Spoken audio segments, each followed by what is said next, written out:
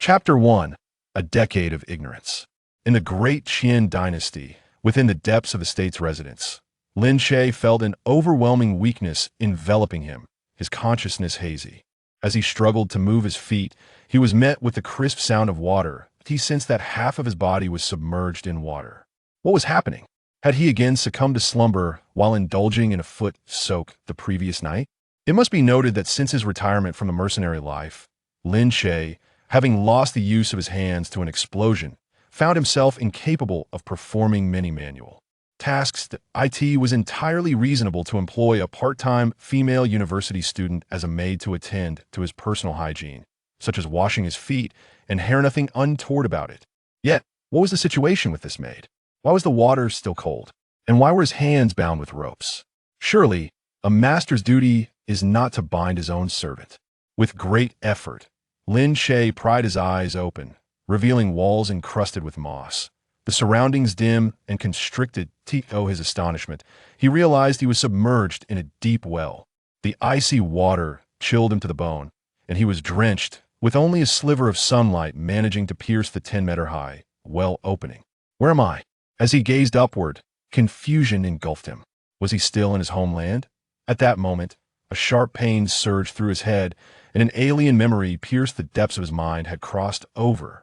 Lin Che was now the seventh son of Lin Pejun, the Duke of the State, in the Qin Dynasty. This was a perilous world where martial prowess reigned supreme, coexisting with demons and monsters. Fortunately, the Qin Dynasty, founded on martial strength, boasted a plethora of formidable warriors. After the ascension of the Empress Li, a semblance of stability returned amidst the chaos of foreign tribes vying for power. Lin Che's father, Lin Pejun, was a renowned military leader, commanding an elite force of 100,000, his illustrious achievements earning him the title of the state's pillar. His mother, Cheng Qiu, was the former saintess of the Taoist Yusu Palace, wielding the formidable Han Yu sword, securing her place among the finest weapon wielders, her name echoing throughout the realm. As the offspring of the Duke and the Saintess, he should have been destined for boundless riches and glory. My life has been a precarious balancing act at last. The time for my fortune has arrived.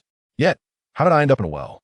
No sooner had this thought crossed his mind than a more profound, painful memory surged forth. The smile vanished from Lin Che's face, replaced by a look of bewilderment. It turned out that there was no boundless wealth awaiting him. While it was true that he was the seventh son of the Duke, he had spent a decade as a hostage in a hostile nation, recently released to return home. Within his family, he was neither cherished by his father nor loved by his mother. His status paled in comparison to the favored heir, Lin Yaowang, or the beloved ninth brother, Lin Su, rendering him a neglected wild child. When Lin Che was merely 10 years old, the underage Empress ascended to the throne, and Lin Pejun, stationed at the border, led his forces back to the capital to protect her. As for the ongoing war at the front lines, how could the besieged enemy nation be contained? The Qin dynasty opted to send the second prince as a hostage to the enemy state of Yin, and Lin Pejun, as the frontline commander, was also compelled to send his son as a hostage. Lin Che was the unfortunate individual chosen. With both the second prince and Lin Che as hostages, a peace treaty was naturally forged between the two nations. But as the saying goes, one who resides under another's roof is inevitably diminished, especially when it involves serving as a hostage in an enemy land. And thus, a decade has passed. These 10 years have rendered him neither human nor ghost. The bitterness and humiliation he endured cannot be articulated to outsiders. By the 5th year, the second prince, unable to bear the disgrace, chose to end his life by hanging himself in the proton residence, a valiant sacrifice. Ultimately, Lin Che was left alone, enduring a doubled torment in solitude. At long last, 3 months ago, the emaciated Lin Che was summoned back by the Empress. He had anticipated a grand reception at the State Guard mansion, but to his dismay, the gates stood desolate, as if his return was a source of shame. Consequently, he entered through the back door, shrouded in humiliation. Once inside, he was subjected to the soft imprisonment imposed by Lin Yaowang, who treated him with disdain and abuse, disregarding his humanity entirely. Having been oppressed by his elder brother, the original owner had sought solace from their parents, only to be met with the furious rebuke of Lin Pejun. Lin Pejun believed that Lin Yaoguang's actions were for the original owner's own good, viewing it as a brother's duty to guide his younger sibling, thus justifying the oppression. Moreover, as a younger brother, the original owner was deemed ignorant of the familial hierarchy and was accused of slandering his elder brother behind his back, an act considered despicable. On 2 occasions, he was even struck with a military staff for his transgressions. Goodness, are these truly his biological parents? The seventh young master of the State Guard mansion has suffered terribly. After enduring a decade as a hostage, he faces contempt from his parents and persecution from his brothers. I too have been a victim of misfortune. I thought I could enjoy a life of luxury after my transmigration. Yet now I struggle merely to survive. What enmity does Lin Yaoguang harbor? Does he truly wish for my demise? Upon meticulous analysis, Lin Che surmised that the animosity was indeed profound. The situation appeared inextricable. Lin Yaoguang, destined from birth to be the heir of the State Guard mansion, would ultimately inherit the title of Duke of the State Guard. None of his siblings posed a threat to him. However, with the original owner's return as a hostage, the dynamics shifted. In these past 3 months, the southern region of Daqian has faced floods, and the Empress has personally overseen the situation, thus delaying her summons for the original owner. Once called, he would undoubtedly receive substantial rewards. After all, the stability of Daqian over the last decade was achieved through the sacrifices made by the original owner and the second prince during their time as hostages. Should such rewards be bestowed, the original owner would inevitably jeopardize Lin Yaoguang's standing. Might there be a decree that would allow the original owner to supersede Lin Yaoguang, inheriting the title of Duke of the State Guard? It was uncertain. Furthermore, it was Lin Yaoguang who a decade ago had knelt before the original owner, pleading for him to take his place as a hostage. Such a revelation would be exceedingly disgraceful. If the public were to learn of it, it would shatter his image as a paragon, subjecting him to ridicule and ruining his future. He could not tolerate the existence of this threat from the original owner. Thus, Lin Yaoguang was consumed by a relentless desire to devise countless schemes to eliminate the original owner. Just yesterday afternoon, the original owner heard a woman's desperate cries for help from outside the courtyard. Upon opening the door, he was horrified to find Lin Yaoguang grasping his cousin Chang Xian by the hair, violently tearing her garments, exposing her alabaster skin in a brutal display. Without a moment's hesitation, the original owner rushed out, risking his life to intervene. Yet, how could he possibly contend with Lin Yaoguang? He was mercilessly subdued and brutally kicked, only to be accused of attempting to assault his cousin. As for the conclusion, it is quite evident that the original owner was brutally beaten and subsequently cast into a deep well, ultimately perishing from the cold within its depths. This despicable creature is insidious and malicious. Although reason informs Lin Che that he has never encountered Lin Yaoguang and that the latter is merely a stranger, the memories he has inherited make everything feel as though he has experienced it himself, thus engendering an inexplicable resentment within him that I absolutely cannot remain in the State Protectorate. Even if offered boundless wealth, I would have no life to enjoy it. With such obstinate and biased parents and a cruel, inhumane elder brother, how could I expect to find any semblance of happiness while residing in the State Protectorate? As for revenge, that is temporarily unattainable. Lin Yaoguang, after all, is the heir, renowned as one of the 36 prodigies of Tiandu, with cultivation reaching the 4th rank of the material control realm. Within the State Protectorate, he commands both wind and rain with a mere command. Not only the servants and warriors within the estate, but even the guards can be mobilized at his behest. On the parental side, they have always had eyes only for Lin Yaoguang, favoring him in every matter. Moreover, Lin Pejun believes that 5 years ago, the second prince met a noble demise while his own son clung to life, failing to follow suit, which he considers a source of immense shame. The notion that a ruler's distress is a subject of ridicule for his ministers, and that a minister's disgrace results in his demise, looms large. Although the ministers publicly refrain from voicing their thoughts, they privately regard Lin Pejun as having fathered coward. Were both hostages to perish, the entirety of Daqian would surely unite, seizing the opportunity to wage revenge. Thus, Lin Pejun now views the original owner with disdain. In such a hellish predicament, Lin Che finds himself powerless to seek vengeance. A level 1 novice, still trapped in the beginner village, How could he possibly challenge a max-level boss? One absurd joke. Casting another glance at the ropes binding him, Lin Che resolutely decided, I must escape. There is nothing worth lingering for in this state protectorate. Each additional day spent here only increases the peril. Rather than remaining here to face harm, I will be better off returning to Yinyun, the enemy nation, as a hostage. Yet being trapped in this deep well, frail, and without the strength even to stand, how would he manage to flee? Ding host Lin Che's soul fusion complete. The divine mechanism point system begins binding. System binding progress 10, 20, 30. System. My adoptive father, you have finally arrived. Upon hearing this voice, Lin Che could not help but feel a surge of joy. Those familiar with the experience of traversing realms know well that with a system in hand, the world is at one's feet. What folly is this state protectorate? Just wait, for I shall trample you beneath my feet. System binding complete. Awarding 5 novice reward points. Excessive poison detected within the host body lifespan is dwindling. Recommendation to use points to enhance martial arts to combat the poison. Cultivation technique acquired. Blazing Sun body level 1 remaining points. 5. What? Excessive poison within my body? Good heavens, without a doubt, this poison was inflicted by that wretched Lin Yaoguang. This is an attempt to eliminate me entirely.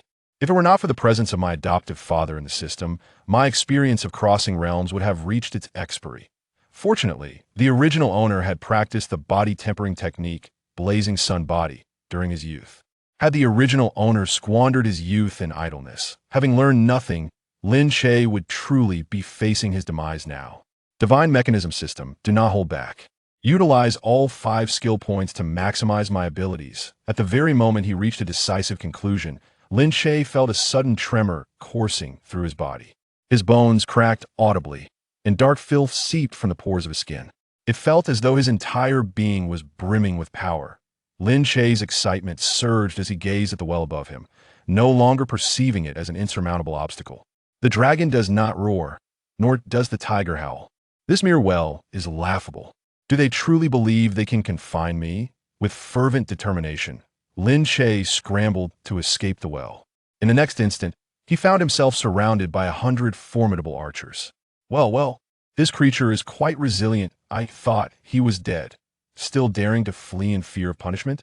Take him to the hall, where the Duke will administer justice. Lin Che was seized, his hands bound behind his back with a constricting rope, and he was escorted to the Grand Hall. Upon entering, he was met with a conspicuous plaque inscribed with the words loyalty and filial piety, hanging prominently and glaringly.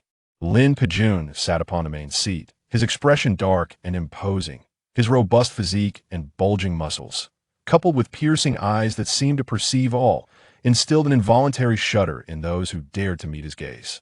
The aura he exuded was undoubtedly cultivated through years of wielding power over life and death, ruling with an iron fist. Something felt amiss. Could this heartless father truly intend to take a life? Lin Che's eyes darted around, eager to ascertain the situation before him. Seated in the second position was his mother, Cheng Chiu-ci. Lin Pejun had 9 sons and 4 daughters, a total of 13 offspring.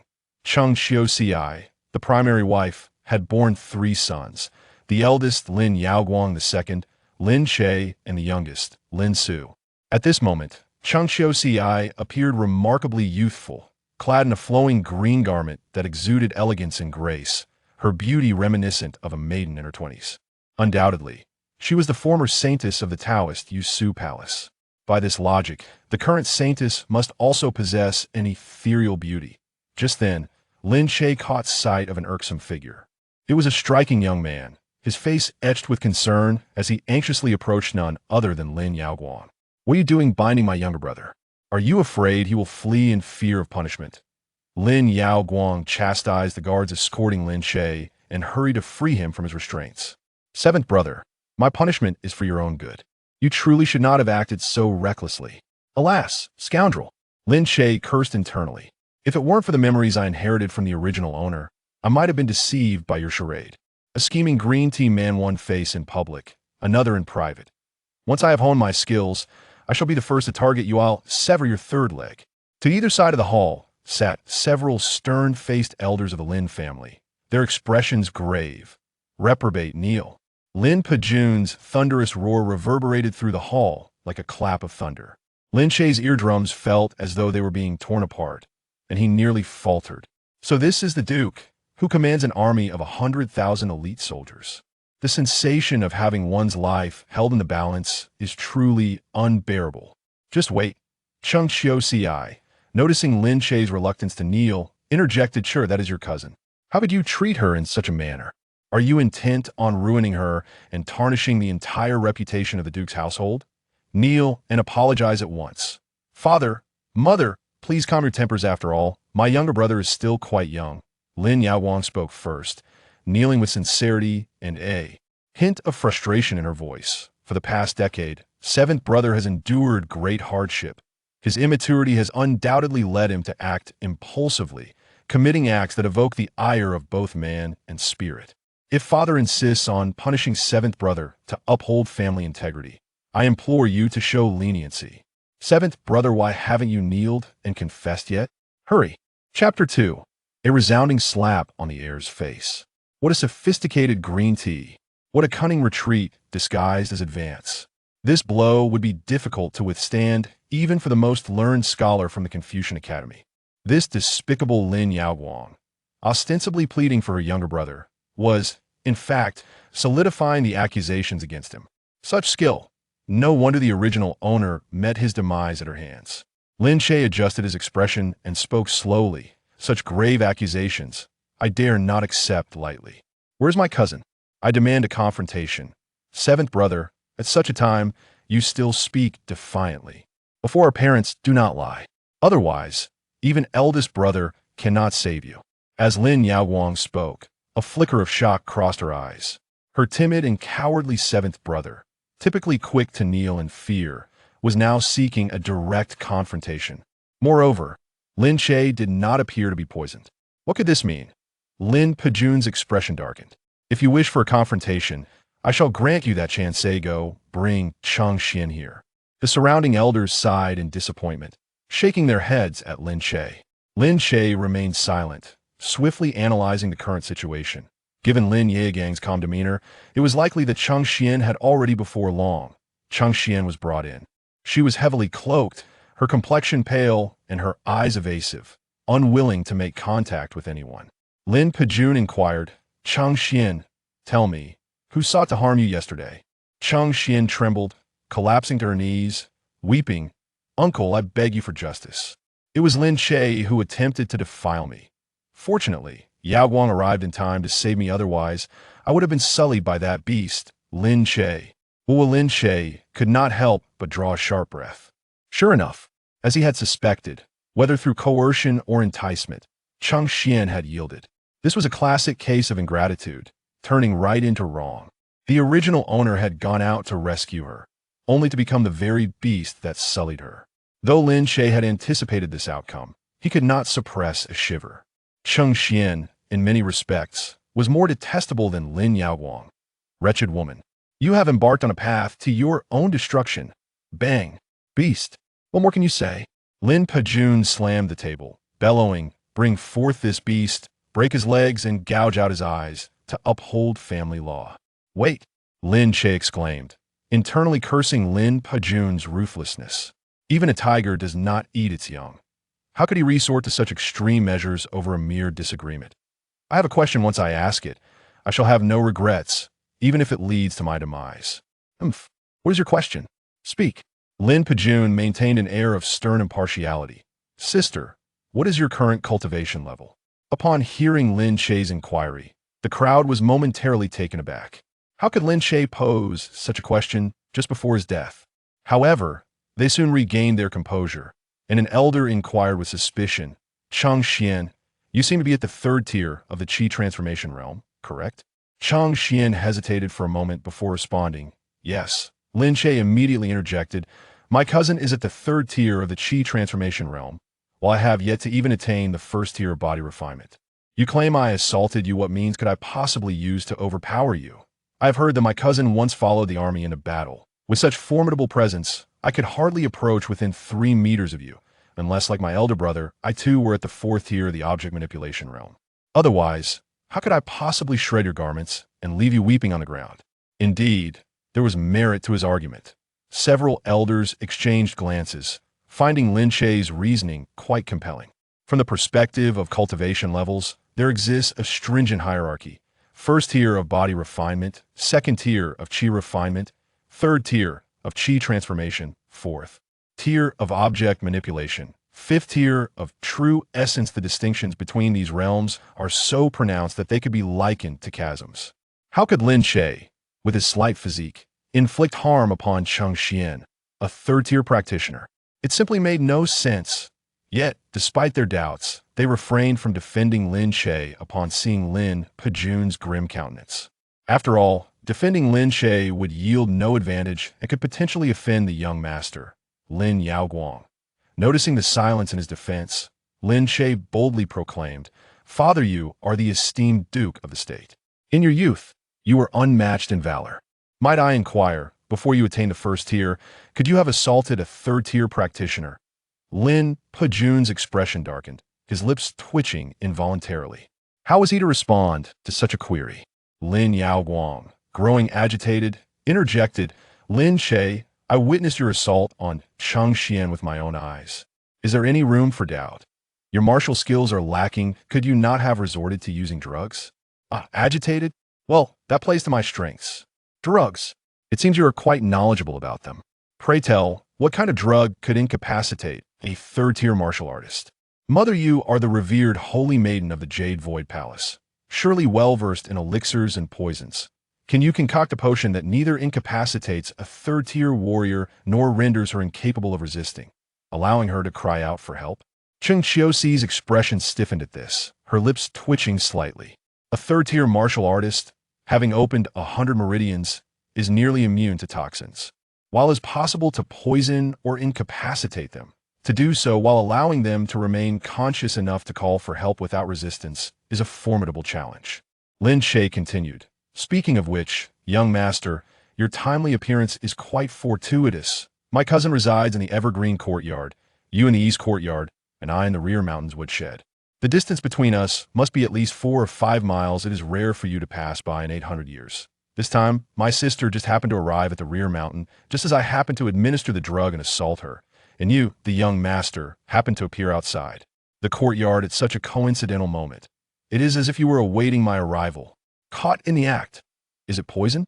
The injuries on my body can be easily discerned by a skilled physician. Such an accusation, if lacking substantial evidence, cannot be substantiated solely by your words."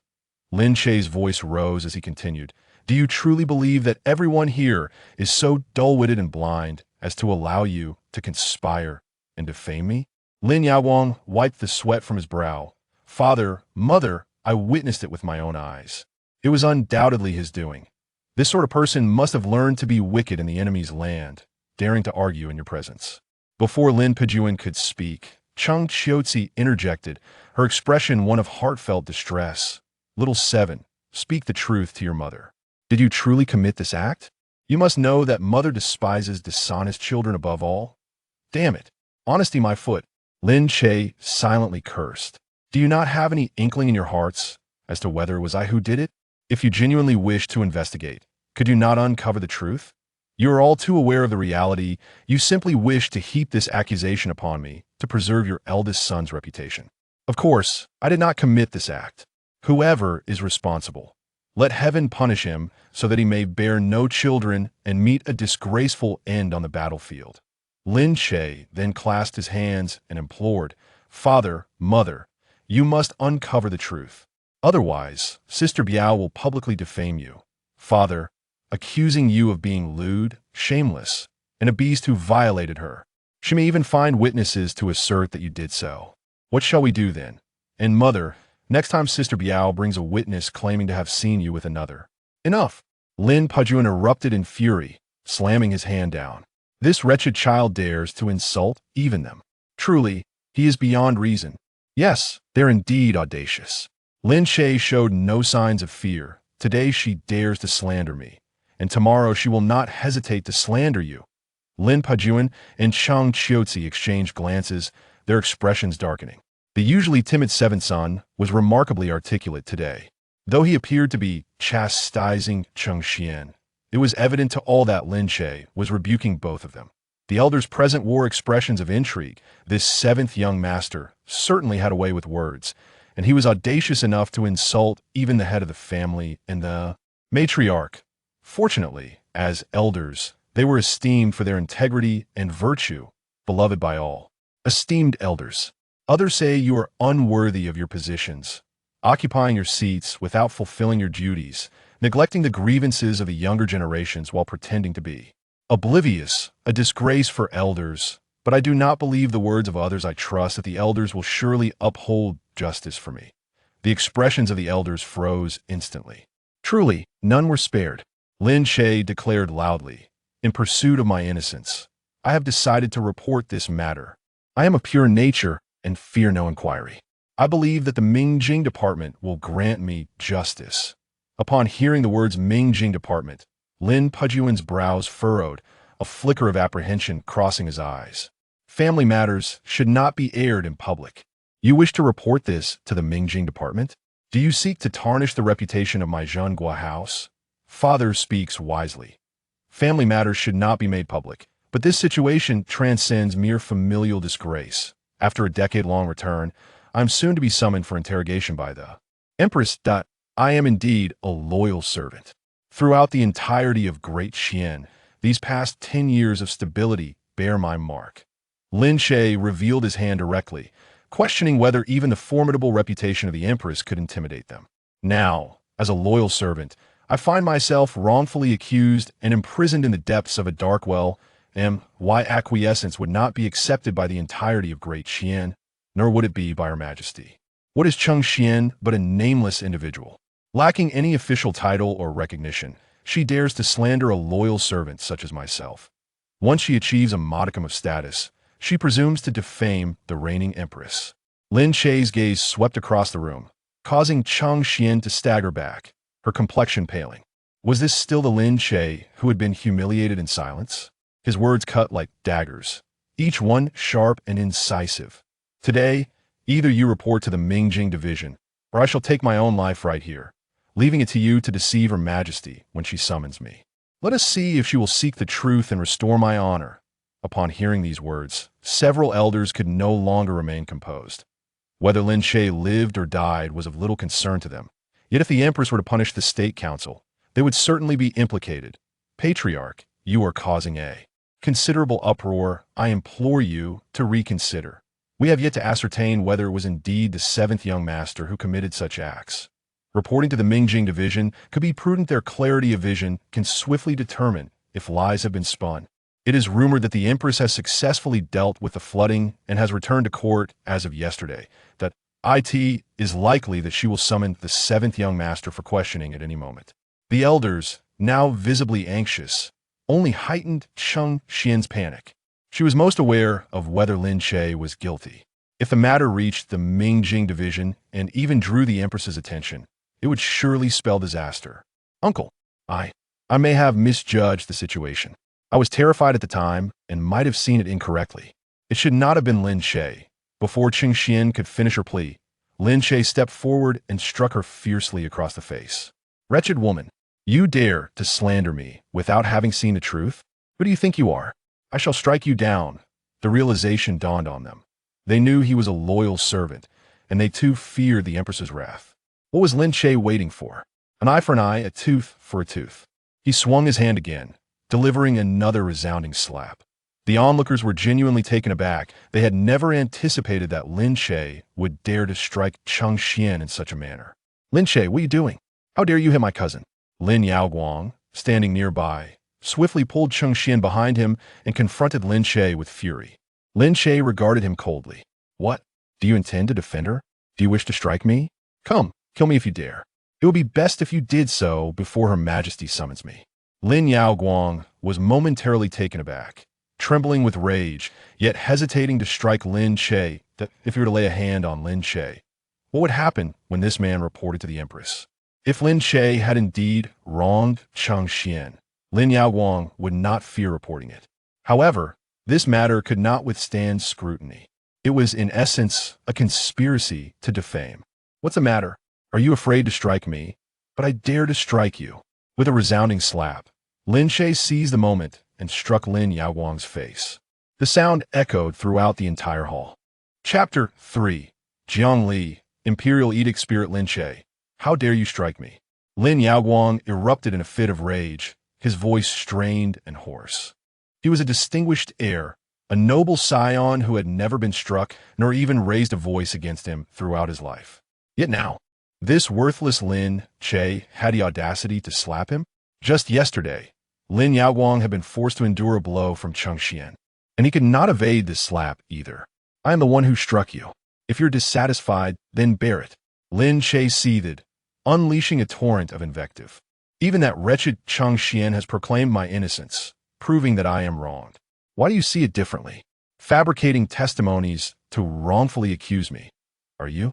Your wrongful accusations are an affront to the loyal and deserving.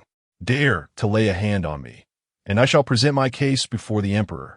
Lin Yaoguang trembled with fury, one hand raised as if to strike Lin Che. Yet, he hesitated, fear gnawing at him. He still needed to maintain the facade of the elder brother before their parents. He could not kill Lin Che, for the latter would surely seek justice.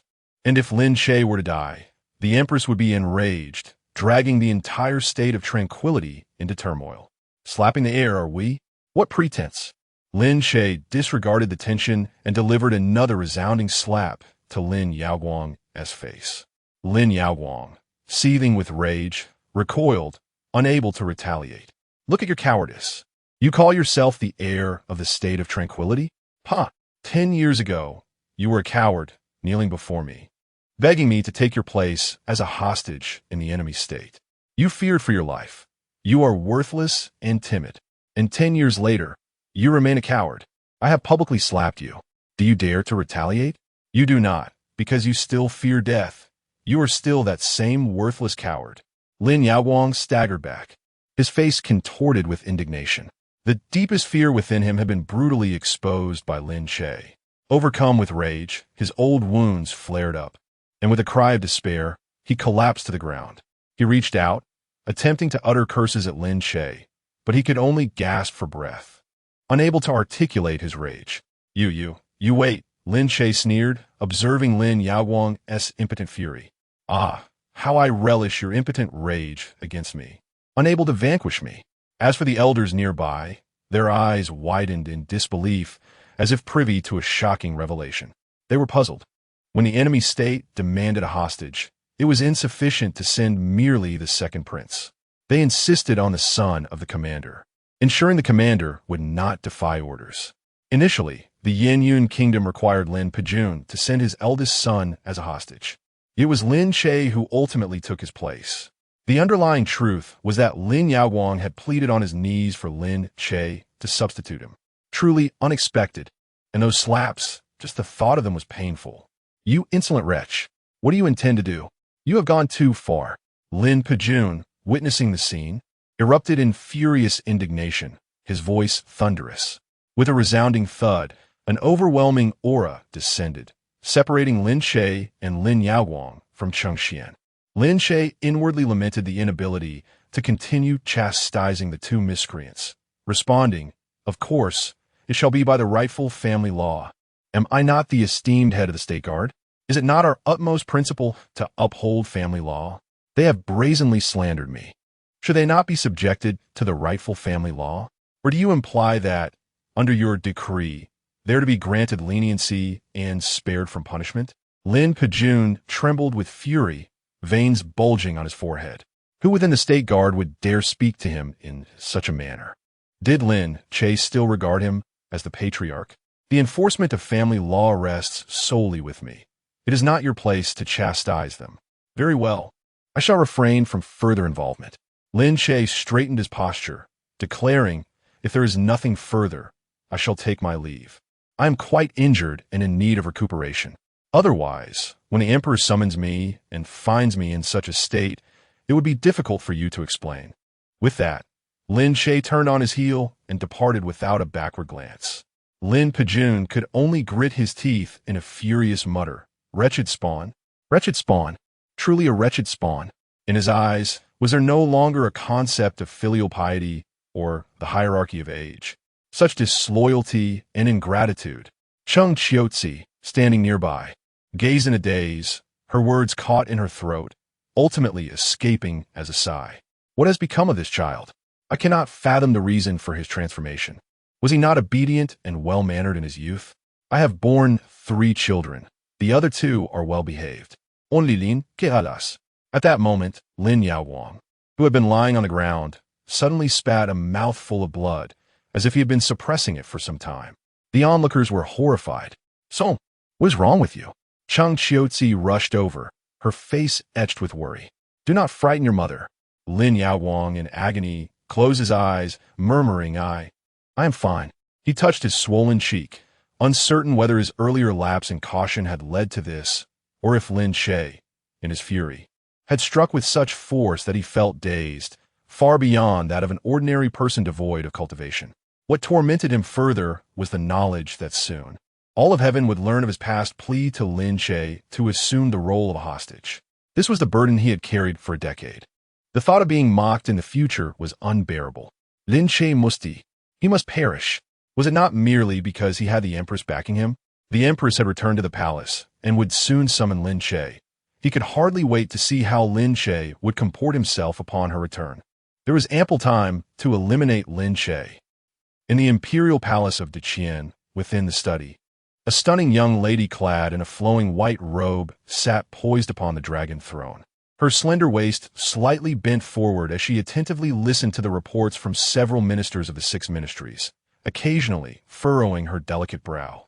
Even this minor gesture rendered the ministers uneasy, as though they had committed a grave error. After all, the maiden before them was none other than the reigning empress. Name, Jiangli. Imperial title, Qiling. For the past 3 months, Jiangli has personally attended to the floods in the southern region, returning only yesterday, burdened with an overwhelming amount of state affairs awaiting her attention. An early court assembly is scheduled for tomorrow, and she is accustomed to summoning several pertinent ministers beforehand for a brief council. This practice has been handed down through generations of emperors, and Jiangli has refined it to perfection, nearly conducting such meetings daily. My esteemed ministers, the calamity of flooding threatens to devastate our grand Qian's foundations. This is not a matter that can be resolved merely through the eloquent praises of Confucian scholars. At tomorrow's court, I shall appoint Mo Zhidong, one of the 3 great artisans of the Mo family, as the chief official responsible for addressing the disaster. Regardless of any opposition, you must all stand in support of this decision. Beyond the mechanical arts of the Mo family, no one can withstand the torrents of floodwaters. Jiang Li's voice was cold and resolute, her decree firm. Yes, your majesty. The venerable ministers of the 6 departments complied, not daring to voice dissent. Jiang Li nodded in satisfaction, closing the memorial and sipping her orchid tea. Are there any other pressing matters? Your majesty, the 7th son of the Duke of the State, Lin Che, has completed his 10-year hostage period and has been back from the Yanyan Kingdom for 3 months. Upon hearing this, Jiang Li seemed momentarily lost in thought. 10 years have flown by. Some ministers echoed her sentiment. Indeed, 10 years have passed. In this decade, since Your Majesty ascended the throne, Daqian has enjoyed stability across the seas, with peace and prosperity reigning. A true blessing for our great Daqian. Indeed, a decade ago, Lord Yin conspired against the throne. How shameless! He plotted against the late emperor and the crown prince, slaughtering 16 imperial princes, boldly declaring that no one but he could govern Qian. Truly, such audacity knows no bounds. Heaven has blessed our Daqian, Your Majesty. At the tender age of 13, was entrusted with a mandate dedicating 10 years to fortify our realm, and now Daqian emerges renewed, proving that the traitor was gravely mistaken. The assembly consisted of seasoned veterans from 3 dynasties, many of whom were from the royal collateral branches, so they spoke freely against the traitor without much reservation. The Empress, Jiang Li, waved her hand, silencing the ministers who were passionately condemning the rebel. Her gaze shifted to the first elder seated on her right. Qian Fazheng, what are your thoughts? Fazheng, known as the head of the legalist faction, was also referred to as Qian Linggong. He was a striking man in his 50s, dressed in pale garments, exuding an innate scholarly air, with a subtle smile always lingering on his face, as if he held dominion over all matters of the world.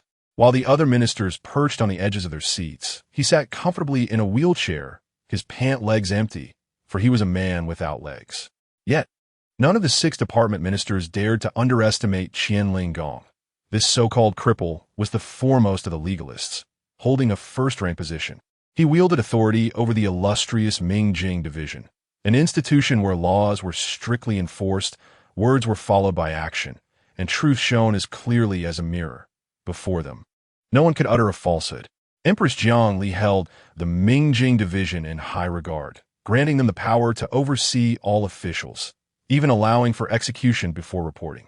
Qian Linggong toyed with a black bead in his hand, and upon hearing the emperor's inquiry, he halted his actions, his tone resolute.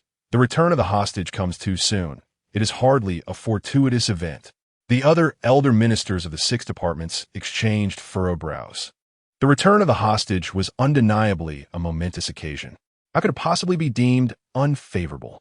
The ministers cast glances at one another, contemplating whether to inquire of Qian Linggong. Why? Yet, none dared to voice their curiosity, for they knew that each time such questions arose, they would be subjected to a lengthy lecture from Qian Linggong, which would leave their intellects thoroughly chastised. This predicament rendered them somewhat embarrassed, so they opted to remain silent, feigning ignorance. After all, if I refrain from asking, you shall remain oblivious to my understanding of the matter. Huh? What is the reasoning behind this statement, Fajan? Jianglin interjected. Very well. With the emperor's inquiry, the ministers perked up their ears, eager to comprehend the rationale. The return of the hostage signified that there was no possibility for reconciliation between our great Qian and the Yinyan kingdom. The death of the 2nd prince in Yinyan, though noble, ignited a fury throughout the court that was difficult to contain. Upon hearing the news of the 2nd prince's demise, the ministers clamored for military action against Yinyan, eager to reclaim the lost 16 provinces. However, at that time, considerations were made for the Duke of the State, who had another son serving as a hostage. Should military action be initiated, this hostage would surely meet his demise. There were even ministers who publicly reproached the Duke of the State, claiming that his son had failed to protect the 2nd prince and had thus delayed the mobilization of Great Qian's forces. Jiang Li Skufa. The hostage has provided our Great Qian with a decade of stability. Such ministers, unable to discern right from wrong, what wisdom have they gleaned from the classics? I recall that several officials were stripped of their robes and imprisoned in the Tianlao. Indeed, the emperor had executed 3 ministers at that time. Yet, such sentiments lingered. Even that night, the Duke of the State, inebriated, vociferously lamented. The wretched son, fearing for his life, has hindered Great Qian's military endeavors. The Lin family, known for their loyalty and valor, has been sullied by this one wretched offspring. A decade of national grievances. Now that the hostage has returned, old grievances resurface. What answer do the ministers require? What response do the people of the realm seek? Should we pursue vengeance against Yinyan or advocate for peace? Thus, I contend that the return of the hostage is not entirely a blessing, Your Majesty. You, who have traveled to the southern regions to address the floods, must have heard that that place has once again become restless. The Empress raised an eyebrow at the mention of that place, then fell into deep contemplation. Nearby, the circular clock of the Mahist sect ticked rhythmically. After a pause, the Empress swept her sleeve, rising gracefully, exuding an unparalleled elegance, summoned Duke Lin Pejun. Tomorrow morning, he and his son Lin Che shall attend the court. Jiang Li, Decree of the Divine Empress. Chapter 4. The Empress is enchanting at the break of dawn. Precisely at 5 o'clock, while the sky was still shrouded in twilight, Lin Che followed Lin Pejun into the palace to pay his respects. The presence of the state protectorate at court was indeed a matter of great significance. A contingent of 100, mounted on steeds and drawing horse-drawn carriages, rushed forth with fervor. Seated within the carriage, Lin Che gazed out of the window, noting the rapid pace at which they traversed. The scenery blurred past in a swift panorama. From the outer city to the inner city, and finally through the palace walls, they galloped unabated. Curiously, This was all sanctioned by the Empress, Li, for a simple reason. The palace was vast, and walking was too slow. Riding would enhance efficiency. Remarkably, the Empress even permitted the common folk to set up stalls outside the palace walls, creating a vibrant scene by nightfall. Of course, there were elder statesmen who opposed this, fearing for safety and the dignity of the royal family. Yet, the Empress resolutely countered their objections. This was a means of sharing joy with the people. Those within the palace were also granted leave to venture outside. How could one govern effectively without understanding the sufferings of the populace? As for safety, that was the concern of the imperial guards. Should I truly be wary of my own subjects? This Empress, indeed, possesses a unique disposition. As Lin Che approached the palace, he felt his fate entirely in the hands of the Empress. He quickly contemplated his circumstances. He had irrevocably severed ties with the state protectorate, and Lin Yaoguang would undoubtedly seek his demise. Once he had an audience with the Empress and returned to the state protectorate, he could expect various schemes of poisoning, slander, or even execution by familial decree. Henceforth, he could not afford to visit the palace at will. This trump card granted by the Empress could only be played once. Thus, not only could he not remain within the state protectorate, but he also could not linger in the capital. Beyond the Empress's temporary protection, his only recourse lay with the system's adoptive father. Lin Che had devoted a considerable amount of time, yesterday, to studying the system, though there remained aspects he had yet to comprehend. He gently closed his eyes and summoned the divine mechanism point allocation system. Host: Lin Che, realm, first rank body refinement, great completion. Cultivation method, fiery sun dominance, 6th layer. Remaining points, 0, divine mechanism point allocation system. Remaining points to be utilized to enhance the host cultivation method. Yesterday, Lin Che had taken a gamble, allocating all 5 of his points to the fiery sun dominance, propelling him to the 6th layer.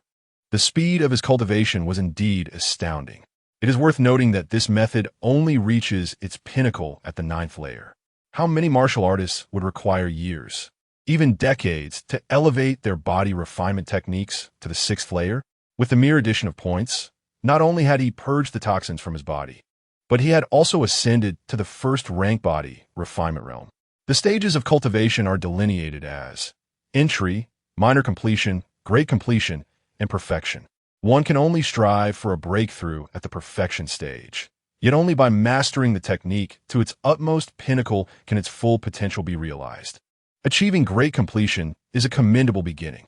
He could distinctly feel the robustness of his muscles, firm and well-defined, with resilience and strength coursing through his bones, flesh, tendons, and membranes. Dear system, could you enlighten me on how to acquire points? Lin Che sighed, having spent considerable time exploring the system and attempting various methods. Yet still, there are no hints. The 5 points of reward have been exhausted. What must one do to earn more? Uncertain. No clues. Unable to deduce. Dismount. At the front, Lin Pejun commanded, and the entire contingent halted in unison, dismounting with a practiced grace. Their movements were synchronized, showcasing their discipline. Lin Che also descended from the carriage. The first sight that met his eyes was the resplendent imperial palace ahead, causing him to shudder involuntarily.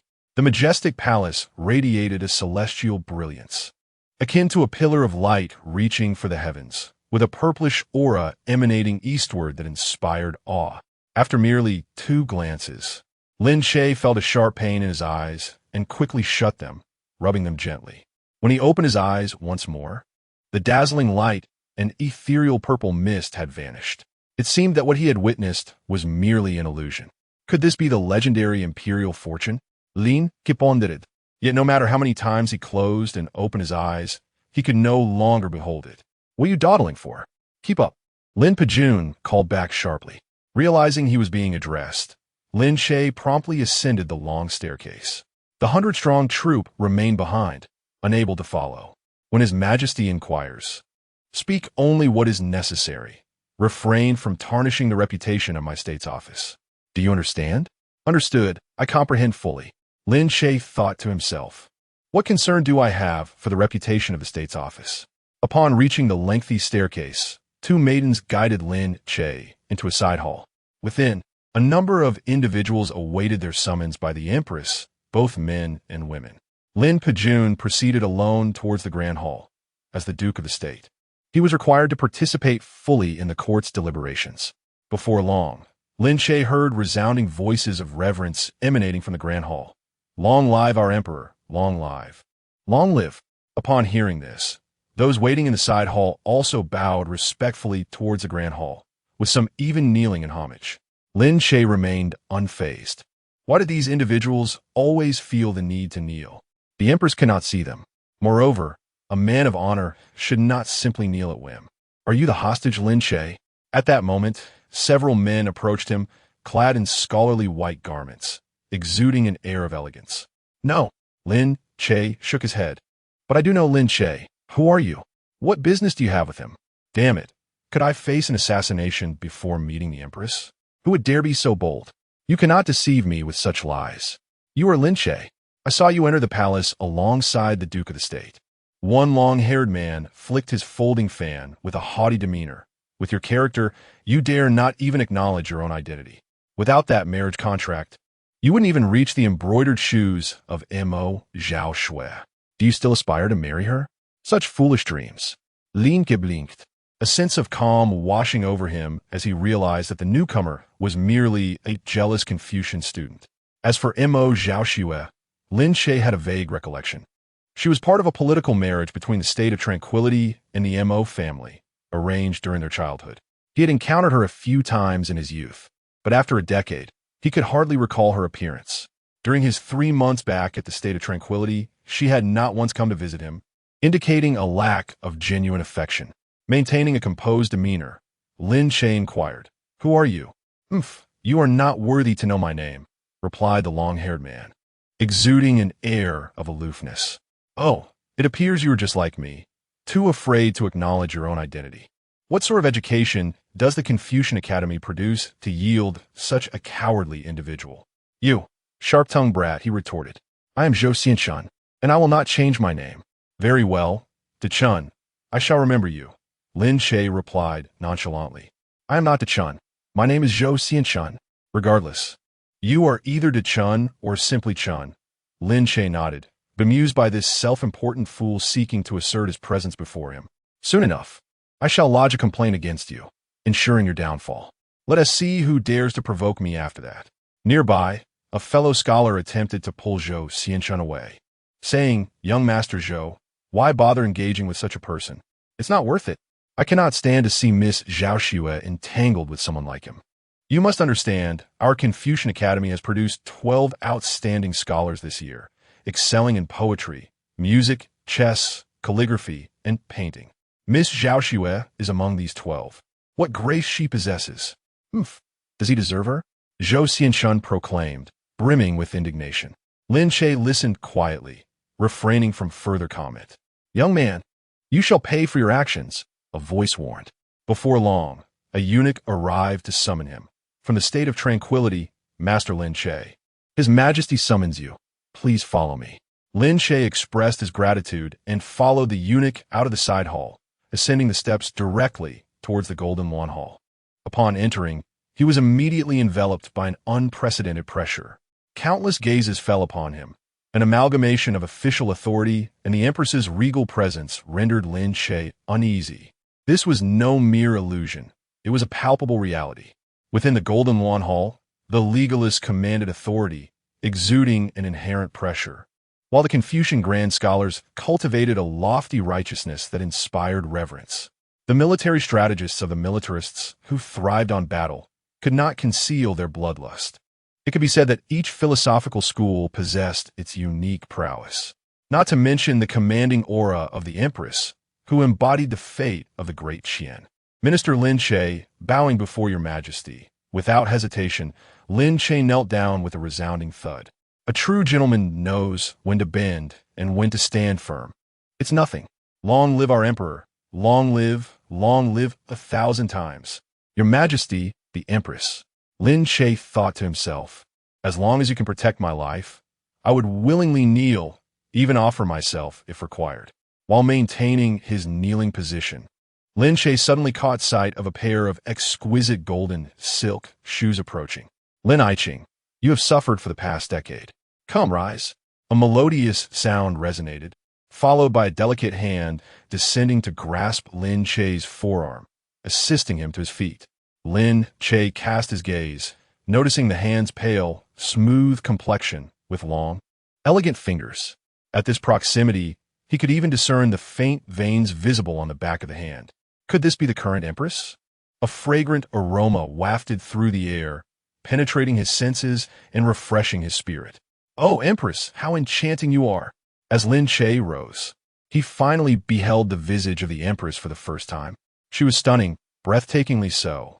Previously, he had deemed the phrase "the wonders of creation" to be an exaggerated description.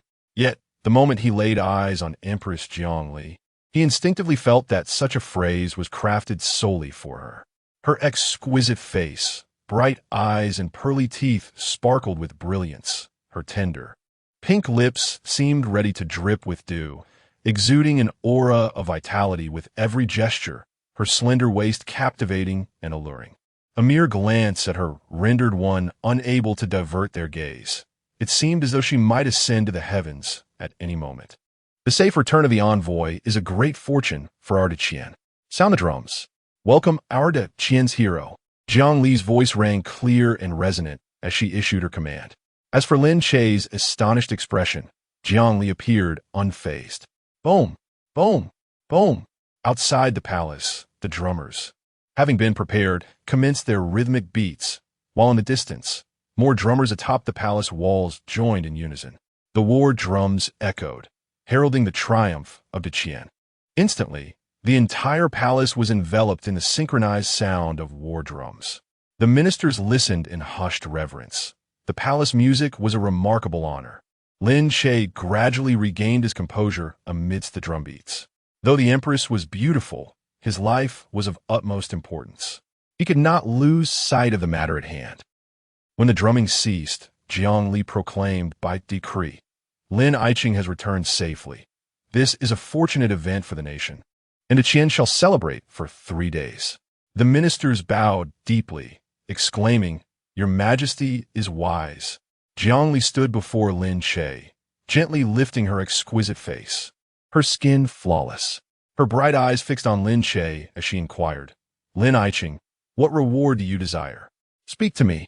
Lin Che took a step back, bowing deeply, his voice resonating throughout the grand hall.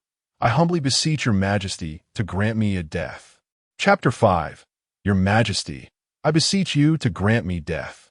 The court officials were taken aback, their eyes wide open, staring at Lin Che, believing they had misheard. What was happening? After a decade of being hostage, when His Majesty was about to bestow rewards, Lin Che actually sought death. Lin Pejun was the first to regain his composure. His countenance darkened as he spoke sternly. "Do not speak such nonsense. Who permits you to address your sovereign in this manner?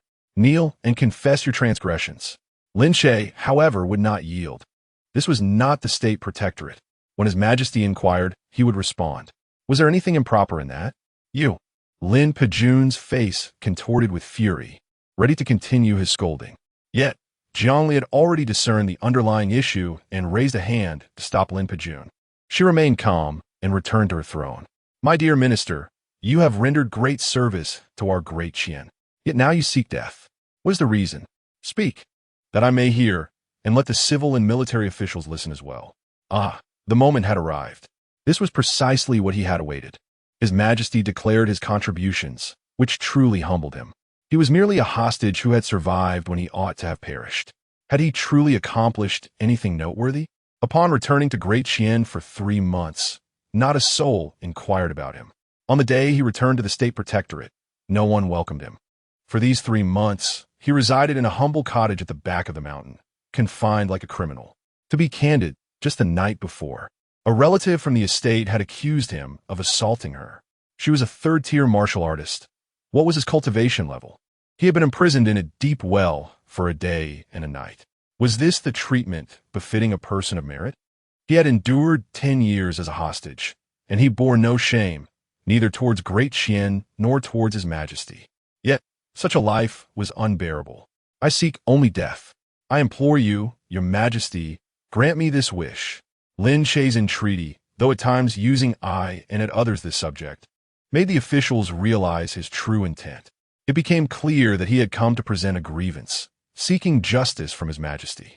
Such matters were not difficult to resolve, provided Lin Che did not genuinely wish for death. State Protector, present. Lin Pejun's expression was ashen. This wayward son truly dared to bring family matters before the court. Did he seek to invite ridicule upon the state protectorate from the entire realm? Jiang Li's voice turned cold, laced with reproach. Is what Lin Che claims true? Lin Pejun hesitated several times before finally responding. Your Majesty, there is some misunderstanding in this matter. I have already punished those at fault within the estate. So, there is indeed some truth to this. Jiang Li, though young, spoke with an imperial authority that shone through. Lin Che has rendered service. How can he be subjected to such treatment?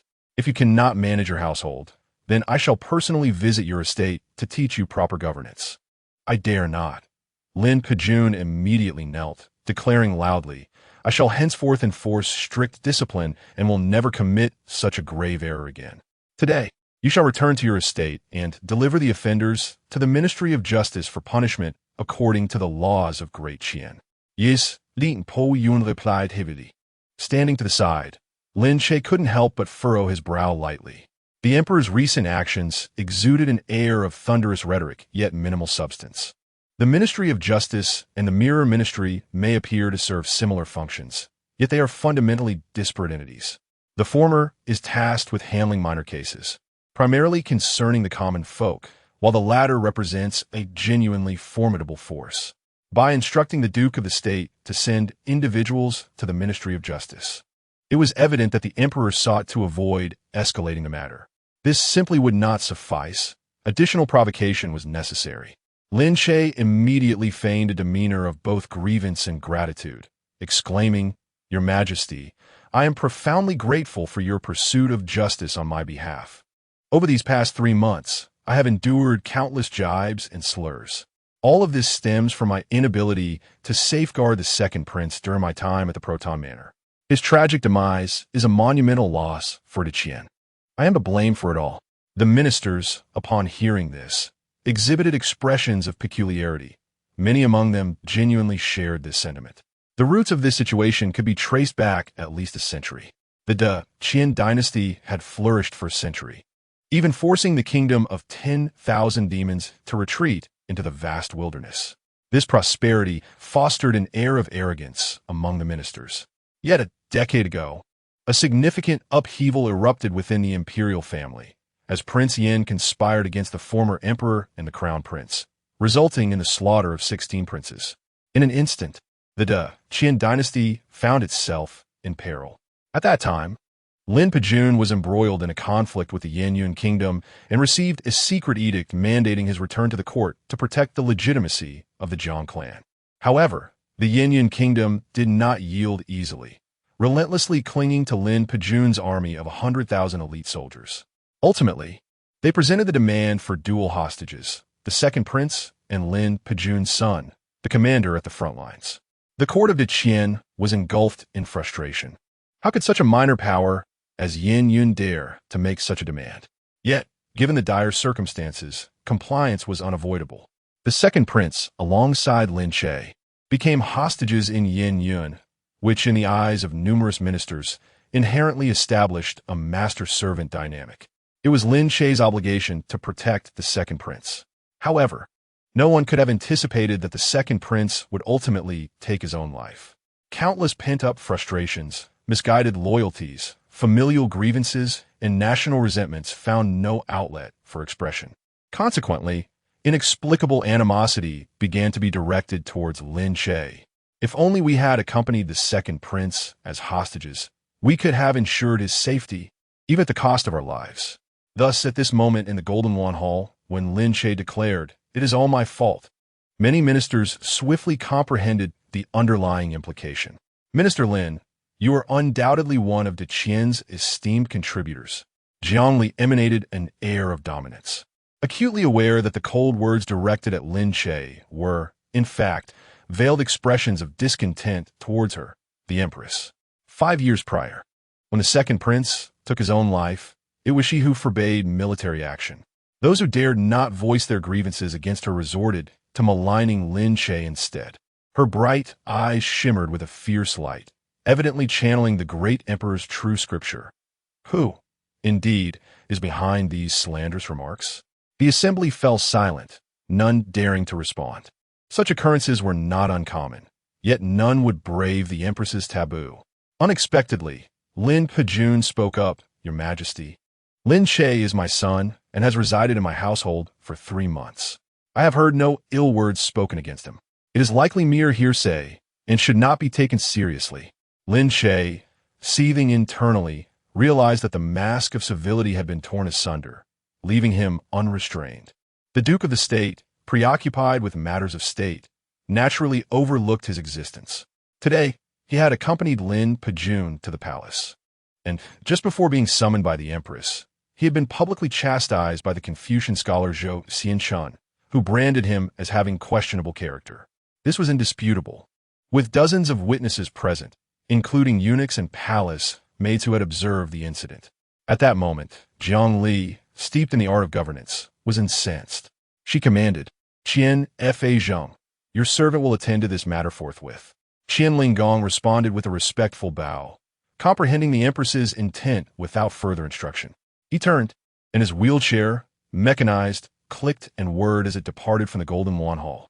Following his exit, an eerie silence enveloped the Grand Hall. The Empress presided over the proceedings, with Qian Fa Zheng directly overseeing the case. The implications of this action were grave.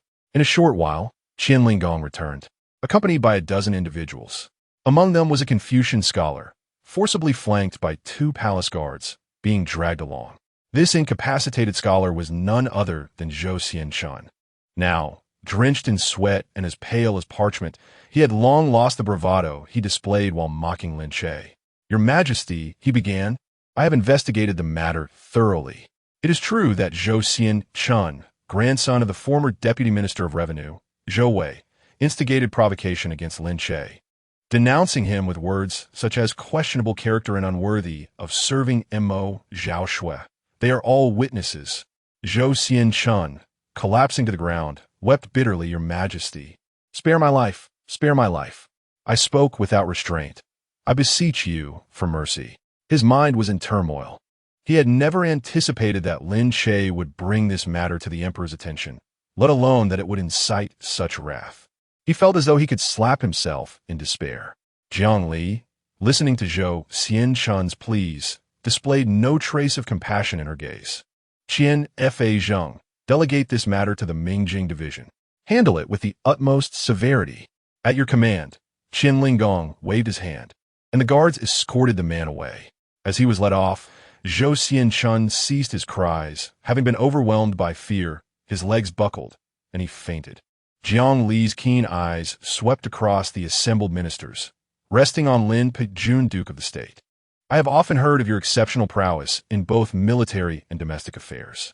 Today, it seems, your reputation does not match your reality. Your son has suffered such injustice, and you remain oblivious.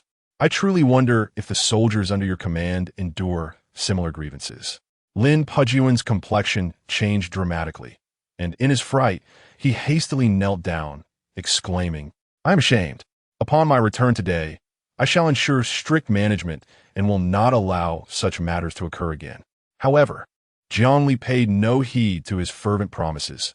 "Duke of the State, your family discipline has faltered, leading to an unjust treatment of Lin Che, a meritorious minister. I decree a penalty of 3 years' salary, a minor punishment to serve as a stern warning." "Thank you, Your Majesty." Lin Che's countenance turned more ashen than that of a corpse. The salary penalty was trivial. The Duke's house did not rely on such meager income for sustenance. Yet, the remark regarding family discipline was akin to a slap in Lin Che's face. One must understand that Lin Che often boasted of his loyalty and filial piety. Now, however, the question of loyalty is debatable, but his filial devotion is certainly in tatters. His son publicly accused him in the Golden Wan Hall, and with remarkable precision at that. How can such a father-son relationship claim any semblance of filial piety? The Duke, who typically exuded authority, evidently treated his son in such a manner behind closed doors. Could it be that the long-rumored affair of Lady Chang Chiotzi of the Duke's house, resulting in an illegitimate pregnancy years ago, is indeed true? Jiang Li once again inquired of Lin Che. My dear minister, the great Qian will not forget the 10 years of your suffering. Rest assured. Now, reflect deeply. Do you desire any rewards? Speak freely. Lin Che took a deep breath, respectfully bowing, and said, Your Majesty, I humbly beseech you to grant me but one request, a death sentence. Chapter 6. The deadline in March. Marry swiftly. What is this? Seeking death? The civil and military officials were taken aback, casting their astonished gazes upon the kneeling Lin Che. Good heavens, after years of service. Many of them were seasoned veterans of 3 dynasties. Yet, they had never witnessed anyone like Lin Che. This approach was exceedingly rare. It was akin to gambling, where one boldly wagers all without glancing at their cards. Could it be that Lin Che harbored grievances? Who, among the unfortunate, had crossed him? This hostage was indeed formidable. Jiang Li's exquisite visage betrayed no hint of joy or anger, her voice icy. What is the cause? Has someone dared to insult Minister Lin? Speak up. Lin Che mused silently. No one has insulted me. Rather, I have just humiliated my adoptive father, the Duke of Zhenguo. Did you not witness it? Initially, Lin Yaoguang sought my demise, and now he has further tarnished Lin Pejun's reputation. If I return home, even if the King of Hell claims I shall live until the 5th watch, I know the Lin family would be my end before the 3rd. To survive, I must rely on Her Majesty, the Empress. Your Majesty, I humbly request death, not because of any insult from others, but due to the guilt that weighs upon my heart for the second prince. I no longer wish to linger in this world. Lin Che's gaze was sincere as he turned to the exquisite Empress, declaring loudly, I, alongside the second prince, am a hostage in a foreign land. It is audacious of me to say this, but few here can claim a bond as profound as that which the second prince and I share. Together, we yearn for Daqian, supporting one another, relying on each other for solace. Do you know the pain that pierced my heart when I beheld the second prince? At that moment when he took his own life, sacrificing himself for righteousness, I too contemplated ending my life, following the second prince into death. However, I am but a frail individual, thwarted by the guards of Yin Yun. Were I to perish, war would surely ensue between our two nations. To this day, I remember the words spoken by the second prince. When a nation flourishes, the people suffer. When it perishes, the people suffer. At this juncture, the officials stirred restlessly, engaging in hushed discussions. Indeed, the second prince held a radiant status in the hearts of these venerable ministers. To utter such profound sentiments was entirely fitting. Furthermore, as fellow hostages, Lin Che's suffering was likely not less than theirs. Lin Che paused momentarily before continuing with fervor. My survival is solely because I am aware that 10 years as a hostage is a pact between our two nations. I must remain loyal to Daqian. Now that the 10 years have elapsed, my conscience is clear. I yearn solely to follow the second prince into the afterlife. Yet, the thought of the second prince's remains, still languishing in Yin Yun, fills me with sorrow. I beseech your majesty, grant me permission to journey to Yin Yun. Even if it means facing blades and axes, I must retrieve the second prince's body. Let him return to his homeland, to be laid to rest in the royal mausoleum. I would willingly face 1,000 deaths for this cause. His words resonated with righteousness. Many elder officials were deeply moved. Who would have thought that Lin Che possessed such unwavering loyalty? Shun Luo, an elder from the 6 ministries, immediately responded, Well said. Truly worthy of being a minister of Daqian. This assertion is justified. The second prince's body remains unseen, his spirit adrift in foreign lands. How can we continue to serve as loyal subjects? We must retrieve the second prince's remains. What are we waiting for?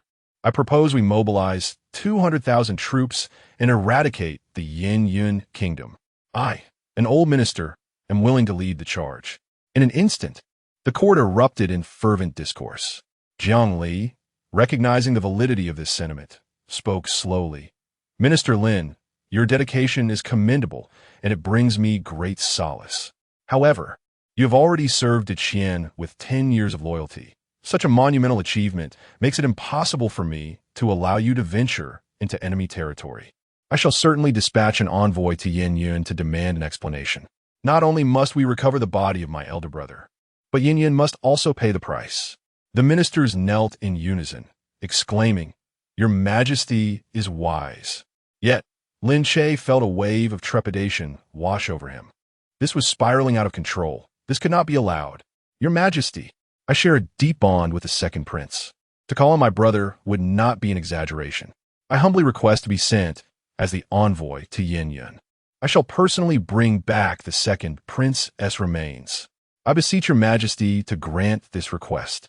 Just as Lin Che's desperate plea echoed through the hall, he sensed a peculiar gaze from the side. It was Qian Linggong of the Mingjing division. Throughout the entire exchange, he had remained silent, but that single glance sent a shiver through Lin Che's heart. It felt as though the head of the legalist who had lost his legs had seen straight through his intentions. The legalists, known for their unwavering words and sharp perception, could he truly have discerned his thoughts?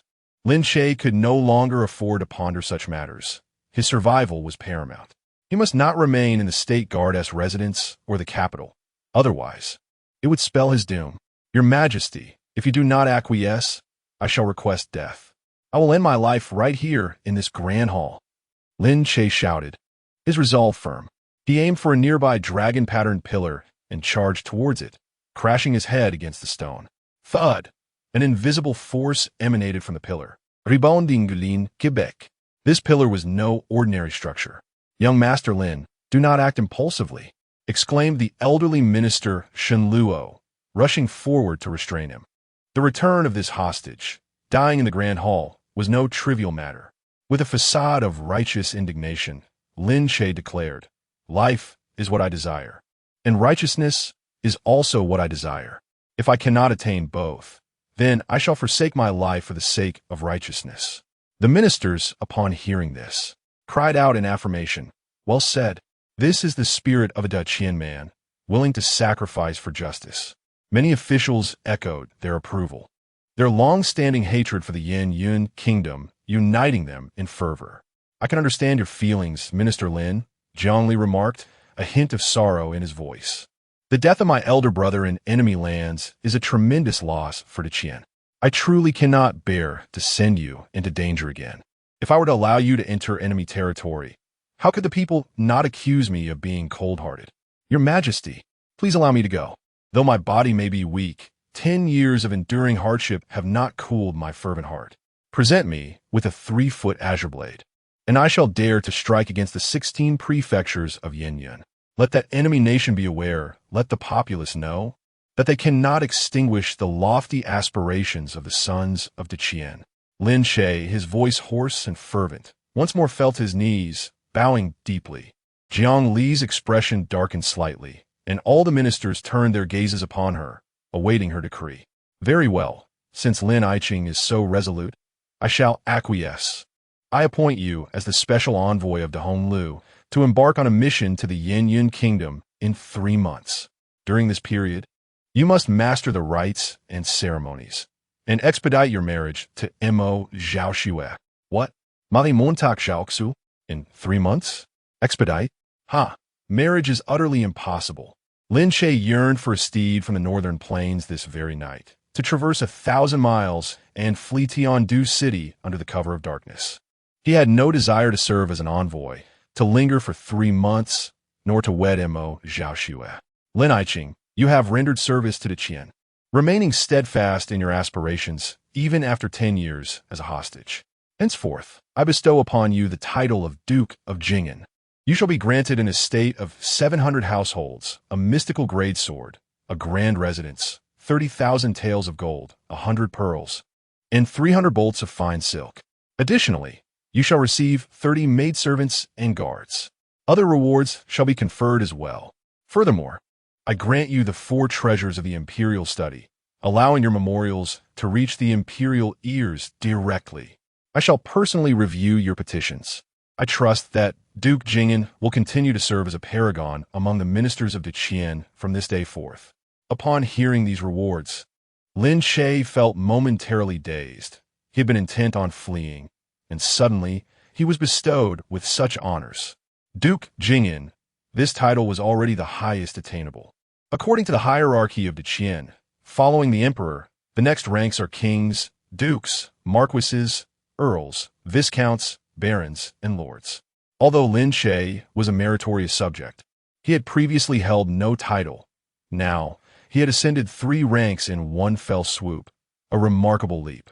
Moreover, the estate of 700 households conferred upon him the right to tax 700 families. It was akin to a lifetime sustenance ticket. Duke Zhenguo, do not delay in expressing your gratitude to His Majesty, reminded the venerable minister Shen Luo at his side.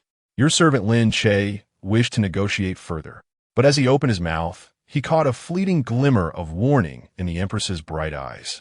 With words poised on his lips, he could only adjust his response. Thank you, Your Majesty, 3 months it shall be. At the very least from this day forth. He need not return to the State Guard's office. Within the 3-month extension of his life experience card, he should be able to survive. At worst, he could hide in his own Duke Zhenguo residence, as long as he managed to endure and become the envoy to the Yin Kingdom. The skies would be his limit. Go and receive your rewards, then proceed to the imperial study to meet me. Understood? Lin Che proclaimed loudly, for with such bountiful rewards, he now possessed the means to escape. His spirits lifted, while Lin Pejun beside him wore a thunderous expression, his chest brimming with suppressed rage. This rebellious son sought to sever ties with the State Guard. From this point onward, what would other ministers think of him? He had driven his son to the point of not daring to return home. Is this the legacy of loyalty and filial piety? Is this not a humiliation to his title as the Duke of State Guard? Moreover, this rebellious child had meticulously planned everything in advance. After returning for 3 months, he remained silent and seemingly submissive, appearing timid and weak. Yet today, he boldly overturned the table. A rebellious child, utterly defiant, going against the heavens. Lin Che no longer glanced at Lin Pejun, leaving the Golden Lawn Hall with the young eunuch. They were headed to receive the imperial rewards. The eunuch followed closely, ingratiatingly conversing. Congratulations, Duke of Zhenguo. Allow me to extend my heartfelt wishes. He hesitated momentarily before adding, upon receiving this reward, the Duke will need to pay respects in the imperial study later. It would be prudent to express gratitude for the Emperor's grace without delay. Of course, Lin Che replied, I am well aware of His Majesty's profound affection. The fact that I am summoned indicates a concern that my rewards might be appropriated by others. Lin Che grasped the intricacies of the situation, understanding that even rewards could be misappropriated. However, knowing he would soon meet the Emperor, he felt assured they would not dare to act recklessly. Ah, the Duke of Zhenguo is indeed perceptive. That is precisely the case. I was merely fretting unnecessarily. The young eunuch smiled obsequiously. I must express my gratitude for your reminder, esteemed eunuch. By the way, may I inquire about your esteemed name? Oh, you flatter me. The eunuch replied, my humble name is Yu Hua Tian. To have the Duke refer to me as Little Tian is a tremendous honor. Yu Hua Tian? What do those 3 characters signify? Lin Che inquired. Please take a look, Duke. The eunuch presented a badge from his waist with both hands, upon which his name was inscribed. Yu Hua Tian. This Tian indeed holds potential. Lin Che mused, noticing the young eunuch was not grand in stature, but possessed remarkable cleverness. He could not help but pat Yu Hua Tian on the shoulder. If you were to change this Tian to the character for field, it might lead to a different destiny. Yu Hua Tian, startled by the gesture, dared not speak further and merely offered a nervous smile. Before long, Lin Che followed Yu Hua Tian into a grand hall. The palace had a dedicated department for managing rewards. The officials here had evidently received prior notice, as they greeted Lin Che promptly upon his entrance. Addressing him as the Duke of Zhenguo, various rewards had already been prepared. Contract for the collection of 700 households, a precious sword, and the deed to a grand estate. What surprised Lin Che the most was the sum of 30,000 taels of gold. In Daqian, one could utilize silver notes or the esteemed Jin Quo Dao. A small piece of this Jin Quo Dao, endorsed by the foremost families, could be valued at 10,000 taels of gold. This small piece of Jin Quo Dao is so valuable? Lin Che pondered, lifting a small piece, which was merely the size of 3 fingers, yet weighed a hefty 10 pounds, shimmering with an extraordinary luster. This item, if taken directly, should not pose much difficulty. Ding! At that moment, Lin Che heard the system's alert. He paused, quickly closing his eyes to summon the system. Skill points obtained. 1. Remaining points. 1. What is happening? How did I acquire skill points? Could it be? Lin Che glanced at the Jin Quo Dao in his hand, swiftly grasping 2 more pieces nearby. Acquired skill points. 2. Remaining points. 3. For a decade. The proton remains unknown, while the spear of the Empress is recognized throughout the realm. Chapter 7. What on earth is this fiancé E? Good gracious. Is it truly possible to acquire skill points merely by accumulating wealth? A staggering 10,000 taels of gold for a single point? Lin Che was momentarily taken aback, swiftly placing down the 3 exquisite golden knives. Please exchange these for silver notes. Hurry. Certainly, Lord Jing'an, please hold on a moment. The officials, accustomed to such transactions, understood that while the golden knives were indeed splendid, their high denomination was not conducive to trade. In the Great Qian, it was customary to utilize silver notes and gold notes rather than the cumbersome weight of gold and silver. Before long, a stack of silver notes amounting to 300,000 taels was placed before Lin Che, equivalent to 30,000 taels of gold. As he picked up the notes, he noticed no changes in the system. It appears there are no copper coins in this world. It seems my attempts to exploit any loopholes are futile. This 30,000 taels of gold, regardless of how it is exchanged, still yields but 3 skill points. He then retrieved the sword and the deed to the Grand Estate. Yet the system remained unresponsive. Could it be that only tangible currency suffices? However, isn't it rather exorbitant to require 100,000 silver notes for a single skill point? Are we to deplete the entire treasury of the Great Qian? Lin Che inwardly lamented, though his recollections informed him that this world circulated silver and gold notes issued by the foremost scholarly houses, akin to cash. In terms of purchasing power, 100,000 silver notes equated to 1 million huaxia coins. After all, the common folk outside earn merely 300 taels a month, akin to a freshly graduated university student. Although the exchange rate was somewhat disheartening, the system's indications suggested that it would not fluctuate arbitrarily. It would consistently remain at 100,000 silver notes for a single point. By the way, dear gentlemen, if I wish to exchange this sword and the silks entirely for silver notes or gold, would that be permissible? The officials were taken aback, their expressions reflecting astonishment. But this is a reward from His Majesty. Is it truly possible to exchange it? Such a notion is preposterous. His Majesty's gifts are not to be trifled with. Well, very well then. Please have everything packaged, and once I have paid my respects to His Majesty, you may deliver it all to my residence. Although unable to exchange for gold, he had at least discerned the method for acquiring skill points. For the next 3 months, it seemed he must remain in the capital. Thus he resolved to earn as much wealth as possible, for money equated to skill points, and skill points were a means of survival. Before long, carts of all sizes were laden with the rewards, and even 30 maids and guards had been selected. Once he expressed his gratitude to His Majesty in the imperial study, he could finally return home. What a delightful prospect. Yet, this sudden emergence of an unexpected fiancé, what was that about? Confucian Academy. The afternoon sun cast its golden rays upon the bamboo groves. A group of Confucian scholars were engaged in spirited discourse, and as a gentle breeze swept through, it rustled their white garments, evoking a sense of grandeur. Several had already cultivated a profound sense of righteousness, effortlessly emanating a noble aura, which unsurprisingly drew admiration and applause from their peers. Sister Zhao Shui, how did you come to comprehend this profound righteousness? Might you impart some wisdom to your junior scholars? Among the crowd, a student approached a tall, graceful female scholar, respectfully bowing as he sought her guidance. The young woman in question is Mo Zhaoxue, who is betrothed to Lin Che.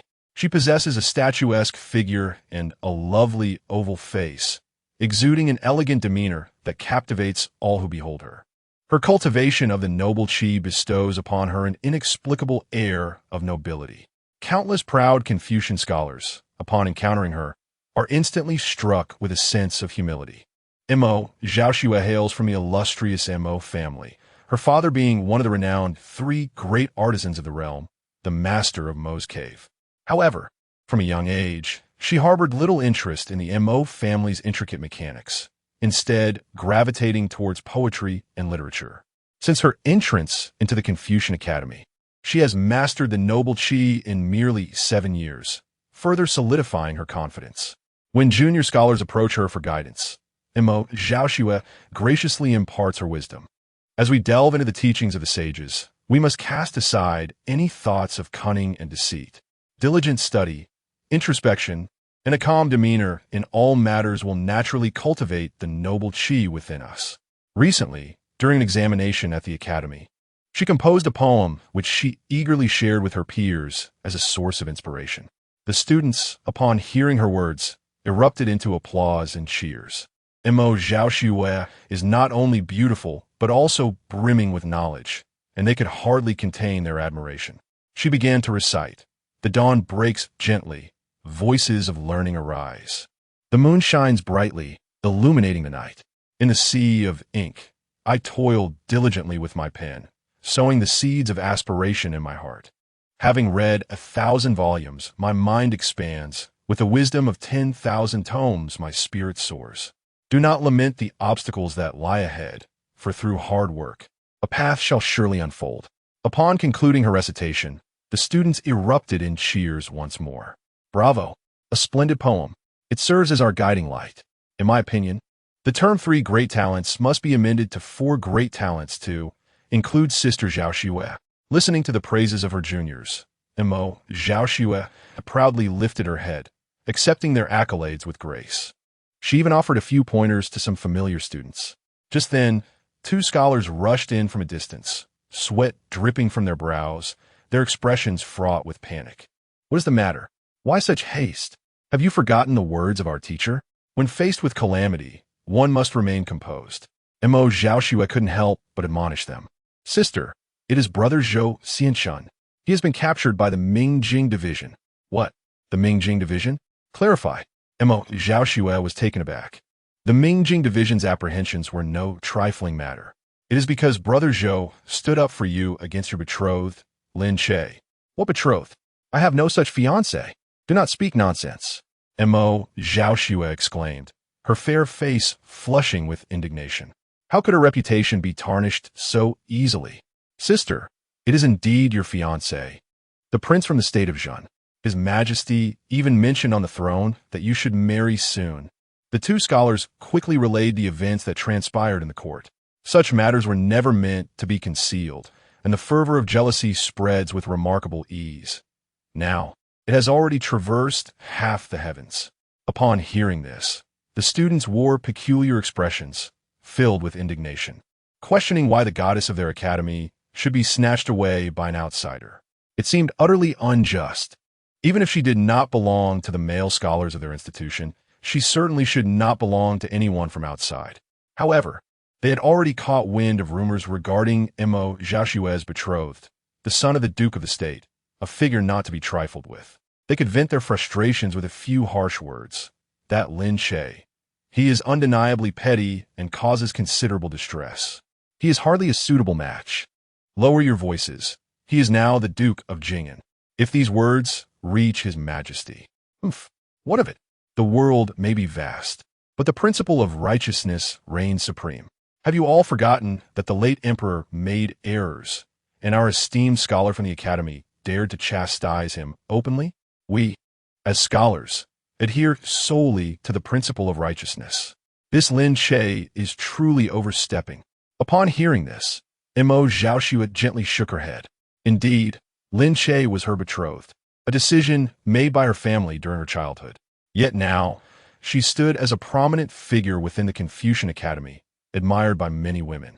She had encountered numerous exceptional men. After 10 years as a hostage, Lin Che had long ceased to be worthy of her.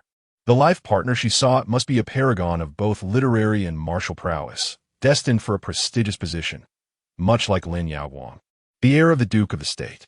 Alas, after a decade apart, how had Lin Che become so vindictive?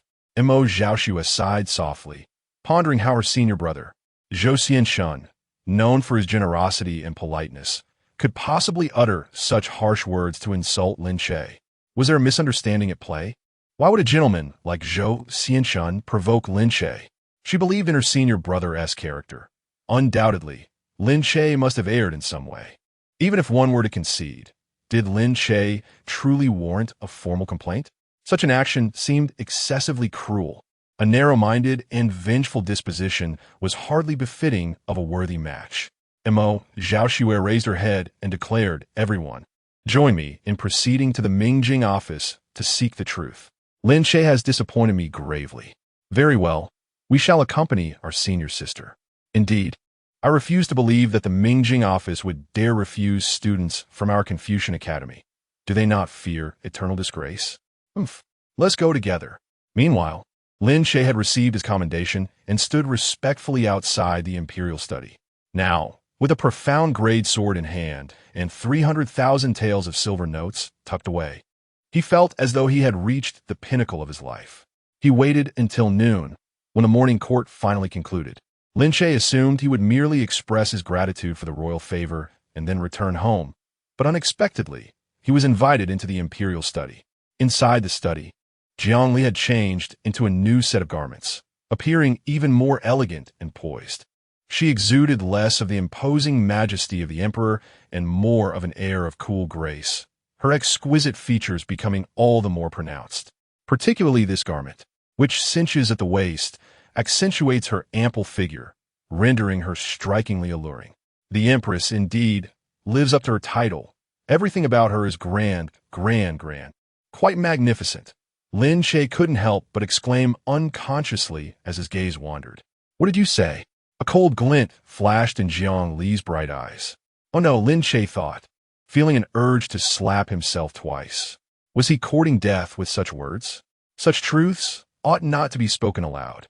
One may think them, but to utter them is entirely another matter. His gaze shifted upward to the crown atop Jiang Li's head, where a glittering gemstone sparkled like a star in the night sky. Does this gem on your Majesty's crown have a particular origin? It is truly magnificent. Lin Che mused aloud, exclaiming, "To wear the crown, one must bear its weight. Only one as extraordinary as your Majesty can don such a crown and shoulder the burdens of the people of Daqian." Jiang Li listened in silence, her thoughts inscrutable. Her voice, cool and composed, broke the quiet. "Jing and Bo, please take a seat." "I dare not. Standing is sufficient," Lin Che replied, secretly relieved that he had narrowly escaped a perilous situation. He quickly pondered the reason for the Empress's private summons. Could it be related to the second prince's affairs? This time, he must choose his words with utmost care. "What do you fear? When you dare to confront me in the Grand Hall, I did not see such timidity," Jiang Li remarked with an ambiguous tone. "Even if I had tenfold courage, I would not dare to confront your Majesty. It is merely that I am of a straightforward disposition, unaccustomed to weighing my words." "I beg your Majesty's forgiveness," Lin Che expressed, feigning trepidation as he complied and took a seat. Yet in his heart he mused, "Oh, Empress, if only I could avoid confronting you in the Grand Hall. I would rather challenge you upon the Dragon Throne. Have my rewards been withheld from you? Not at all. Your Majesty administers with great discernment. Rewards and penalties are clearly defined, and I assure you, no one would dare to withhold my due." Lin Che seized the opportunity to flatter her. A gentle smile graced Jiang Li's lips, reminiscent of 1,000 pear blossoms in bloom. It seemed the Empress appreciated such elevated flattery. Henceforth, Lin Che resolved to indulge her in exquisite praise. A novel thought took root in Lin Che's mind. Jiang Li possessed an emperor's unique aura, capable of rendering nearly all men self-conscious while igniting a fierce desire for conquest in some. He yearned to strip away her imperial dignity and glimpse the unguarded aspects of her character. This empress was indeed a paragon among paragons. Jiang Li slowly spoke. "Life is what I desire. Righteousness is also what I desire. These two cannot coexist. One must relinquish life to uphold righteousness." Well said. I had not anticipated that Jing and Bo was a man of letters. The presence of such passionate men in Daqian is indeed a blessing." As she spoke, her bright eyes lifted, and an imperial aura unwittingly emanated from her. Before the second prince met his demise, did he entrust you with anything to bring back? Chapter 8. What a shy affair. Lin Che could not help but feel his pupils constrict. According to the original owner's memories, the second prince had taken his own life, leaving nothing behind for him. Yet, judging by the expression on the Empress's face, it seemed he was expected to return with something. "Your Majesty, the second prince did not entrust me with anything," Lin Che replied candidly. "Oh." A flicker of confusion crossed Jiang Li's face. "Did my second elder brother utter any words to you before his demise?" And no, he did not. There were no possessions left, nor time for last words. Lin Che shook his head. Jiang Li fixed his gaze upon Lin Che, then gradually leaned against the dragon throne, his tone icy as he said, "Then recount the minutiae of your 10 years as a hostage to me." Lin Che, not wishing to fabricate, obliged, for the memories of the original owner were still vivid in his mind. The decade spent as a hostage was profoundly etched within him. The original owner had been confined alongside the second prince, initially visited by officials and royalty from the Yinyun kingdom, but gradually they ceased to appear. Whenever someone did visit the hostage residence, it was often to hurl insults and mockery, especially during the festive seasons, as some officials had lost kin on the battlefield. Their presence at the hostage residence invariably resulted in various forms of abuse. Of course, they dared not truly endanger the lives of the original owner and the second prince.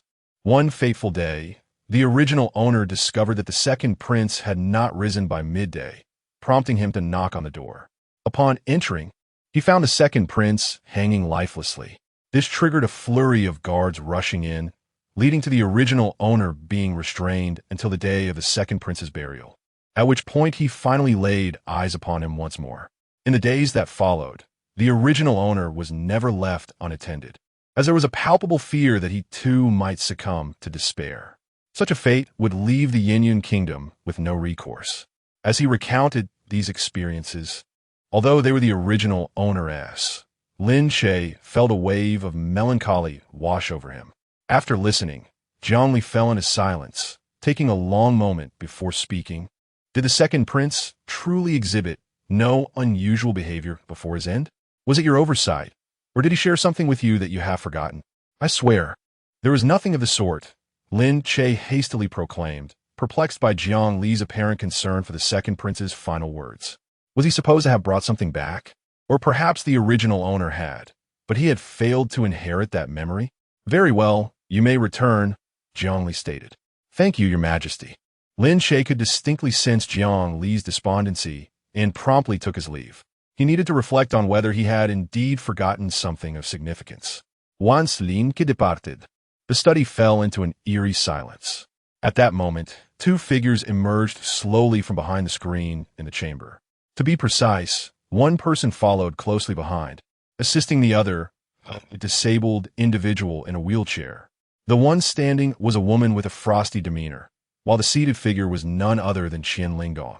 Jiang Li evidently knew they were present and inquired, F.A. Zheng, was what he said earlier true or false? In response to Your Majesty, I witnessed the entire situation. The Duke of Jing'an did not lie. His words should be genuine. When a person suddenly receives such a multitude of rewards, their mind may become unsteady. Yet he displayed no signs of deceit. Viank, li furuit her diligate burais. Could it be that the second prince truly did not entrust him with any relics?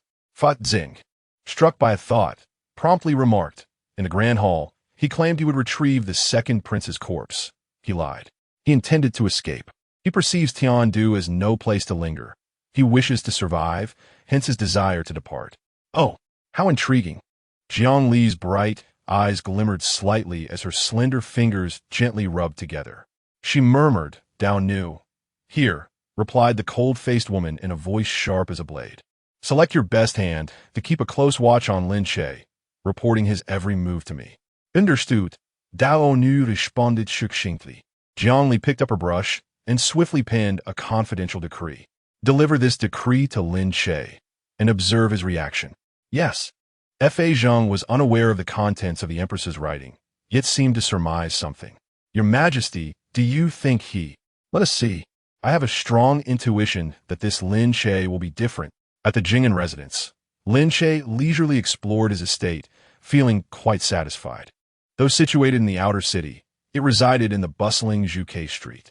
The estate boasted front and back courtyards, streams, rockeries, pavilions, and towers, a truly splendid place.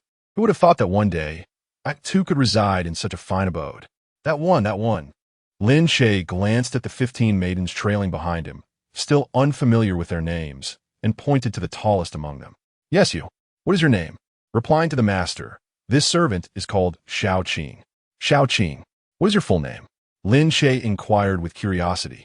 "This servant is the descendant of a condemned minister, brought to the imperial palace without a full name. Fortunately, the Empress showed mercy, allowing me to serve you, master." Xiao Qing replied softly. Lin Che nodded, realizing that these individuals were all offspring of traitors. The men were exiled, and the women were consigned to the palace. A fate he had also encountered. As he familiarized himself with the estate alongside the maidens, he discreetly observed them and noted that Xiao Qing exhibited the most decorum, caring for the other maidens without displaying the ecstatic expressions characteristic of the others. Xiao Qing appeared to be merely 17 or 18 years old, yet she had evidently encountered her share of experiences. Let her be called Xiao Qing. From now on, she will be under your charge. You see, we have yet to prepare anything. You shall arrange everything." As Lin Che spoke, he produced 3,000 taels in silver notes and handed them to Xiao Qing. "Go, ascertain what the estate lacks and procure it. Tonight, gather everyone. I shall dine with all of you. In the future, this shall be our home." Upon hearing this, the numerous maidens felt their eyes grow misty, and tears could not be restrained from cascading down their cheeks. They were all daughters of disgraced officials, either implicated in their family's downfall or sold into the palace due to impoverishment at a tender age. Now, with a female emperor reigning, their dreams of being swept away by the emperor's intoxication for a fleeting night of passion, ultimately soaring like phoenixes, were rendered impossible. Their fates were grim, destined to either perish within the palace walls or be bestowed upon loyal subjects. Yet, what they heard most often was of the sisters who had been given away, enduring lives of unimaginable torment. What nobleman was not imperious, meting out punishment and scorn upon them? The thought of dining alongside servants was utterly unheard of. Although their interactions with Lin Che were brief, they discerned that he was indeed different. It seemed he genuinely regarded them as human beings. "Why are you all crying?" Lin Che queried, perplexed by the tears of these young girls. Xiao Qing, with reddened eyes, responded, "Wipe your tears. As I advise, each of you should return to your tasks. Once you finish your duties, lend a hand to your fellow sisters. Off you go." The maidens obediently complied, displaying commendable discipline, though they were somewhat frail. That evening, Lin Che summoned all 30 servants. He announced that from henceforth, Xiao Qing would oversee all affairs of the residence, serving as the provisional steward. Among the 15 guards, one named Zhuang possessed the highest cultivation level, having achieved minor success in the qi refinement stage. Henceforth, he would manage the security, which also encompassed some of the more laborious tasks within the estate. Zhuang, a simple-hearted man, nodded earnestly. "I shall do whatever the master commands." During dinner, everyone was quite reserved. Lin Che paid little heed, as the evening was merely for introductions. Moving forward, it was essential to maintain a degree of distance between master and servants. After the meal, Lin Che remarked that the food was truly unpalatable. It seemed he would need to summon a chef the following day. After all, he had planned to linger here for 3 months, and it would be prudent to relish the comforts available. Upon giving Xiao Qing 3 silver notes, he discovered that spending this money would not deduct from his skill points, which alleviated his concerns. "Xiao Qing, have you eaten your fill? Let them tidy up. Come with me for a moment." Xiao Qing, as if struck by a sudden realization, felt her face flush inexplicably. She gently bit her delicate red lip, unconsciously squeezed her thighs together, and shyly lowered her gaze as she followed him. "Master, is it already the first night and you are eager for warmth?" She thought to herself, knowing this day would come, as she was the most beautiful among the maidens. Especially her curvaceous figure, which her sisters often teased, wondering which man would ultimately benefit from such a lure. Yet, she had not anticipated the master's eagerness. This was her first experience. What was she to do? How embarrassing. Should she employ some of the coy tactics learned in the courtyard to please the master? How embarrassing. How embarrassing. Chapter 9. The Empress's secret edict come in. What? Now just like this? The servant girl murmured, I would like to wash up first. I am drenched in sweat. Wash later. I am in haste. Lin Che found it peculiar that this little Qing was so coy. Hurry into the room. I have questions for you. Blushing, Xiaoqing lowered her head and stepped inside. After all, once she was bestowed upon Lin Che, she was destined to be his servant for life. The master's appearance and stature were indeed exceptional. She considered herself fortunate. Unlike her previous sister, who had served an oily, elderly master, enduring endless humiliation. Xiaoqing, I ask you, Lin Che beckoned her closer in Tiandu. Where can one sell treasures bestowed by the emperor?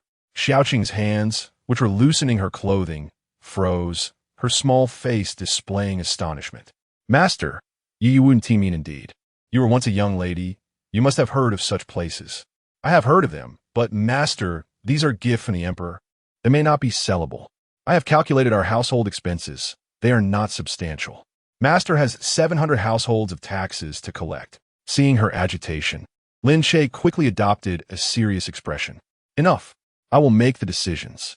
Just tell me where I can sell these items. I am unworthy. Please, master, have mercy. I shall not speak out of turn again. Xiaoqing, frightened, hastily knelt. Provoking the master's ire could lead to dire consequences for servants. Speak. There are several places in the inner city where purchases can be made. In the South Market, there is a place called Zuyu Tower. The young gentlemen and ladies there are quite generous. What is Zuyu Tower? Lin Che had a vague recollection of having heard of this establishment. It is a pleasure house. However, the ladies there sell their talents, not their bodies. Many literati and elegant guests frequent Zuyu Tower. Upon hearing this, Lin Che understood. This was indeed a venue for literati to flaunt and impress one another. The items he possessed were bestowed by the Empress. Such people, valuing their reputation, would certainly be inclined to purchase them. Very well, you may rise. Lin Che glanced at the time.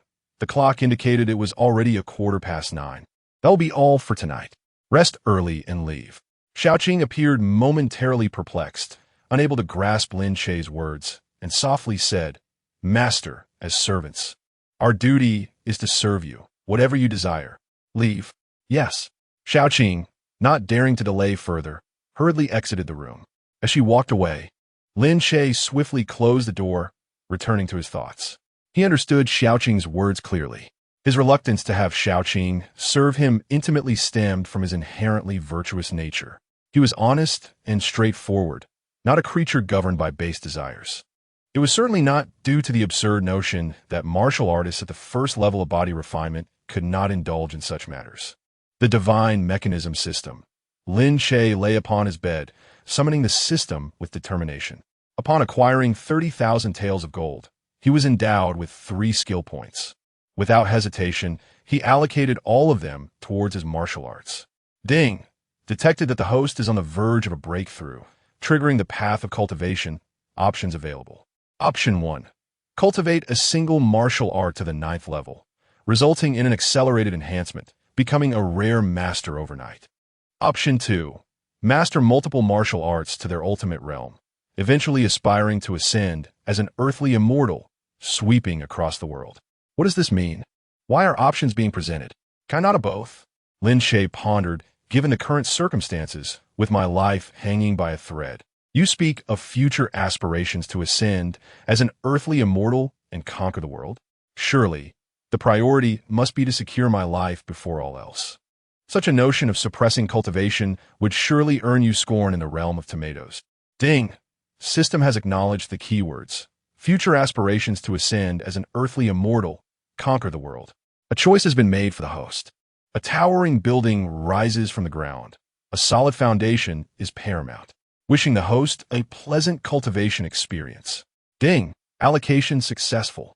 Host, Lin Che, realm, 1st grade body refinement, great perfection. Cultivated martial art, blazing sun dominance, 9th level. Remaining points. 0. Wait. What has happened to my skill points? Where are my skill points? Boom!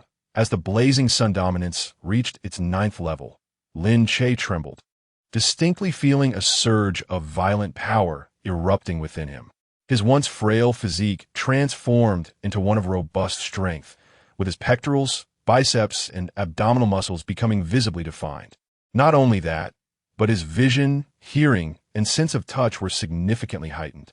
In a moment of exhilaration, he struck the air with several powerful punches, feeling a slight tremor resonate through his body. This tremor connected deep within his bones, penetrating to the marrow, nourishing him with the vitality of his blood and energy. Over time, his bones would grow increasingly sturdy and resilient, while his blood pulsed with vigor, enhancing his entire being to withstand the cold and resist illness. Lin Che summoned all his strength, faintly perceiving waves of heat emanating from his body. Is this the pinnacle of the blazing sun dominance? This is but the first step in laying my foundation and a significant stride towards aspiring to become an earthly immortal. But I wonder, do others who cultivate body refinement techniques to the 9th level also experience such power? Why can I not be a little more exceptional? The points are gone. My cultivation has ascended. Apart from feeling exceptionally hungry, I sense nothing else. Is there no law of energy conservation? 1,000 taels of gold for merely 1 point seems excessive. Could there not be a discount, perhaps 1 tael of silver for 10 points? Though this world is indeed peculiar, with flying masters among its ranks, it is undoubtedly dissimilar to my preconceived notions of ancient dynasties. Nonetheless, 1,000 taels of gold, or 100,000 taels of silver for merely 1 point, is undeniably excessive. Having reached this point, there is little recourse. Lin Che had spent a considerable amount of time studying, yet he remained perplexed. It seemed that seeking the counsel of a master in martial arts was inevitable. As for the present, his body was covered in grime and required cleansing. Xiao Qing, Xiao Qing. Lin Che opened the door and called out, "Prepare some hot water for me. I wish to bathe." "No, cold water will suffice. Also, bring me something to eat. I am quite famished." "Understood, my lord," Xiao Qing replied bashfully as she hurried over. "I heard your subtle hint about your hunger. I will prepare something for you shortly. However, my lord, you refuse to allow me to serve you at night, and yet you cannot endure the chill of the night and require cold water to cool down. This could be detrimental to your health." After a refreshing bath and a hearty meal, Lin Che finally felt a sense of comfort. He vaguely sensed that his body had profound needs to achieve greatness, completeness, and ultimate perfection. He needed to consume continuously. Only with sufficient nourishment could he better support his cultivation. Otherwise, relentless advancement would leave his body severely depleted. With these thoughts in mind, Lin Che pushed open the door and returned to his chamber. Just as he was closing the door, a sudden chill ran through him, causing the hairs on his body to stand on end. He swiftly turned to gaze into the corner of the room, where a figure lurked silently, an exceedingly dangerous presence. "Who are you? How did you get in here?" Lin Che feigned calmness as he regarded the shadow in the corner. When had this individual entered, he had failed to notice at all. To remain undetected required formidable skill. He himself had only attained the pinnacle of the body refinement realm. Should he fight for his life or flee at once? Sometimes the habit of hastily closing the door upon entering a room could lead to dire consequences. You, a mere practitioner of the body refinement realm, should not emit such murderous intent. The figure spoke softly, revealing herself to be a woman. "I am a blade servant, sent by His Majesty to deliver a secret edict to you." The blade servant emerged slowly from the shadows, her voice cold, radiating an aura of death that warned others to keep their distance.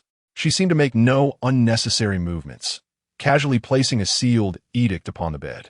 Then, in a blur, she vanished from sight. "Wait, she's gone?" Lin Che's eyes widened in astonishment. What kind of martial arts was this? Was it sorcery, or had he seen a ghost? The room's door and windows were closed. How had she departed? No, there was a slight crack in the window, just wide enough for 3 fingers. Surely she could not have slipped through that. Lin Che quickly regained his composure. After all, if such a master had truly intended to kill him, he would already be dead. This edict certainly seemed to be a trap. "Curse it!" Lin Che exclaimed, shaking the bedding and sending the edict tumbling beneath the bed. He then climbed into bed to sleep. Though Lin Che usually enjoyed restful slumber, he found himself unable to sleep at all that night, tossing and turning until morning. It seemed that avoiding the light of day would be unbearable. Lin Che, in a fit of fury, hurled the pillow aside and descended to retrieve the secret edict. Upon opening it, he was momentarily stunned, the tumult of his emotions from the previous night dissipating in an instant. In its place, a chill of dread coursed through him. The text was sparse, mere fragments of words, yet Lin Che found himself reading it repeatedly. Why? After a prolonged silence, he finally closed the edict and turned his gaze towards the window. With a faint light of dawn began to filter in, Lin Che exhaled slowly, acknowledging the prowess of the Empress who governs the vast realm of Daqian. Chapter 10. A Beautiful White Lotus. After perusing the secret edict, Lin Che could hardly find solace in slumber. It loomed over him like a blade poised to strike. When dawn broke at 7, he resolved to rise and attend to his grooming. As for the edict, he sought a place to conceal it, yet could find no suitable hiding spot. Ultimately, he opted to incinerate it. During breakfast, Lin Che's mind remained entangled in the sparse figures contained within the edict. Though the meat buns were delectable, they lost their appeal. Observing his demeanor, the attendant, Shao Qing, sighed inwardly. The master must have truly been tormented throughout the night. He appears utterly devoid of vitality. Once the last bite of bun was consumed, Lin Che resolved to dismiss thoughts of the edict, treating it as if it were non-existent. His ambitions were crystal clear: to amass wealth, and more wealth. With riches, he could acquire skill points, thus ensuring his survival. Let us proceed to the Zuyu Tower, Lin Che declared, accompanied by Shao Qing and several guards, including De Zhuang, as they boarded a carriage and set off. Upon arriving at the imposing Zuyu Tower in the inner city, it became evident that entry would require a substantial sum of silver. Once we enter, should anyone insult or strike me, you may simply observe. Is that understood? Lin Che instructed, leading the way to the entrance. Contrary to his expectations, the anticipated disdainful treatment did not transpire, which left him somewhat disheartened. Had the sycophants at Zuyu Tower belittled him publicly or resorted to violence, he could have retaliated by reporting to His Majesty, ensuring a considerable compensation. Lin Che was respectfully ushered inside, and upon revealing his identity and intentions, he was personally welcomed by a young master of Zuyu Tower. This young master, Sheng Huainan, was a chubby fellow known for his affable demeanor, albeit somewhat self-absorbed. Lord Jingyan, what an unexpected honor to have you grace us with your presence. Surely, you've come drawn by my esteemed reputation. Bring forth the finest tea, he exclaimed. Your visit truly elevates the prestige of our establishment. All your expenditures here today shall be on my account. Little fatty, your head is quite large. You think you can cover my expenses? Does your family not possess an abacus or scratch paper? Lin Che was not there simply to enjoy the wine. After a brief exchange, he stated his purpose directly. I am here to sell a grand sword. Listening intently, Sheng Huainan's expression shifted to one of regret. Lord Jingyan, you wish to sell this profound grade sword here? Of course, that can be arranged. It seems my charming visage and trustworthy nature have attracted you. However, I fear that this profound grade sword may not fetch a high price. Lin Che retorted defiantly. This is a gift from His Majesty, a treasure from the palace. I understand, I comprehend. Lord Jingyan's lofty ambitions articulated in the Golden Luan Hall have echoed throughout the heavens. I believe this sword is indeed a royal gift. However, this is Tiandu. We at Zuyu Tower also possess our own connections. Acquiring items from the palace is not overly challenging. Yet, for mere profound grade sword, the market price stands at 50,000 taels of silver. Your Majesty's generous bestowal allows me to extend a favor to the Duke of Jingyan, but the utmost I can offer is 70,000 taels. It cannot exceed that amount. With your Majesty's grace, there remains my own dignity to uphold. Yet, an additional 20,000 taels in silver? Lin Che furrowed his brow, realizing this would not even suffice to accumulate a single skill point. Sheng Huainan could only manage a forced smile, pondering.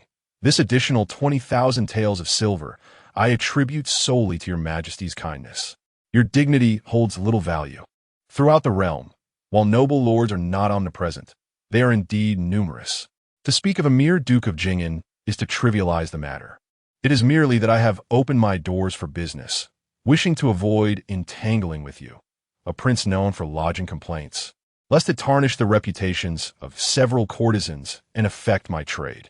Otherwise, I would not wish to engage with you. I possess a grand estate.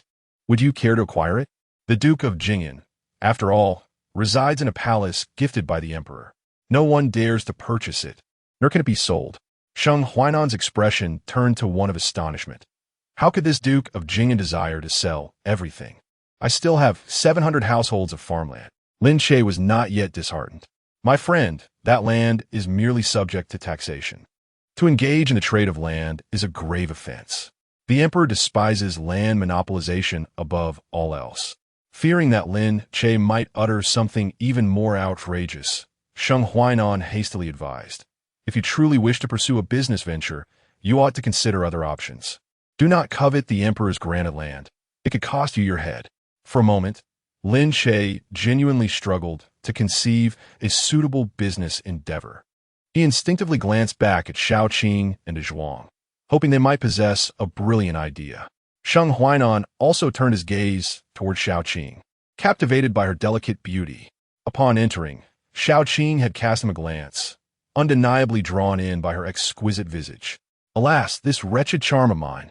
If only the Duke of Jing'an would part with this maid, I would reluctantly consider purchasing her. After all, it is a mutual affection. At that moment, Shaoqing, startled, dropped to her knees. My lord, I am of no worth. I beseech you, do not sell me. I can serve you. Who mentioned selling you? Nearby, de Zhuang trembled, fearing for his own fate. My lord, please do not sell me. I can manage with 5 bowls less of rice each day. I too can serve you. A shiver ran down Lin Che's spine. Brother Huainan, I suddenly remembered that I left the soup boiling at home. I must return a check. I apologize for the interruption. Farewell. Very well. Until we meet again. Sheng Huainan rose to see him off, casting one last glance at Shaoqing. Young ladies are inherently shy, unwilling to directly express their willingness to sell themselves. Let her experience the pangs of longing. Lin Che disregarded Sheng Huainan's ecstatic demeanor and departed from the Zuyu building. Undeterred, he ventured to 2 more high-end pawn shops, only to discover that their offers paled in comparison to what Ziyu had provided. On his return journey, Lin Che sat in the carriage, deep in contemplation. How could he amass wealth? It could not merely be through conventional business endeavors. It had to be a windfall. 100,000 taels of silver equates to merely a fraction of a skill point. Even several tens of thousands of taels would be insufficient. What sort of business could he pursue? Perfume? The Daqian has that covered. Soap? The Daqian has that as well. Paper, printing, gunpowder, glass, cement, and many other innovations have emerged. The teachings of various schools have flourished, leading to the creation of numerous items that are now part of daily life. Even if they do not belong to the realm of hard technology, they undoubtedly cater to everyday needs. For instance, perfume is not merely distilled. It is derived from unique plant varieties, combined with grafting techniques, allowing the sap of the plants to transform into fragrance. While I may lack access to pharmaceuticals like Viagra, amoxicillin, or penicillin, I find myself at a loss. If only the system were akin to an all-encompassing supermarket, I would surely prosper. Wandering aimlessly, Lin Che finally returned to Jing'an Mansion.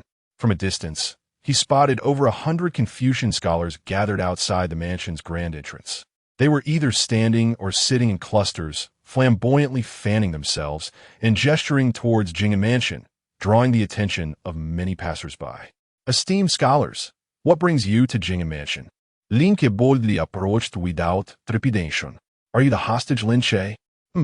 Are you the one who wrongfully accused our senior brother, Zhou Xianshan?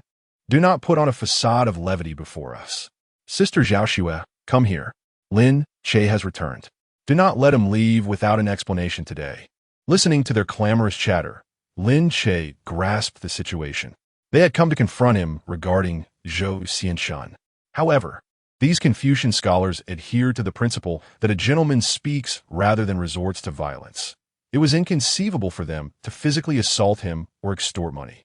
Am I out of my mind with thoughts of money? Even if it were a quick route to wealth, such actions are unacceptable.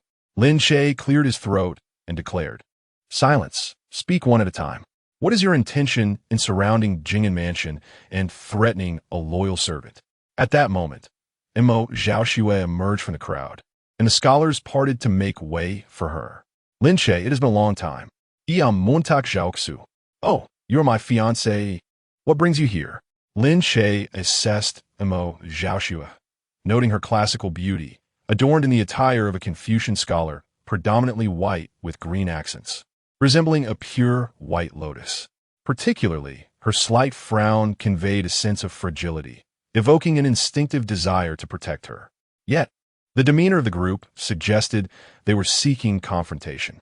"Lin Che, I have specifically postponed other matters to come find you, as I am here concerning Zhou Xianshan," Mo Zhaoxue stated, her gaze scrutinizing Lin Che, a fleeting glimmer of disappointment crossing her eyes.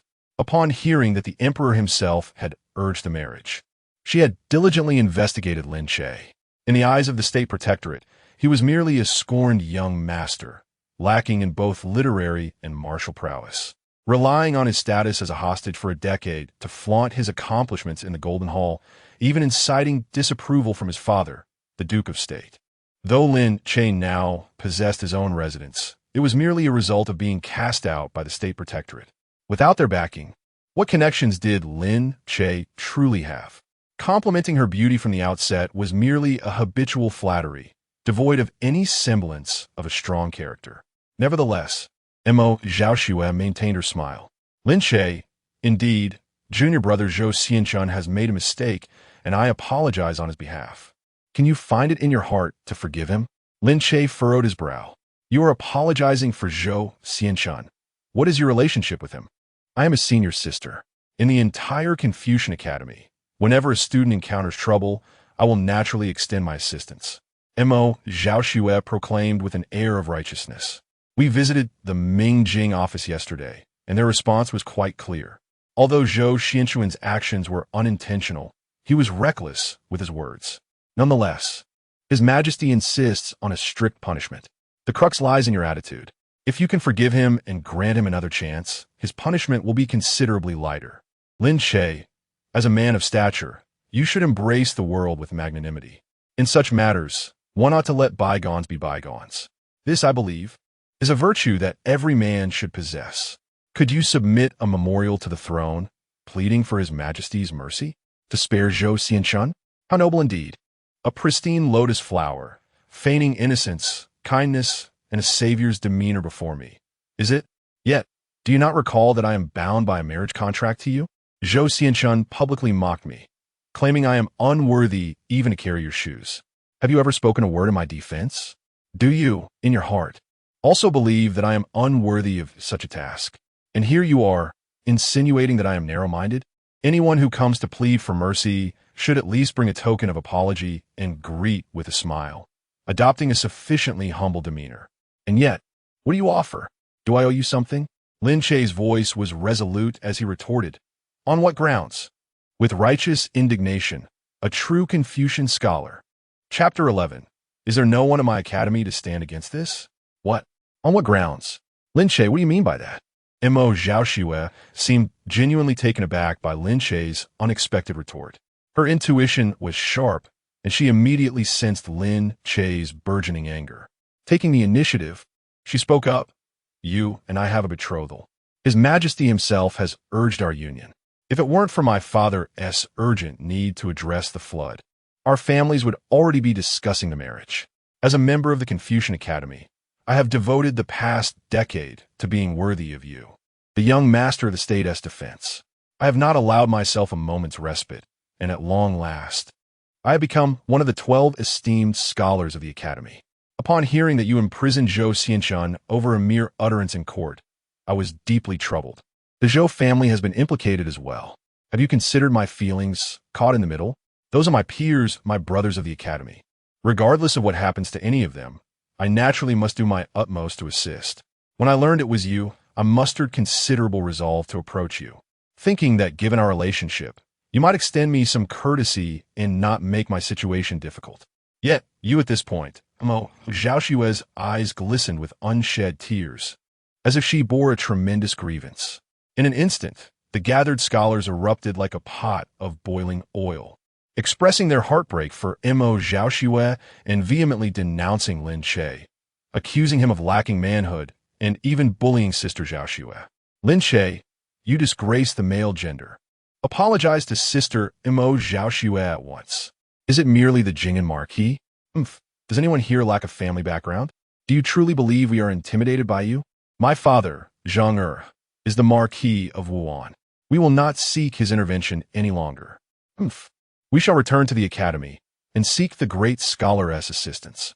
From this day forth, we shall inscribe your name in the annals of infamy, ensuring your legacy is one of eternal disgrace. You have truly provoked the wrong scholars. The multitude of students voiced their vehement accusations, filled with righteous indignation. Yet not a single one dared to take action. One scholar, raising his arm, began to recite poetry. Countless words fail to form a sentence. 10,000 characters cannot create a piece. I laugh at the hypocrites before me, with not a shred of nobility. They shall remain mere mortals.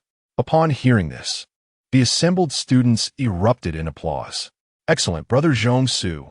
A splendid poem, truly worthy of the 12 esteemed scholars. Well said. Indeed, some individuals are nothing but hypocrites, narrow-minded. We shall return and compose poetry, condemning him as a historical villain. Lin Che observed the students, who were now animated and even composing poems to mock him. What nonsense poetry is this? Is this truly the caliber of the 12 esteemed scholars? However, recalling the 10 great poems of Daqian, he felt a sense of resignation. These students had never tasted hardship, and it was hardly surprising. Suddenly, Lin Che's eyes brightened as he conceived a brilliant idea. Since you clowns have come to me, it is an opportune moment to turn the tables. Seizing the chance, Lin Che leaped onto the carriage, gazing down upon the assembly of students, and with a swift motion, drew his profound greatsword. With a swift motion, the treasured sword was unsheathed, its brilliance shining forth. In that very instant, all the students recoiled in fear, their jeers abruptly silenced. Good heavens! Could the Duke of Jing'an truly be so incensed as to take a life? Lin Che, gripping the sword firmly, proclaimed loudly, "If you wish to intercede on behalf of Zhou Xianshan, I shall pose a singular question. What grounds do you stand upon? You deem me narrow-minded. Hence, I shall extend a generous opportunity. Should you manage to best me, I will personally petition His Majesty for clemency on behalf of Zhou Xianshan." Upon finishing his statement, Lin Che swept his gaze across the assembly, his eyes brimming with defiance. "Do you dare accept the challenge? In what manner shall we compete? Speak." To his astonishment, Brother Zhong from the academy, undaunted, stepped forward. Radiating an aura of righteousness, he emanated a white light akin to flames, capable of intimidating even the most fearsome of spirits. "One-on-one a duel, is it? Very well, I shall oblige." Lin Che continued to voice his challenge with fervor. "In a one-on-one duel, I shall afford you 3 strikes, if that pleases you. However, I fear the notion of bullying may arise. Let us engage in a contest of poetry and prose, which you excel at, being students of the Confucian Academy. Should you compose verses that surpass mine, I shall unequivocally submit a petition to the throne. I shall not go back on my word." The students, taken aback at first, soon erupted into jubilant laughter. "You, competing with us in poetry and prose? What an absurdity! Who in the realm would dare flaunt their skills before the Confucian Academy? Pose your challenge." They declared, "If you wish to grant us a favor, there is no need for embarrassment. Simply present your petition, and we shall avoid unnecessary complications." Yet Lin Che, having successfully hooked them, could not allow such an easy resolution. It was imperative to leave them without an escape. Now, who will propose the challenge? Who shall judge? Who will bear witness? In 3 days, I shall await you at the Drunken Moon Tower. Bring as many witnesses as you wish. We shall contend in poetry and prose. Should you emerge victorious, not only will I petition His Majesty for mercy, but I shall also bestow upon you a reward, the very sword I wield. Seizing the moment, Lin Che raised the sword aloft, its brilliance illuminating the space. This is a sword bestowed upon me by His Majesty, a treasure fit for a hero. Should any among you possess the talent to enthrall with your verses and secure the freedom of your comrade, then this sword shall be yours. However, he cautioned, if you are but empty vessels, devoid of knowledge, I advise you to refrain from attending. It would be a disgrace. He added with a smirk, in the future, when you encounter me, remember to cover your faces and take a detour. His words stirred a tempest among the students, acting as a catalyst for their indignation. They could no longer contain their outrage. Was this not a blatant act of bullying? How could the insignificant Duke of Zhenguo dare to belittle them? Such audacity, such hubris. Was it truly the case that there was no one in their academy to stand against him? In 3 days' time, we shall undoubtedly shatter your arrogance and teach you a lesson in humility. The individuals present were clearly incensed, appearing ready to charge forward. This alarmed Zhuang and his guards, who tightened their vigilance and positioned themselves protectively around the carriage. Very well, 3 days hence, I shall await you at the Ziyu Tower, Lin Che declared, disregarding their presence as he instructed Zhuang to steer the carriage back along the original route. He was, of course, bound for the Ziyu Tower. The stage had been set, and meticulous planning was essential. Profit was to be made. Upon entering the Ziyu Tower, Lin Che sought out the young master, Sheng Huainan. Ah, Duke Zhenguo, you have returned. I have a business proposition and wish to discuss a partnership with you. Sheng Huainan's expression stiffened. Brother, this estate and land are royal gifts. They cannot be sold. Please, spare me. I am the sole heir of my family. That is not the business at hand. Pray tell, what is your daily revenue? Lin Che cut to the chase. Sheng Huainan's demeanor became cautious. Ahem. That information is rather sensitive. What are your intentions? I wish to reserve the Ziyu Tower for an entire day. In 3 days, what would be the cost? Is that so? Huh. It seems Duke Jing intends to host a celebration at our establishment. Ziyu Tower is indeed an excellent venue for the day in question. I could offer you a discount. However, Sheng Huainan glanced around, lowering his voice. Even if you were to hold a celebratory feast, no officials would dare attend. Given the current tensions with the State Council, who would be bold enough to associate with you? It dawned on Lin Che, realizing that his status as a noble had indeed alienated him. Why was there not a single official to congratulate him? Not even one visitor had graced his door. It appeared there were complications on the State Council's side. Nevertheless, he chose to set that matter aside for the time being. You needn't concern yourself with that. Just state your price. I require the venue to host numerous scholars. Very well. To be candid, my daily earnings amount to 30,000 taels of silver. However, as you and I are quite familiar, I shall forego consulting my family and offer it to you for 28,000 taels. This little rotund fellow was certainly shrewd. Lin Che had conducted a rough calculation. In terms of contemporary living expenses, 28,000 taels equated to approximately 280,000 of his former currency. The Ziyu Tower undoubtedly generated substantial revenue. Its operational costs were equally considerable, catering to entertainers who sold their talents rather than their bodies. 8,000 taels. Lin Che counted. Sheng Huainan leaned back dramatically. How can you propose such a price? I earn 30,000 daily and am offering you 28. You should counter with 25. I would say 27, and you could reply with 26. Yet you start with 8,000? Let's begin anew. 28,000, 15,000, 27,000, 15,000, 26,000. It cannot go lower. Just 15,000. If not, I shall seek other options. Lin Che remained steadfast. 20,000. If not, you truly may seek elsewhere. Very well. Ensure that ordinary food and drink are prepared. On that day, all revenue generated by Ziyu Tower shall belong to me. You still retain a share of the earnings? Very well, let us draft a contract. The two exchanged a smile, both feeling that they had struck a remarkable deal. Hee. Hee. Ha. By the way, Brother Sheng, is there a printing shop nearby? Lin Che asked as he tucked away his smile. Indeed, there is. At the very end of this street lies one. Brother Lin, what do you intend to do? Have you ever heard the saying? Lin Che said with a cheerful grin. Pray tell, the greater the storm, the more valuable the fish. Chapter 12. The futility of a scholar in the grand residence of the Lin family.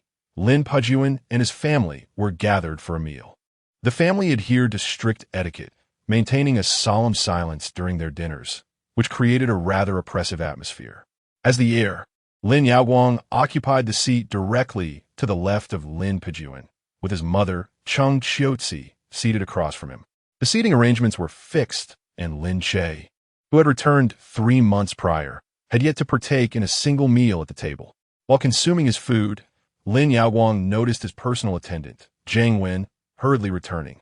Evidently anxious, yet too timid to interrupt, Lin Yaowang hastily consumed a few pieces of meat, eager to leave the table.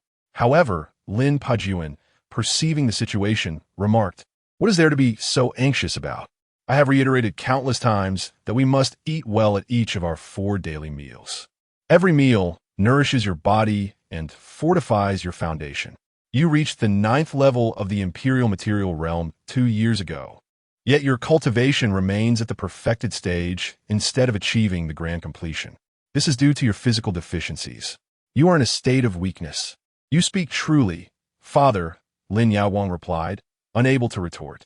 Cheng Qiuzi, across the table, appeared to ponder something, then sighed. "Now that you have been penalized with a 3-year salary deduction, your monthly stipend has decreased by 5,000 taels. While this may have a limited immediate impact, His Majesty's impending venture to the southern region to address flooding will likely necessitate a substantial expenditure from the national treasury. As the Duke of the state, should you not make a contribution? Such donations should not be lacking. Moreover, the most pressing concern is that with your salary cut for 3 years, you will be deprived of a Zhenyuan pill each month. This will greatly affect Yao Wang's cultivation. We must devise a solution." Yadson. Lin Pejun spat through gritted teeth. The others present dared not speak, fully aware that Lin Pejun's ire was directed at Lin Che. The penalty imposed on Lin Pejun meant a loss of 60,000 taels of silver annually. The Lin family, despite their considerable wealth, faced significant expenses. Most critically, the monthly stipend included a Zhenyuan pill, an invaluable elixir that could not be purchased for any amount of gold. This pill was essential for the breakthrough to the Zhenyuan realm, and without it, Lin Yaowang's cultivation was severely jeopardized. "Rest assured, my wife, I will find a way." Lin Pejun intended to offer further comfort to Lin Yaowang, but noticed that his son's attention remained fixated on the attendant Zhang Wen at the door. A flicker of irritation arose within him as he called out, "Zhang Wen, come in. What is it that you wish to convey?" Zhang Wen, the attendant, dared not withhold information and respectfully replied, "Esteemed Patriarch, I have come across some news regarding Lin Che." Upon hearing Lin Che's name, the family fell into an uneasy silence, as if confronting a taboo. What misdeeds had this rebellious son committed now? "Patriarch, I have just learned that Lin Che has incited the wrath of numerous Confucian scholars, including Miss Mo Zhaoxue of the Mo family. Everywhere, printed notices proclaim that in 3 days, Lin Che will compete with numerous scholars at the Zuyu Tower in poetry and literary composition. The prize is that exquisite dark-grayed imperial sword in his possession." Lin Pejun shook his head with a sigh, lamenting the misfortune that had befallen their family. Such ostentation and desire for recognition are utterly futile. Upon witnessing his father's discontent, Lin Yaowang could no longer contain himself. Lin Che's petition had abruptly halted his own cultivation journey. Observing Lin Che's current exploits in poetry and prose, he could not help but remark, "Is the 7th brother unaware of the limits of his own knowledge? How dare he provoke the Confucian scholars? I fear he seeks to exploit the reputation of our state protectorate for his own gain." At this juncture, Lin Yaowang's eyes sparkled with realization as he continued, "Of course, it could also be that he wishes to attract the attention of Mu Zhaoxue. After all, Zhaoxue has become a prominent scholar, and she likely favors those of intellect. He may be attempting to align himself with the Mu family, seeking favor." Lin Pejun's expression darkened. "Seek favor? Whether they can become betrothed still requires my consent." Though he harbored disdain for Lin Che, he held a certain fondness for Mu Zhaoxue. Beyond her family's esteemed background, she was an accomplished scholar, precisely what the Lin family lacked. Otherwise, they would be mocked as mere brutes, possessing courage but devoid of wisdom. However, considering Lin Che's rebellious nature, which seemed increasingly uncontrollable, how could this marriage ever materialize? A surge of inexplicable anger welled up within Lin Che. Silence. Time to eat. In the Confucian Academy, within a lecture hall, many scholars were enjoying their break. A few inquisitive students began discussing Lin Che's provocations against their scholarly community, also mentioning the upcoming contest at Zuyu Tower. This Lin Che is indeed audacious. He dared to threaten His Majesty in the Golden Lawn Hall, and now he has turned his attention towards us. He is merely a returned hostage, relying on his past merits to employ such tactics to elevate himself. The incident involving Brother Zhou Xianshun was merely a pretext he concocted. Despite the collective disdain for Lin Che among the scholars, some expressed concern. We must not underestimate him. Lin Che once boldly declared in the Golden Lawn Hall, "Life is what I desire, and righteousness is also what I desire. If I cannot have both, I would forsake life for righteousness." Such words reveal he possesses some literary prowess. Perhaps it is merely a stroke of luck, or perhaps he has merely borrowed these ideas from elsewhere. Yet, any one of us could easily outshine him in poetry and composition. Nevertheless, as the saying goes, even a lion uses its full strength to catch a rabbit. Brother Mengyu, we hope you will lend us your support in this endeavor. The scholars turned their gazes towards the handsome figure at the lectern. Brother Mengyu, 36 years of age, exuded an aura of righteous vigor that had reached its pinnacle. When the esteemed scholar was not lecturing, Brother Meng often took his place. His mastery of poetry and prose was unparalleled, having once composed the poem Ode to Summer, which left all in attendance in awe. Mengyu smiled lightly, exuding an air of humility, and remarked, "The adversary is merely a petty jester. Should I personally intervene, it would only elevate his status. You may proceed." At that moment, a commotion erupted outside. A group of students burst in, clutching flyers and seething with indignation. "Brother Mengyu, you must see this. That arrogant Lin Che is out on the streets, disseminating slander, and has even brought our sister Zhao Shui to tears. Look." Mengyu furrowed his brow as he accepted the flyer, and upon glancing at the title, his entire being trembled. 9 out of 10 are worthy of disdain. The scholar is utterly ineffectual. These bold letters struck like a slap to the face of all scholars. 3 days hence, I, Duke Zhenguo, shall host a contest at Zuyu Tower, challenging all Confucian scholars to compete in poetry and prose. Any student who bests me in even one category shall receive my personal appeal to the Emperor on behalf of Zhou Xianshun, along with a bestowed sword of the highest grade. Should the Confucian scholars consider themselves useless and unlearned, and dare not accept the challenge, they shall be deemed defeated. If their poetry and prose fail to surpass mine, they shall also be deemed defeated. Upon losing, they must henceforth keep their distance from me. This flyer, or rather a letter of challenge, was brief, yet each word pierced through the hearts of the students like a dagger. How outrageous! A mere Duke Zhenguo dares to insult our Confucian Academy. Enraged, Mengyu tore the flyer to shreds. Who would dare provoke those of scholarly pursuit? After all, in the realm of Daqian, it is the scholars who pen the chronicles. To offend them is to risk eternal disgrace. Yet Lin Che appeared utterly unfazed. His words, "Utterly ineffectual is the scholar," were sufficient to ignite the wrath of all students. Very well, 3 days hence, I shall personally confront this impudent youth and teach him a lesson. The news of Meng Yu's involvement spread like wildfire, igniting enthusiasm within the academy. With 3 days remaining, students eagerly prepared, their spirits invigorated. Was it not merely poetry and prose? This was their very foundation. What was there to fear? Such a brazen affront was tantamount to a complete insult to the Confucian lineage. No prominent family would dare to act in such a manner. Yet, Lin Che remained indifferent. In 3 months, he intended to abscond, and for now, his sole focus was on amassing wealth. If the Confucians sought retribution, let them target the state. Meanwhile, within Zuyu Tower, Sheng Huai Nan perused the flyer repeatedly, exclaiming, "Brother Lin, must you be so ruthless? Are you truly courting disaster? Do you comprehend how many scholars are cursing your name? A sage of Confucianism and 5 eminent scholars. Are they not also men of letters? You have insulted them all. Fear not, for they will not hold it against me. Just prepare to profit in 3 days." Lin Che then began to articulate his plans anew. As Sheng Huainan listened, his eyes widened in astonishment, ultimately leading him to give a thumbs up to Lin Che, inwardly muttering to himself, "What a cunning merchant! Such a devious scheme you have devised. Truly a paragon of our kind. My admiration for you flows like the relentless waters of a mighty river." 2 tumultuous days passed. By the third morning, 2 couplets were hung outside the entrance of the Drunken Moon Pavilion. Though referred to as couplets, they were merely composed of upper lines. Clang, clang. At the entrance of the Drunken Moon Pavilion, Sheng Huainan, who fancied himself the embodiment of the establishment's charm, personally struck the gong and proclaimed, "Tomorrow marks the day when Duke Zhenguo will challenge numerous scholars in the art of poetry and song.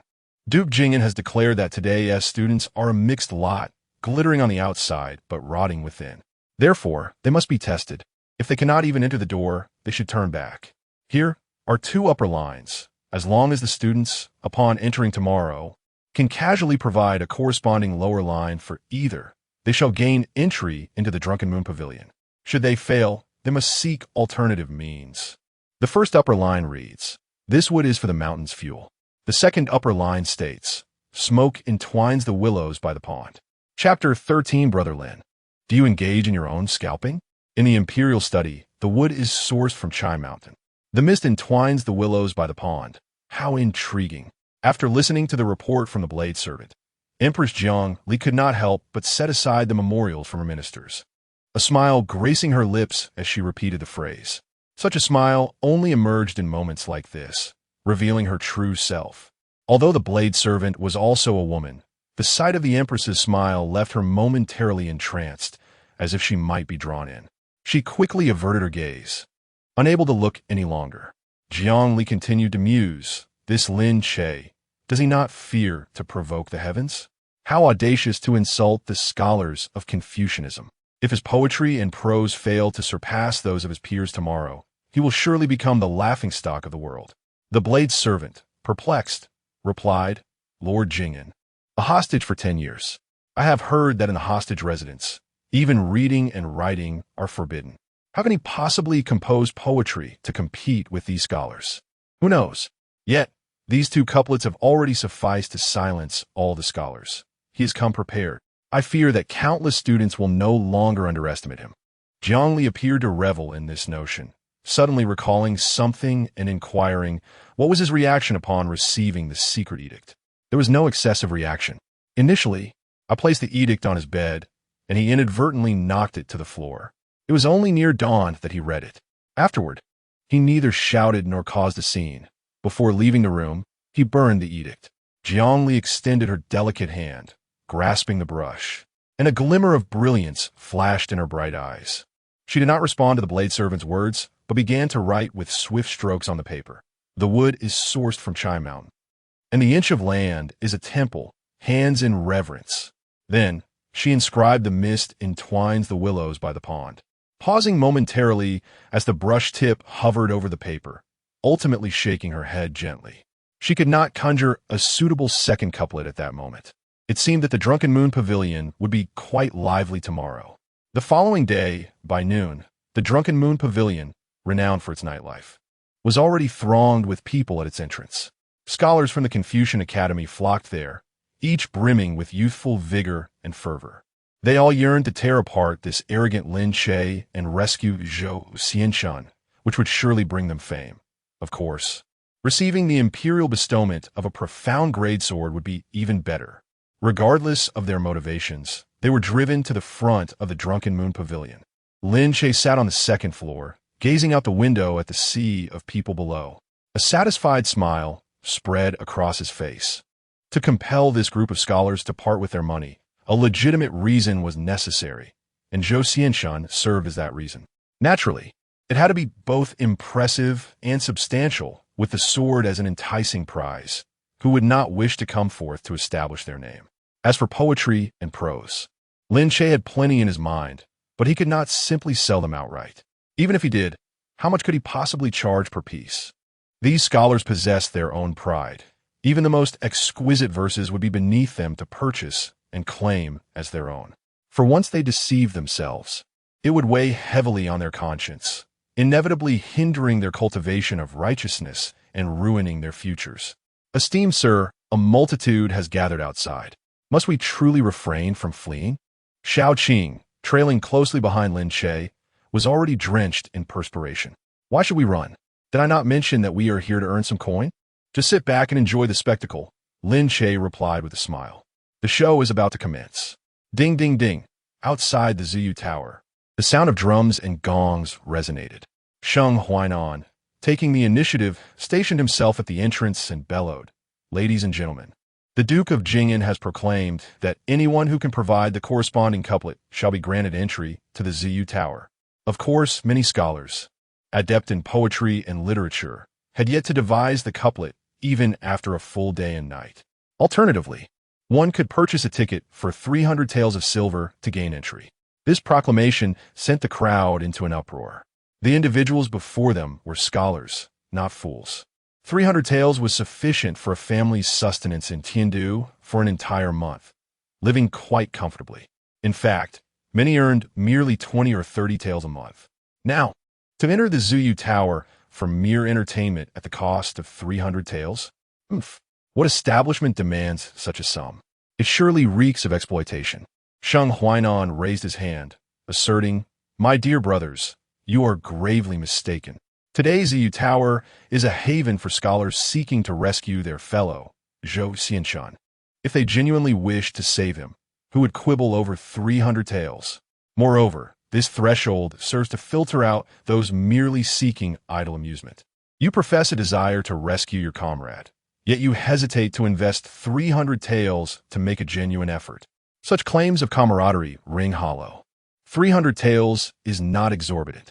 To be candid, my Ziyu Tower comprises 8 stories, accommodating 800 guests. Over half the slots were reserved just yesterday. If you tarry, there may soon be no space left." With this, Sheng Huainan struck the gong once more. He gestured towards a nearby corner. For those lacking talent and mired in poverty, yet still wishing to witness the spectacle, there is a designated dog hole created by the Duke of Jing'an. He asserted, "Mind you, not I, that all one must do is bark thrice like a dog to enter through this passage." The throng of scholars erupted in indignation.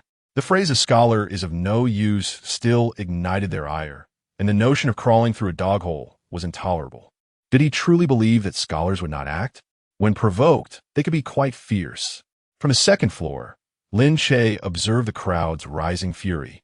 Unable to suppress his disdain for the cunning Sheng Huainan. Why emphasize so many times that the dog hole was his suggestion? At present, the crowd was in an uproar. It seemed no one genuinely wished to enter the Ziyu Tower. If this continued, he would have to compel the Zhuang and the others to take the lead. Just then, a voice rose above the clamor, piercing through all other sounds. The crowd turned to see a group approaching from a distance, each individual radiating an aura of righteousness, a visible white light hovering 2 to 3 meters above their heads.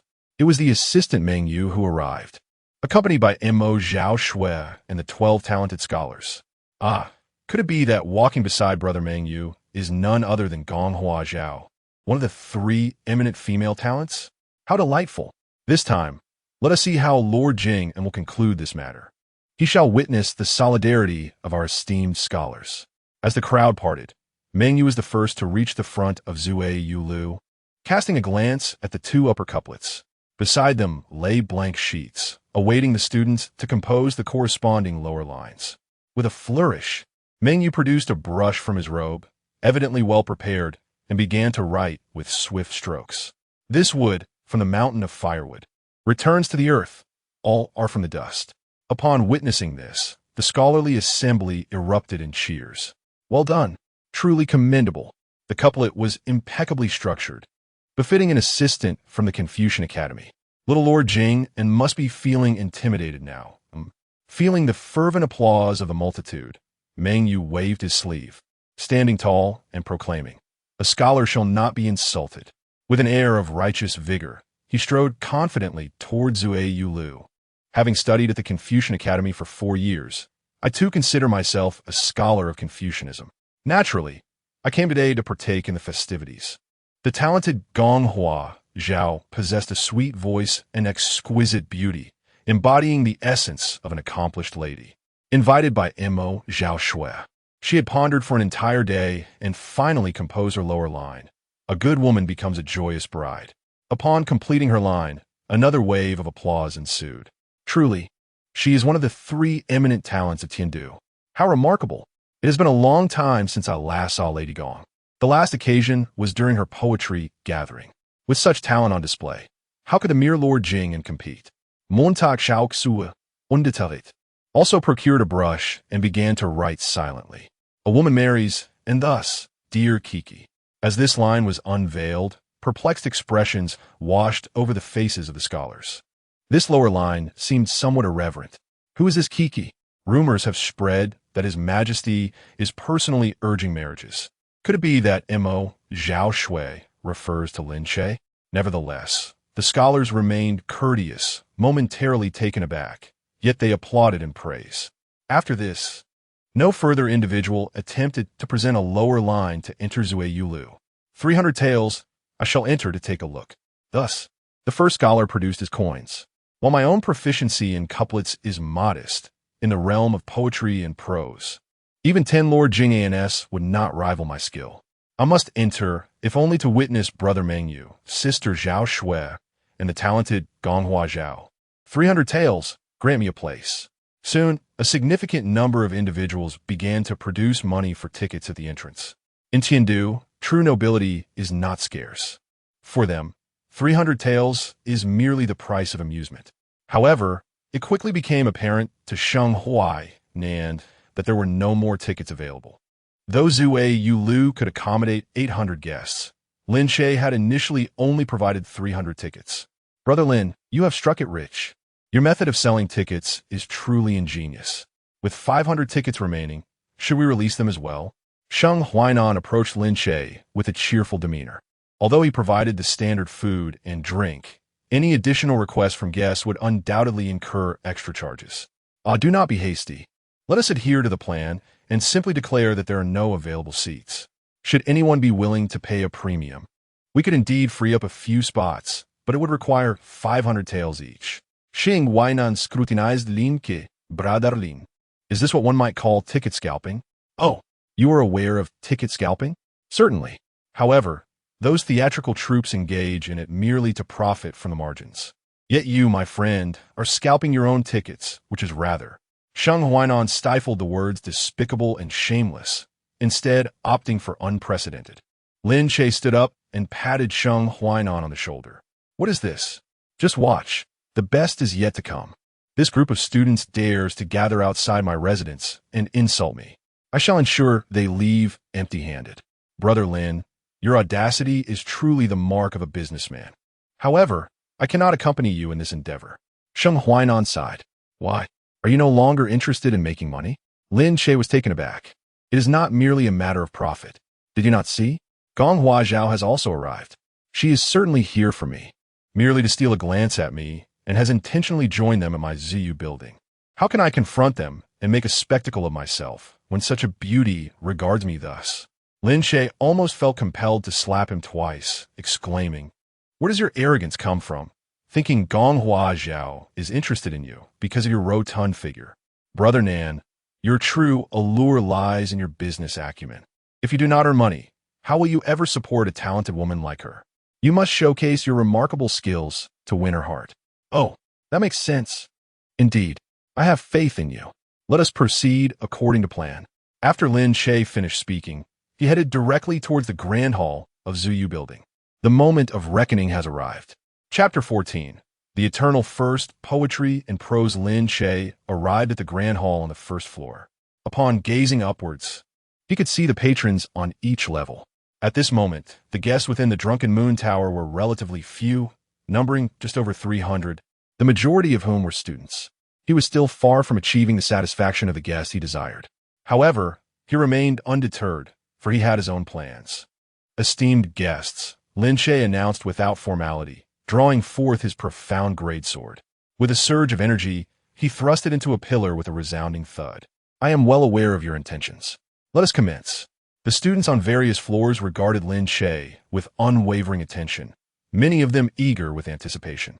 Yet, Upon seeing senior brother Meng Yu, senior sister Mo Zhaoxue, and the talented Gonghua Zhao, all appearing remarkably composed, they refrained from outbursts. Lin Che continued, I have prepared verses and compositions, which I deem to be the finest throughout history. Any scholar among you who can surpass any one of my works shall earn my petition to the emperor for leniency towards Zhou Xianshan. Furthermore, I shall present this sword to him. But let us dispense with trivialities. Shall you go first, or shall I? At that moment, someone abruptly rose. It was senior brother Zhong Su, whom Lin Che had encountered previously. Lin Che cast him a glance, recognizing him as the one who had ridiculed him with a weak poem at his residence, now daring to challenge him again. Let us not sully the occasion with your inadequate verses, Lin Che retorted. He beckoned, and several ladies, including Xiao Qing, emerged, collectively unfurling a long scroll. Without further direction from Lin Che, they suspended it in place. However, the contents remained concealed, leaving the audience in suspense. What I possess here is the greatest verse of all time. It is currently the 12th hour. Should you fail to compose a superior piece by the 15th hour, you shall concede defeat. Lin Che's declaration was audacious. Even Meng Yu could no longer contain himself, snapping his folding fan shut and exclaiming, You are utterly oblivious to the gravity of your claims. Our great Qian has stood for over 17 centuries, and no scholar would dare to proclaim themselves the author of the finest verse in history. Montag Zhaoxu seid Zuftli, Mutterling. The thought of marrying such a person in the future, alas. Gonghua Zhao, stifling a smile, set down her teacup and remarked, I truly wish to see what verse dares to claim such a title. Unfurl it. Let's see. A multitude of students clamored for the unveiling. Lin Che waved his hand dismissively. If you wish to reveal it, that can be arranged. 100,000 taels of silver. Should you lose, that sum shall belong to me. If you prevail, I shall return the silver and additionally forfeit another 100,000. Zhong Su angrily retorted, We as scholars are here to engage in a contest of poetry and prose, not to gamble. You may not, but I certainly will. If you win, you may claim my sword. If I win, what shall I receive? If you are unwilling, then be my guest. No refunds on the entrance fee, Lin Che declared, gesturing towards the entrance with an air of indifference, as though inviting them to come and go as they pleased, without any attempt to retain them. A throng of students, who regarded wealth with disdain, were left incensed, their faces flushed with indignation. A mere 100,000 taels? I shall cover the entire amount. Meng Yu, with an air of elegance, reached into his bosom and produced 5 banknotes, each worth 20,000 taels of silver, totaling 100,000. Very well, esteemed scholars. Please take your seats as we unveil what is deemed the greatest poem of all time. Lin Che approached the long cloth and, with a swift motion, pulled it down. With a rustling sound, the cloth fell away, revealing the words within. In just 3 days, he had utilized the work of Xian Qiji, Eternal Encounter, Nostalgia at the North Solid Pavilion of Jinko, for his purpose. The great Qin dynasty was founded upon martial prowess, and numerous historical references and geographical names bore striking similarities to the illustrious history of Huaxia. With merely minor modifications, Lin Che could readily employ them. The eternal rivers and mountains, where heroes cannot be found, like Jiang Wenjue. Gong Huachao was the first to speak, gently reciting the opening line. Jiang Wenjue was indeed one of the legendary emperors in the history of the great Qian. Just the first line caused countless scholars to furrow their brows. On the dance stage and song terrace, all elegance is ultimately swept away by rain and wind. The slanting sun cast shadows upon the grass and trees. In the ordinary alleys where it is said that the servant once dwelled. Ah, those days of clashing swords and iron steeds. A spirit that could swallow 1,000 miles like a tiger. As she reached this part, Gong Huachao's delicate frame trembled, and she involuntarily stood up. All the scholars fell silent, their gazes fixed intently upon the poem. The overwhelming aura was truly palpable. With the auspicious grass sealing the wolf's lair, one gazes back in panic. 77 years have passed, yet still, I remember the flames of war along the Tianwu Road. Can one bear to look back at the shrine of the Buddha and the cacophony of divine crows? Who dares to inquire? Is Wenhong still alive at such an advanced age? Crash! Someone's teacup fell to the ground and shattered, plunging the room into silence. The historical champion, Feng Lang Ju Su, and the current aged General Wenhong, now 144 years old. The greatest poem of all time. Assistant Mengyu, hailed as a child prodigy since his youth, had achieved remarkable success among university scholars, earning the title of Little Confucian. He considered himself second only to the great sages. As he gazed upon this poem, his expression was one of shock. He read it over and over, hesitating to speak. Beside him, Gong Huaqiao slowly returned to her seat, her eyes lost in thought. In contrast, Mo Zhaoxue appeared incredulous, rushing from her seat to draw closer, desperate to ascertain the authenticity of this work. This poem could not possibly be his creation. In my view, it is rather mediocre. Zhong Su suddenly spoke up loudly, but as soon as he finished, he trembled, as if the noble spirit within him had become inexplicably chaotic. His face paled, and he quickly amended, "The poem is indeed exceptional. I truly do not measure up to you. Yet among countless Confucian scholars, do you dare to claim the title of the greatest poem?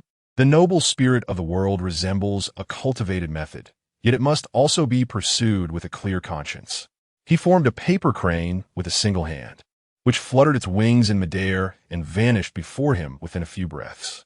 At that moment, within the great Confucian Academy, in the Hall of 10,000 Books, an elderly sage, his hair a cascade of white, meticulously translated a bamboo slip with great care.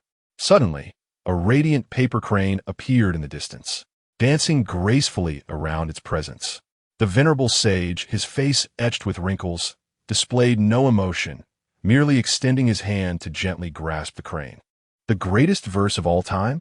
An ignorant child, indeed, dares to boast so audaciously. Initially inclined to disregard it, the sage was abruptly taken aback. He then set aside the bamboo scroll in his hand and lightly rubbed his palm. The paper crane transformed into a note densely inscribed with numerous characters. The ancient rivers and mountains, where can one find the hero, Jiang Wenjue? Upon reading it, the sage trembled, his eyes igniting with an unprecedented brilliance, akin to withered wood experiencing the rejuvenation of spring. What a splendid verse! Whose creation is this? I find myself lacking. Indeed, even inferior to the poetry of Daqian, which sage composed this remarkable piece. Meanwhile, in the imperial palace, Empress Jiang Li was partaking in a meal, accompanied by several elderly gentlemen with graying hair.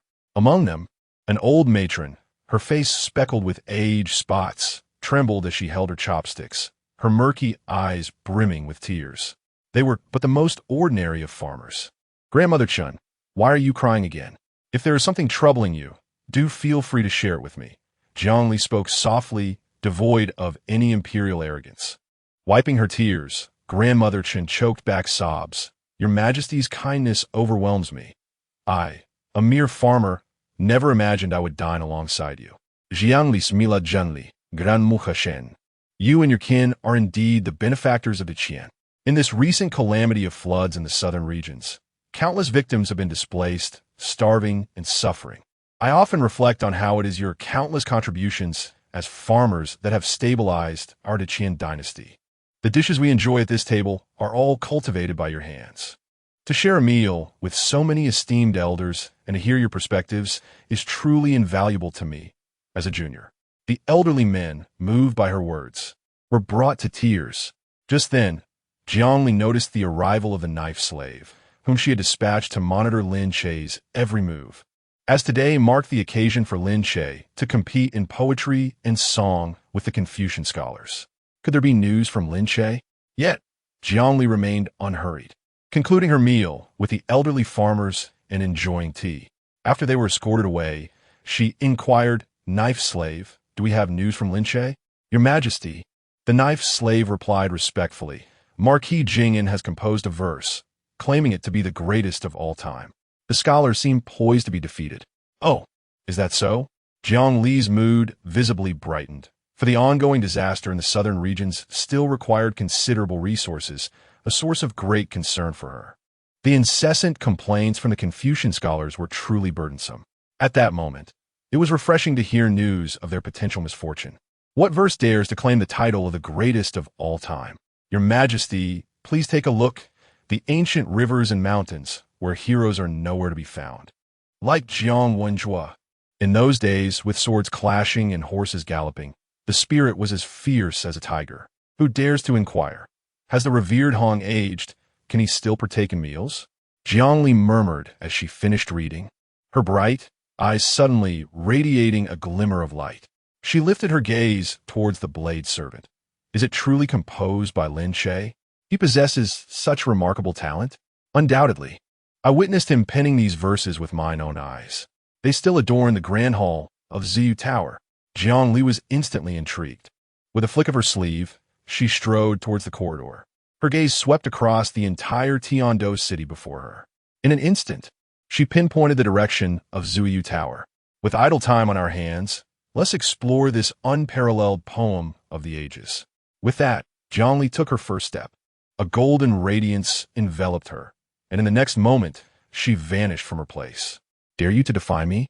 Chapter 15.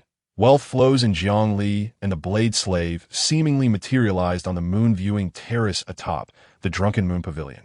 The blade slave, evidently well prepared, deftly produced 2 masks which he donned alongside the Empress.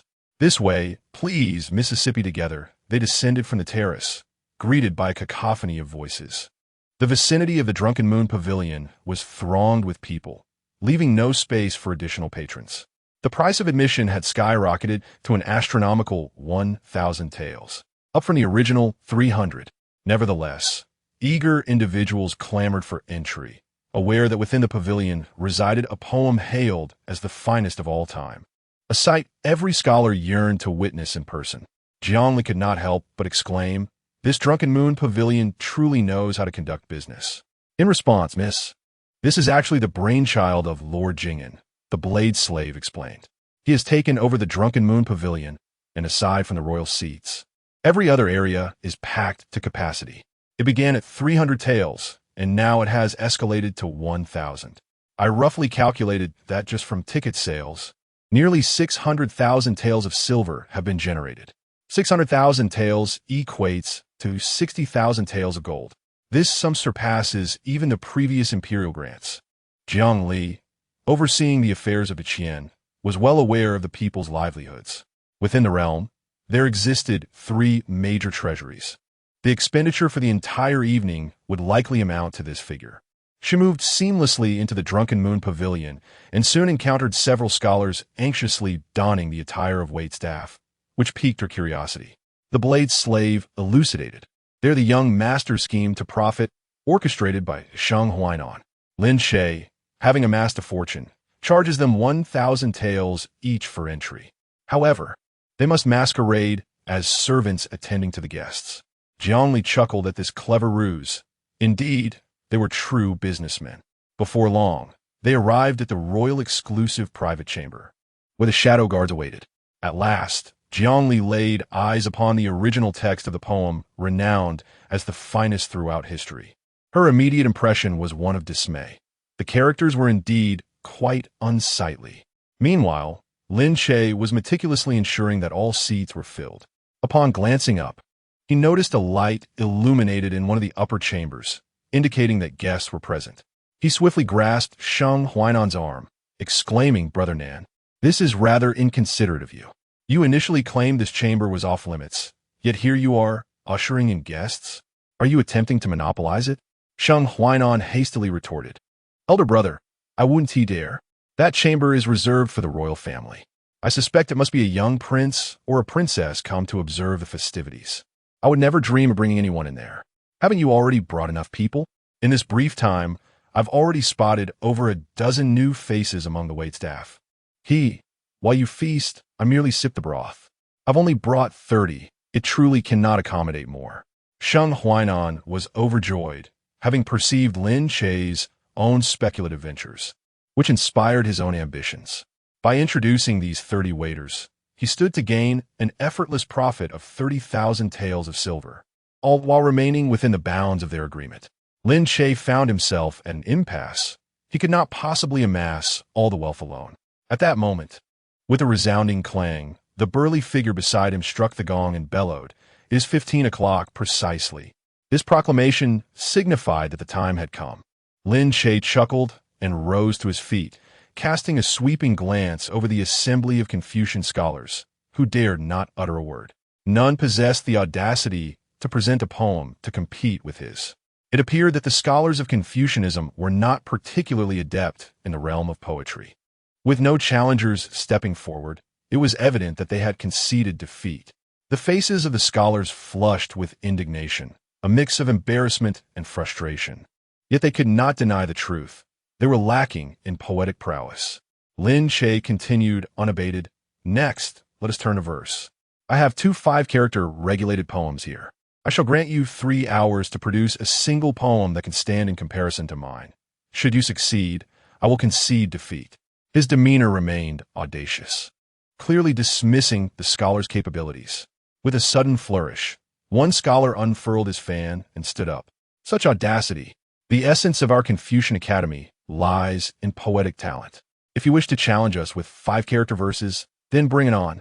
Are you not aware that our esteemed brother Mang Yu astonished all of Daqian at the tender age of 15 with his poem Inquiry to the Heavens, earning him a special invitation to the Confucian Academy? Very well, Lin Che replied, clearly amused by their fervor. He extended his hand, declaring 200,000 taels of silver. The other scholars, having learned from their earlier encounter, understood the implications of Lin Che's words, yet they could not afford to appear cowardly. Mang Yu had just lost 100,000 taels, and though his countenance betrayed discomfort, he could not possibly retreat in such a setting. 200,000, I shall wager, he proclaimed.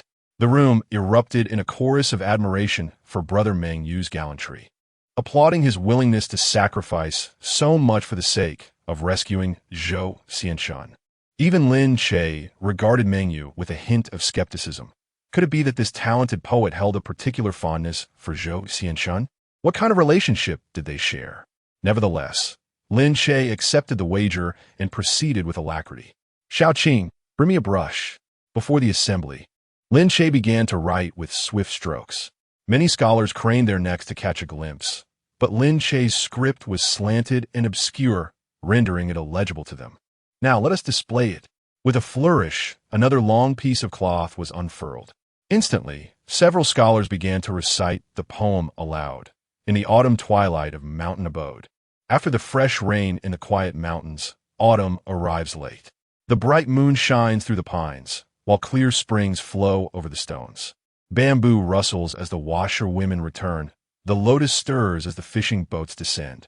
Spring blooms heedlessly fade, yet the noble suns may linger still.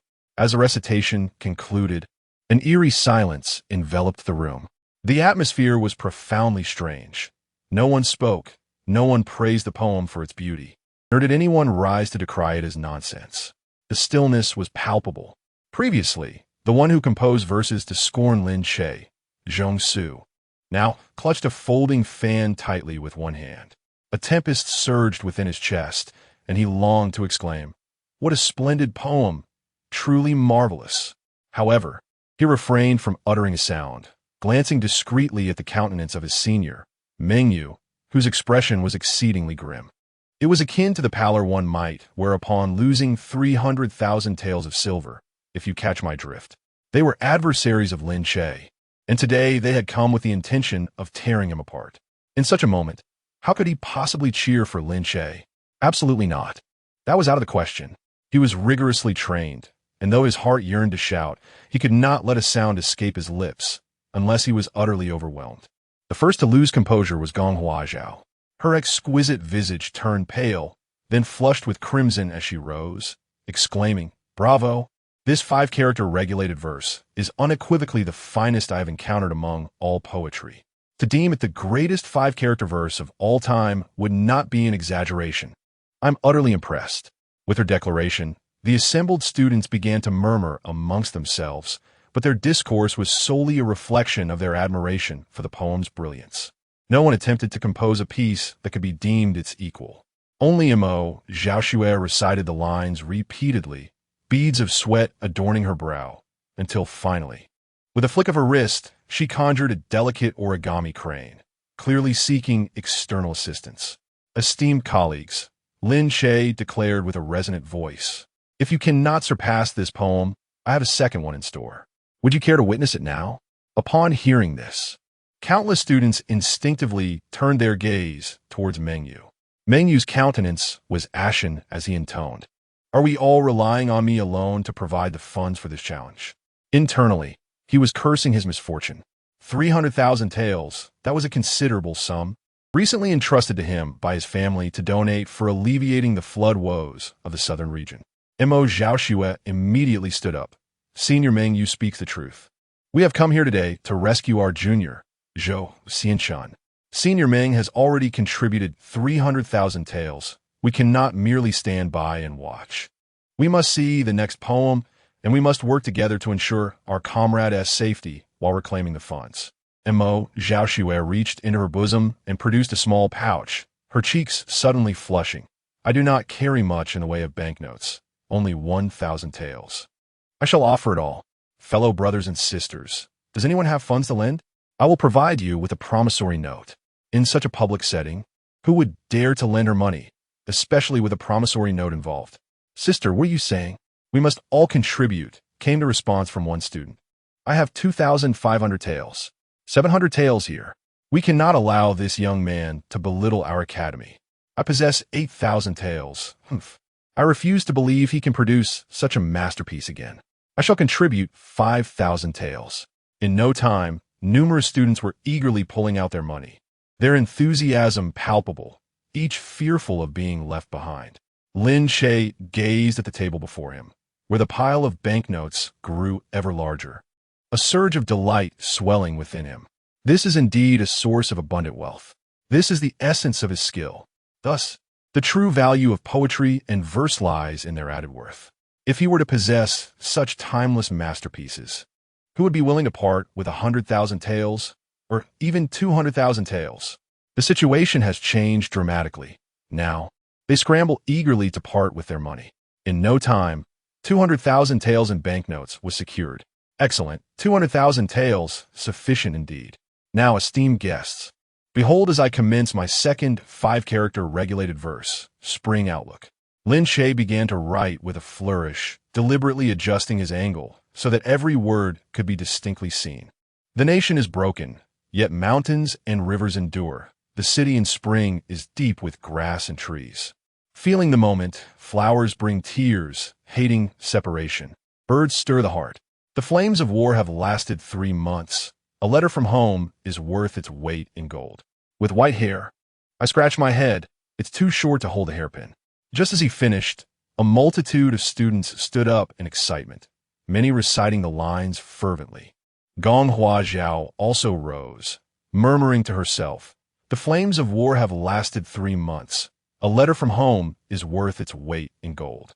Suddenly, with a hum, the righteous aura enveloping her surged dramatically, clearly elevating her to a higher realm. Lin Che observed this with astonishment, never anticipating that the poem he had transcribed possessed such profound power. Surely, this merits an increase in compensation. Chapter 16. Do not reveal in a moment of turmoil. Meng Yu rose to his feet and let out a long sigh. His gaze fell upon Lin Che, and ultimately he clasped his hands together and declared, "Our Confucian lineage remains evergreen through the ages. Today, it is my own inadequacy that has been exposed, not the inferiority of Confucianism to your talents." With a flourish of his sleeves, Meng Yu departed from his seat and made his way towards the door. The other scholars, witnessing this, wore expressions of dismay and followed suit, for they had tasted defeat. The couplets at the entrance were sufficient to perplex their minds, and then the first immortal verse revealed to them the true heights of poetic excellence. The 2 5-character regulated verses had further pressed them down into the ground. These scholars understood all too well that even if they devoted their entire lives to the craft, they could never compose such poetry. Given this realization, why endure further humiliation? Why are you leaving? The contest has not concluded, Lin Che exclaimed, startled as he hastened to intercept them. What a grand stage had been set! How much had he profited from this endeavor? Why should these easily provoked patrons be so eager to depart? He still had 7-character regulated verses, 5-character quatrains, and 7-character quatrains yet to compose. If poetry was not to their liking, he could still present the first immortal rhapsody. Meng Yu trembled with anger, glaring fiercely. Lin, we shall remember today's humiliation. What is this? How have I humiliated you? That was not my intention. I merely wished to earn a modest sum from you. If there was humiliation to be had, he had yet to commence. As Meng Yu left, more and more scholars found it too shameful to remain. Mo Zhaoxue and Gong Huazhao approached as well. Gong Huazhao bowed gracefully to Lin Che and softly said, "To witness your poetry today has truly opened my eyes. The shackles that have burdened me for years have been broken. It is not the time for gratitude today, but I shall certainly pay you a visit in the future." Lin Che was unreserved in his response. "If you wish to thank me, then simply offer me some coin." Gong Huazhao's expression faltered. Having frequented the houses of the powerful, she had encountered various situations, yet now she found herself momentarily at a loss for words. "You jest, Master Lin. Surely, a talent such as yourself does not pursue fame and fortune as your true intent. Ah, you will come to understand in due time." At that moment, Mo Zhaoxue interjected, her expression melancholic. "Lin Che, please tell me honestly, where did you acquire these poems? Given your prior preparation, why subject all of us to such embarrassment? I recall you are not one to covet wealth. You have certainly garnered attention today. May I take these banknotes back to return to them?" As she spoke, Mo Zhaoxue's eyes glistened with unshed tears, embodying a sense of profound injustice. "How absurd! You think you can reclaim the money I earned with such effort with a mere request? Who grants you such audacity? Bringing the money back would merely win you their favor, would it not? The moment you and your brothers stepped into the Ziyu Tower, you had already contemplated the humiliation I would endure beneath the feet of all scholars. Yet you still brought people with you. What pretense is left now?" Lin Che, with utmost seriousness, proclaimed, "Zhaoxue, did you not say so yourself? They are merely foolish individuals with deep pockets. Once we deceive them and reclaim their wealth, it shall belong to us. Fear not. After our union, this money should suffice for our expenses." The gathered scholars observed with peculiar expressions. What was happening? Were they in collusion? "You, what nonsense are you spouting? I never said such a thing. Who permitted you to deceive their money?" Mo Zhaoxue immediately lost her composure, gritting her teeth as she continued. "So this is your true nature. I shall never marry someone like you. Abandon this notion at once." Lin Che was unyielding, retorting loudly, "Then it is for the best. I have no desire to wed someone of your ilk. I am the Duke of Zhenguo, bestowed by His Majesty, having served the great Qian for a decade. What title do you hold? What contributions have you made to the great Qian? Even in poetry and song, you cannot match me. You are unworthy of me." Mo Zhaoxue was left speechless. You, what of you? How dare you shamelessly demand back the money I laboriously earned, risking my reputation? If you wish to reclaim it, it is indeed possible. Did you not just share hardships with your fellow disciples? You only produced 1,000 taels in silver. Do you truly possess no more silver? How about this? Produce your purse for all to see. If you genuinely have no money left, I can return the several 100,000 taels to them." Lin Che's words caused all the scholars to halt in their tracks. They had just emptied their coffers, and if they could reclaim the funds, that would be ideal. Instantly, all eyes turned to Mo Zhaoxue. She stood frozen, her expression grim, too afraid to respond. Lin Che observed quietly. Having noticed that when Mo Zhaoxue retrieved the 1,000 taels, she had made a discreet move, not revealing all her funds. Moreover, in Lin Che's memory, Mo Zhaoxue was a true heiress, accustomed to carrying vast sums of money. How could she have only brought 1,000 taels? "Sister, let us see what you have." "Our funds matter not, but senior brother Meng has contributed 300,000. A nearby scholar spoke up, making Mo Zhaoxue even more anxious. Blushing, she stammered, "I do indeed have another banknote.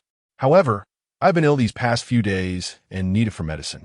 Lin Che, upon hearing this, burst into laughter, the sound striking Mo Zhaoxue like a slap.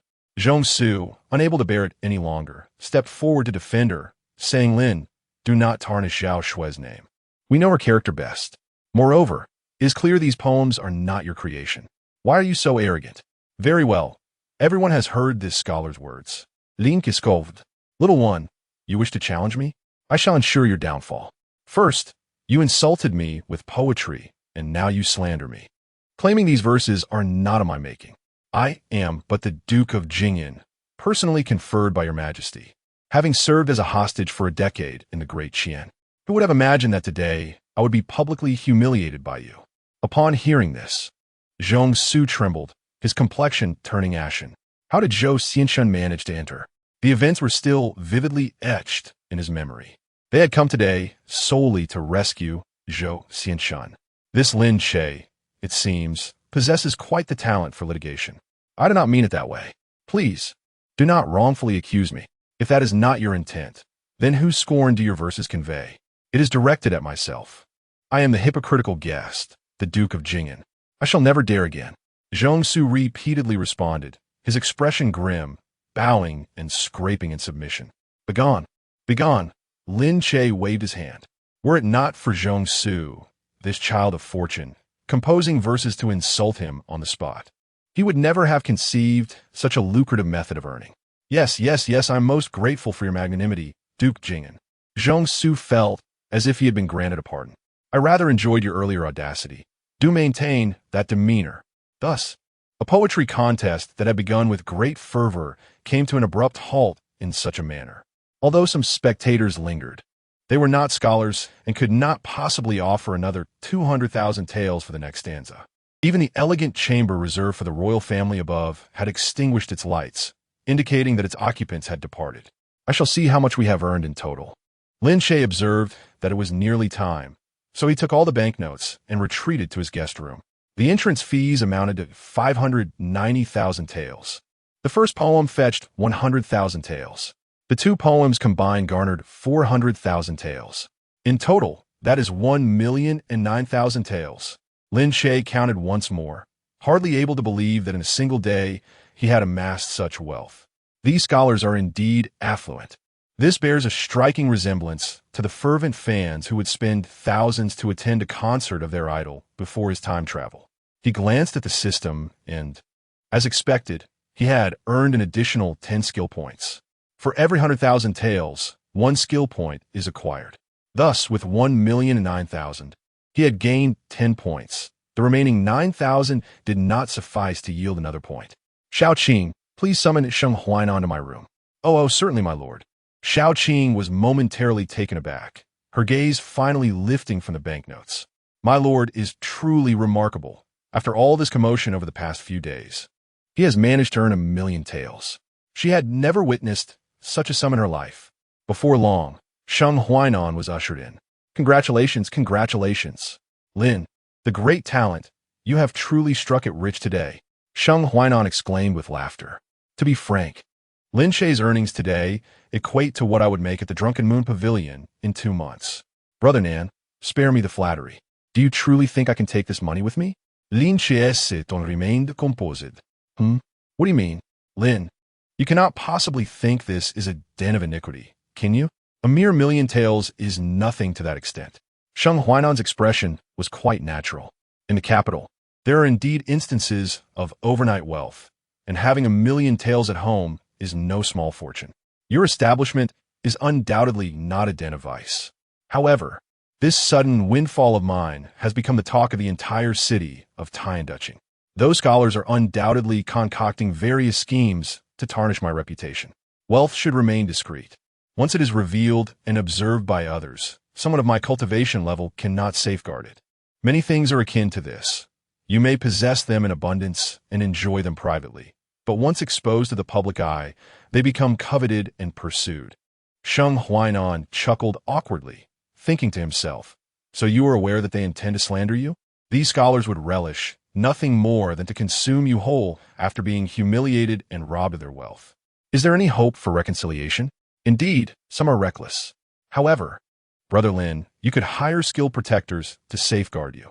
After all, you are situated at the foot of the imperial city. It is unlikely anyone would dare to invade your residence. Or so it should be. Lin Che smiled, having anticipated such a scenario long ago. He remarked, I have earned quite a sum today, and naturally, I cannot let my brother suffer a loss. There lies a lucrative opportunity here. Do you dare seize it? An opportunity for profit? Come, Brother Lin, let us enjoy some tea and discuss it at length. In truth, this path to wealth was something he had previously mentioned. It involves you spending money to acquire my imperial gifted sword, along with the 3 poems displayed outside. Before Lin Che could finish his sentence, Sheng Huainan immediately grasped his meaning.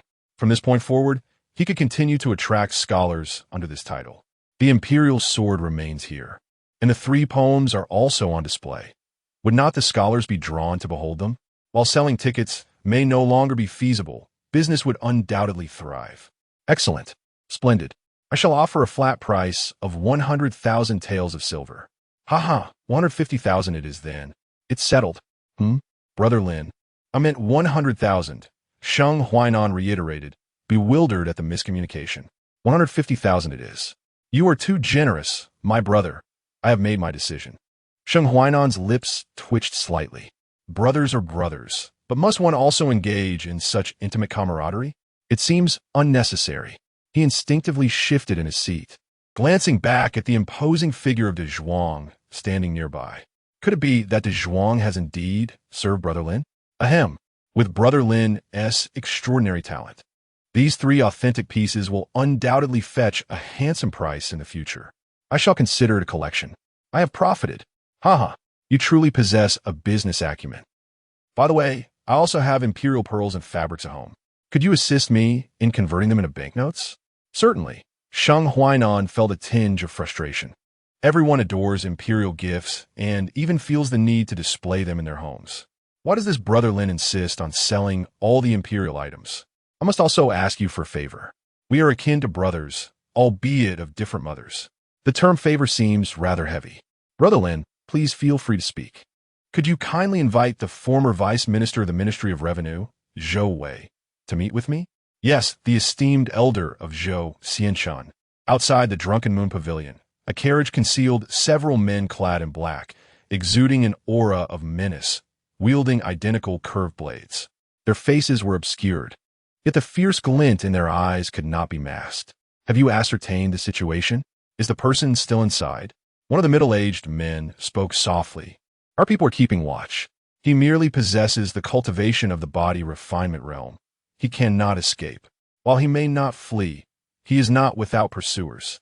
Just moments ago, I spotted several familiar figures at the street corner. One group appears to be from the horse-taming temple. The masked man, slender in build, tightened his grip on the dagger and suggested, "Shall we proceed now? Over 1,000,000 taels at stake. We can seize it and depart." No, it is still not dark. Why the rush? Are you so eager to storm the Drunken Moon Pavilion? Do you truly value wealth over life? The horse-taming temple consists only of 2nd-tier warriors, with merely 1 at the 3rd tier. There is no cause for concern. However, if we charge in now, it will surely attract the patrolling guards. Very well.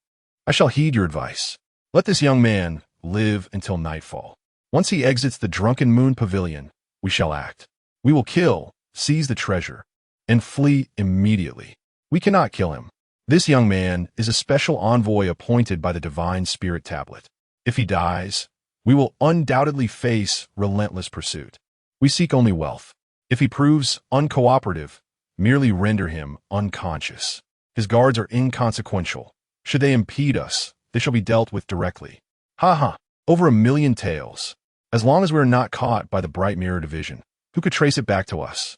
Everyone will assume it was the work of those students. Thankfully, he does not reside at the State Protectorate. Otherwise, we would truly have no opportunity. Let's not celebrate prematurely. You all understand the rules. Should anyone be captured, there will be no turning back to rescue. Understood? This is not our first endeavor. We shall await this young man's emergence to meet his demise. Chapter 17. His Majesty's bounty all sold as the sun dipped below the horizon. Its fading rays illuminated the resplendent imperial palace. Jiang Li was engrossed in scrutinizing the accounts of the Ministry of Revenue.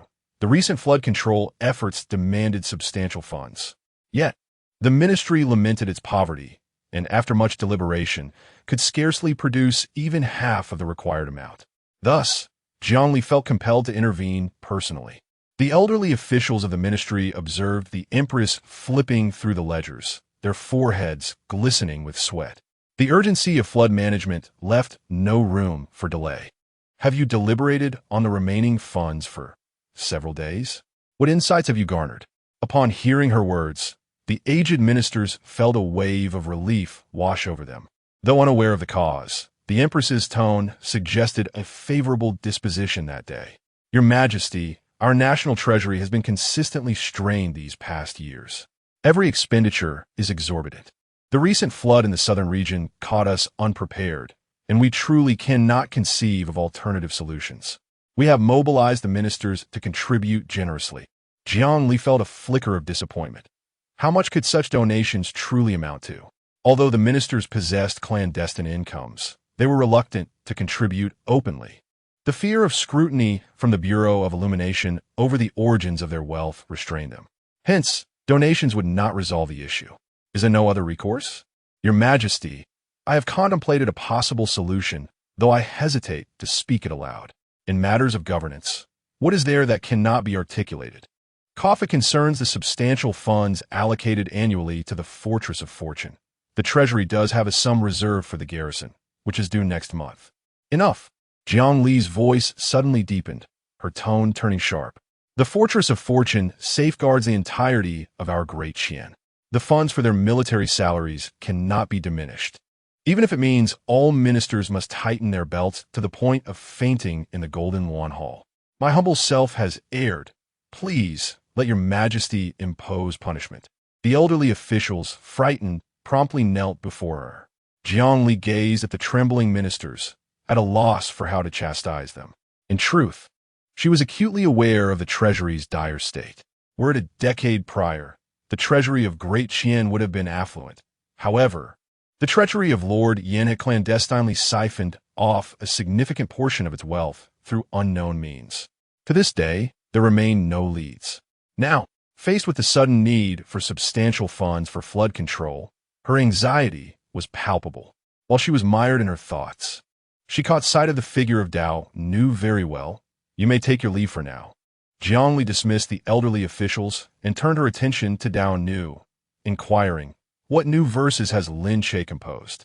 Your Majesty, there are no new poems. After your departure, Lord Jingyan has retreated to his chamber to count his coins. Jiang Li seemed to exhale in relief. Indeed, such a divine creation could hardly be produced casually. This one poem, this pair of verses, is sufficient for him to secure his place in history. Your Majesty, Lord Jingyan appears to possess an excessive obsession with wealth. This poetry gathering he has orchestrated is merely a means to amass riches. He even encountered the former Deputy Minister of Revenue, Zhou Wei, at the Drunken Moon Pavilion. Zhou Wei held a deep affection for his grandson, even at his advanced age. He personally visited the Zuyu Tower to meet with Duke Jingyan. Duke Jingyan proposed an exorbitant sum of 1 million taels, stating that upon receiving this amount, he would petition the emperor for clemency towards Zhou Xianshan. Jiang Li maintained a stoic demeanor, though his tone grew noticeably colder. He truly dares to demand such a sum. Zhou Xianshan had transgressed the laws of the nation. Could it be so simple to plead for mercy? Oof. The knife servant continued to report. The two seemed to have reached an impasse. Zhou Wei departed Ziyu Tower in a fit of rage. Furthermore, had sold all the emperor's gifts. What? This time, Jiang Li appeared incredulous. The emperor's bestowed sword, pearls, and fabrics had all been sold. Nearly everything of value was gone. Only a few maidservants and guards remained. Initially, he even contemplated selling the Jingyan mansion granted by the emperor, but no one dared to purchase it. What? All sold? Jiang Li couldn't help but slam his palm lightly on the table, gritting his teeth in frustration. This Lin Che, who had earlier regarded him with newfound respect after reading his 3 poems at noon, was now not only attempting to swindle Zhou Wei out of 1 million taels, but had also sold the emperor's gifts. What was his intention?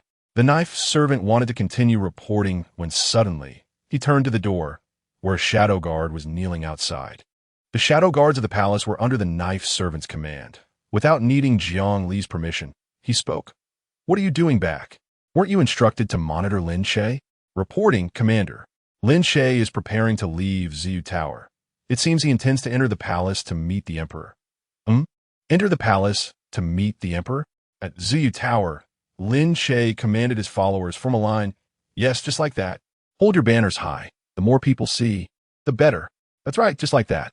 Remember the slogan I taught you, and don't forget to chant it loudly. After directing them several times, Lin Che felt quite satisfied. With a wave of his hand, he declared, "All right, let us set off." Lin Che marched out of Ziyu Tower with his entourage, striding confidently.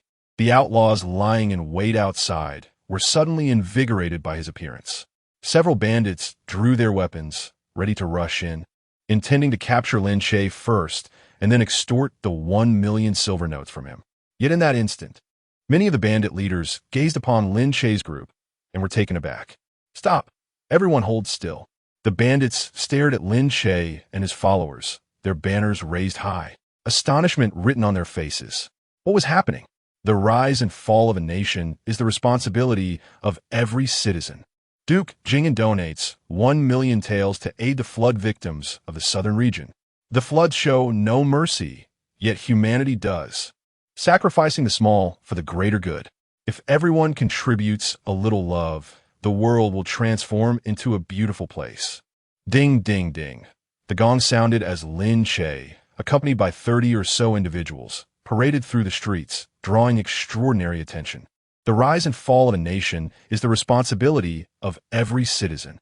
Zhuang took the lead, vociferously calling out, followed by a chorus of maidens and guards echoing his fervor. The bandits, who had long been lying in wait outside, were utterly bewildered. In all their years, they had never witnessed such a spectacle. The sheer number of people was staggering. It was evident to everyone on the street. "Brother, what should we do? Should we charge in now?" "Charge in, you say? Have you not seen what is written above? He intends to donate 1 million taels of silver as charity. If we act against him now, we are not merely confronting a Duke of Jingen. We are jeopardizing charitable funds. Do you understand? We cannot touch the charity. But the charity is off limits. Last year's drought saw a cult seize government allocations. That cult, which had entrenched itself for over a decade, was eradicated in just 3 days. I heard they even dug up and exterminated the breeding rats. Damn it. Who exactly is this Lin Che? Does he truly plan to donate 1 million taels of silver? I cannot believe it. To speak the truth, of all those present, very few genuinely believed it. 1 million taels of silver, sufficient for 3 generations. And he would simply donate it? Yet, observing Lin Che's ostentatious display, it seemed undeniably authentic. At that moment, Lin Che was not mounted, but walking ahead, though his mind was busy with calculations. Could he safeguard such a fortune? Not to mention the others. What if Lin Yaoguang discovered it?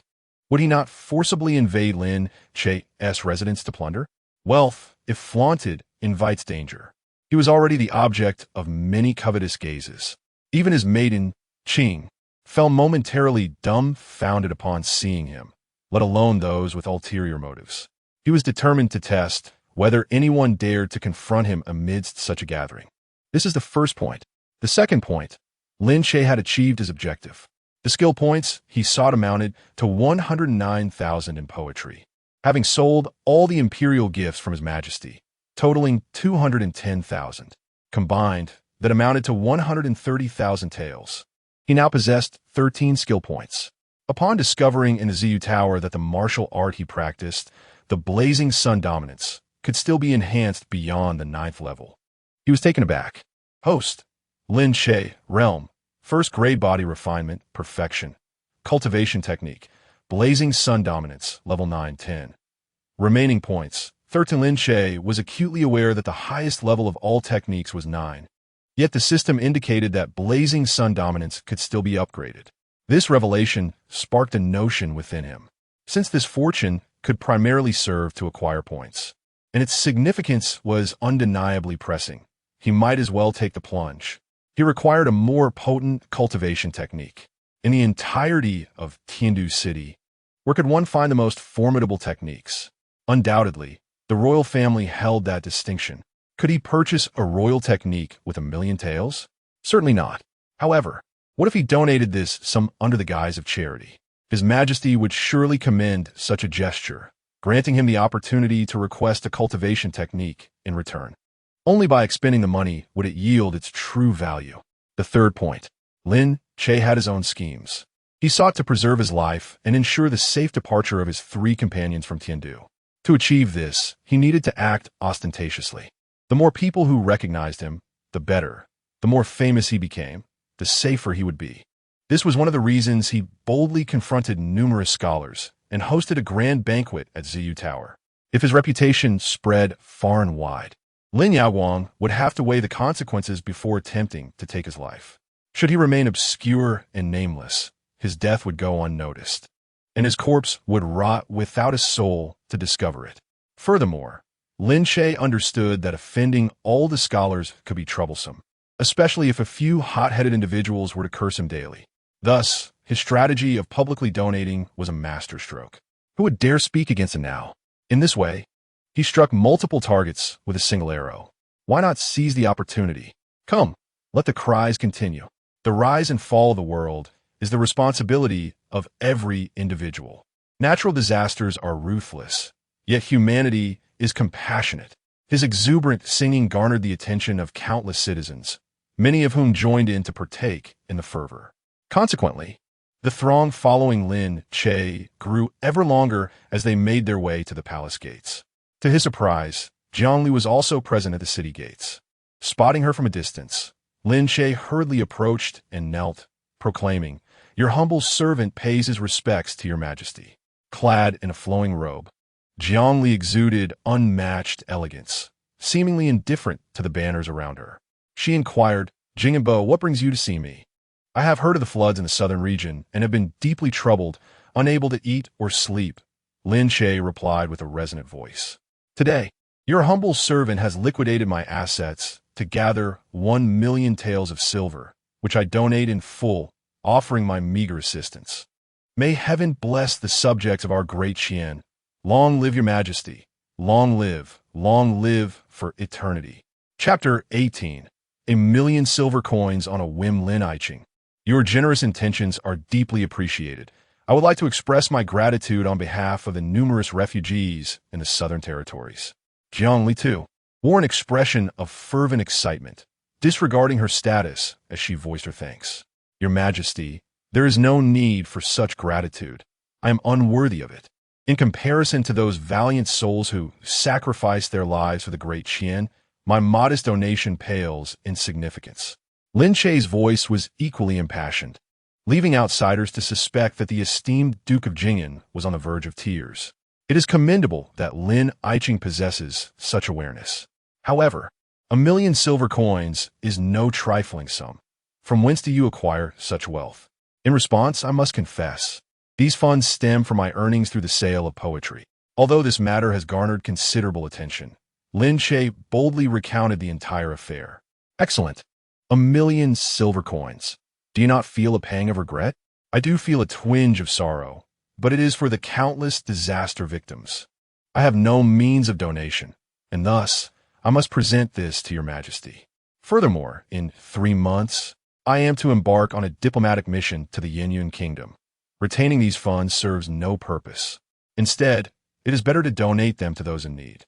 Lin Che reverently placed the meticulously prepared 1,000,000 taels of silver notes into a small box and presented it with great respect.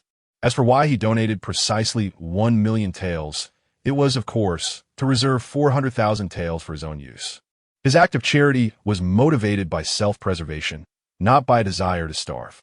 The citizens gathered at the city gates observed this spectacle and began to voice their admiration. Is this the esteemed Lin Che of the State of Tranquility? Truly, his benevolence knows no bounds. 1,000,000 taels, goodness, even if I were to forego food and drink, it would take me 300 years to earn such an amount. Such a remarkable individual must surely return safely from his impending mission to the enemy nation in 3 months. Amidst the murmurs of the crowd, Li stepped forward, opting not to take the small box but instead supporting Lin Che. At that moment, she felt an indescribable joy. Had it not been for her self-imposed restraint, she would have leaped in celebration. Ever since she witnessed the dire conditions of the southern territories, she had been devising ways to raise funds, yet found herself at a loss. However, Lin Che's gesture was not merely a donation of 1,000,000 silver coins. It presented her with an opportunity to galvanize support, showcasing to the ministers that a newly appointed Duke of Jing'an was capable of such generosity. "How could you, who regularly line your own pockets, dare to present me with paltry sums of 10 or 80,000. The Duke of Jing'an serves as a paragon for the subjects of our great Qian. This million silver coins shall undoubtedly reach the hands of the disaster victims. Her gaze swept over the gathered ministers and the throngs of citizens, and channeling her inner strength, she projected her voice further. Tomorrow at noon, I will lead the ministers to the royal mausoleum to pay respects to our late emperors, praying for their blessings upon our great Qian, that we may enjoy favorable weather and peace for our nation. Duke Jing'an, you shall accompany us as well. Upon hearing this, Lin Che was filled with elation, his gaze shifting from the fair and delicate hand of the Empress to eagerly exclaim, "Long live the Emperor!" Amidst the crowd, a few students who had followed closely behind felt an overwhelming sense of indignation upon witnessing Lin Che's retreating figure. Their hearts burned with resentment as they longed to scream to the heavens, "The donations he makes are all from our funds. We were charged 1,000 taels for admission, and then we had to contribute more to attend the poetry reading. Now, we are left with not a single coin. That detestable Lin Che, how fortunate he is to donate 1,000,000, basking in glory while we face hunger. The books contain treasures and beauty, yet they offer no sustenance to appease our hunger at the entrance of the state's citadel." Lin Pejun dismounted swiftly from his steed, his piercing gaze sweeping across the gathered Confucian scholars, who recoiled in fear, no longer daring to linger near the citadel. Lin Pejun held these scholars in contempt and had no desire for idle inquiries, striding purposefully into the citadel. What were those scholars doing gathering at the gates? Upon entering, he fortuitously encountered Cheng Qiu, who promptly assisted him in removing his cloak. "They are here for Lin Che," she explained. "Didn't he compose 3 poems at the Zuiyu Tower? These scholars doubt his authorship, and now seek an explanation from our state's citadel. Now that he has left the citadel, we shall not concern ourselves with his fate. Let him fend for himself. What remarkable poetry can he produce? It is merely an affectation of elegance. Poetry and prose are as trivial as cockfighting and dog-walking. How could they possibly benefit the great Qian? Can they repel 1,000,000 formidable foes?" Lin Pejun's irritation flared at the mention of Lin Che. This rebellious son was becoming increasingly intolerable. In just a few days away from home, he had already attracted a throng of scholars. Soon enough, he would surely land himself in grave trouble, bloodied and battered. Cheng Qiu, well aware of Lin Pejun's temperament, shifted the conversation to more pressing matters. "Did you gather any news regarding the donations to the Ministry of Revenue? How much did other officials contribute?" Lin Pejun settled with a commanding posture, sipping his tea before responding, "I did inquire, and, as before, the farmers' esteemed officials donated the most, contributing not only grains, but also 400,000 taels of silver. Our donation of 500,000 taels is naturally the highest." Cheng Qiu expressed her concerns. 500,000 taels. Might that be somewhat precarious? According to past customs, the first place is usually rewarded by His Majesty, with a loss of Zhao Wang's true essence pills. We are relying on this opportunity for several elixirs. That should suffice. Donations seldom exceed 500,000. Otherwise, the Mingjing division would scrutinize the silver's origins. Furthermore, I have been penalized for 3 years and must reserve some funds for household expenses. As Lin Pejun spoke, a wave of anger surged within him. If it were not for Lin Che's complaint to the emperor, would he be in such a humiliating position? Jing Qiuqi, somevat dissatisfied, counted. Well, the Mingjing division's inquiry. Could not be my own earnings? Though we Taoists pursue transcendence, we possess our own depth. Father, mother, something is amiss. At that moment, Lin Su rushed in from outside, her face a portrait of alarm. What is it? Why the frantic demeanor? In this regard, you truly ought to learn diligently from your elder brother. Lin Pejun harbors a profound affection for this exceptionally handsome young son. If it were any of his other children, they would undoubtedly face severe disciplinary actions. Yet for Lin Su, a mere reprimand suffices. Father, elder brother has already rushed out. Just now, I heard some news. Lin Che has astonishingly donated 100,000 taels of silver, and His Majesty personally received him. What? Lin Pejun rose abruptly, his face a mask of shock. 100,000 taels? How can that be? Where did you hear such news? Did I not instruct you to focus on your cultivation? Why are you running about? Father, there is no need to go far. This news is already circulating within the residence, especially among the scholars outside. They speak of it with great conviction. Lin Che merely utilized 3 poems to earn 100,000 taels of silver. His Majesty was greatly pleased and even granted him permission to participate in the ancestral offerings tomorrow, although merely 14 or 15 years of age. Lin Su demonstrated exceptional wisdom, recounting every detail he had heard, including the 3 poems. Lin Pejuan fell silent, pondering deeply, unsure of his thoughts. Yet, Cheng Xiaozi suddenly seemed to grasp something, saying, "If Che truly donates 100,000 taels, he will surely rank first. If he were to donate in the name of our state protector's residence, we will be number 1. Do not entertain such thoughts.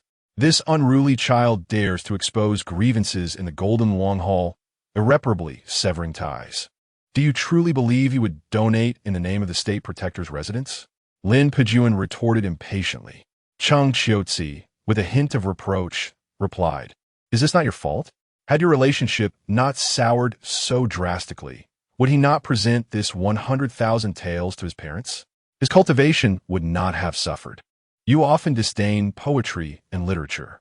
Do you not recognize that this line of verse, the ancient rivers and mountains, where heroes can find no trace of Jiang Wenjue? In those days, with swords and horses, we swallowed the vastness like a tiger possesses the potential for eternal renown. It is evident that he penned these lines with your image in mind during his time as a hostage. What a pity that it ultimately became a tribute to General Wenhong. Our son has always appeared timid and averse to trouble. It was previously unnoticeable that he harbored such talent." Lin Pejuan's expression darkened further, for he recognized that the verses indeed exuded a grandiose spirit, reminiscent of battle poetry. But what of it? Such individuals merely dabble in the arts. What merit is there in discussing this unruly child? He has merely deceived a few taels and now seeks to flaunt himself. Is he so eager for others to know of his donation? Such grandstanding, seeking fame and reputation, is utterly hypocritical. Tomorrow, during the ancestral offerings, I shall administer a thorough reprimand, ensuring he remembers this lesson. Cheng Xiaozi sighed. You should temper your temper. No matter the circumstances, he is still the Duke of Jing'an. Do you truly wish to chastise him publicly?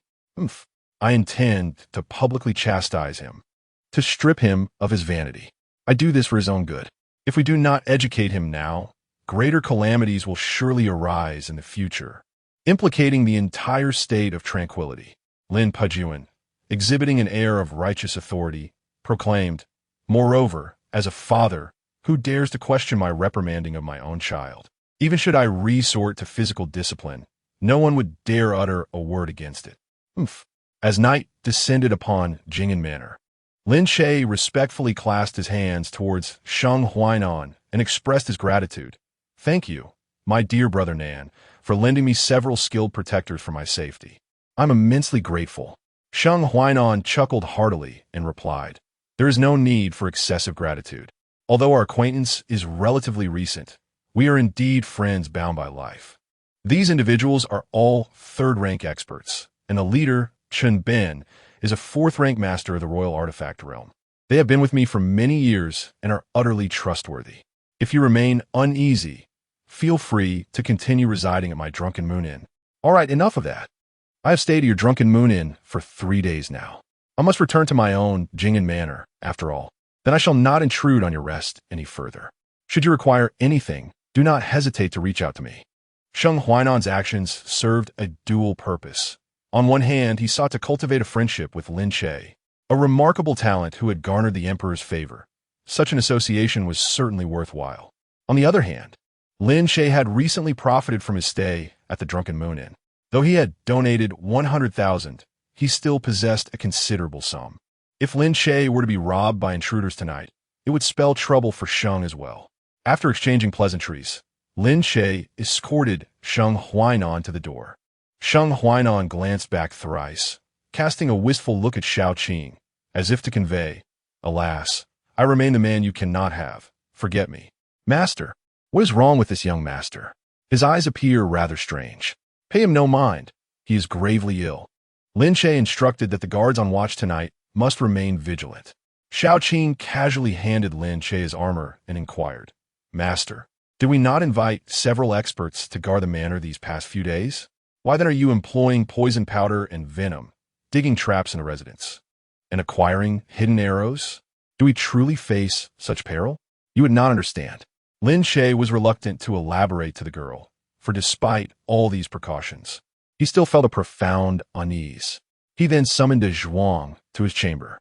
Xiaoqing observed a Zhuang following Lin Che into the masteress room. Her expression a mix of shock and relief, alternating glances between Lin Che and de Zhuang. She sighed deeply, suppressing further thoughts. Within the room, Lin Che placed a hand on de Zhuang's shoulder. 100 taels. Are you certain you are willing? Absolutely, master. I am willing. My father's illness requires funds for treatment. Very well, then lie down. Understood, master. Lin Che handed de Zhuang 100 taels, instructing him to impersonate him, while he swiftly climbed out the window to sleep in de Zhuang's room. There was no other choice. He felt too vulnerable and required a more secure approach. Upon reaching de Zhuang's room, he quickly shut the door and windows. Relying on others for protection was ultimately not a sustainable strategy. To forge iron, one must first possess strength within oneself. In this day and age, even one's biological parents may not be entirely reliable. One must cultivate the skills necessary for self-preservation. Lin Che gently closed his eyes and summoned the system. Host, Lin Che, Realm, First Grade Body Refinement, Great Perfection. Cultivation Method, Fiery Sun Dominance, Level 9-10. Remaining points, 13. The Fiery Sun Dominance must be the most formidable body refinement technique in the nation. Generally, all techniques peak at level 9, yet I am capable of advancing to the 10th level. I shall explore what distinguishes this 10th level. Divine Mechanism System, 10th level. Activate now. Boom! Congratulations to the host for successfully breaking through to 2nd grade. Realm, 2nd grade Qi Refinement, Entry Level. Merely the 2nd grade. The journey ahead is long and arduous. According to this world's classification of cultivation levels, the higher the cultivation, the greater the rank. 1st grade Body Refinement, 2nd grade Qi Refinement, 3rd grade Aperture Opening, 4th grade Object Manipulation, 5th grade True Essence, 6th grade Flesh and Blood Rebirth, 7th grade Levitation, 8th grade Spirit Separation, and the legendary 9th grade Cosmic Manifestation. How much more must I earn? With Lin Che's breakthrough, an invisible radiance surged through the roof of Jing'a Mansion. Ascending into the void, Chen Ben, a 4th grade powerhouse stationed within the estate, stood guard outside and suddenly sensed a formidable aura. Swiftly turning to glance towards the Zhuang's chamber. Such an aura. This is the servants' courtyard. Could there be another expert? In a distant location, at the stargazing platform of the Yin clan, an elder with a beard nearly 2 feet long, embodying an ethereal presence, ascended the platform step by step, mastering celestial phenomena, peering into the mysteries of fate. This has been the ancestral duty of the Yin clan for generations. At that moment, the elder suddenly seemed to sense something. Turning his gaze, his deep-set eyes scanned the horizon. Chapter 19. The Ancestor Worship Ceremony in the early morning at the foot of the Martyr's Royal Tomb. Countless court officials had already gathered, each adorned in identical long robes, their expressions solemn. Today marked the day when everyone would accompany His Majesty to pay respects and offer prayers to the late emperor, a matter that could not be taken lightly. Lin Che arrived in a carriage, but unlike the other officials, he concealed himself within, indulging in a feast. A whole roasted chicken, a roasted duck, fish-sized lion's head meatballs, and fragrant, juicy baozi filled his hands. Lin Che's appetite seemed insatiable. He consumed continuously during the journey, driven by hunger. The previous night, he had elevated his fiery sun dominance to the 10th level. Now, his entire demeanor had transformed. He bore not an ounce of excess flesh, his limbs radiating strength. And within him, it felt as if a sun resided, his blood surging with vitality. He was confident that even if confronted by a ferocious tiger or a mighty elephant, he could vanquish them with a single punch. He could tear apart beasts with ease. Simultaneously, he sensed his body continuing to evolve, voraciously absorbing sustenance. Swiftly, he devoured the roasted chicken, even grinding the bones to dust without a trace left behind. Finally, feeling sufficiently satiated, he stuffed himself with a dozen meat buns before alighting from the carriage to ascend the mountain. The royal tomb was situated atop the peak. The officials had to climb the stairs step by step. Lin Che looked up, observing that the location of the royal tomb was indeed exceptional, shrouded in mist, promising a breathtaking view of the entire city of Tiandu from its summit. It seemed the tomb was constructed here so that the ancestors could oversee the descendants of Tiandu. Lin Envoy, it is truly you. As Lin Che climbed 100 steps, reaching a resting area, two officials approached him with utmost respect. On the day of the ancestral tribute, these two officials were not donned in official attire. Lin Che scrutinized them, recognizing neither face. How shall I address you two? Are we acquainted? Lin Envoy does not recognize us. I am Ing Dehong, and he is Chong Ting. We are your colleagues, both serving in the Department of Grand Ceremony. Oh, a pleasure to meet you. Lin Che clasped his hands in greeting, realizing they were officials from the Grand Ceremony. He had been appointed as an envoy and would soon embark for the Yinyun Kingdom in 3 months. However, he had not attended work at the Grand Ceremony even once in recent days, hence his unawareness of them. How embarrassing. It is our honor. We have often heard of your esteemed reputation. Today, we finally have the chance to meet you officially.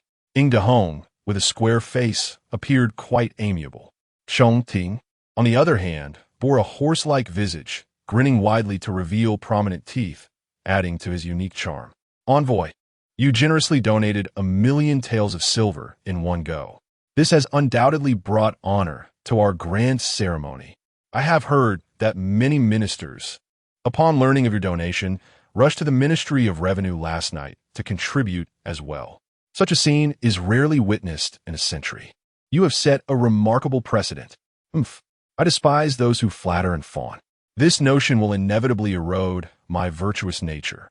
The mere sum of 1,000,000 in charitable donations holds no significance for me. Lin Che, with a solemn expression, clasped his hands towards the summit, stating, I do not seek credit. The ministers have contributed funds, which is indeed a commendable act. Under your majesty's wise leadership, we, the sovereign and his subjects, stand united, weathering challenges together. Let me reiterate, distributing benefits to the populace is true benevolence. If one takes for oneself, that is mere self-interest. Ing Dehong and Chong Ting momentarily leaned back in tactical surprise. It is no wonder the envoy enjoys the emperor's favor. Just observe, with such eloquence. Though some phrases may elude comprehension, who could not feel entranced or filled with admiration? Indeed, your majesty is sagacious. Envoy, let us ascend the mountain together. Please, after you. The trio ascended the mountain in companionable silence, exchanging whispers that fostered a delightful atmosphere. Yet, Lin Che occasionally pulled out a large meat bun, munching heartily, creating a somewhat incongruous scene. Upon reaching the mid-slope, they encountered several young eunuchs, straining to carry sacrificial offerings uphill. Among them was a familiar face to Lin Che, Yu Huadian, the one who had previously escorted him to receive his rewards. Little Tianzi, what are you carrying? Is it heavy? Allow me to assist you. Lin Che, eager to test his strength, disregarded propriety and seized the box with one hand. To his surprise, it weighed nearly 100 pounds. Yu Huadian, upon witnessing this, wore an expression of disbelief and repeatedly protested. This is unacceptable, Jing and Bo. Such an act is utterly unthinkable. What is unacceptable? You merely need to carry the smaller items. Hurry up. Lin Che remained unconcerned about the class distinctions. In his subconscious, he merely saw an acquaintance struggling with a burden and instinctively extended his hand to help. However, to the officials and eunuchs, this was an unprecedented event. How could a nobleman of rank deign to assist a eunuch? In the past, these eunuchs might have served the emperor or the consorts, wielding some minor authority. Yet now, under the reign of a female emperor, the concept of a harem was non-existent, and even her entourage consisted mostly of maidservants. Thus, a gentleman of Lin Che's stature aiding a eunuch in carrying a heavy load was a source of astonishment. Lin Che, swift of foot, soon reached the summit. It was his first encounter with the royal mausoleum, the resting place of the remains of past emperors. After setting down the box, he lifted his gaze to behold the entirety of the mausoleum. In that instant, he was struck by a profound shiver, rendered momentarily motionless. The magnificent mausoleum radiated a formidable glow, resembling a colossal pillar reaching towards the heavens, merging into the void. Within that luminosity danced faint stars, as if ancient characters twirled in the air around him. Envoy, what is the matter? Ingudeong, noticing Lin Che se unusual demeanor, softly inquired. Lin Che appeared to awaken from a reverie. His skin prickled with goosebumps, and upon blinking, when he turned to gaze at the mausoleum again, the radiant glow and the ancient characters had vanished. How peculiar. Was I seeing things? This royal mausoleum exudes an air of peculiarity. Oh, it is nothing. Merely my first encounter with such a sight, and I momentarily lost my composure. Hee, it is to be expected. This is indeed the resting place of countless emperors. Aside from the remains of the Dark Emperor of Yuan left at the Great Wall of Fortune, the remains of all previous sovereigns lie within. To be able to pay our respects here is truly a stroke of fortune. Indeed, we, the Grand Minister of Rites, have been granted special permission to come and worship, largely due to your esteemed efforts. That $1 million donation has silenced countless students. Lin Che was eager to seize the opportunity to inquire further. He sensed that this mausoleum held mysteries beyond merely being a burial site for the deceased emperors. At that moment, a voice of great authority resonated. Swindling the students' finances, making a show of the donation. Is it a performance or a genuine contribution that the entire city must know about? Upon hearing this, Ying Dehong and Chang Wei were ready to retort. However, upon turning to see the speaker, they were so intimidated that they instinctively fell silent, even retreating a few steps, too afraid to utter another word. The newcomer, clad in armor and exuding an imposing presence, was none other than the Duke of State, Lin Che. As he strode forth, all the ministers hastily made way. Without regard for the circumstances, he spoke sternly. Since the establishment of the Great Qian, whenever calamities have befallen, which minister has not contributed in both funds and efforts? Yet, each has done so quietly and without fanfare. But you, parading through the streets, proudly displaying banners, are you so afraid that others do not know of your donation of 1 million taels? Where did this 1 million taels come from? Through deceit and trickery. You claim it as your own? You dare to flaunt it as your wealth, seeking to embellish your own reputation? Recht son knid. Lin Che clenched his fists, locking eyes with Lin Che, refusing to yield. Duke of State, I have long ceased to be a part of your Duke's household. Spare me your lectures. Presumptuous. How truly rebellious you are. I raised you, and without my care for even a day, could you have achieved the title of Baron Jingen? An ungrateful wolf that cannot be nurtured. Lin Che's voice boomed, drawing the attention of all the ministers who had previously been engaged in hushed conversations. Lin Che boldly declared, Duke of State, have you forgotten? 10 years ago, when you were conferred the title of Duke of State by His Majesty, what did the imperial edict state? Had I not gone to the enemy nation as a hostage, could you truly have become Duke of State? The debt of gratitude for your upbringing was repaid a decade ago. The Duke's household, for the past 10 years, has indulged in feasting and revelry, all thanks to my contributions. Insolence, you are truly incorrigible. Today, before all these ministers, I shall teach you how to conduct yourself. As Lin Che's words fell, he swung his hand forcefully. Boom! A terrifying, invisible force surged forth, as if an army were charging, directly striking towards Lin Che. The distance between them was clearly still 3 meters. Yet Lin Che felt the overwhelming power bearing down upon him. Almost instinctively, he crossed his arms in front of him as a shield. Pain erupted throughout his body, his vital energy suppressed to the point of stagnation. He was sent flying backward, darkness enveloping his vision, nearly losing consciousness. Thud! Lin Che was unaware of whom he had collided with, ultimately tumbling to the ground, his insides feeling as though they might burst forth at any moment. This sudden turn of events elicited gasps of shock from the assembled ministers. The venerable elder of the 6 ministries, Shen Luo, exclaimed repeatedly, Duke of the State, there is no need for such severity. Are you intent on killing the Earl of Jingen? Quickly cease this. Lin Pejun exuded an aura of dominance, glaring with the ferocity of an enraged lion. I'm disciplining my son. This is a family matter, none of your concern. He pointed a finger at the fallen Lin Che, his voice booming with indignation. This boy acts with arrogance, employing deceit and trickery, seeking fame at the expense of others' goodwill. Am I wrong to correct him? Oof. The esteemed Duke of the State, commanding an army of 100,000, has every right to discipline his own offspring. At that moment, who would dare to intercede on Lin Che's behalf, risking the wrath of the Duke? Furthermore, they lacked the standing to intervene. Indeed, few could rival the Duke's stature in this assembly. The Emperor could assert authority, but at this time, the ministers had already arrived, and the Emperor had yet to make an appearance. Unfilial son, do you not recognize your transgressions? Lin Pejun advanced several steps, towering over Lin Che with an air of superiority. Lin Che pressed a hand to his chest, glaring intently at Lin Pejun. He had thought his primary concern was guarding against Lin Yaowang, yet he had overlooked the true threat to his life, his utterly unfeeling biological father, Lin Pejun. How imposing you are, Lin Pejun. At that moment, a feeble yet authoritative voice resonated from afar. The sacred grounds of the imperial tomb are not a venue for your malevolence. Do not presume to flaunt your power before me. Lin Che turned towards the sound, witnessing the crowd parting once more. An aged general approached, his hair a mix of white and gray. Clad in armor of a dull, worn hue, he appeared battle-hardened. The old general was tall, with long hair tied back, his face weathered by time, and deep wrinkles etched upon his forehead, giving the impression that he bore a perpetual frown. His profound eyes conveyed both wisdom and an intimidating intensity.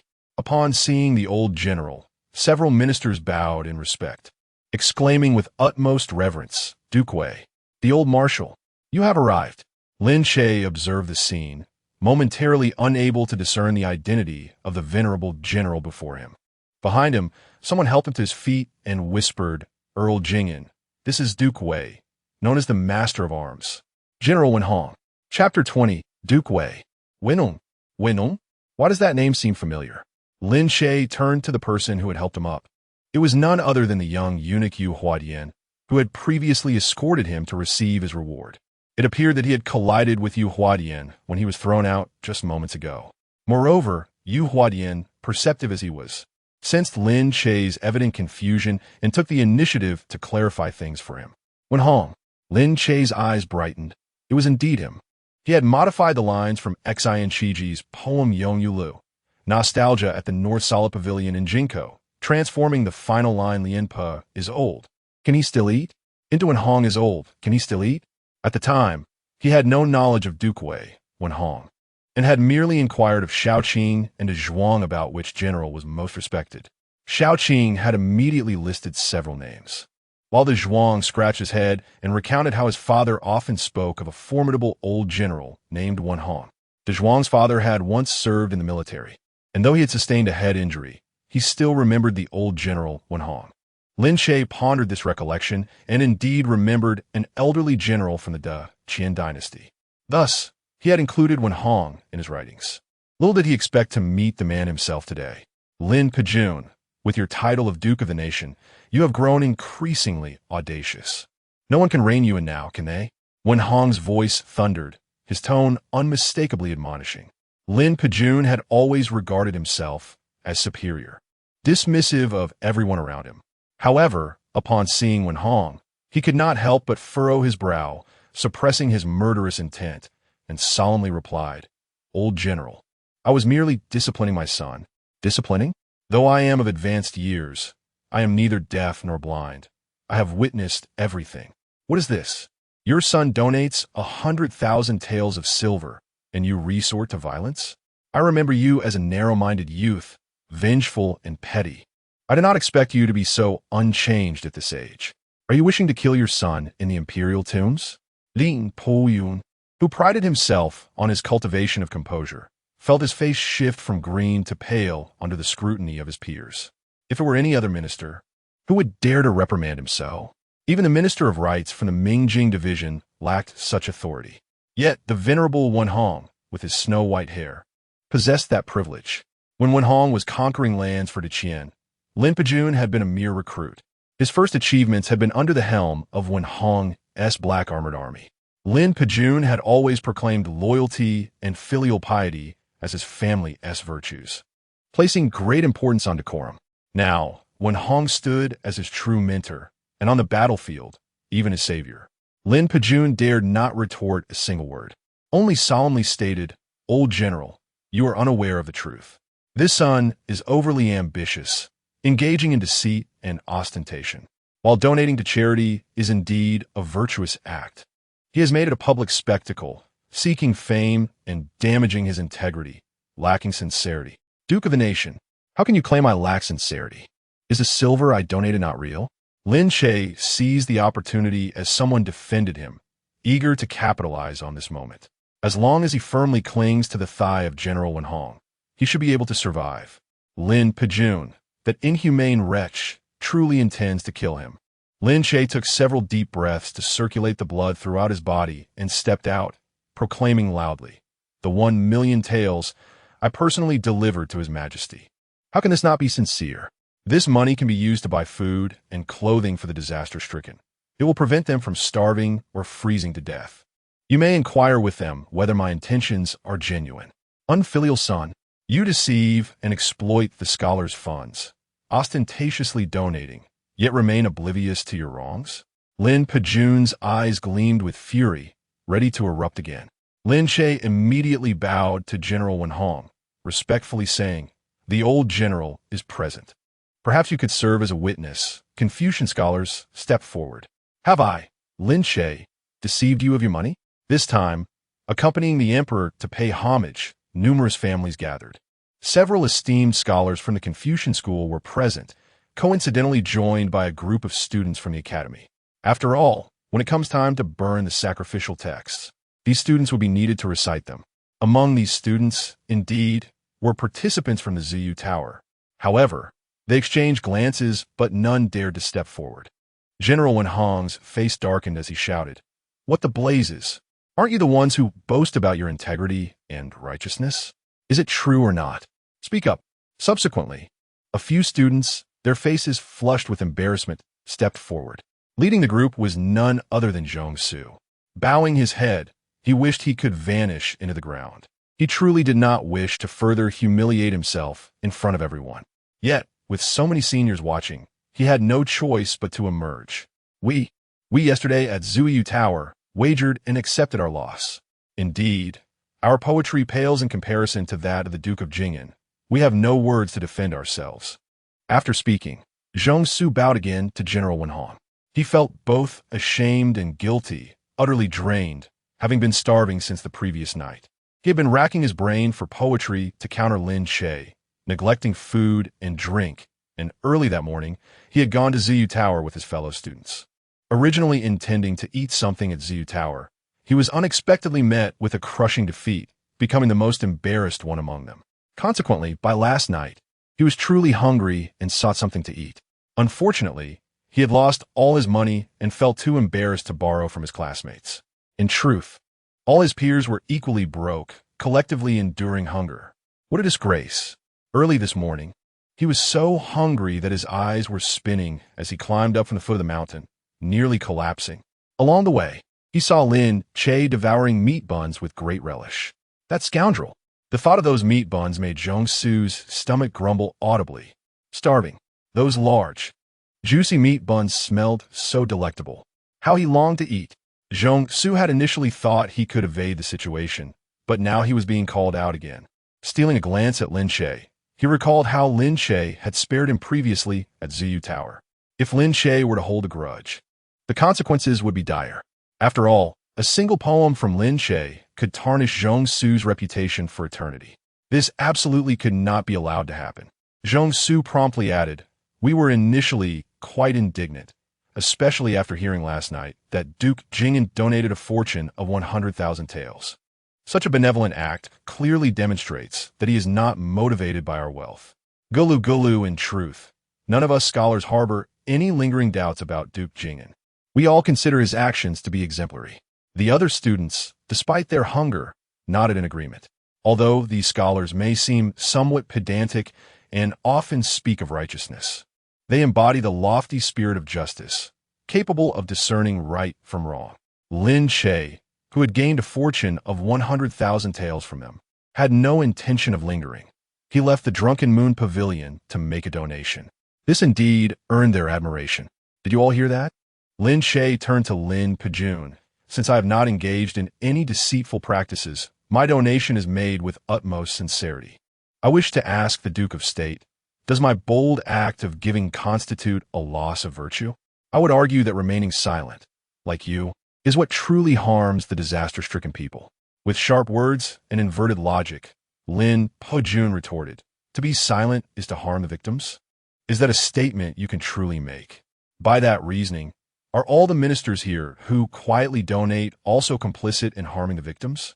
Lin Pejun, with a single breath, implicated all the court officials. This father-son confrontation had already unfolded before the ministers in the Golden Lawn Hall days prior. This time, he could not allow this rebellious son to continue to slap him in the face.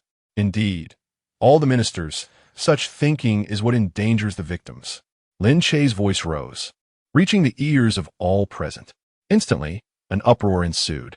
Countless officials, initially mere spectators, were taken aback to find themselves caught in the crossfire.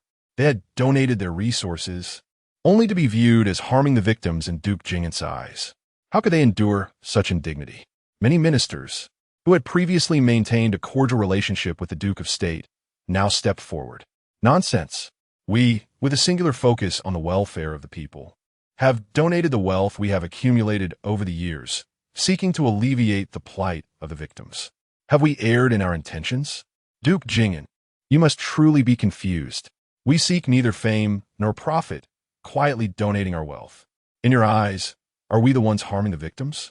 So by that logic, your ostentatious donation of 100,000 taels makes you the most grievous offender against the victims? Many ministers shook their heads, believing this young Duke Zhenguo had lost his senses. Such words could actually be uttered? They had long suspected a rift between the father and son, and now it seemed they wished to bite anyone in sight. This young Duke Zhenguo, were it not for the Emperor's special permission, would not even possess the qualification to pay respects at the royal tombs. Yet here he was, boldly spouting nonsense. Ultimately, he lacked proper upbringing. A decade of living as a hostage had only served to instill base habits. How will he extricate himself from this predicament? Even if General Wenhong protects him, it won't last long. Did you not hear him? The Duke of Wei has also made a quiet donation, and he has even scolded the Duke of Wei alongside it. Just as the ministers were engrossed in discussion, suddenly a voice rang out, exclaiming, "Your Majesty." The courtiers turned in unison, and indeed, they beheld the Empress Jiang Li, adorned in imperial robes, making her stately approach. Her beauty was unparalleled, radiating an enchanting charm, and her commanding presence exuded the essence of sovereignty with each step, as if lotus blossoms unfurled in her wake. "Your Majesty." The multitude of courtiers knelt, momentarily forgetting their earlier discussions regarding the expedition against Lin Che. Accompanying Jiang Li were two venerable elders, one with a beard nearly 2 feet long, tall, and slender, donned a robe embellished with celestial motifs of sun and moon, as well as the stars scattered across the heavens. With each stride, the celestial imagery on his robe seemed to ripple with an enigmatic allure. The other elder appeared to be around 60, clad in a Confucian robe with voluminous sleeves that nearly brushed the ground, exuding an aura reminiscent of a gentle spring breeze. A faint, ethereal white radiance emanated from behind him, symbolizing his profound righteousness, which had reached a self-sustaining pinnacle.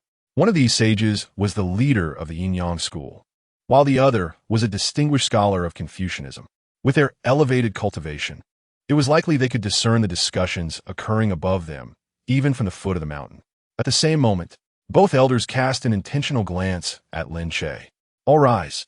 Jiang Li's voice resonated with authority, seemingly oblivious to the prior commotion.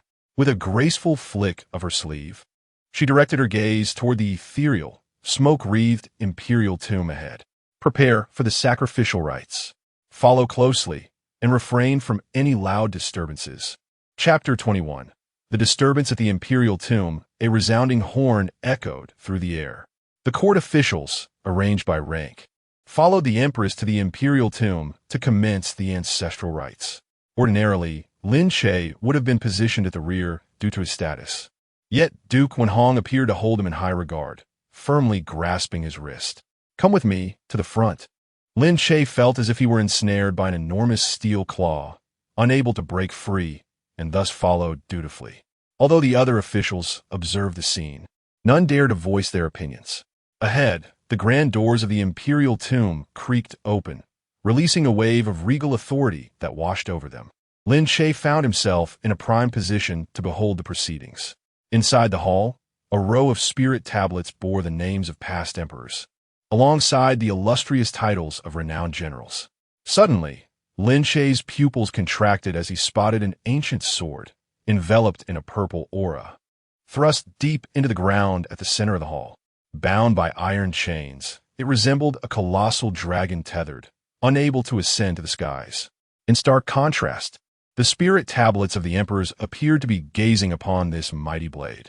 Empress Jiang Li advanced step by step into the hall, her imperial robe billowing as if caught in an unseen wind. "This is the sword of the common people." Lin Che abruptly heard the voice of General Zhenguo. He instinctively turned his head, only to find the general staring ahead, his lips sealed in silence. "Do not look this way. You know nothing, young one. I am communicating with you through thought. When I first laid eyes on this sword, I bore the same expression as you. When the sovereign draws the sword, it heralds another decade of tribulation for the common folk. This blade, known as the sword of the common people, embodies both salvation and catastrophe, depending on the wielder. The Empress leads the ministers here to pay homage for the benefit of all. Your donation of 100,000 taels of silver surely reflects your concern for the populace. Such youthful idealism is commendable." Lin Che listened quietly, refraining from reply, as he was not yet adept in the art of mental communication. Boom, boom, boom. The sound of drums reverberated around the imperial tomb. The crowd stirred as the esteemed scholar led a group of students in reciting a lengthy passage. It was undeniable that the righteous spirit emanating from these scholars was exceptional. It radiated a pure light, dispelling the clouds that surrounded the mountains. Jiang Li, with reverence, held a long incense stick as she advanced, her commanding voice resonating and reaching the ears of every official. "I, Jiang Li, the successor to the throne, come forth today to honor the past emperors. May the ancestral spirits bless the people of Daqian, ensuring bountiful harvests and peace throughout the realm." In that instant, a thunderous clap resonated above the tomb, as if the heavens themselves were expressing their fury.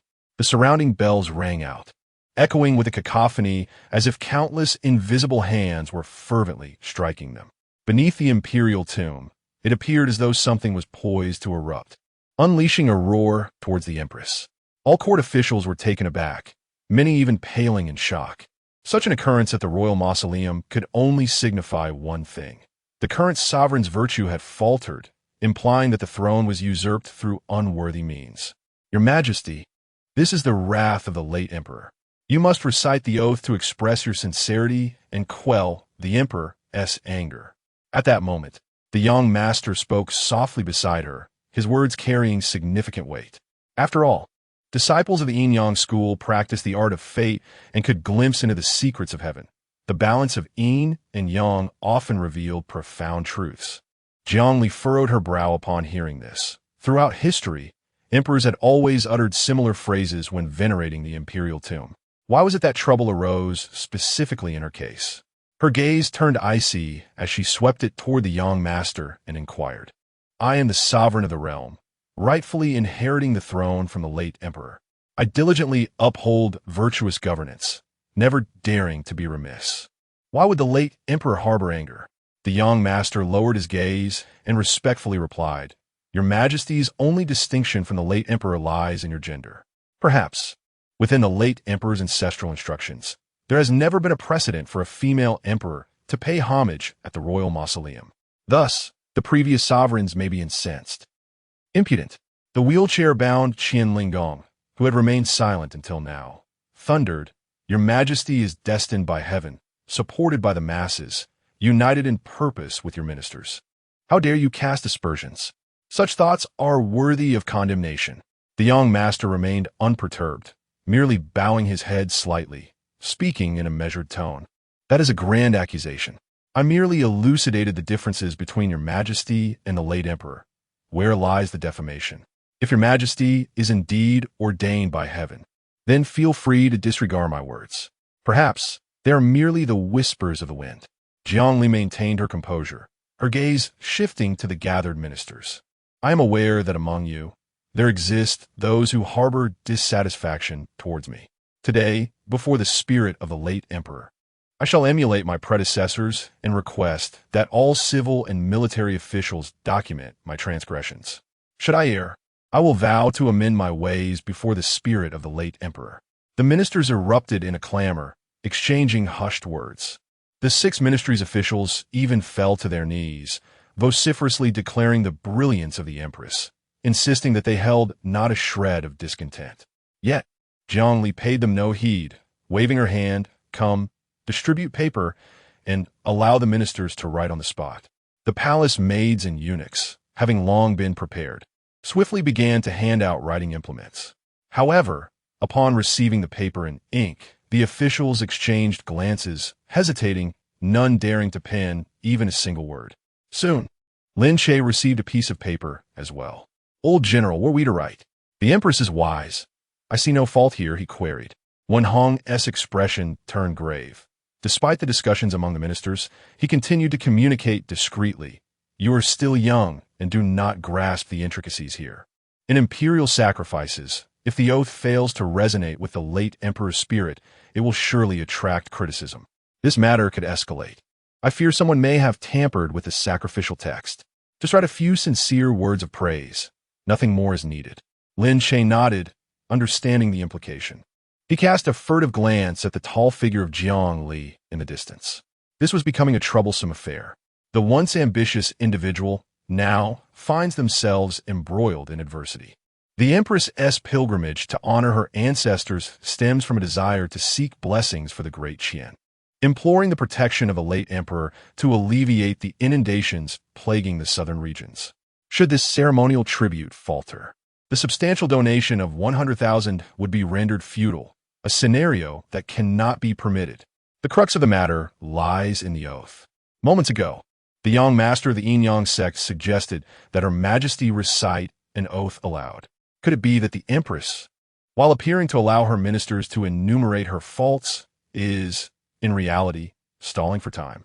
As Lin Che contemplated this, a jolt of realization struck him, akin to unveiling a monumental secret. She is conceiving a new oath. Time is of the essence. She requires a fresh, potent vow.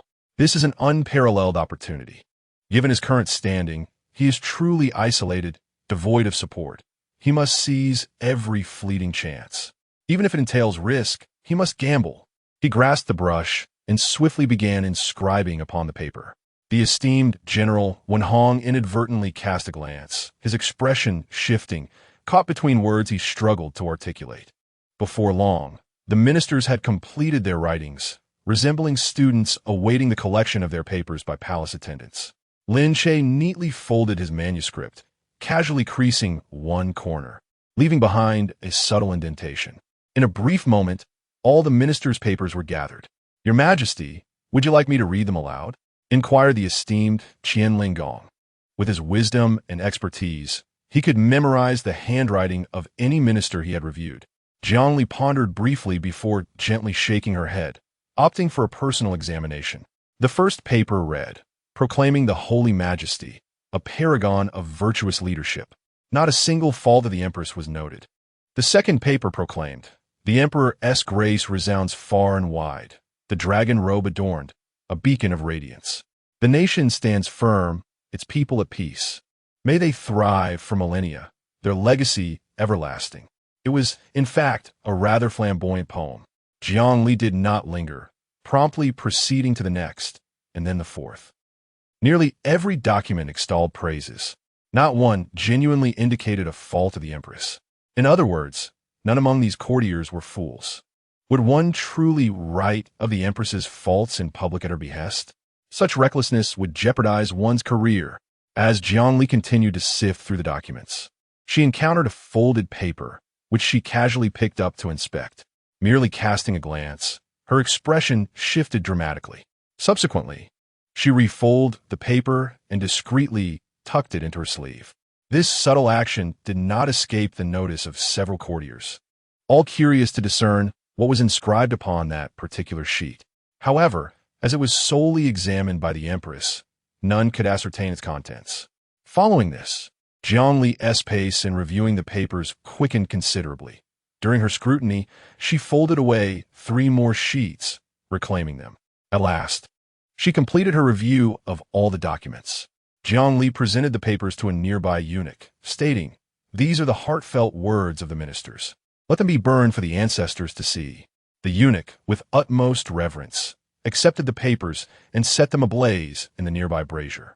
Observing this, Yang Zhu spoke, "Your Majesty, time is fleeting.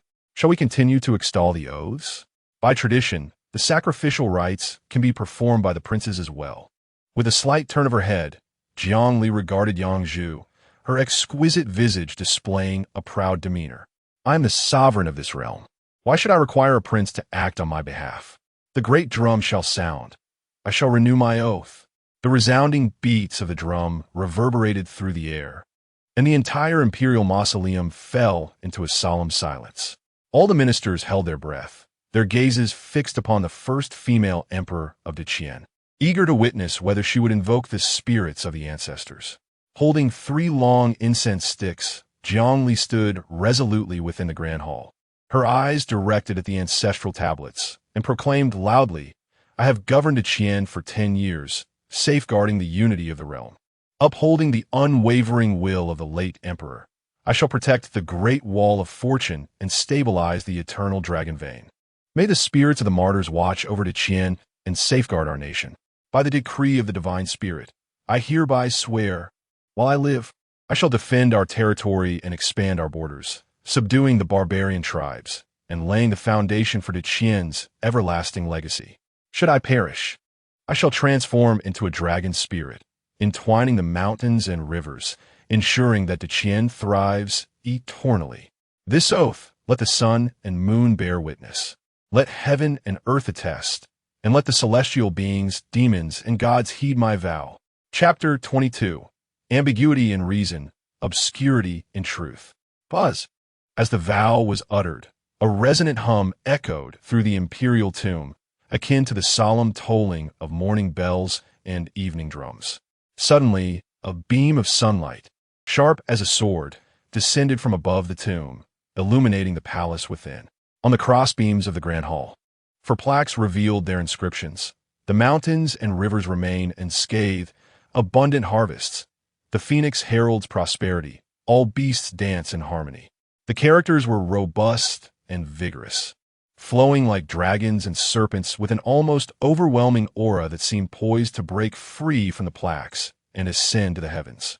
These 4 plaques emanated a unique essence, profound and unfathomable. Upon hearing these words, the ministers trembled, then joyously knelt and proclaimed in unison, "Your Majesty is wise. Long live our emperor for countless ages." Lin Che also wished to bow, but upon gazing at the inscriptions on the plaques, he felt as though struck by lightning.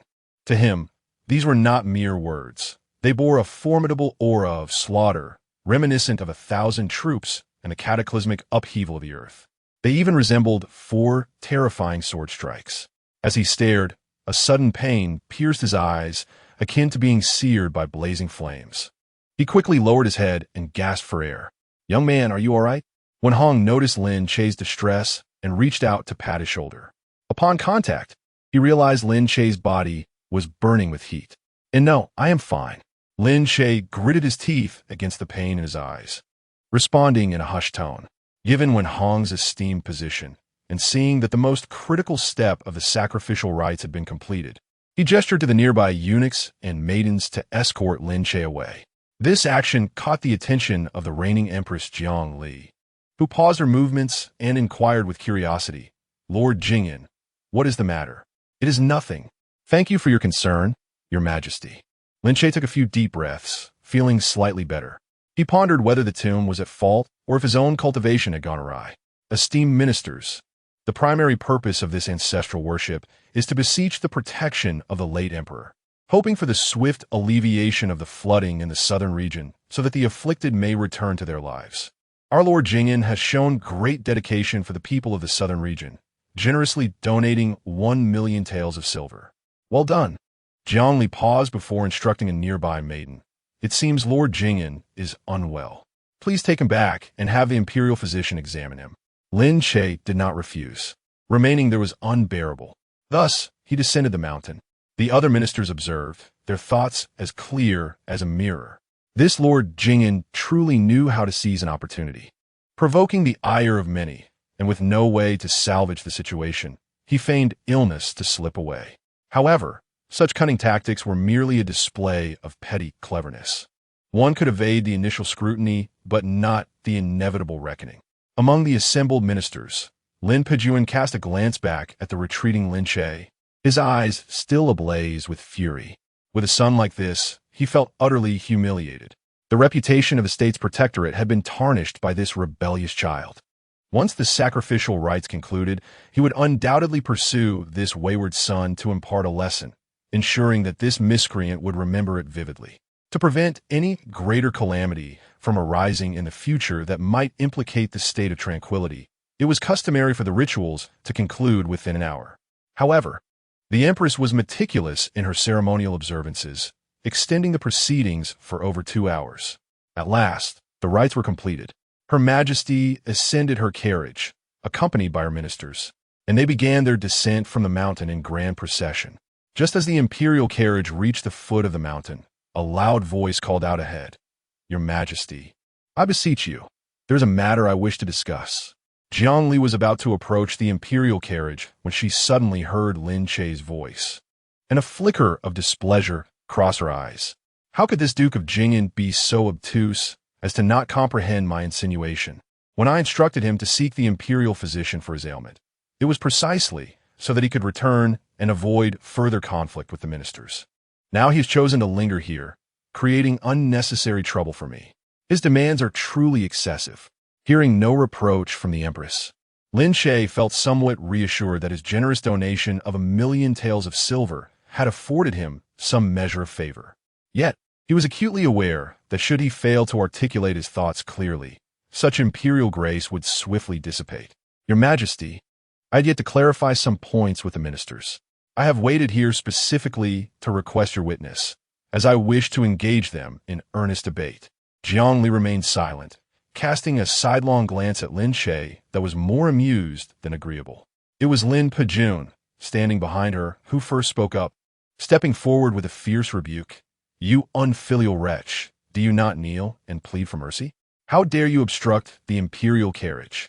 You are not only seeking fame at the expense of others, but also exhibiting a flagrant disregard for your sovereign and father, showing utter contempt for authority. Today, I shall break your legs to teach you a lesson." As he spoke, Lin Pejun exuded an overwhelming aura of dominance, taking strides that covered great distances in mere moments. "Duke of Tranquility, has Her Majesty not yet issued a decree? Do you dare to employ violence before her?" At that moment, a formidable figure swiftly appeared before Lin Che, blocking Lin Pejun's path. It was General Wen Hong. "Old General, you heard the disrespectful words he uttered before the imperial tomb. This boy has dared to mock the ministers for their generous donations, claiming they have harmed the disaster victims. Such treachery and ingratitude warrant no less than the breaking of his legs." Lin Pejun's words received immediate support from the gathered ministers. Indeed, how dare Lin Che make such statements? They exclaimed. They had all scrimped and saved to donate substantial amounts of silver without seeking honor or reward, only to be accused of being the root cause of the victim's suffering. What audacity was this?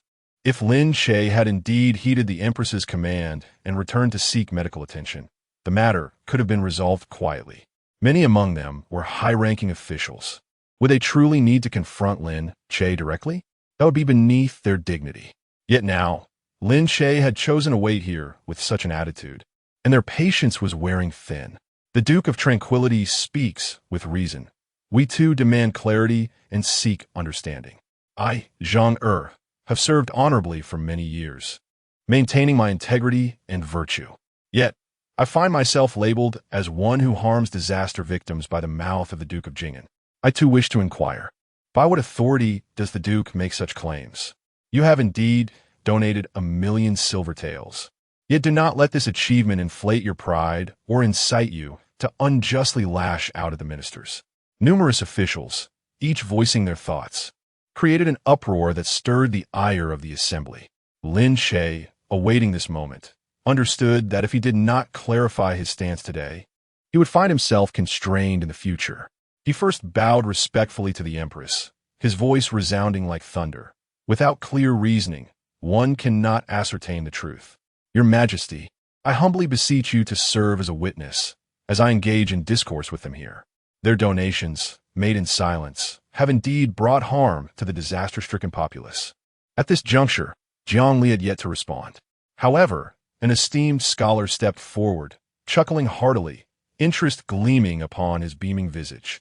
What a splendid declaration, without clear reasoning. One cannot ascertain the truth. I, Jibu, have also perused the tomes of knowledge and grasped certain principles. Today, I too wish to comprehend why this youthful rascal exhibits such audacity. What rationale do you possess? The ministers were taken aback, their astonishment palpable. They had not anticipated that the reclusive scholar Jibu would also intervene. With Jibu's emergence, even Lin Pejun instinctively took a step back. For who could rival the eloquence of a Confucian sage in debate? It is well known that a prominent Confucian scholar dares to rebuke the late emperor openly within the Golden Wan Hall, even threatening to strike the ruler with a cane. Jibu, with his unwavering principles, was known for his unyielding nature. His involvement would undoubtedly result in Lin Che being thoroughly refuted, leaving him in utter disgrace. Jiang Li furrowed her brow slightly, unable to fathom that even the esteemed scholar had personally entered the fray. Feigning ignorance was no longer an option.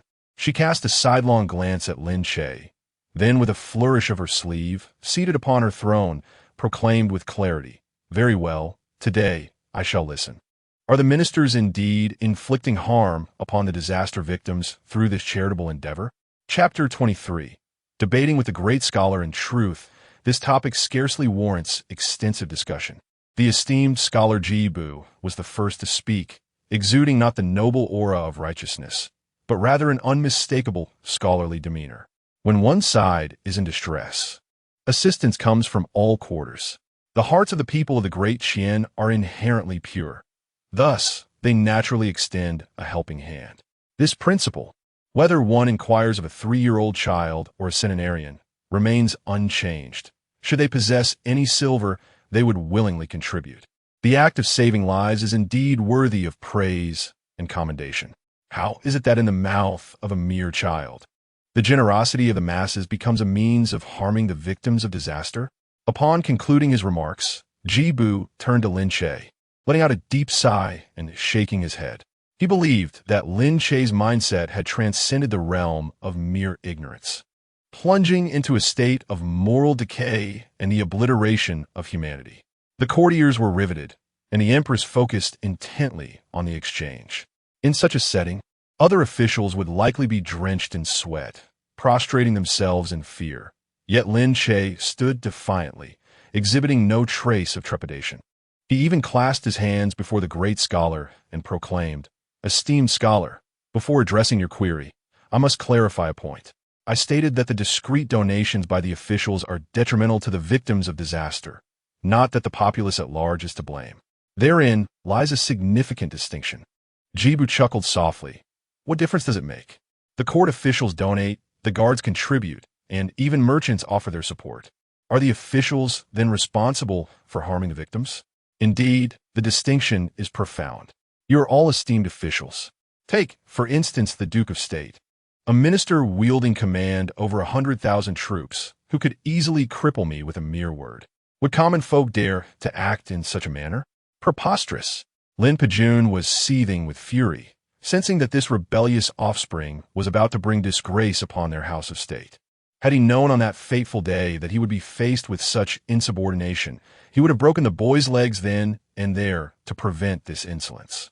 How dare he cast such a grave accusation upon the gathered ministers and expect to engage in his sophistry? What does he take this place for? Suddenly, Jiang Li interjecta. Appearing to take some interest, since we are to engage in debate, let us do so with civility. Here today, there are no lords and subjects, no fathers and sons. The most compelling argument shall prevail. Duke Zhenguo, please continue. Lin Che bowed respectfully, raising his voice to declare, I am aware that you have all made donations. I, too, have contributed. However, I did so openly, with the entire city aware of my actions, while you conducted your philanthropy in secret, fearful of being discovered. To quote the Duke of State, I am merely seeking fame and recognition, while you esteemed officials are selflessly donating without desire for accolades. Yet I assert that your discreetness is, in fact, a disservice to the victims. Why must donations be made in silence?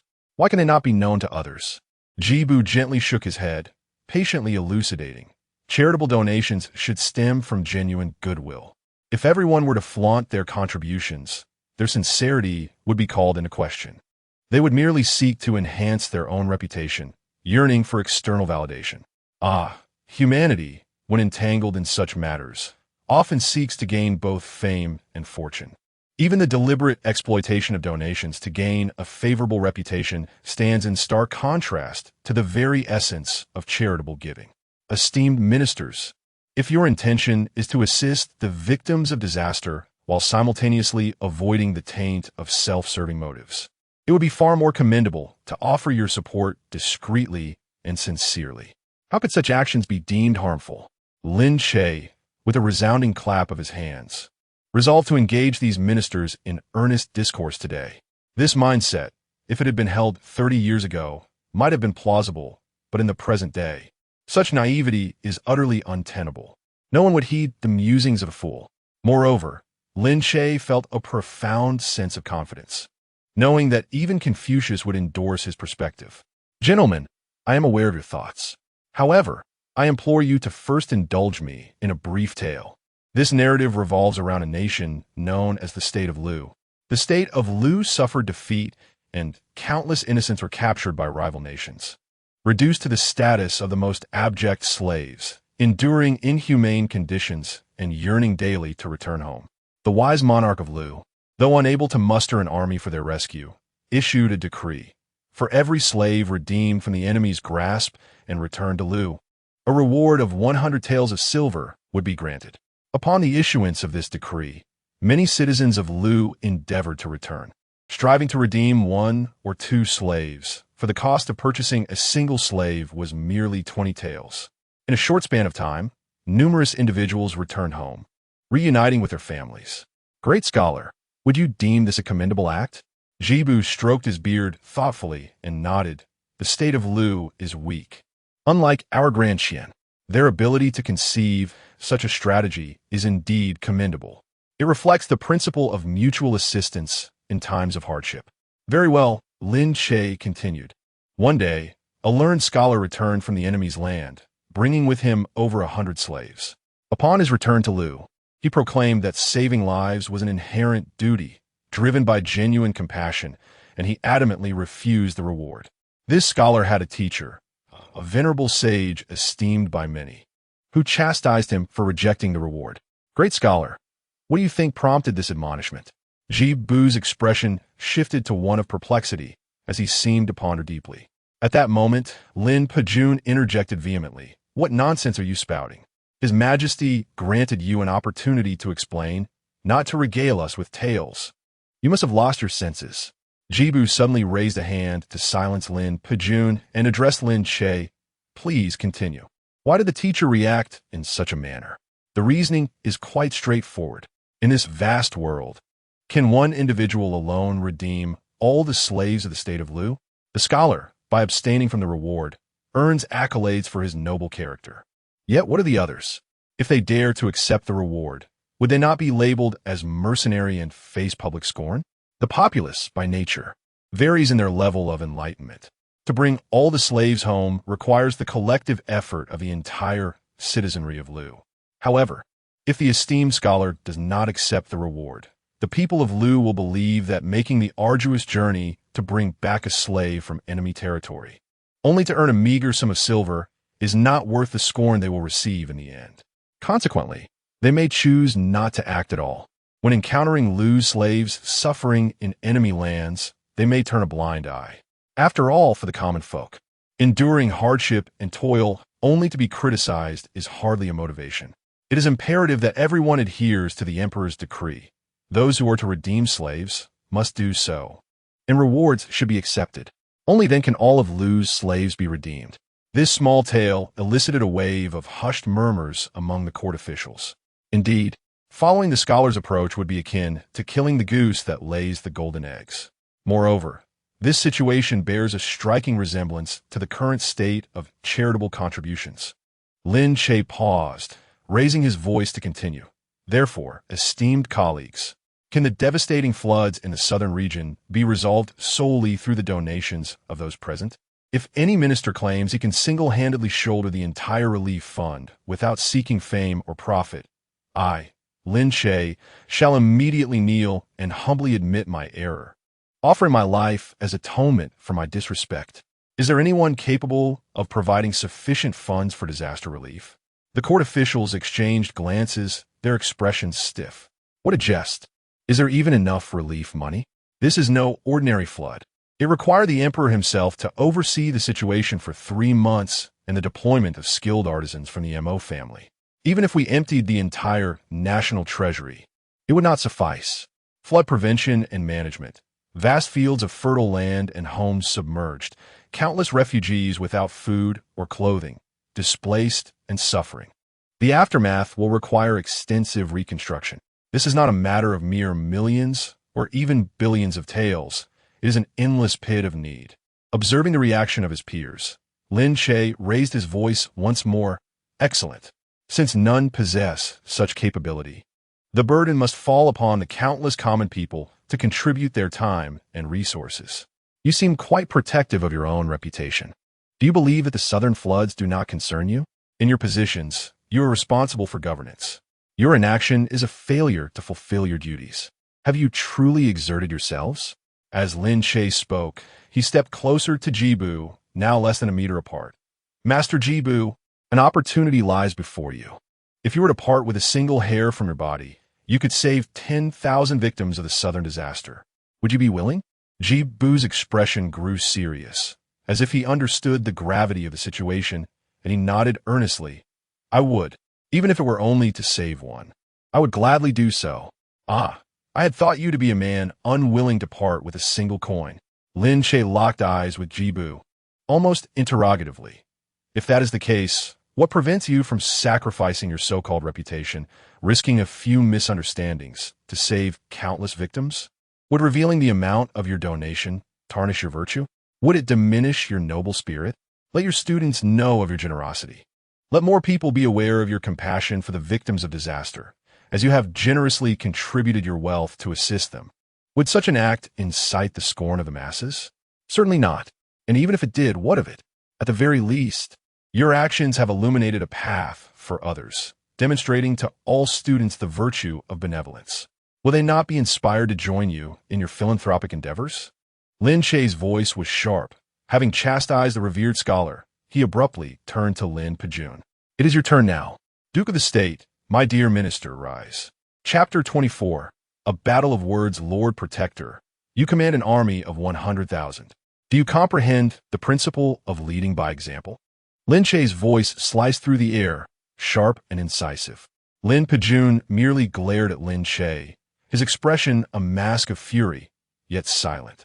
After years of military command, are you truly oblivious to the significance of setting an example through both words and actions? You have made generous donations without seeking recognition or reward, yet not a soul knows of your contributions. If your soldiers were aware that their leader took the initiative to donate, 100,000 soldiers would follow suit. Even if each contributed but a single tael of silver, that would amount to 100,000 taels. If each gave 10, it would total 1 million taels. And yet, you act as if you have committed a crime, shunning recognition and reluctant to inspire others. If your conscience were truly clear, why would your first thought be that my donation is merely a fade for fame and recognition? Lin Che, grappling with the weight of tradition and ingrained beliefs. It has always been said that one should not seek acknowledgement for good deeds. This was the first time he had heard Lin Che speak so boldly, and he felt a tumult of rage and disbelief. You continue to argue as if seeking fame and fortune for yourself. Ha ha ha. Seek fame? A gentleman values actions over intentions. If we were to judge intentions, there would be no virtuous souls left in this world. Lord Protector, if you're not motivated by fame or profit, what is the purpose of your title? Even a common soldier can serve the nation. Ultimately, it appears you are merely concerned with your own reputation. Lin Pejun's face twisted in anger. You ungrateful wretch. Jibu stepped forward to restrain Lin Pejun, offering a soothing tone. Lord Protector, there is no need for anger. I believe your son speaks truthfully. A gentleman is judged by his actions, not by his heart. Perhaps we have erred in our ways. A murmur of astonishment rippled through the assembly of ministers. Even the esteemed scholar endorsed such a notion. Lin Che seized this moment, sensing an opportunity to turn the tide. Indeed, as elders we must care for the elderly, and as guardians we must nurture the young. I assumed that those in high positions would empathize with the suffering of the common people. If your own elders and children were among the afflicted in the southern regions, what would you desire most? Is it the preservation of your pristine reputation, fearing misinterpretation and public scorn that silences your voice? Or would you, as officials, dare to expend every effort to raise funds solely to save even one more life from calamity? You are, after all, public servants, wielding immense influence and serving as paragons for the populace. At such a critical juncture, if you boldly stepped forward to donate, you would become a beacon of inspiration, prompting countless others to follow your lead. Lin Che turned towards the venerable General Wenhong, seizing the opportunity to flatter. As the saying goes, a strong general inspires an invincible army. General Wenhong, with your indomitable spirit, each of your soldiers embodies heroism, for they take you as their exemplar. Similarly, esteemed ministers, as you govern your territories amidst turmoil, your leadership and donations would undoubtedly galvanize the common folk to act alongside you. At that time, it was a case of 1 telling 10, 10 telling 100. This spark of hope could ignite the vast Daqian. What if people misunderstood? What if they criticized? You took the lead, yet saved all the disaster victims of the southern region. However, if you are hesitant to preserve your own reputation, fearing to be accused of seeking fame and fortune, then you would stand by and watch the suffering unfold. You are unworthy to be ministers of Daqian. Lin Che, a mere baron of Jingen, shall also chastise you. In your positions, neglecting your duties is tantamount to harming all those in need, for you could have saved them, yet ultimately did not.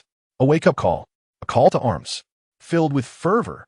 This is precisely the moment of Lin Che, an indomitable figure, boldly pointing fingers at the esteemed scholars, at the Duke of the State, and vociferously denouncing the entire court. Ironically, they remained speechless, for Lin Che spoke the truth.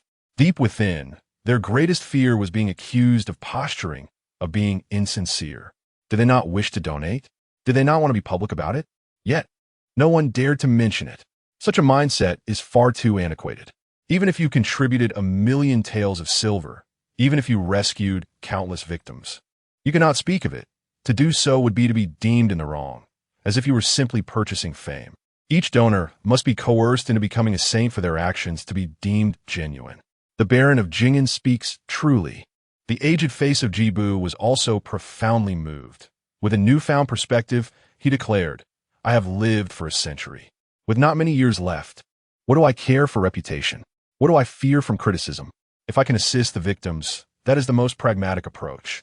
As Jibu spoke, he adjusted his voluminous sleeves and bowed deeply to Lin Che. I have learned much. Lin Che, not daring to be impertinent, hurriedly returned the gesture. I do not deserve such honor from the esteemed scholar. As long as the scholar does not hold my youthful arrogance against me, I am content. Ha! You are worthy of this honor. What you say is not mere arrogance. Jibu then turned to Jiang Li, bowing and exclaiming, Your Majesty. As the Baron of Jingen has stated, thousands of disaster victims await rescue. We should not hesitate. We ought to publicly disclose the amounts of our donations. Not only our own contributions, but also mandate that every province and county record and publicly announce any financial donations made. This act is indeed a great kindness. The world should know who extended a helping hand in times of crisis. Such benevolence, when encouraged, will surely cultivate a virtuous atmosphere in our Daqian. I hope for Your Majesty's approval. At that moment, Jiangli could scarcely contain her overwhelming joy. Her gaze fixated on Lin Che, her eyes sparkling with admiration. Wonderful, truly wonderful. This Lin Che has brought her immense delight. Initially, she merely sought to leverage Lin Che's donation to gently urge the court officials to contribute more. Now, Lin Che's impassioned outburst had effectively rallied the entire assembly of ministers. You assert that Lin Che is merely performing for the sake of fame and fortune, do you? Lin Che retorted, declaring that you are unworthy of holding positions of authority. For the sake of your own vanity, you turn a blind eye to those in peril. Such a lack of virtue is unbefitting of your station. Indeed, Jiangli wished to pat Lin Che on the head and commend him to persist in his endeavors. What say you? Jiangli's voice bore a hint of peculiar inflection as he turned to the other ministers. In such moments, it is most challenging to be a courtier, as they're left without guidance, suddenly being asked for their opinions. They dared not speak, for while Lin Che's argument held some merit, they still believed that making the matter public was merely a ploy for attention, a transaction for notoriety. Yet, they could not voice their dissent. I believe that young Lin Che speaks the truth. When Hong stepped forward with a resonant voice, surveying the other ministers, he proclaimed, I, an old man, may not grasp the grand principles, but Lin Che is indeed correct. We must care for the elderly as we would our own, and nurture the young as if they were our kin. If my child were in need of rescue, and I witnessed officials in the court rallying for donations, united in purpose, I would feel fortunate to be born into Qian. The common folk require a leader. They seek someone to guide them. They contribute their resources without expectation, simply wishing for their efforts to be acknowledged. What error is there in that? I would gladly call out any scoundrel who dares to speak ill of this. I shall tear apart his arguments. With the backing of eminent scholars and the Duke of Wei, the court officials seemed to find their resolve. The aged ministers of the 6 ministries, though seasoned and cunning, genuinely desired the welfare of Daqian. I too find merit in the words of Duke Jing, and one minister expressed, we are ashamed. Such simple truths eluded our understanding. It is indeed our duty to make the names of donors public. Precisely. We have engaged in fundraising before. Yet, incidents of embezzlement of disaster relief funds are all too common, despite repeated prohibitions. Now that we are to make it public, the populace shall oversee the process. In an instant, ministers began to rise in support.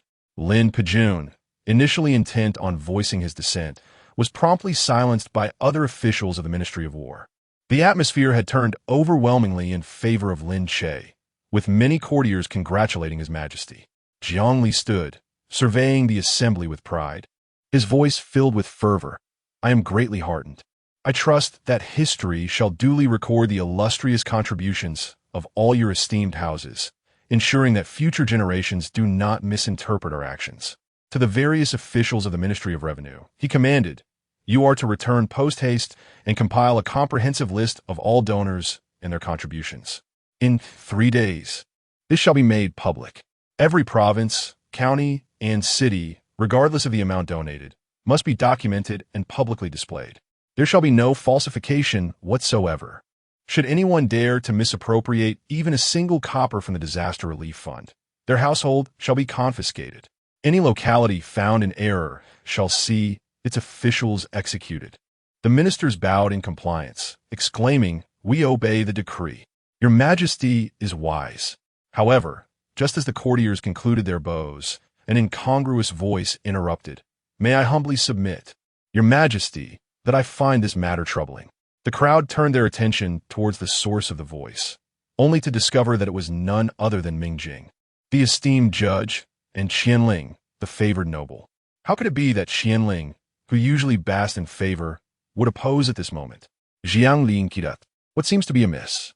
Chapter 25. The special bracelet, bring it forth, my lord, for I believe each minister ought to contribute at least 1,000,000 taels. This is only fitting. The esteemed Lord Qianling truly speaks with an audacity that does not rest until it astonishes.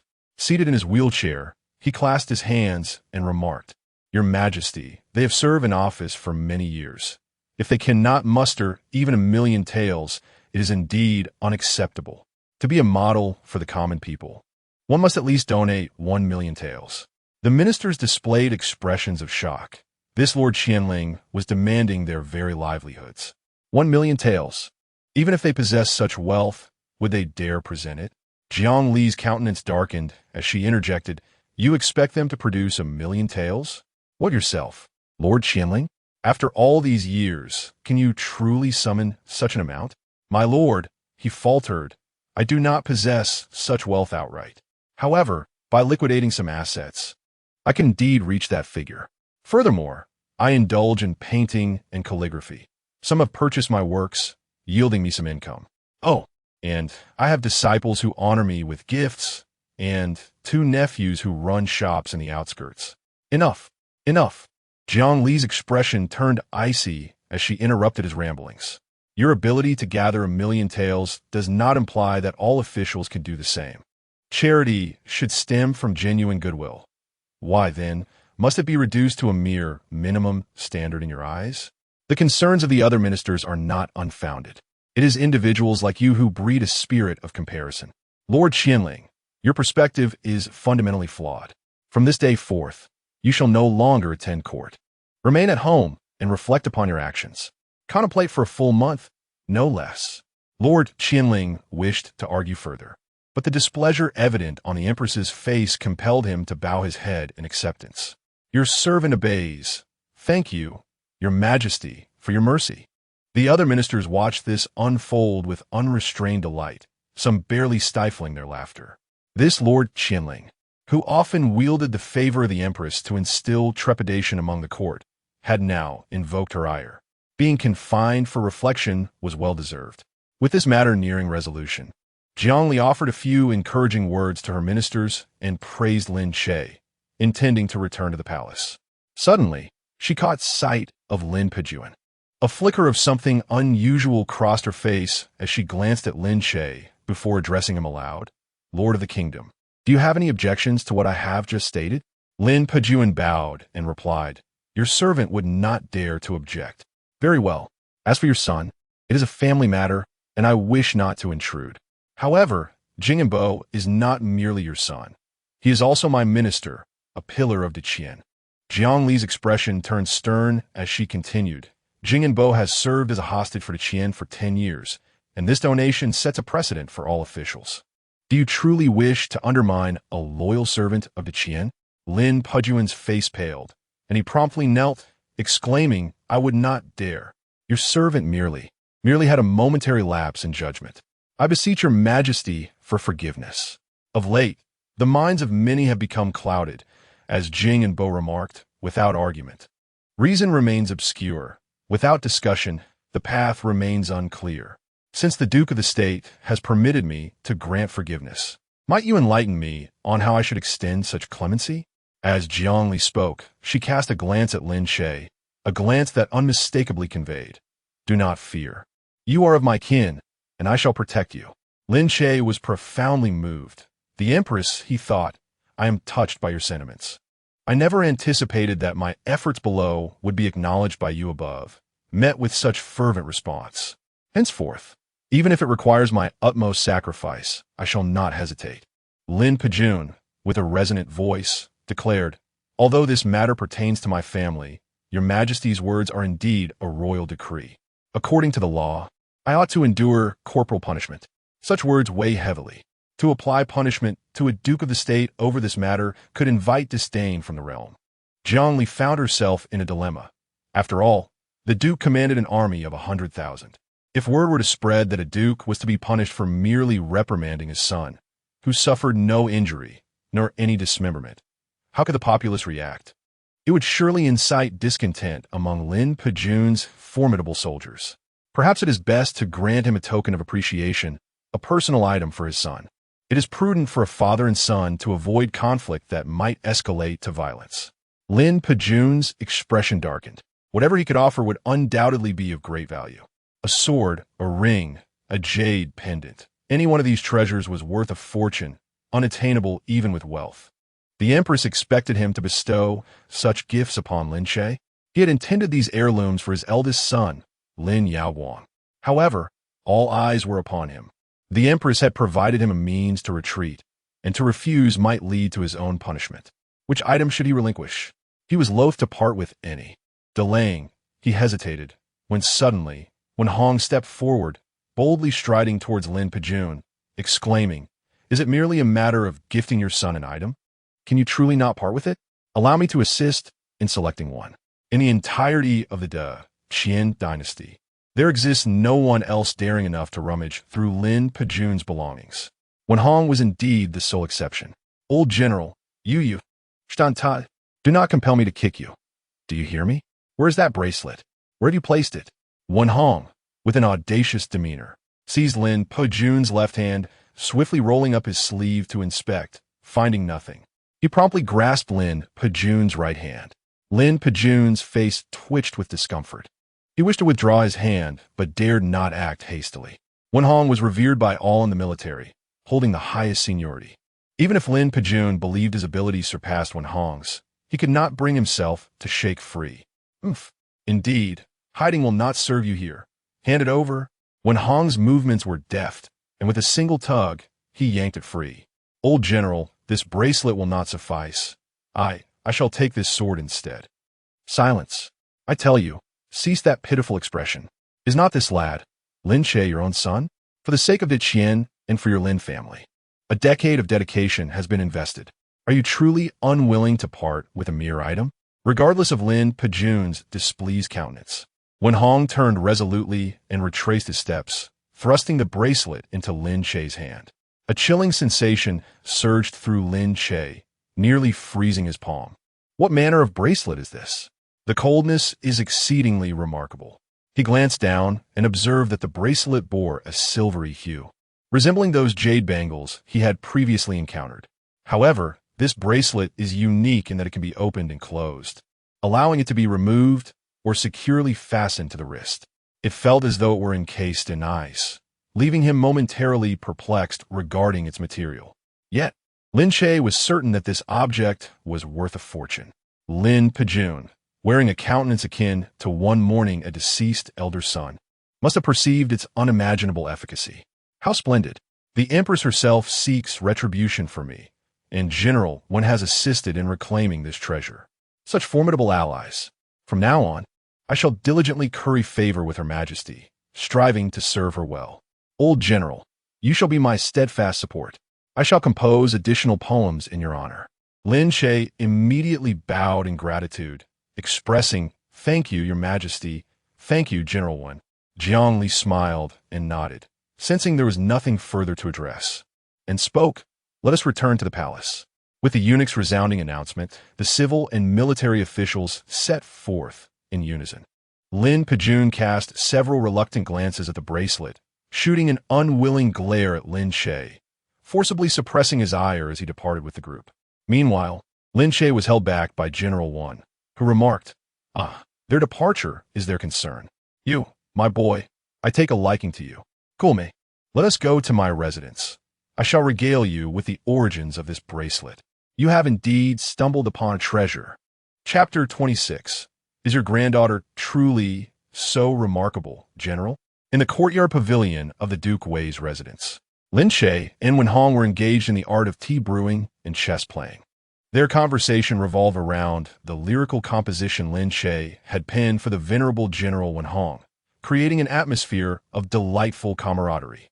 As the discussion flowed, Hong, in a moment of enthusiasm, pointed to the bracelet adorning Lin Che's wrist and remarked, "This bracelet, known as the Bee Suppression Ring, hails from the Taoist sect of the Jade Void Palace. It is undoubtedly a remarkable item." Lin Che's eyes widened in astonishment. The Jade Void Palace. Wasn't that the sect of the original owner's adoptive mother? Could this item hold such significant power? The Bee Suppression Ring, as its name suggests, possesses the ability to subdue ferocious beasts, and the creature within is not just any beast. It resides within your very being. Wen Hong elaborated with fervor. Gesturing towards Lin Che, the beast within your body? I implore the general for further enlightenment.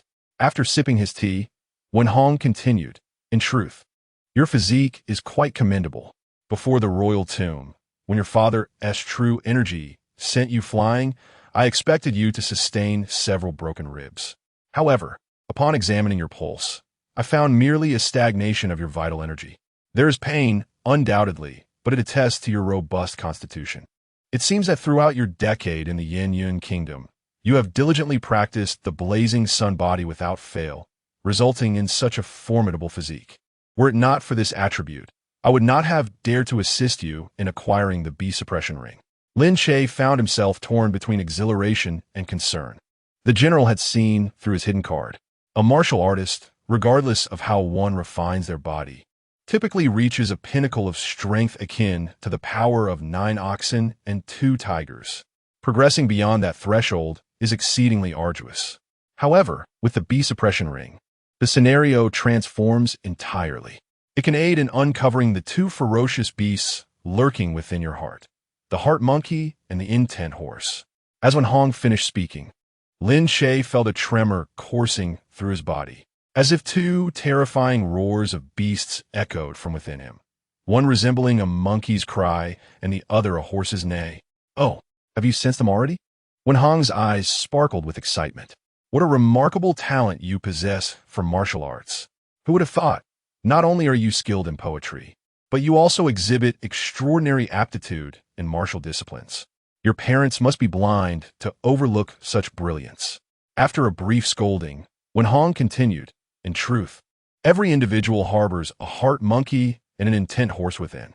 They seldom manifest, but when they do, they often lead one to lose control, resulting in unpredictable actions. If the heart monkey and intent horse were to go slightly berserk, even a child could unleash a force beyond their own capabilities. The beast suppression ring is designed to help you better identify and tame these beasts within you. Once you subdue the heart monkey and intent horse, they will serve you, granting you strength that far exceeds the might of 9 oxen and 2 tigers. Your leaping ability will rival that of a celestial ape, and your speed will match that of a galloping steed, racing like the wind, traversing thousands of miles in a single day. Lin Che nodded sharply. Goodness, this beast suppression ring possesses such incredible capabilities? No wonder Lin Pejun appeared so pained. He truly struck gold. Indeed, the Frost Beast ring possesses a uniquely frigid aura, capable of nourishing the body day and night while simultaneously concealing one's presence. Should it encounter toxic air, it can instantly alter its hue. The advantages it offers are numerous. The younger generation owes all of this to the esteemed general.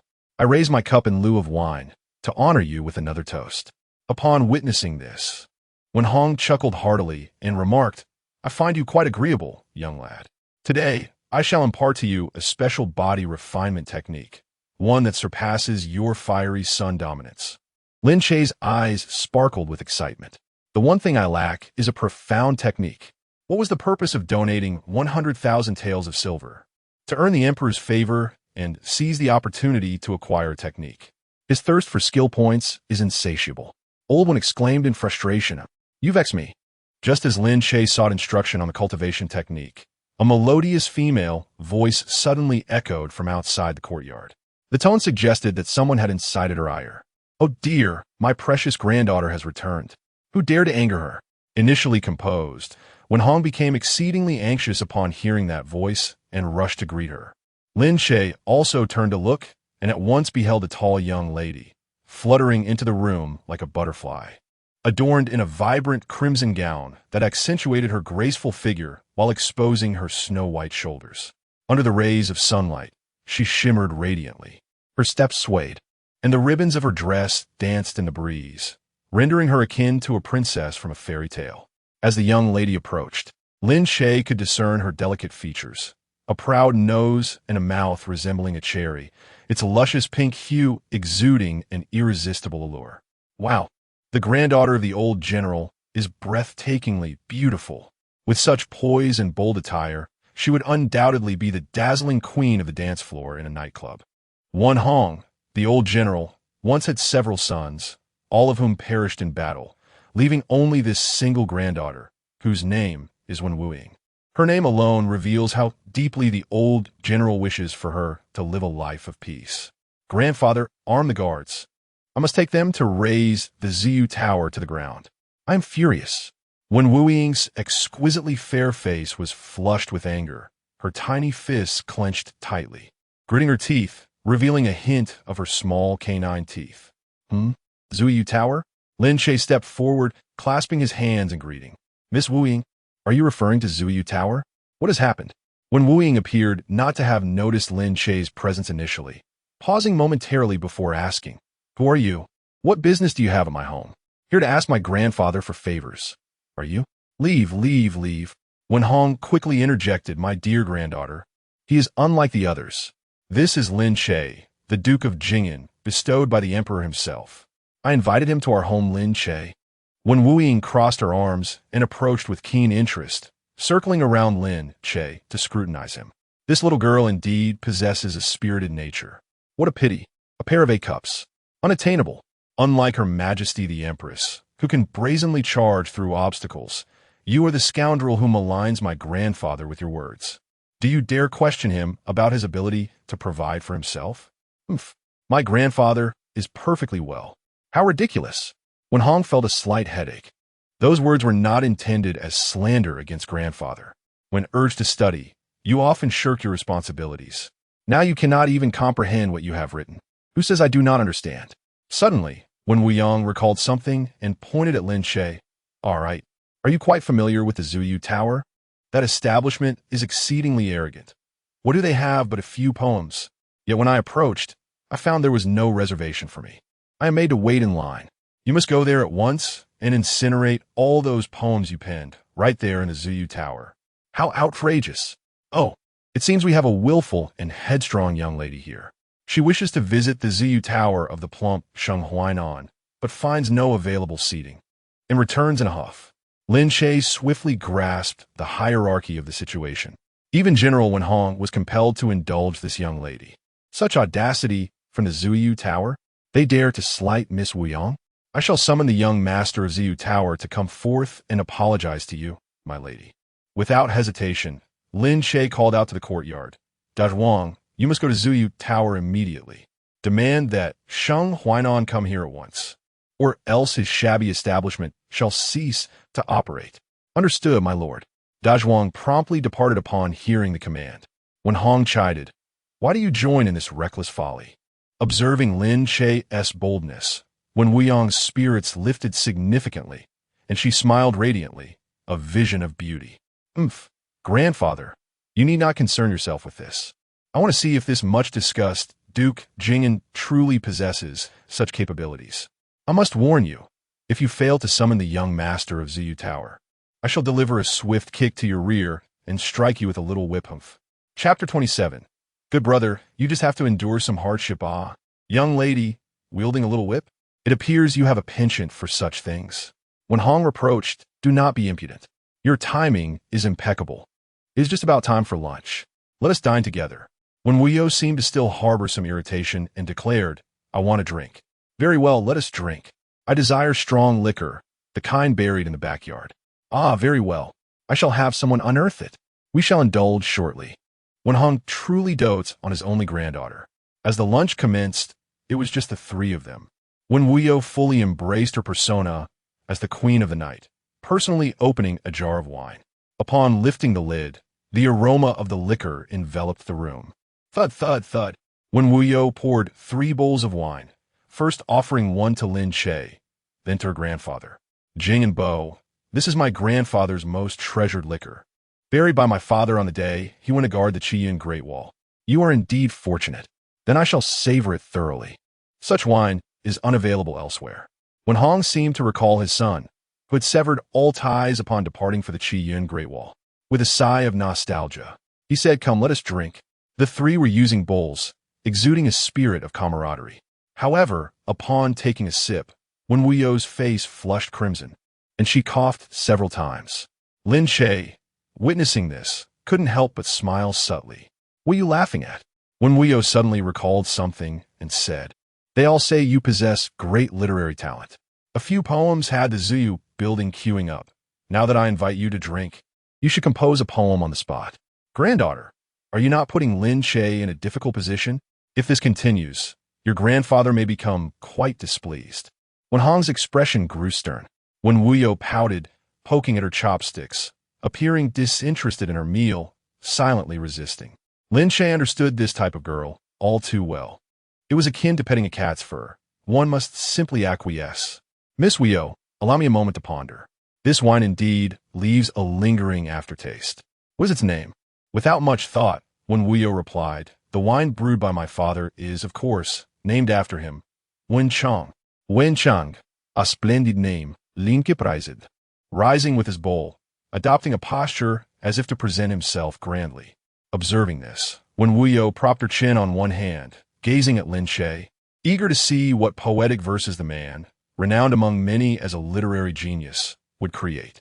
Lin Che took another sip of Wenchang wine, seemingly inspired, and began to recite aloud. "To drink, one must sing. How fleeting is life! Like morning dew, the days past are filled with sorrow.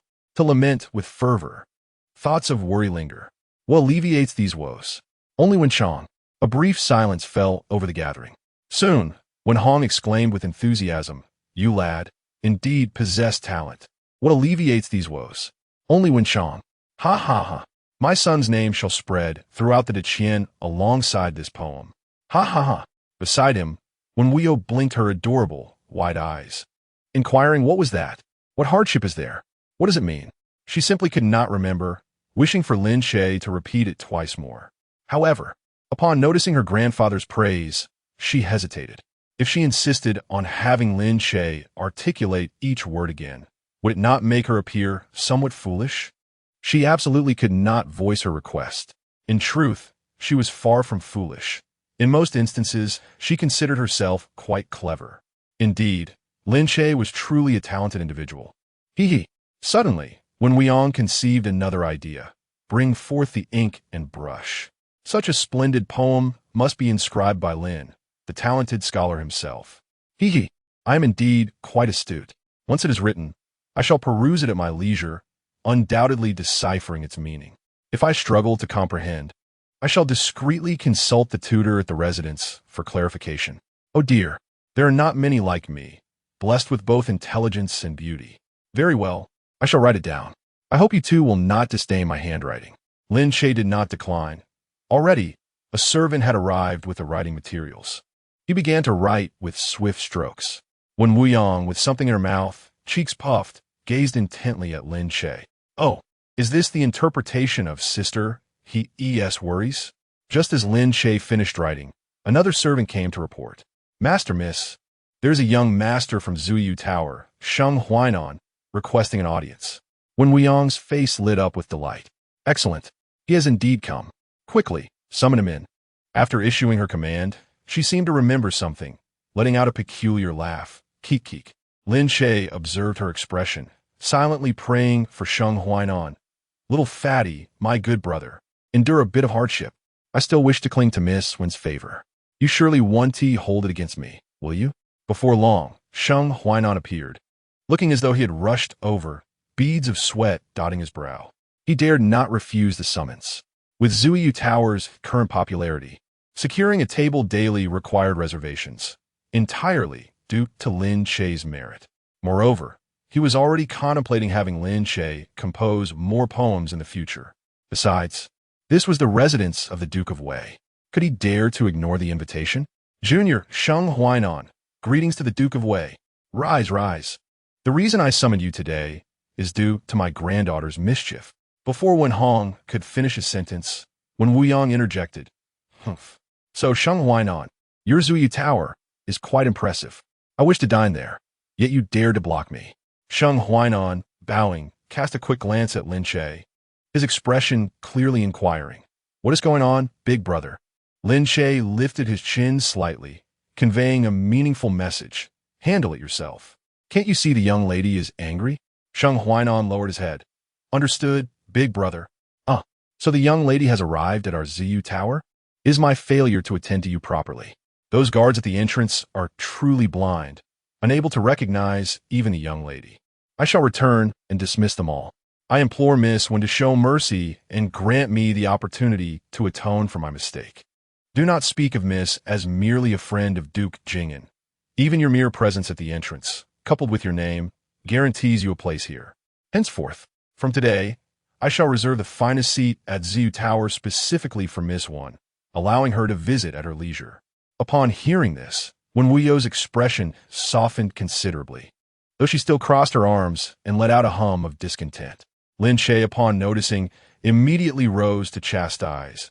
You Sheng Huainan, do you truly consider yourself so esteemed? Let me enlighten you.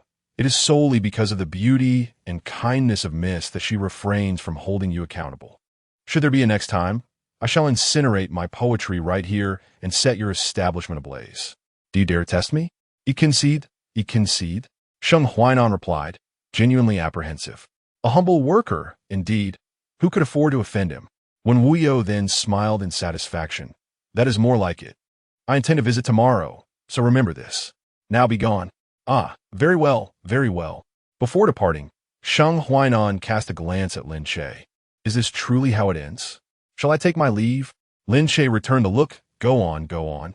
You've worked hard, my friend. Sheng Huainan clasped his hands in farewell, retreating while offering a glance. No need for formality. We shall gather again soon for a cup of tea. Nearby. Wen Hong observed the exchange, clearly discerning the playful rapport between Lin Che and Sheng Huainan.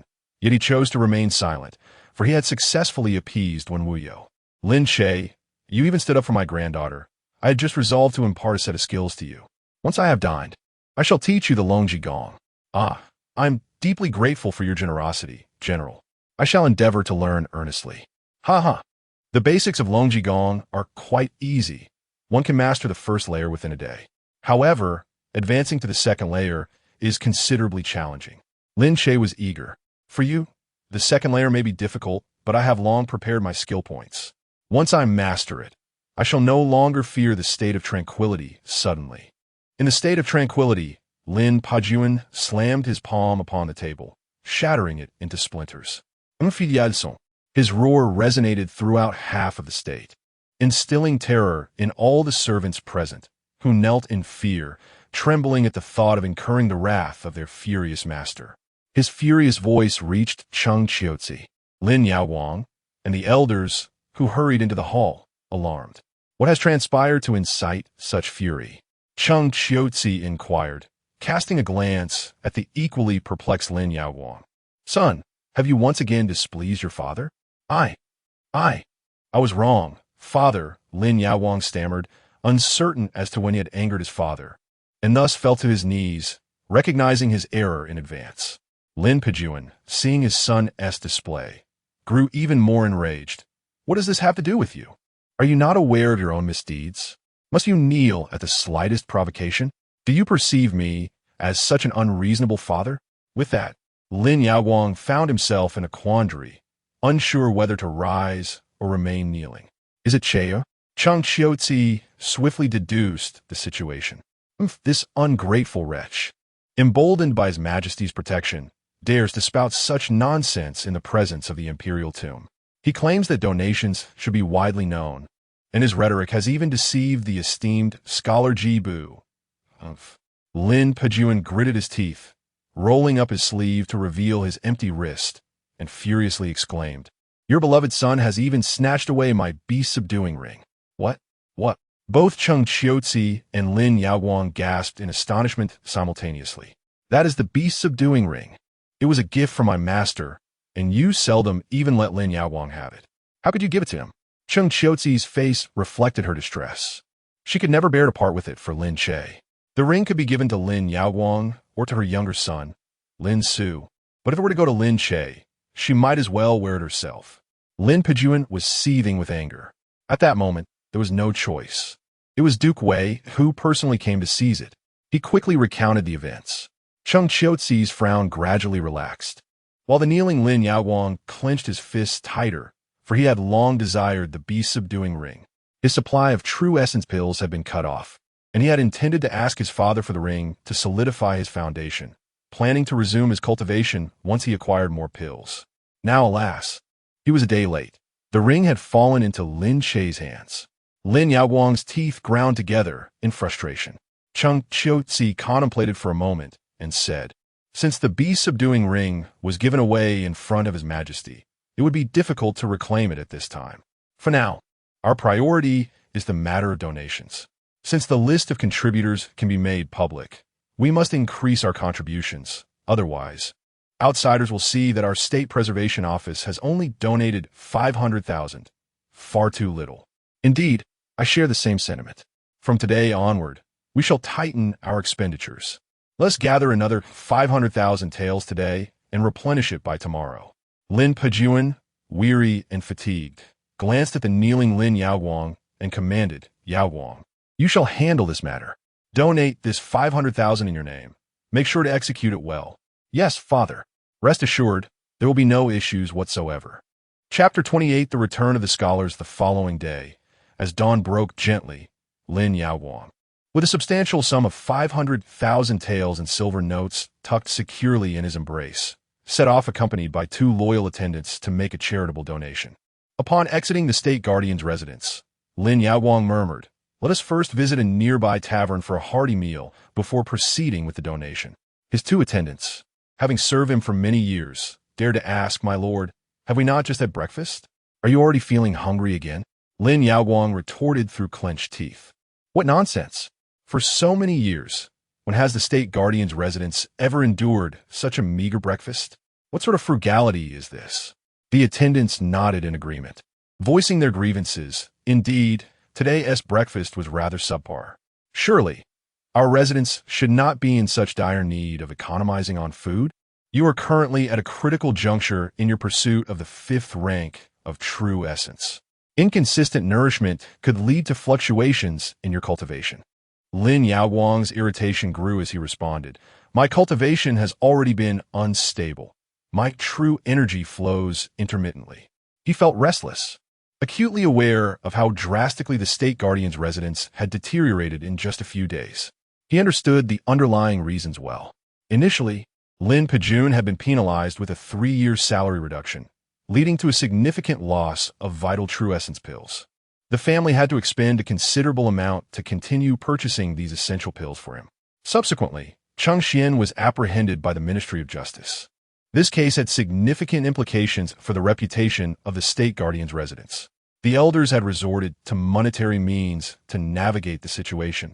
However, as the case had been personally addressed by His Majesty, who would dare to intervene? Reluctantly, the elders had to part with a large sum of money. They even approached Cheng Xian's parents, Lin Yaoguang's uncle and aunt, offering substantial financial support and various treasures, persuading Cheng Xian to shoulder the burden of the situation entirely. At this point, the state guardian's residence was indeed in a precarious position. Unexpectedly, Lin Che had engaged in a fierce verbal duel with the esteemed scholar before the royal tomb, managing to persuade the civil and military officials to publicly disclose the list of donations and their amounts. Consequently, the state guardian's residence had to tighten its belt and cobble together 500,000 taels. Henceforth, the residence would need to be frugal, a state that would likely take at least a year and a half to recover from. Lin Yaoguang suddenly recalled that Lin Che had audaciously taken the beast-taming ring that rightfully belonged to him, further aggravating his anger. After indulging in a lavish meal at the tavern, Lin Yaoguang felt a sense of satisfaction, albeit with a slight pang of regret when it came time to settle the bill. Having dined sufficiently, they set off toward the Ministry of Revenue to make the donation. Upon arriving at the entrance, they were met with an astonishing sight, a throng of people queuing. So many people, Lin Yaoguang was taken aback, observing that many familiar faces belonged to prominent families. Their intention mirrored his own, to increase their donations, ensuring that when the public list was revealed, they would not appear too meager. "Oh, young Master Lin, you have come as well." A few wealthy youths ahead recognized Lin Yaoguang and greeted him enthusiastically. Lin Yaoguang managed a strained smile, nodding in acknowledgement. "How much do you intend to donate this time?" young Master Lin. I plan to contribute an additional 300,000 taels. A young gentleman in white spoke with an air of self-satisfaction. I suppose I am doing fairly well. Lin Yaowang, displaying little interest, was reluctant to engage with such company. After all, he was the esteemed heir of the National Defense Ministry, one of the 36 prodigies. How could he be compared to these uneducated youths? Huh? You intend to donate 300,000 taels? That seems rather excessive. Isn't your father merely a constable? How could he have saved up such a fortune? Haha, that's none of your concern. Surely, you're not seeking notoriety, are you? 300,000 taels. Are you not apprehensive about the Mingjing Bureau investigating your family? Huh, haven't you heard? The Bureau's head has already been reprimanded by His Majesty and placed under house arrest for a month. His Majesty has explicitly stated that the Mingjing Bureau is not to interfere with charitable donations. What are you worried about? Initially disinterested, Lin Yaowang's interest peaked at this revelation. What did you say? The head of the Bureau is under house arrest for a month? What is going on? Ah, you're unaware, young master? The situation is as follows. The wealthy youth proceeded to recount how Qian Linggong had demanded a minimum donation of 1 million taels. Upon hearing this, Lin Yaowang's brow furrowed in concern. What is the meaning of this? Something feels amiss. Why would His Majesty act in such a manner? Is it possible that after a month, the Mingjing Bureau will investigate the various officials? Is the intent behind soliciting donations merely to uncover corrupt officials? If the National Defense Ministry continues to contribute, might it lead His Majesty to suspect the provenance of our funds? Realizing the complexities of the situation, Lin Yaowang felt an unsettling sense of intrigue. It could not possibly be so simple. He abandoned the queue and promptly turned to leave. Upon exiting the Ministry of Revenue, he noticed his two attendants had wandered off, gazing intently down the street. What are you doing? Young master, is everything all right? We thought we saw Lin Che just now. Lin Yaowang, initially intending to return to the National Defense Ministry to discuss matters with his father, felt a surge of anger upon hearing the name Lin Che. Who did you say you saw? We saw Lin Che. He was with several attendants and appeared to have just emerged from the Duke of Wei's residence. The carriage belonged to the Duke. Lin Che had indeed ingratiated himself with the Duke of Wei. Lin Yaowang thought disdainfully. He then recalled the beast ring. While it would be inappropriate for others to retrieve it, as the nominal elder brother, he could take it back without reproach. If he were to return with the beast ring, his parents would undoubtedly be overjoyed. Meanwhile, in the carriage, Lin Che touched the beast ring on his wrist, his face alight with excitement. Last night's drinking session with Wen Hong had proven immensely worthwhile. Not only had he gained the favor of the seasoned general, who had resolved many of his queries, but he had also learned the true art of the dragon spine technique from him. Moreover, he discovered that possessing the beast ring indeed accelerated his cultivation. Remarkably, in just one night, he had already advanced to the first level. If it were not for Wen Hong's repeated emphasis that the first level of the Longji Gong is relatively easy, while the subsequent levels become increasingly challenging, and had he not wished to dispel any doubts in Wen Hong's mind, his skill points would have surged significantly by now. As it stands, my Qianba body has already reached the 10th level. With the Longji Gong, I should also be able to attain the 10th level. My physique is certain to undergo another transformation. At this moment, Lin Che clearly felt his spine ablaze, as if it were being tempered in a great furnace. Fortunately, the chilling aura of the beast restraining ring provided him with some respite from the heat. Master, that group of scholars has arrived again. What should we do? Came the voice of the Zhuang from outside the carriage. Lin Che furrowed his brow and looked outside. He had indeed returned to the Jing'an residence.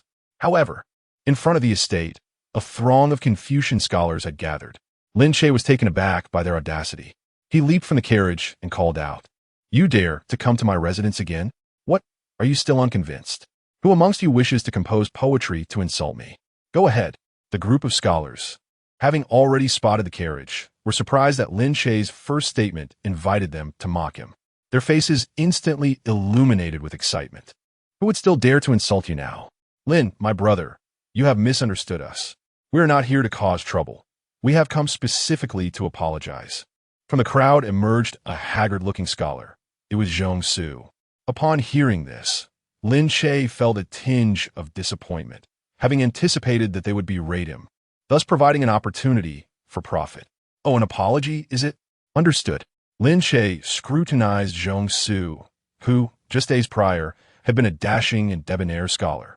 What had caused him to appear so gaunt now? His steps were unsteady, as if. Lin Che observed the scholars before him. Among them were a leading sheep, a cunning wolf, a mighty tiger, and a restless deer, alongside a frenzy of snakes. This Zhong Su was a peculiar amalgamation of deer and snake. How utterly emaciated he appeared. Furthermore, they came empty-handed to offer an apology. Zhong Su, swaying slightly, said, "We genuinely came to express our remorse.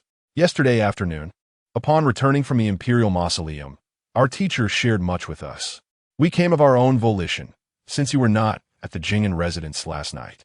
We stood at the entrance the entire night, without food or water, sincerely wishing to wait for your return to apologize. Yes, indeed, we previously spoke ill of you, Lin brother, but we never anticipated your magnanimity. You donated all your silver. We feel utterly ashamed." Lin Che observed them closely. They indeed appear to have stood at the entrance all night. Once the Confucian scholars took a firm stance, they were not easily dissuaded. Suddenly, a loud growl emanated from Zhong Su's stomach, unmistakably audible. His face flushed with embarrassment. He had gone far too long without a meal the day before. In the excitement of competing in poetry with Lin Che, he had neglected to eat. Subsequently, he had lost all his money and had not dined that day either. The following day marked the departure to the imperial tombs.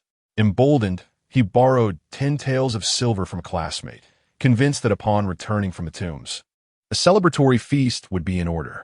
However, Lin Che's eloquent discourse invigorated his peers, leading one to request the immediate return of the 10 taels for charitable contributions. Thus, Zhong Su endured another day of hunger. Nevertheless, he felt surprisingly well, as if the pangs of hunger had subsided. Perhaps he had simply reached the threshold of hunger. The previous night, an overwhelming hunger had struck him, blurring his vision, yet he found himself receiving admonitions from a learned scholar. Ultimately, a group of students spontaneously organized to apologize to Lin Che, leaving Zhong Su to endure the night on an empty stomach. At this moment, Zhong Su had gone 4 days and 3 nights without sustenance. His legs felt weak, his face haggard, and his body fatigued. He gazed at the soil beneath his feet. An inexplicable thought crossed his mind. I wonder what this soil tastes like. Should I sample a bit? Ah, so the talented scholars had come to reconcile. Lin Che am not one to harbor grudges. As the saying goes, it is better to resolve enmities than to foster them. Lin Che approached and patted Zhong Su on the shoulder. Come, everyone, let us enter the house. I shall have the servants prepare a feast, and we will celebrate with wine, henceforth becoming friends. Zhong Su's heart soared, as if he had been rejuvenated. However, upon hearing this, the other students clasped their fists in respect. Brother Lin, you are magnanimous, and we admire you. There is no need for a meal. It is late, and we have morning lessons to attend. We must return. Indeed, it would be better to visit Brother Lin again this evening after classes to discuss poetry. Zhong Su's stomach rumbled audibly, and he exclaimed in frustration, "No, we absolutely cannot leave today. We must eat immediately. Cough, cough. What I meant to say is, we have come to apologize. Now that Brother Lin has kindly offered a feast, if we were to decline, where would our sincerity lie? Brother Lin, they may leave, but I shall certainly stay to share a meal, to enjoy a drink with you." Lin Che, not wishing to truly antagonize the group of scholars, replied, "Very well, esteemed scholar Zhong Su. Let us say that this is a case of not fighting, but becoming acquainted. Come, let's proceed inside." The students, seeing no alternative, felt compelled to comply, and they all entered the Jing'an mansion together. However, shortly after their entrance, 3 figures appeared around the street corner. The heir, it seemed, had a residence nearby. Chapter 29. The Poem of War, Capable of Slaying. Esteemed friends and brothers in the courtyard, Lin Che clasped his hands in greeting to the multitude of scholars, saying, "My residence has only just relocated a few days ago, hence the interior cannot accommodate everyone. I humbly request that we dine together in the courtyard." Lin Che spoke the truth. Seating 70 or 80 students at once would indeed require several tables.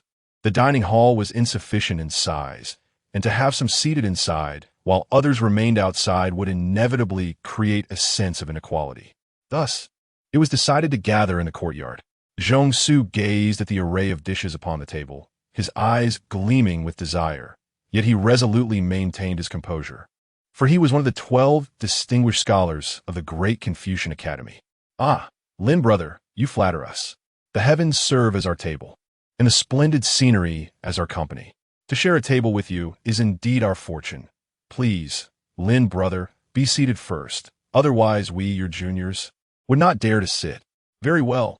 Lin Che chuckled and took his seat, graciously gesturing for Zhong-su to do the same. Once Zhong-su settled down, he could hardly restrain himself from inhaling the delightful aromas wafting from the sumptuous spread before him. Some of the dishes were prepared by the servants as instructed by Lin Che, while others were procured from the market at his command.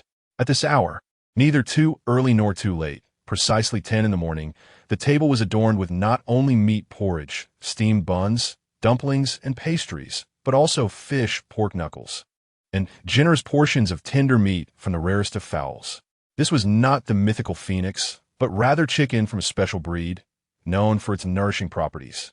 These birds were raised on farms, requiring 2.5 years to reach their prime for consumption. As for the rice, it was no ordinary fare. It was known as farmhouse Little Moon rice, which was particularly beneficial for martial artists. The sight alone was tantalizing. Even the 9-turn intestines emitted an irresistible fragrance. Zhong-su could scarcely contain himself, yearning to grasp his chopsticks and indulge in the feast. However, he reminded himself of the decorum expected of a scholar. The host had yet to commence the meal, and thus, the guests must refrain from eating. Having stood outside all day previously, he felt a pressing need to relieve himself. But he decided to endure a little longer, for the meal was almost at hand. Zhong-su licked his cracked lips and turned to Lin Che. When shall we begin? My friends, Lin Che proclaimed with a hearty voice. Zhong-su's heart leaped. Were they about to commence? I am delighted to see you all. Allow me to say a few words. Zhong-su swallowed hard. Well, if the host wished to speak, he would patiently wait. Soon, he planned to sample that succulent pork knuckle, particularly the fatter piece nearby. What was taking so long? Was Lin Che truly going to speak for this duration? Ah, how fragrant! What meat is wrapped within these dumplings? He admonished himself to maintain decorum and avoid any disgraceful manners. Smile, smile. Why are you all laughing? What was said that warranted applause? Oh, let us join in the applause as well. Ah, is he finally concluding? Come, let us raise our glasses. Lin Che finally concluded his speech and proposed a toast for everyone to share a drink. The students raised their glasses in unison and drank heartily. The atmosphere in the room instantly became much more lively. Brother Lin is absolutely right. I shall also take this opportunity to say a few words as a representative. At that moment, a graceful student stood up as well. Zhong-su's lips twitched on the verge of an outburst, and he gritted his teeth, saying, Lu Zai, what are you blabbering about? Sit down. Oh, very well. This occasion should indeed be represented by Brother Zhong. Please go ahead. Unfazed, Lu Zai promptly took his seat. Everyone's attention shifted to Zhong-su, eagerly awaiting his remarks. We need not say much. As Brother Lin stated, a gentleman discusses actions, not intentions. What we say is of little importance. It is our future actions that truly matter. Zhong-su suppressed his impulse to grab his chopsticks and said, Let's eat quickly. Otherwise, the food will grow cold. Come, let us partake. Observing that the boy was truly on the brink of starvation, Lin Che called out for everyone to begin eating. As Lin Che started to serve himself, Zhong-su could no longer restrain himself. He felt as though he could devour an entire cow. His stomach was like 1,000 mouths crying out for sustenance.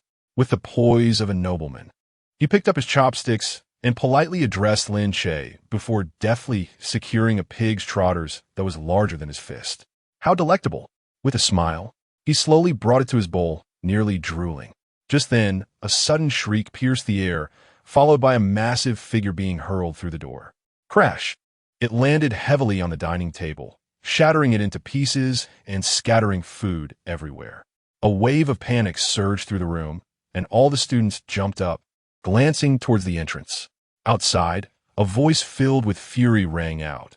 Lin Che, your brother has arrived. Will you not kneel to welcome him? In an instant, not only were the students displaying expressions of anger, but the martial artists invited from the Jingen house also emerged, ready to subdue the intruder. Who dares to cause trouble in Jingen house? One of the guards shouted angrily. Presumptuous! Do you not see that the heir of the Zhenguo mansion is here? Those who dare to obstruct him shall face death. Outside the door, someone bellowed in anger. The Zhenguo mansion's heir? Before anyone could ponder further, Lin Yaowang's figure appeared at the entrance. With a grim expression, he entered with his hands clasped behind his back, clearly treating Jingen house as his own territory. As the crowd recognized that it was indeed Lin Yaowang, their expressions shifted dramatically. Even the martial artists guarding the house grew anxious. They had accepted Lin Che's payment, and while they were willing to fight should true trouble arise, it was the heir of the Zhenguo mansion approaching, a situation that could not be trifled with. Moreover, Lin Che was already the 7th young master of the Zhenguo mansion. Now, if this heir had come looking for trouble, it was a matter of brotherly conflict. Did they really dare to meddle? Lin Yaowang, do you dare to take my life? Are you not afraid of the emperor's retribution? At this moment, Lin Che's expression was equally frigid as he glanced at the heavily injured Zhuang, who lay on the ground amidst the shattered remnants of the table. Zhuang had attained a modest level of cultivation, yet this prowess had been effortlessly cast aside. In light of such disparity, Lin Che realized that striking against Lin Yaowang held no promise of success. What is it? Are you frightened?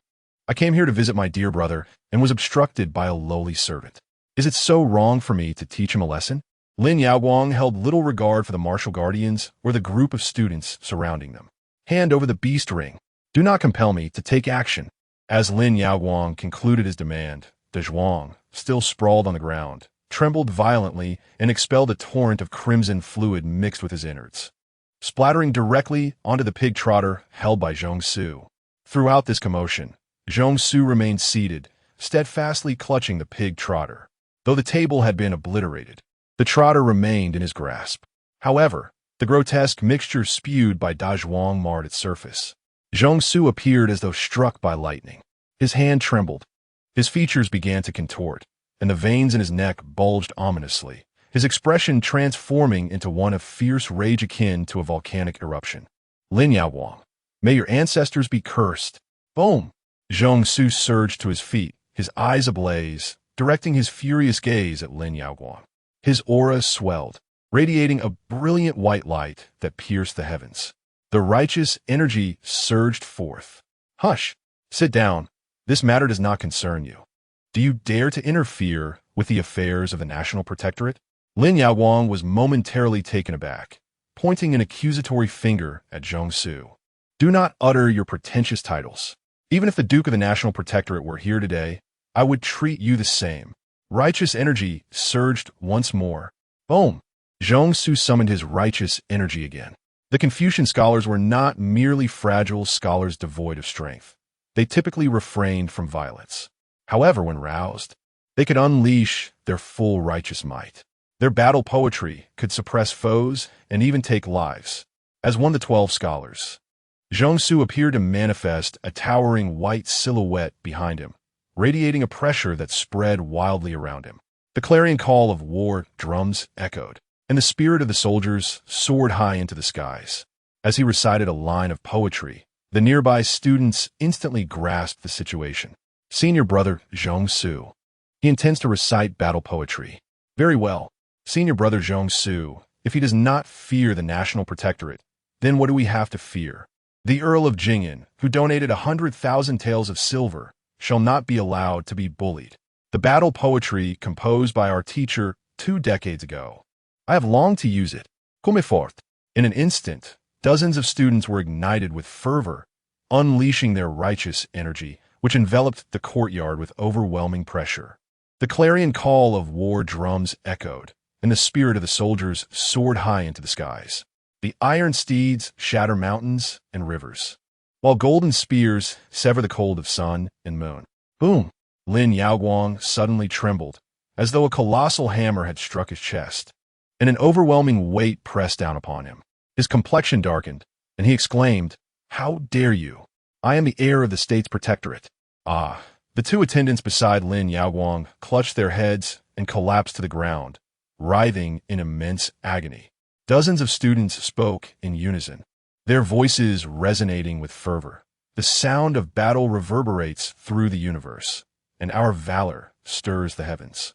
We vow to vanquish our foes and bring peace to the world, achieving greatness that shines upon the altar of glory. With a sudden gasp, Lin Yaowang coughed up a mouthful of blood. Who dares to touch my prized possession? Chapter 30. The brutal assault on Lin Yaowang, how audacious.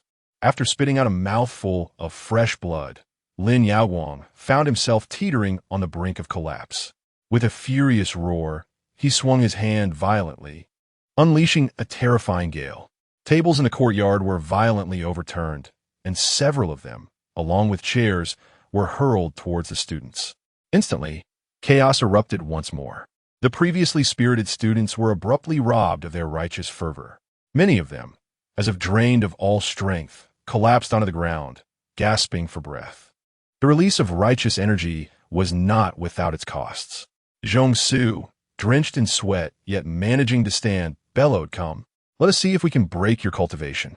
Gulme, the heir of the state protectorate, committing murder within these walls. Unless we perish, your malevolence today shall surely be known to the world." At this moment, Lin Yaowang's countenance turned ashen. Gritting his teeth, he glared at the fallen students, cursing his misfortune. His cultivation had fluctuated in recent days due to his inability to consume the true essence pill on time, and he had been overly careless, allowing Zhong Su to seize the initiative. In ordinary circumstances, as a practitioner of the fourth tier of the object manipulation realm, he could easily handle 70 or 80 of these Confucian students without issue. Yet, inexplicably, Zhong Su was filled with such fury. What had caused this sudden eruption of righteous energy? Under Zhong Su's leadership, the collective righteous energy surged forth, overwhelming Lin Yaowang. His gaze fell upon the two fallen subordinates beside him, utterly exhausted and drenched in sweat, resembling individuals recently rescued from drowning. Realizing the dire situation, Lin Yaowang began to harbor thoughts of retreat. If he continued to stubbornly resist here, he would be the one to suffer. "My dear brother, wait for me. I shall reclaim the beast-subduing ring." He cursed at his two useless subordinates. "Get up. We must leave." As he staggered towards the exit, Lin Che's cold eyes fixed upon the hired guards. "Stop them. Do not let them escape." The guards exchanged uneasy glances. "Lord Jing, if he were to strike you, I could flee with you. However, I cannot dare to confront him. Damn, I have paid for a bunch of useless fools. What good are you to me? Umph.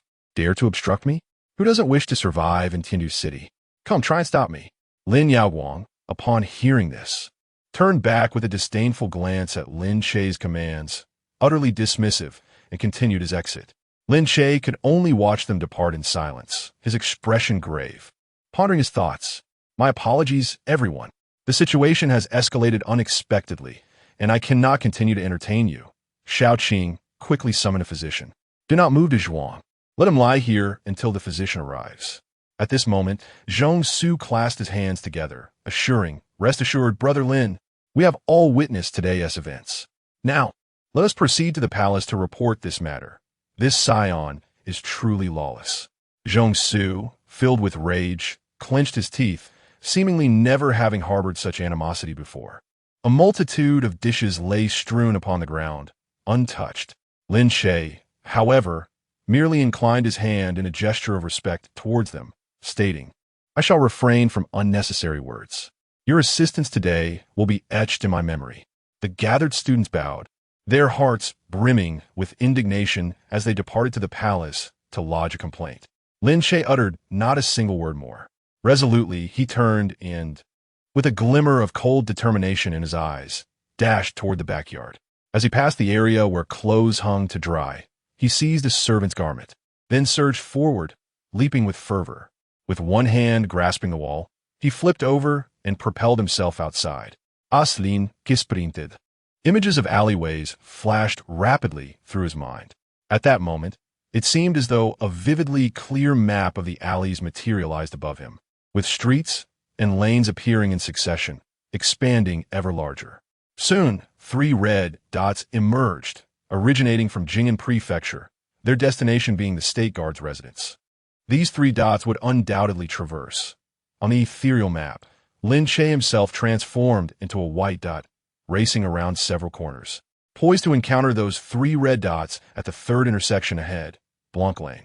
Lin Che raced onward, the map still vivid in his mind.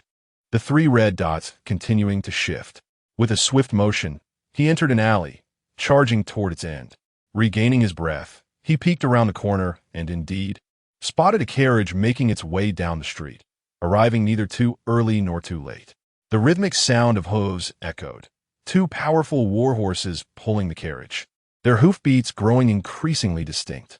The drivers of the carriage were none other than Lin Yaowang's 2 attendants, their faces ashen, nearly collapsed against the carriage as they feebly urged the horses onward. The overwhelming aura of righteousness could not dissipate in an instant. At this moment, Lin Yaowang was at his most vulnerable.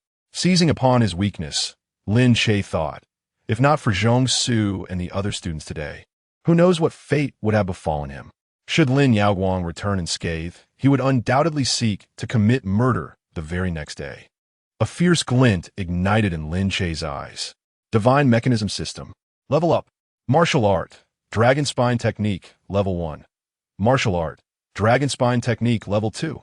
With a roar, Lin Che felt an unprecedented surge of terrifying power coursing through him. Level up. Martial Art. Dragon Spine Technique. Level 7. Martial Art. Dragon Spine Technique. Level 8. Boom. Lin Che felt as though his entire being was erupting like a volcano. Crackling sounds resonated as he sensed his spine threatening to burst forth from his body.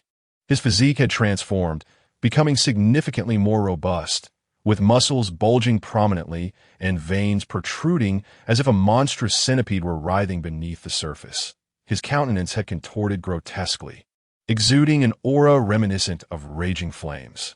The fabric of his servant's attire strained against his burgeoning form, tearing at the seams. Cultivation Technique. Dragon Spine Art. Level 9. Cultivation Technique. Dragon Spine Art. Level 10. With a resounding roar akin to that of a legendary dragon, he unleashed his fury. Almost as if orchestrated by precise calculations, Lin Yaowang's carriage traversed the intersection at that very moment. Lin Che moved. He surged forth like a terrifying projectile. The 2 attendants, weakened and guiding the carriage, were suddenly jolted by the ferocious roar of the beast, instinctively turning their heads toward the alley. In an instant, a colossal shadow, radiating a menacing presence, charged at them. Boom! A scream escaped the lips of the attendants, and before they could comprehend the situation, they were hurled several meters away. Crack! The entire carriage was violently severed in 2 by the immense shadow. The startled steeds whinnied and bolted, sending pedestrians scattering in panic. What was happening? Inside the carriage, Lin Yaowang finally reacted, pulling aside the curtain to peer out. His eyes widened in horror as he beheld a gigantic figure awaiting his emergence. The shadow, ferocious and poised, had already drawn back its fist, ready to strike. Like a steel hammer, the enormous fist collided with Lin Yaowang's chin, propelling him through the air. Boom! The carriage shattered once more. Lin Yaowang was flung outward, crashing against the wall at the alley's corner. Dazed and disoriented, he scarcely had time to regain his senses before the massive shadow lunged at him again. As it closed the distance, it planted a foot on the ground, leaping into the air, spinning a full 360 degrees, gathering formidable power and delivering a kick directly to Lin Yaowang's head. Boom! His skull shattered through a thick wall, creating a gaping hole. With a primal roar, the shadow pressed a hand onto Lin Yaowang's head, unleashing brutal force as it propelled him further into the wall. The walls of the building crumbled, dust swirling into the air. Chapter 31. 500,000 taels acquired amidst the beating Lin Yaowang sensed the furious shadow, its aura radiating like searing flames, intensely scorching. However, as a formidable figure of the 4th rank, Lin Yaowang was far from ordinary. With a fierce roar, he enveloped himself in protective energy and, seizing the moment, executed a somersault, sending the surrounding debris flying. He stood tall amidst the crumbling structure.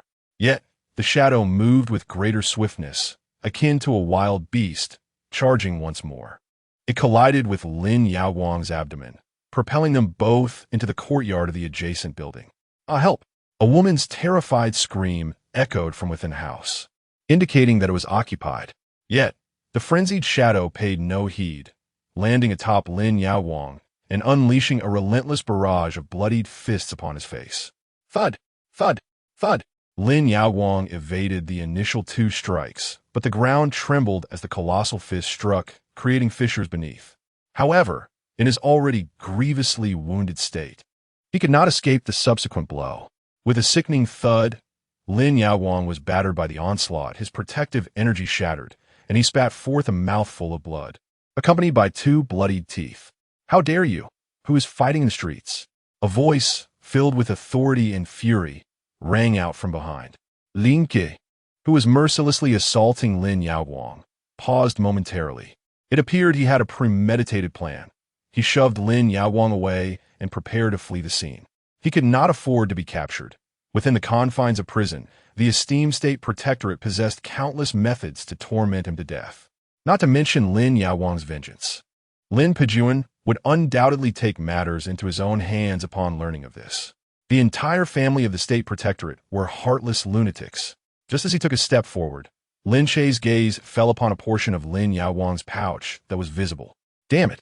The insolent wretch's wallet was bulging, surely filled with a considerable sum. Without further thought, Lin Che snatched it and tucked it into his own garments, fleeing immediately. Stop! A furious roar rang out, almost whispering in Lin Che's ear. He turned to glance back, yet saw no constables or patrolling guards behind him. Nonetheless, the voice had already reached him. It seemed the newcomer possessed extraordinary abilities. Lin Che felt an urgent need to escape. He dashed wildly, navigating through convoluted alleyways. Yet, an indescribable presence loomed closely over him, refusing to dissipate, even drawing nearer. Lin Che's original plan had been to return to the Jing'an prefecture. However, that was no longer feasible. He felt for the beast restraining ring on his wrist and pressed it firmly. This powerful artifact immediately unleashed a chilling aura, as though it were cooling his very essence. Lin Che felt his blood cool, and even the curvature of his spine gradually returned to normal. The beast restraining ring not only restored his original form, but also concealed his presence. With a swift leap, Lin Che leapt onto the bustling street, having already shed the tattered garments of a servant. Spotting a few farmers driving their carts nearby, he deftly stuffed the clothes into their midst, seamlessly blending into the throng of people. At that moment, Lin Che sensed that the ominous presence that had enveloped him had suddenly dissipated. However, he remained unperturbed, continuing to devise a clever means of escape. His gaze swept around, and he quickly spotted a vendor selling steamed buns and noodles ahead. He hurried over and purchased dozens in one breath, then changed direction and sprinted forward. Before long, he indeed encountered a group of Confucian scholars. Brother Zhong, wait a moment. A cluster of students, who had just departed from Jing'an Prefecture to petition the emperor, turned in surprise upon hearing their senior's name called. Huh? It's Brother Lin. The group, comprised of those who had just set out for the palace, recognized him. Upon seeing them, Lin Che felt a wave of relief wash over him. It was apparent that these scholars were indeed heading to the palace, and this path was the main thoroughfare for entry. Brother Lin, what brings you here? Zhong Su approached with a smile, but his expression faltered as he noticed Lin Che's pallor. Why do you look so pale? Humph, he must have been frightened by that scoundrel Lin Yaowang. Truly despicable. Many of the students, observing Lin Che drenched in sweat and looking wan, voiced their concern. One even stepped forward to brush the dust from his clothes. Wiping the perspiration from his brow, Lin Che handed them 2 bags. You stood outside my residence all night last evening and have yet to eat today. I worried you might be hungry, so I bought some buns for you to fill your stomachs. Ah, Brother Lin, Zhong Su trembled, opening the bag and swiftly grabbing a large bun, devouring it in several hearty bites. Tears inexplicably welled in his eyes. Brother Lin, you even brought us buns. I am deeply moved. You are truly a good brother to me. Ah, Brother Zhong, please don't be so emotional. It's merely a bun. Nothing more, nothing more. Nothing more. Zhong Su swallowed the bun and reached for another. Rest assured, I shall certainly petition the emperor today, if his majesty refuses to see me. I shall dash my head against the palace gates. With such a brother at my side, what more could I desire? Lin Che offered a slight bow to the gathered scholars before turning to leave. The students, filled with gratitude, watched his retreating figure, some waving farewell, their hearts brimming with excitement and emotion. As Lin Che walked back, he rapidly reflected on the events that had just unfolded. Had he inadvertently revealed any clues? As he began to act, he activated the 10th layer of the dragon spine technique, causing his body to undergo a transformation, his features undoubtedly contorted, especially with the mask obscuring his visage. Moreover, he was clad in the garb of a servant, and the scholars believed he had merely pursued them relentlessly, which could serve as his alibi. There should be no room for error. Lin Che felt a quiet sigh of relief. Soon, he returned to the Jing'an Manor, where a physician had already arrived. Xiao Qing was busy preparing medicine. Xiao Qing, how is the Zhuang? With red eyes, Xiao Qing replied, the Zhuang has broken ribs. The doctor said he needs medication, and I fear he will no longer be able to perform manual labor. Practicing martial arts will be even more impossible. To mend the bones completely, we would need to purchase bone-mending pills, which cost several hundred taels. Then let us purchase them. What are we waiting for? Lin Che exclaimed, astonished. Xiao Qing, equally shocked, looked up at him, her delicate face bewildered. But, sir, that requires several hundred taels, possibly 500 taels. And what of 500 taels? We must save him. Lin Che retorted, his voice firm. What kind of thinking is this? The Zhuang is not merely a servant. He is one of us in the Jing'an Manor. He was injured protecting me, and you wish to save 500 taels? With a grand gesture, Lin Che produced 2 banknotes of 1,000 taels each. Go, summon the best physician. Do not seek out any barefoot doctors. We must ensure the Zhuang receives complete care. Upon hearing this, tears streamed down Xiao Qing's face, and the other maidservants discreetly wiped their eyes. As servants of lowly status, who among the masters would willingly spend money on their medical treatment? Yet Lin Che, upon hearing the price of the bone-mending pills, did not even flinch. Stop crying. Attend to the manor and bring some food to my room, he instructed, hastily returning to his chamber. Immediately, he retrieved the pouch of silver that Lin Yaowang had left behind. Upon opening it, he was astonished to find a thick stack of banknotes. What? So much? Lin Che se ais widen din disbelief. He had previously lamented not having enough time to thoroughly eliminate Lin Yaowang, fearing he had suffered a great loss. However, now he was met with such a substantial windfall. 300,000, 400,000, 500,000. 500,000 taels. Lin Che licked his lips and promptly accessed the system. Host. Lin Che, cultivation level. Second rank Shi refinement, great accomplishment. Cultivation techniques. Blazing sun body, 10 layers. Cultivation techniques. Dragon spine technique, 10 layers. Remaining skill points, 8. 8 skill points remaining. Lin Che calculated, thus concluding that the 50,000 taels he had seized could also be counted as 5 skill points. Robbery could indeed be considered income. How splendid. This implies that, should I depart from Tiandu City, I could sustain myself through plunder. He then caressed the beast ring on his wrist, realizing it truly was a remarkable item. While he pondered, Xiao Qing brought him food. Lin Che's stomach growled in anger. He had nearly emptied himself to reach the 10th layer. If his physique were sufficiently robust, both of his martial arts would now be at the 10th level, achieving not merely great success, but rather a state of consummate perfection. Xiao Qing served him food repeatedly, 5 or 6 times, until Lin Che finally managed to fill his stomach. Following this, he took a bath and even incinerated the pouch that belonged to Lin Yaowang, allowing himself to lie down on the bed with a clear conscience and drift into a deep slumber. It was unclear how long he slept. Lin Che was roused from his slumber by Xiao Qing's gentle shaking. My lord, awaken.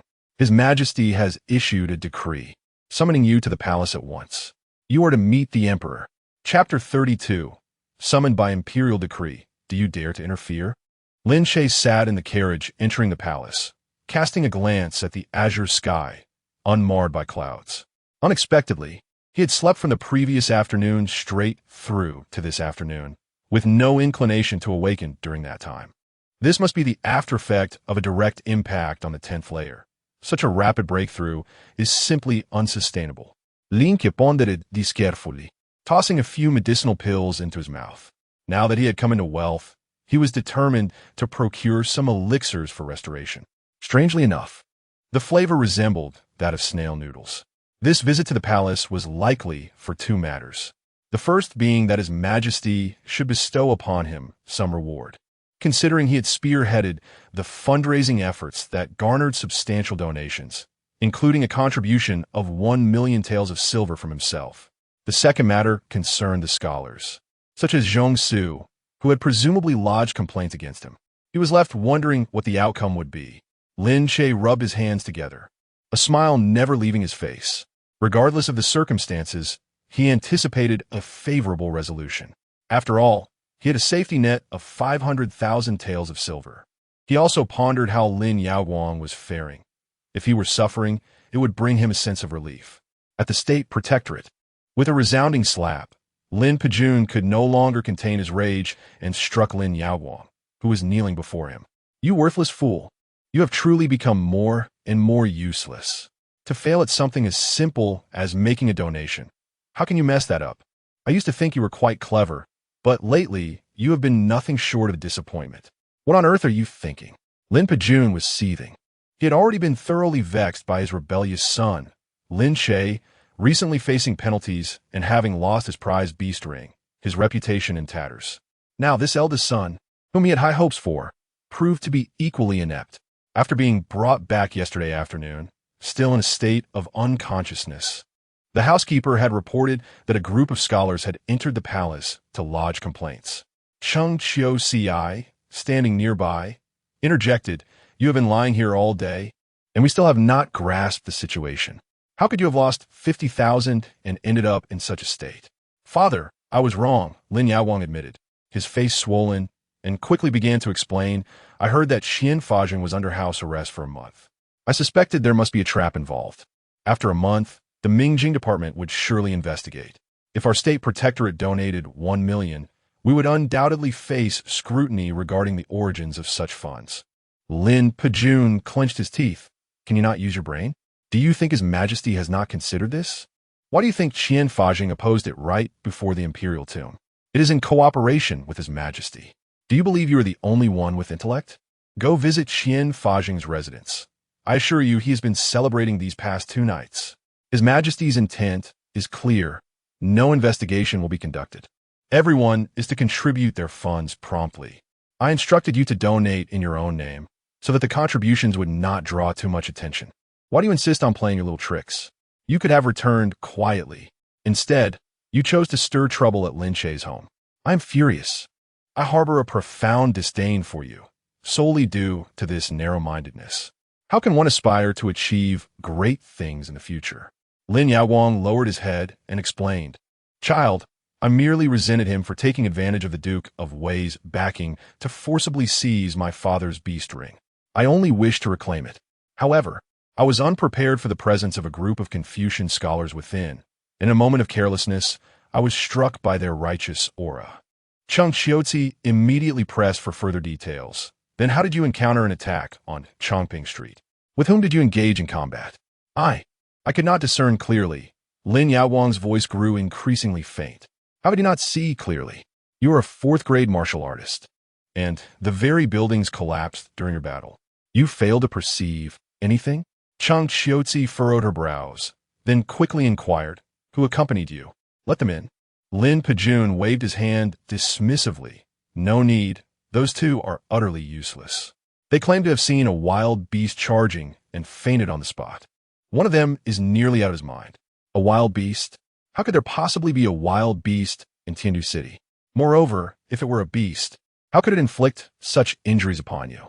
Your body is covered in bruises from punches." Chung Xiuzi possessed considerable insight into martial practices. Lin Yaoguang pondered for a moment and replied, "It was not a beast. It was quite large and resembled a human-animal hybrid. Could it be that a demon has infiltrated Tiandu City?" Chung Xiuzi's expression shifted. "If that were the case, it would be a grave matter. Absolutely impossible. Tiandu City is protected by a Confucian sage, and the Mingjing division has been thriving for years without encountering any demons. Clearly, this was a ploy aimed at his wealth. Lin Po-yun asserted decisively. Lin Yaoguang considered further and speculated, I feel that my assailant bore a striking resemblance to my seventh brother, Lin Che. Upon hearing this, even Lin Pejun could no longer suppress his disdain. He immediately cursed. Have you lost your mind? Has your brain been damaged? What level of cultivation does the seventh have? Take a good look at your injuries. This level of force is at least from the third grade chi penetrating realm. After scolding him, Lin Pejun suddenly chuckled coldly. I see now how you have changed recently. It appears your thoughts are solely consumed with how to deal with the seventh. You leave no stone unturned to find an opportunity to confront him. If this is truly your mindset, your potential will undoubtedly be limited. Upon hearing this, Lin Yaoguang's pupils contracted. In an instant, he grasped the unspoken words of his father. In his childhood, when his father abandoned Lin Che, he exhibited the same attitude. Should he continue to disappoint his father, he too would be cast aside as the heir, and the state protectorate would cultivate a second successor. In the state protectorate, there exists no bond of kinship. Father, I understand now. I shall never act recklessly again. In the future, I will certainly think things through carefully before acting. Lin Yaoguang bowed deeply, his back drenched in cold sweat. Indeed, he had underestimated Lin Che. In merely 10 days, Lin Che seemed to have transformed entirely. He had thought that, as before, direct force would suffice to deal with Lin Che. Now, it was evident that he must confront Lin Che with utmost seriousness. He must not falter in the depths of adversity. Father, the 500,000 lost will be compensated by your son. Over the years, I have received numerous rewards, and this sum shall be returned. Upon hearing these words, Lin Pejun's expression softened slightly. Remember, always use your mind in everything. During this time, stay at home and reflect deeply. Yes, Lin Pejun, after all, was particularly lenient with his eldest son. He continued, you need not concern yourself with those scholars entering the palace to report to His Majesty. I have already informed the Mingjing division about the lost 500,000 taels of silver. I believe we shall soon have results. Lin Yaoguang was overjoyed upon hearing this, astonished that the matter could stir the Mingjing division. He was eager to discover who had orchestrated the theft against him. Meanwhile, Lin Che's carriage advanced steadily, nearing the grand gates of the imperial palace. At that moment, from men clad in black, exuding an aura of intimidation, rushed forth. They wore dark hats and were equipped with long swords, a clear warning to others to keep their distance. Prominently displayed on their chests was a silver, circular emblem, signifying their affiliation with the Mingjing division. Mingjing division is conducting an operation. All of you halt. A cold voice cut through the air, piercing Lin Che's ears like a blade. The carriage was forcibly intercepted. Lin Che lifted the curtain and inquired of the 4 Mingjing guards blocking his path. What is the matter? One of the Mingjing guards displayed his insignia and replied coldly, the Mingjing division is here on official business. We request that Duke Zhenguo accompany us. Lin Che raised an eyebrow, elevating his voice. I am currently on imperial orders to enter the palace to see His Majesty. Whatever business you have can wait until I have an audience with the Emperor. Time is of the essence. We kindly request you to disembark the carriage and accompany us now. Lin Che was taken aback by the guard's unwavering demeanor, even daring to obstruct someone on official orders. Gritting his teeth, he retorted, I am under imperial decree to enter the palace. Do you dare stop me? With a swift motion, one of the Mingjing guards drew his sword, its cold gleam alarming the many palace guards stationed at the gates. Duke Zhenguo, we of the Mingjing division are also acting on orders. We implore you to cooperate and come with us, lest we be forced to use our blades. Taking a deep breath, Lin Che leaped from the carriage, fixing his gaze on the man brandishing the sword, and asked, What is your name? I am Bai Shoulong, captain of the Mingjing division. Lin Che nodded. Very well, I shall remember you. Remembering is sufficient. Now, let us proceed. Lin Che fell silent, following the 4 Mingjing guards. The firmness of the Mingjing guards was no empty threat.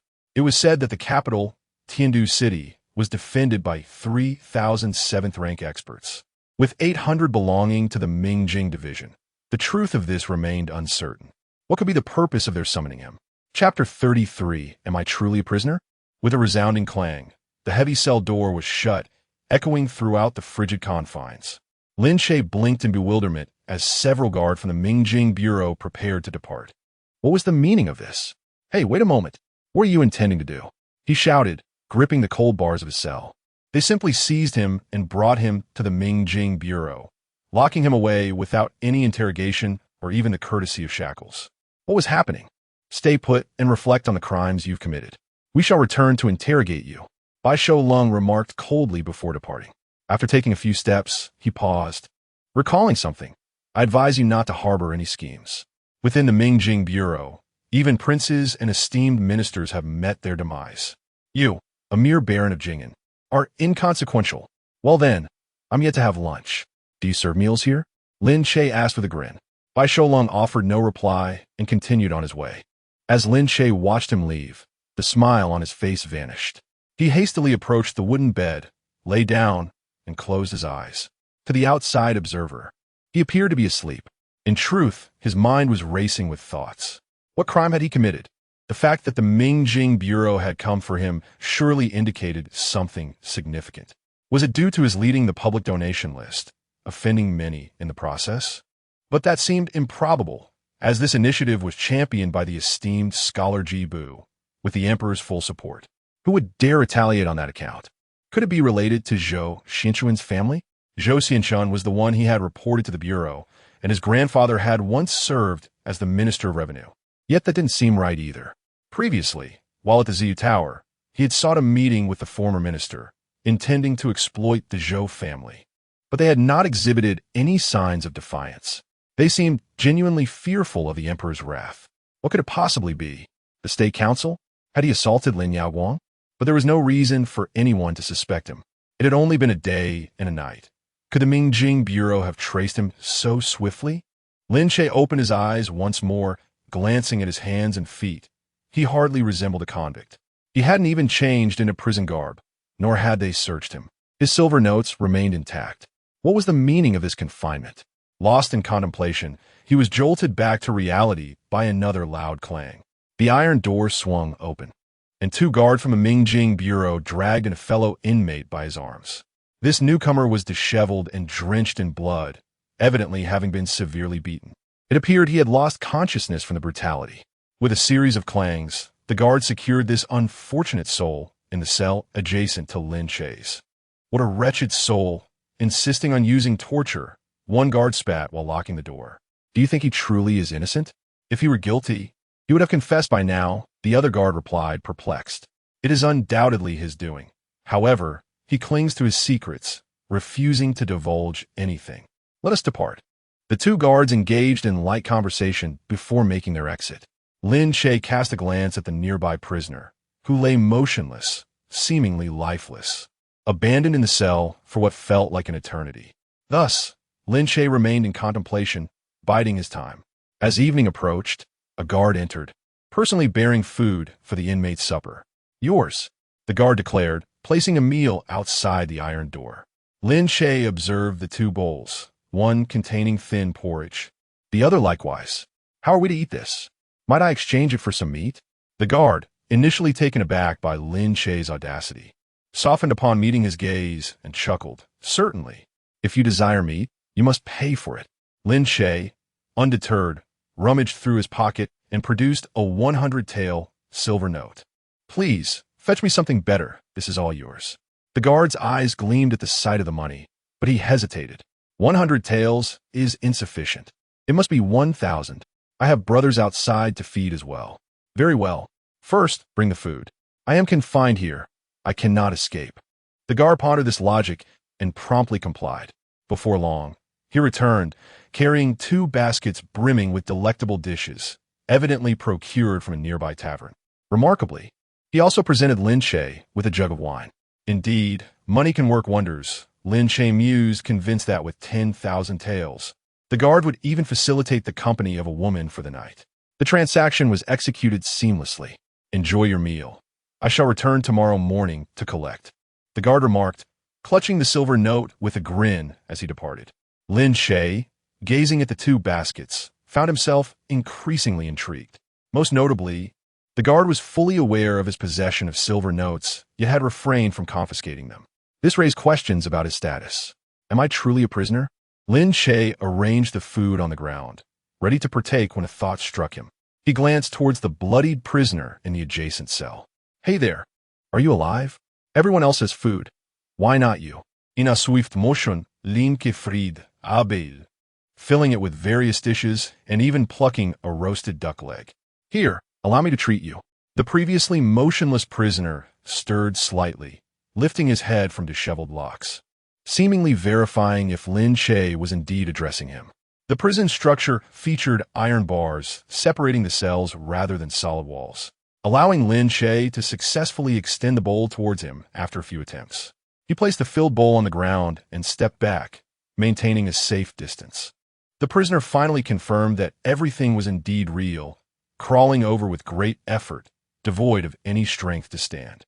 Slowly, he made his way to the bowl of food before him, extending his filthy hand to grasp the meal and devouring it. Initially, he ate slowly, but soon he began to consume it voraciously. Eating so rapidly, he nearly choked. Lin Che simply handed him the jug of wine. The prisoner gulped it down, releasing a long sigh, as if he had not experienced such relief in many years.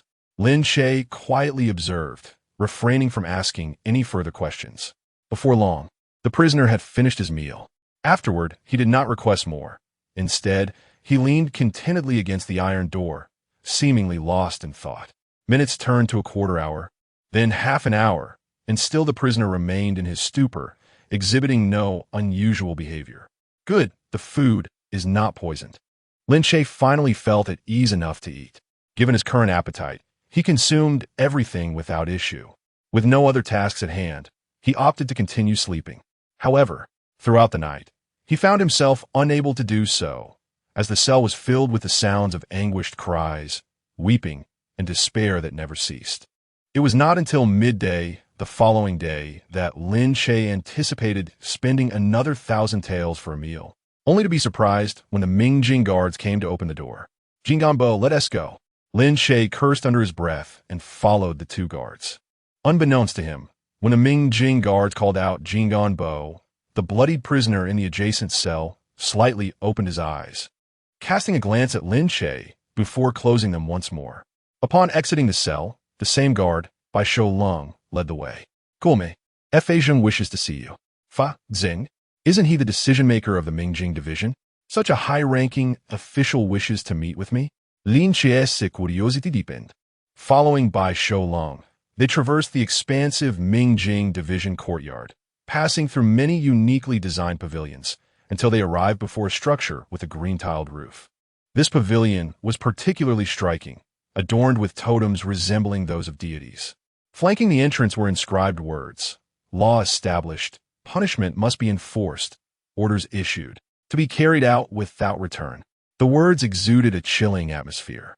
Upon entering the door, they ascended a staircase, the handrails shaped like Qilin, a mythical beast in Qian's history known for discerning loyalty and treachery. Step by step, they climbed, with scenes of hell depicted on the walls, illustrating the torments endured by those who committed grave sins after death. Lin Che understood that the legalists pursued the principle of law established and orders followed, envisioning a hell that reflected their own integrity, illuminating the entirety of that infernal realm.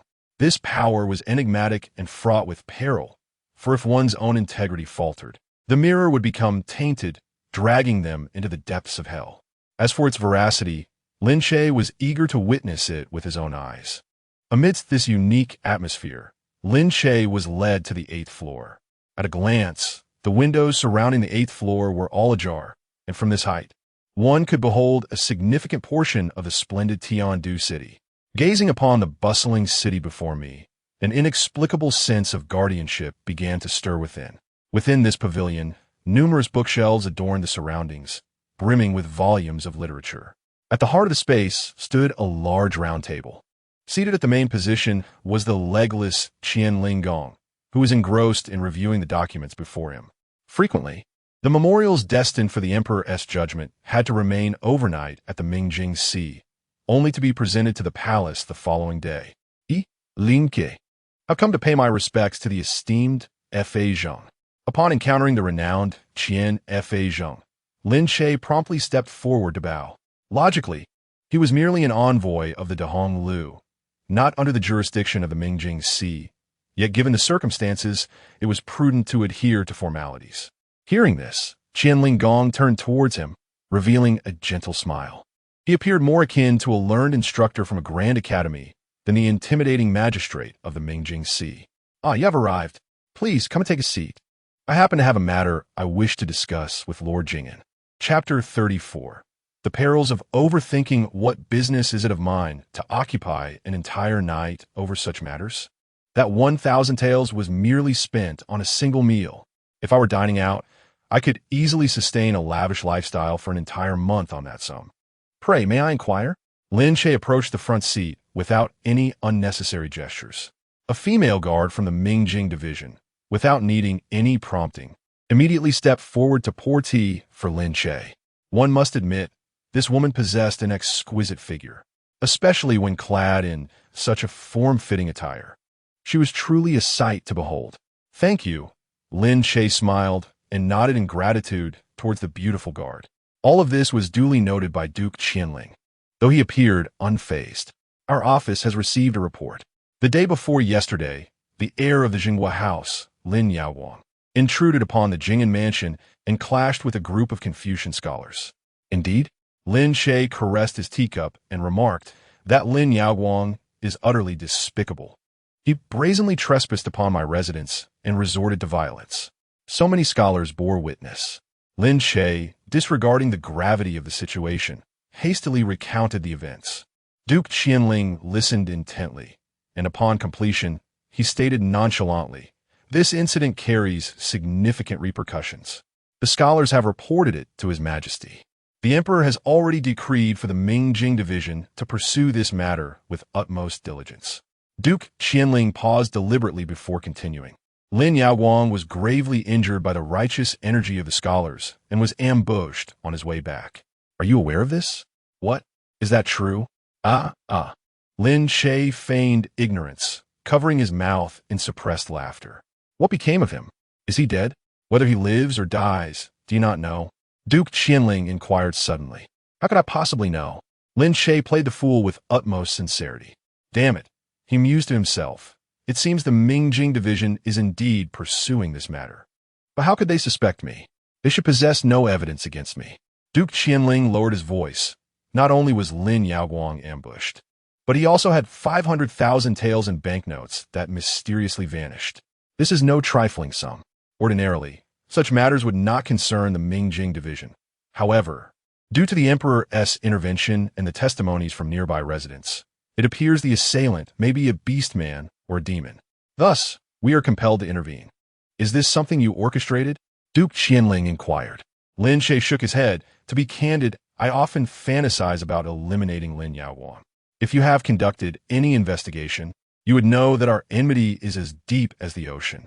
Yet, regrettably, my cultivation does not match that of fourth-grade air. I possess evidence." Duke Qianling regarded Lin Che with an odd expression, reminiscent of a cat observing its prey, albeit with a hint of admiration. He extended his hand slightly, prompting the nearby female guard to bring forth a piece of clothing. The garment was filthy, caked in dust. Lin Che cast a glance and immediately recognized it as the servantess attire he had donned the day before, which he had carelessly stuffed onto a vendor's cart while passing by. "How did we arrive at the mirror division? What evidence do we possess?" Lin Che questioned, his face a mask of perplexity. The Minister of Migration, with a serene smile, gestured with his chin towards the female mirror guard beside him, saying, "Yang Chiyue has been by my side for less than 5 years. Why not listen to her account?" Yang Chiyue swiftly unfolded a piece of clothing, meticulously examining its details, and quickly deduced this garment was discovered on a farmer's cart transporting vegetables. 2 days ago at noon, it was found during an inspection at the city gate. The guards reported the anomaly immediately. After a thorough investigation, numerous eyewitnesses confirmed that the assailant who attacked Lin Yaoguang was indeed wearing this very attire. The dust on the fabric, as well as the scent of dried fish from the scene, are consistent. It could be conclusively determined that this is the outfit worn by the perpetrator on that fateful day. The assailant fled the crime scene without the opportunity to dispose of the clothing, thus stashing it onto the farmer's cart. Lin Che remained impassive, responding, "Is this truly the evidence? You presume I assaulted Lin Yaoguang based solely on an article of clothing of unknown origin?" Yang Qiyu remained silent, continuing to scrutinize the garment. The fabric is of superior quality, distinct from other fine silks and satins, featuring double stitching interwoven with golden silk. This constitutes a standard royal fabric. The design indicates numerous pockets, suggesting it is tailored for individuals of lower status, predominantly servants in the mansions of the nobility. They possess such fine material, yet due to the demands of their labor, their attire typically includes more pockets. While the fabric is royal, the embroidery is not. The stitching within the sleeves indicates it was sewn thrice. In the entire Tiandu city, only 5 tailoring shops employ such stitching techniques. This is indeed a new garment. I am confident that an inquiry into who possesses royal fabric and who commissions garments for servants at the tailor shops will yield answers. Lin Che was momentarily speechless, gazing at the garment with incredulity. Could it truly be that a single piece of clothing could unravel everything? Observing Lin Che's silence, the Minister of Migration interjected with keen interest. I recall that the Duke of Zhenguo, during his 10 years as a hostage, rendered significant service. The Emperor rewarded him with a batch of fabric, did he not? Indeed, that is correct. However, I sold all the fabric to raise funds for donations, Lin Che explained, feeling he had spoken too much. He then questioned, "You cannot possibly believe that a mere garment implicates me, can you?" "Certainly not. The fabric bestowed by the Emperor. I have also allocated some to the servants for garment making. I merely find it curious that you were present on Chongping Street at the time Lin Yaoguang was attacked." The Minister of Migration observed Lin Che's expression and reminded him, "Allow me to jog your memory. On that day, you purchased a considerable quantity of steamed buns and dumplings from a small stall on Chongping Street. You bought so many that the vendor has a vivid impression of you." Lin Che remarked, "Of course I remember. I was purchasing food for the students. They intend to enter the palace to voice grievances on my behalf. I bought some provisions to offer them. Is there anything amiss in that? They indeed saw me and can vouch for it. They are witnesses after all." Qian Linggong first offered a word of praise, then shook his head. "However, your cleverness has led you astray. You intended to buy food for them, yet upon exiting Jing'an Prefecture, you took Mingyu Street, the only route that leads most directly into the inner city. Along this path, food and lodging vendors abound. Why then? Did you choose to go to Chongping Street for steamed buns?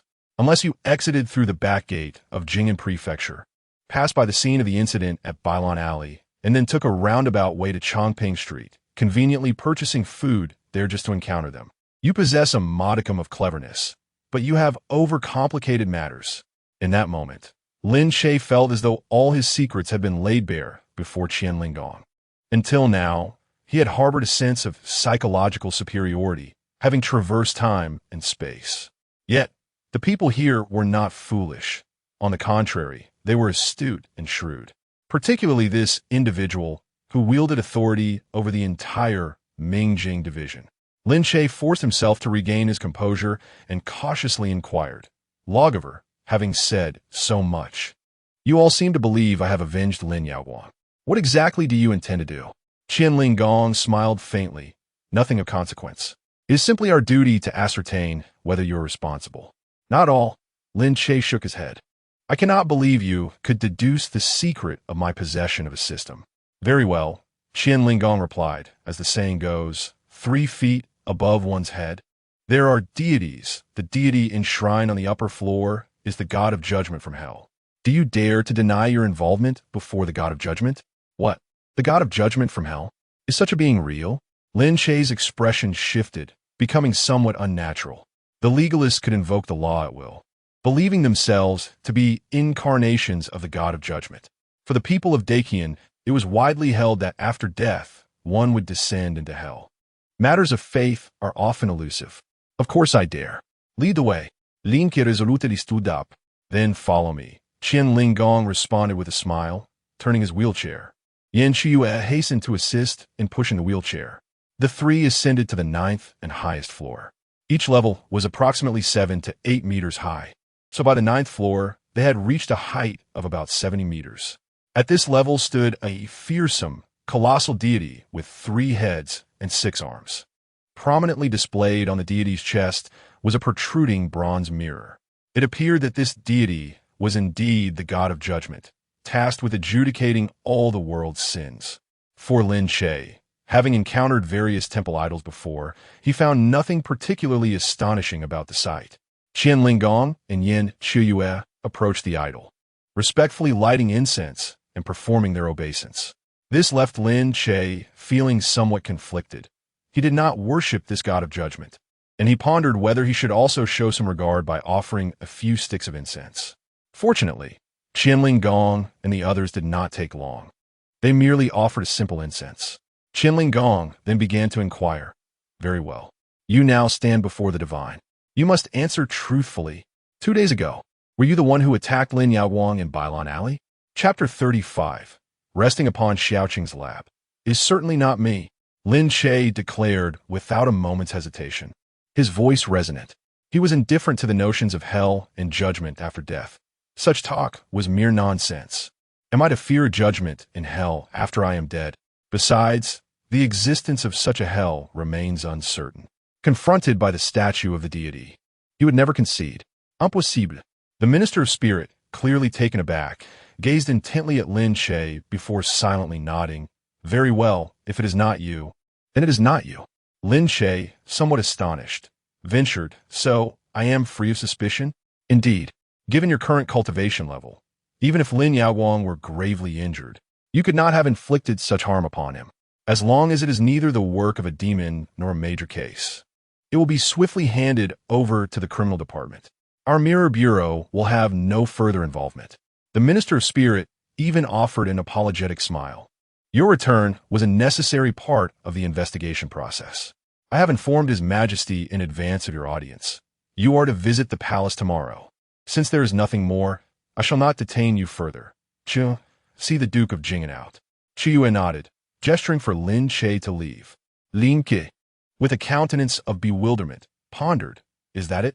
I have been kept here all night, only to be asked a single question in front of statue, and now I am free?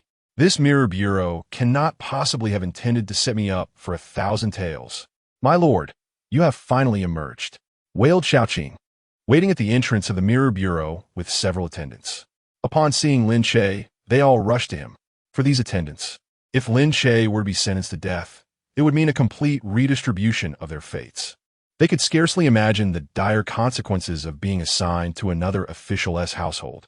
After a night fraught with anxiety, they were relieved to see him safe. Xiaoqing, in particular, had tears in her large eyes, genuine and unfeigned. Lin Che waved his hand. "Enough, enough. I am unharmed. Let us return to the estate." As he climbed into the carriage, Lin Che reflected on the previous night in the cell. Sleep had eluded him entirely. The hard, cold wooden bed was far less comfortable than his carriage. "My lord, you appear utterly exhausted. Perhaps you should lie down while I massage your temples?" "I have learned some techniques from a physician," Xiaoqing offered with admirable obedience. "Very well," Lin Che replied without hesitation, for she was his own maid, and he had no qualms. He rested his head upon Xiaoqing's lap. "Ah, this is indeed comfortable," he sighed. Xiaoqing, her cheeks flushed with embarrassment, delicately pressed her slender fingers to knead the acupoints on Lin Che's head. Lin Che gently closed his eyes, surrendering to the soothing sensations, even finding comfort in Xiaoqing's unconsciously trembling thigh. As his thoughts calmed, he silently rejoiced at having navigated the ordeal of the Mirror Bureau and emerged unscathed. This Mirror Bureau was truly unfathomable. What was the meaning of solitary inquiry before statue? Is this how the Ming-Jing Division conducts its investigations? Lin Che suddenly felt a flash of realization in his mind, sensing something amiss, and he abruptly opened his eyes. "Oh, my lord, what is it?" Xiaoqing exclaimed, startled by Lin Che's sudden awakening, fearing that her massage technique had faltered. Lin Che offered no reply, but instead sat upright, his expression turning gravely serious. No.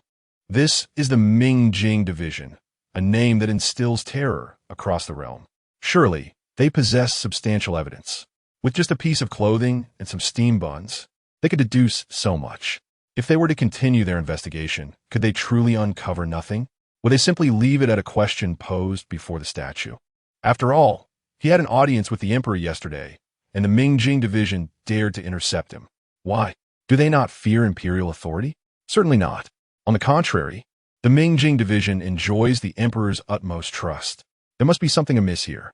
Lin Che ran his fingers through his hair, his brow furrowed in deep thought, as he seemed to glimpse the hidden truth lurking beneath the surface. Just a fraction more, and he would grasp it. "My lord, do not speak. Stop the carriage," Lin Che commanded, gazing into the distance as scenes flashed rapidly through his mind. The case did not captivate Qian Lingong's interest. Strangely, it appeared that what truly piqued Qian Lingong's curiosity was a mere utterance before the statue. The statue! The statue! Could it be Lin Che? A cold sweat breaking out across his back. He recalled the secret edict bestowed upon him by the Empress, which contained only a few cryptic words. This is bad. Lin Che trembled, realizing that it had taken him so many days to come to this conclusion. Quick, turn the carriage around toward the palace. I must have an audience with the emperor. Hurry. Chapter 36. The perilous dance on the edge of life and death. Your humble servant pays his respects to your majesty. From a distance, Lin Che observed the incomparable Empress Qi Ling by the side of Guantian Lake, clad in a flowing white gown that brushed the ground. She stood with her back to the onlookers, gazing at the vast expanse of the lake. At its center rose a magnificent tower, which, while magnificent in stature, seemed diminutive against the backdrop of the expansive lake. Further afield, several imperial concubines and handmaidens were leisurely rowing small boats, their laughter ringing out intermittently in the evening breeze. The cool wind tousled Jiang Li's long, silken hair, yet she did not turn around. "Lord Jing'an, so eager to meet with me. Do you have yet another clever scheme to present? Please rise and respond." In recent days, the imperial edict announcing the names and amounts of public donors had indeed caused a sensation throughout the entire Daqian. Remarkably, the donations reported on the first day alone exceeded 3 billion taels of silver. This was all a result of Lin Che's eloquent debates with the erudite scholars. Naturally, Jiang Li was exceedingly pleased, for this had resolved a significant dilemma for her. Thus, upon hearing the eunuch announce Lord Jing'an's request for an audience, she readily consented. However, Lin Che did not rise.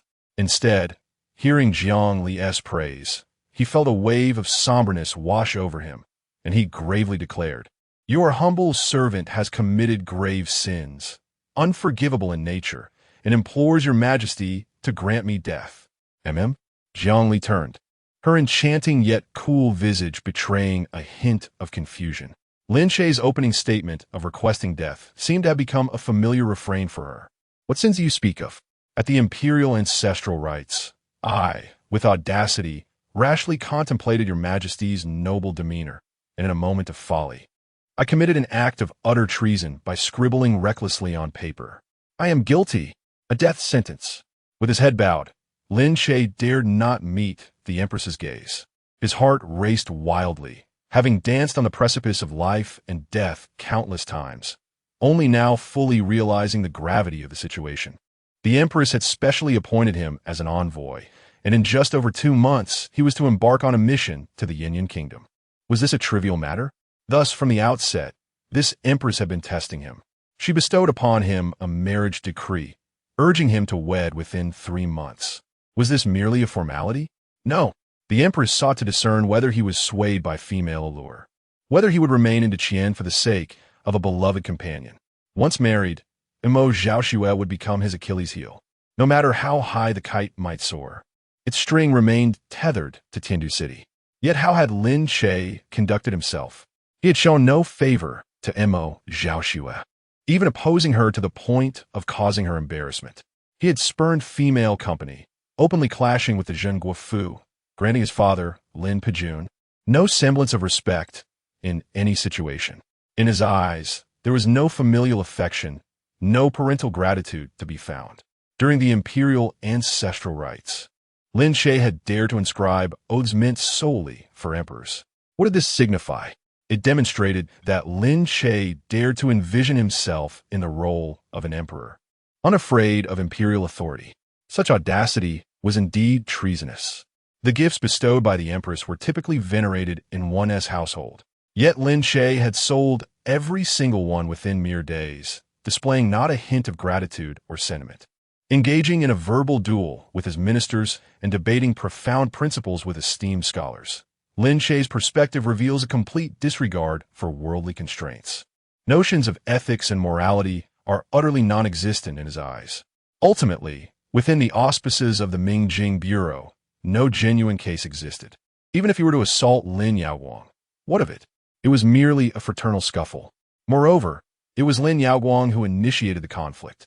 The Empress had far greater matters to attend to and remained indifferent to such trivialities. Nonetheless, the Mingjing Bureau summoned Lin Che, detaining him for one night, a night that would dismantle his psychological defenses. Before the divine, the esteemed Lord Qian personally tested him. Yet, Lin Che's demeanor was one of a reverence towards the spirits. A man devoid of allegiance to king or father, unafraid of imperial authority, indifferent to carnal desires, and uninterested in wealth. A person who neither bows to societal norms nor fears the divine. Would the royal family trust such an individual? Could His Majesty place faith in him? If appointed as an envoy to a rival nation, would he truly serve the Qian with loyalty? All inquiries ultimately coalesced into one paramount question before his demise. Did the second prince entrust you with anything? What final words did he leave behind? As a man unbound by authority, could it be that you have concealed the second prince's possessions? Inner turmoil gripped Lin Che, especially as he recalled the cryptic words inscribed in that secret edict. He lowered his head further. Escaping the heavenly capital and evading the state protectorate was not merely a matter of biding time. He also needed to assure the current sovereign spirit emperor of his reliability, seeking permission to venture into enemy territory. Alas, he had previously underestimated the situation, naively believing rewards were within reach. In truth, the emperor's trials had long been in place. Had he delayed even slightly longer in realizing this, he might not have lived to tell the tale. The empress, capable of governing the realm, could not be judged solely by her exterior. One must delve deeper to comprehend her true nature. Oh, you have devised strategies for me. That is indeed a significant contribution. I was contemplating what reward to bestow upon you. Where is the death penalty in that? Rise. Your servant is terrified. I thank your majesty for your great favor. Seizing the opportunity, Lin Che stood, casting a fleeting glance at the empress's captivating visage. The attire she donned today was truly striking. His gaze shifted downward, resting upon the mountains of her form.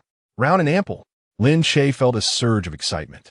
Though no skin was revealed, the collar reaching his neck, those proud curves elevated her garments splendidly. He chastised himself. I must not look. Form is emptiness. Emptiness is form. I'm a reader of the spring and autumn annals, rigorously trained. I shall not steal a glance, unless I cannot resist. This time, in raising funds for the disaster-stricken, you managed to persuade the ministers, establishing a precedent. A remarkable achievement. By the way, I heard that during your poetic contest at the Ziyu Tower, your wager was to submit a memorial on behalf of Zhou Xianshun, was it not? Lin Che art sank. That was a matter the emperor had personally decreed to be strictly handled. The emperor's word is law.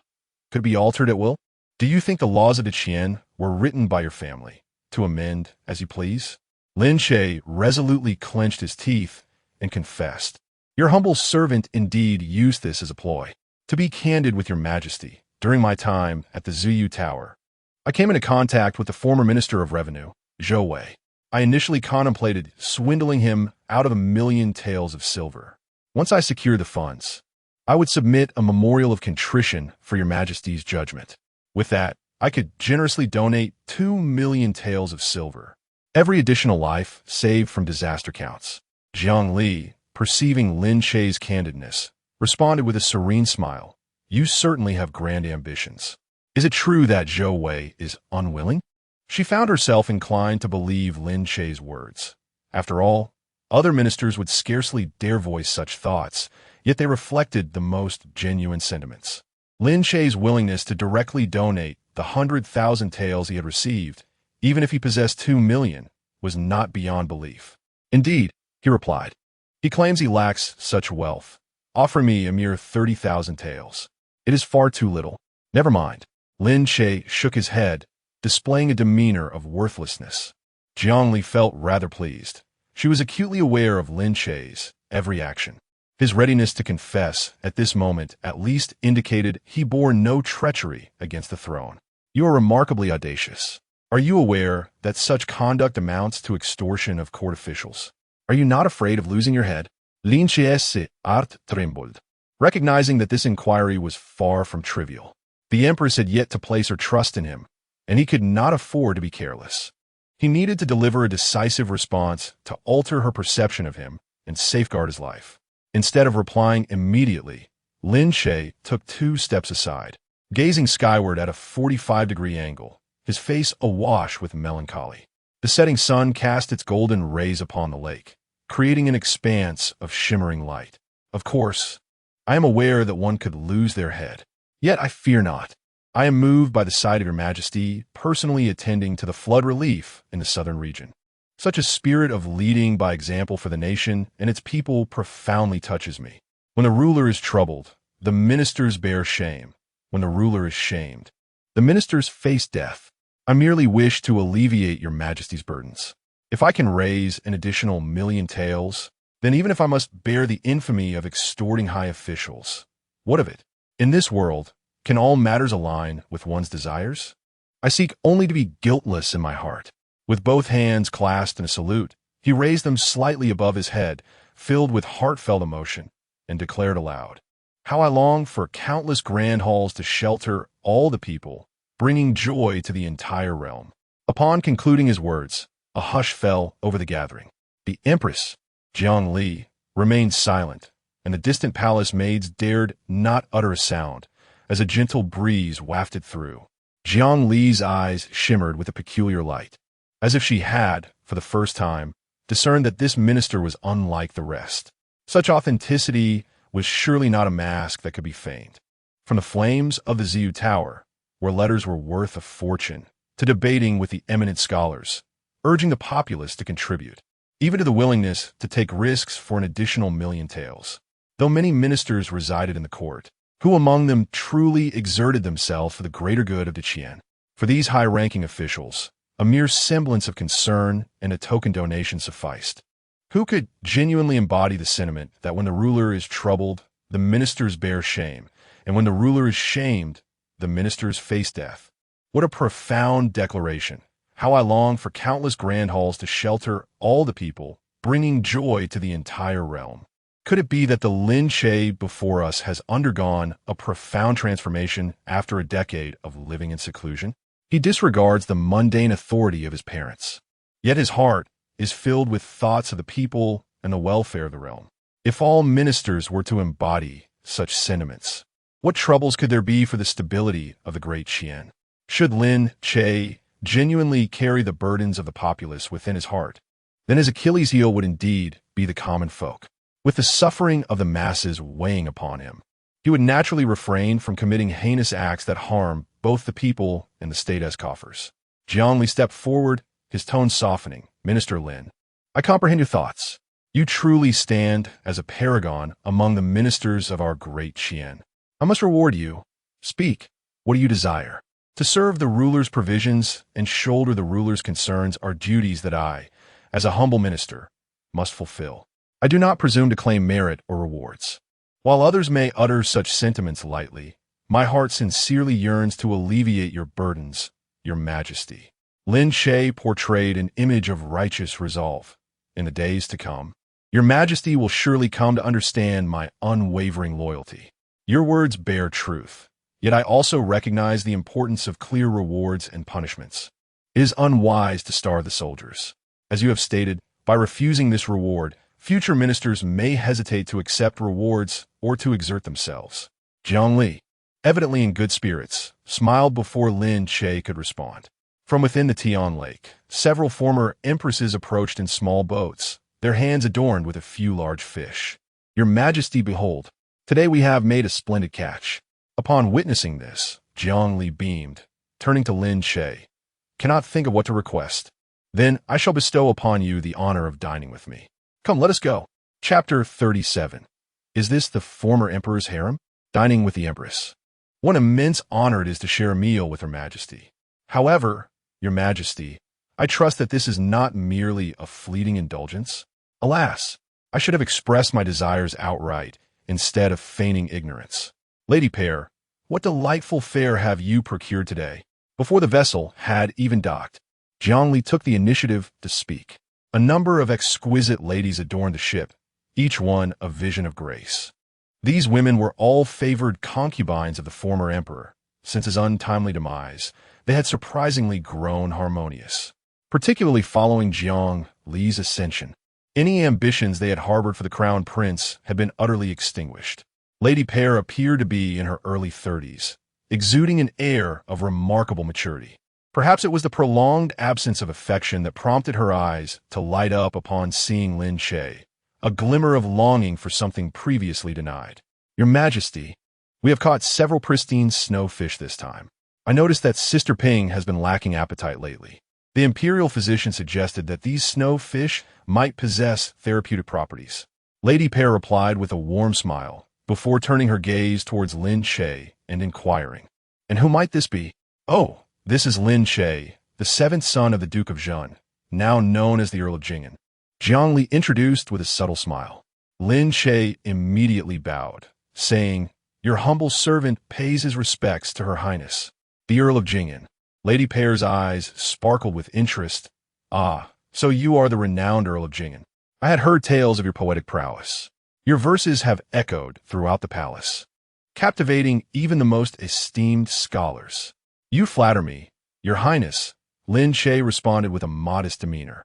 Jiang Li proposed, "As night has fallen, I would like to invite the Earl of Jingen to dine with us. Would you find this agreeable? How could there be any inconvenience? Your Majesty, you have been away in the southern regions for far too long. Just yesterday, my sisters and I were lamenting that if you do not return soon, the silver cloud flowers shall wither, and we would have to wait until next year to savor them." Lady Pear exclaimed with evident delight. Lin Che stood quietly to the side, refraining from uttering a word, his breath held in anticipation. The dynamics within the palace were unprecedentedly intricate, yet simultaneously uncomplicated. Jiang Li had always been favored by these noble ladies. Now that they no longer vied for affection, their greatest joy was simply sharing a meal with her. As for Lin Che, an outsider and a man at that, joining their company for dinner seemed rather unremarkable. After all, it appeared that Her Majesty had a habit of dining with subjects from all walks of life, even hosting the annual banquet for the elderly. As they approached the residence of the former emperor's 3,000 concubines, Lin Che's presence kept them from venturing deeper into the palace. Instead, they entered Lady Pear's abode, where Jiang Li and several concubines engaged in light-hearted conversation. Lin Che, ever perceptive, stood patiently at the entrance of the hall, awaiting his turn. After nearly an hour of waiting, the meal finally commenced. Unlike the grand round table one might expect when dining with the emperor and the esteemed concubines, each person had their own individual table, laden with exquisite delicacies. This arrangement was reminiscent of Lin Che's preconceived notions of ancient life, and fortunately, they were not required to kneel while eating. A comfortably cushioned stool awaited him. Lin Che, however, dared not utter a word. Jiang Li had already begun to eat, and several concubines were also engaged with their chopsticks. Only then did he slowly pick up his own chopsticks and select a piece of meat whose name he could not discern. As he took a bite, Lin Che was suddenly seized by a shiver. The meat felt as though it might explode in his mouth. This was the flesh of a mythical beast. Though it was his first encounter with such a delicacy, he immediately recognized it. This was undoubtedly the meat of a fantastical creature. A silent exclamation resonated within him. One bite of this extraordinary meat was akin to consuming a precious elixir. This was no ordinary meal. Stealing a glance around the table, he observed that no one was paying him any mind, and he unabashedly began to eat, savoring every morsel. His body seemed to respond, perhaps sensing the nourishing properties. and was voraciously absorbing the sustenance. If only I possessed such an appetite, he mused. Suddenly, a soft feminine voice drifted from a distance. Lin Che halted his actions, feeling a twinge of awkwardness as he turned to look. The speaker was a woman appearing to be in her 40s, her table filled with untouched dishes. She must be the concubine Ping, known for her poor appetite. Lin Che smiled and reflexively replied, "If you suffer from a lack of appetite, perhaps a visit to Kinderkuan would remedy it." "Pardon? What did you say?" Concubine Ping furrowed her brow slightly, clearly unable to comprehend. At that moment, all the concubines turned their attention toward him. Even Jiang Li glanced in his direction. "Alas, why did I speak out of turn?" In response to Concubine Ping, he continued, "I was thinking of a dish that might appeal to you. Have you ever tried fried chicken legs?" Concubine Ping gently shook her head, seemingly disinterested in food altogether. With so many royal chefs in the palace, she had tasted everything and found it all tiresome. However, the nearby concubine Li seemed intrigued. "What is this fried chicken leg?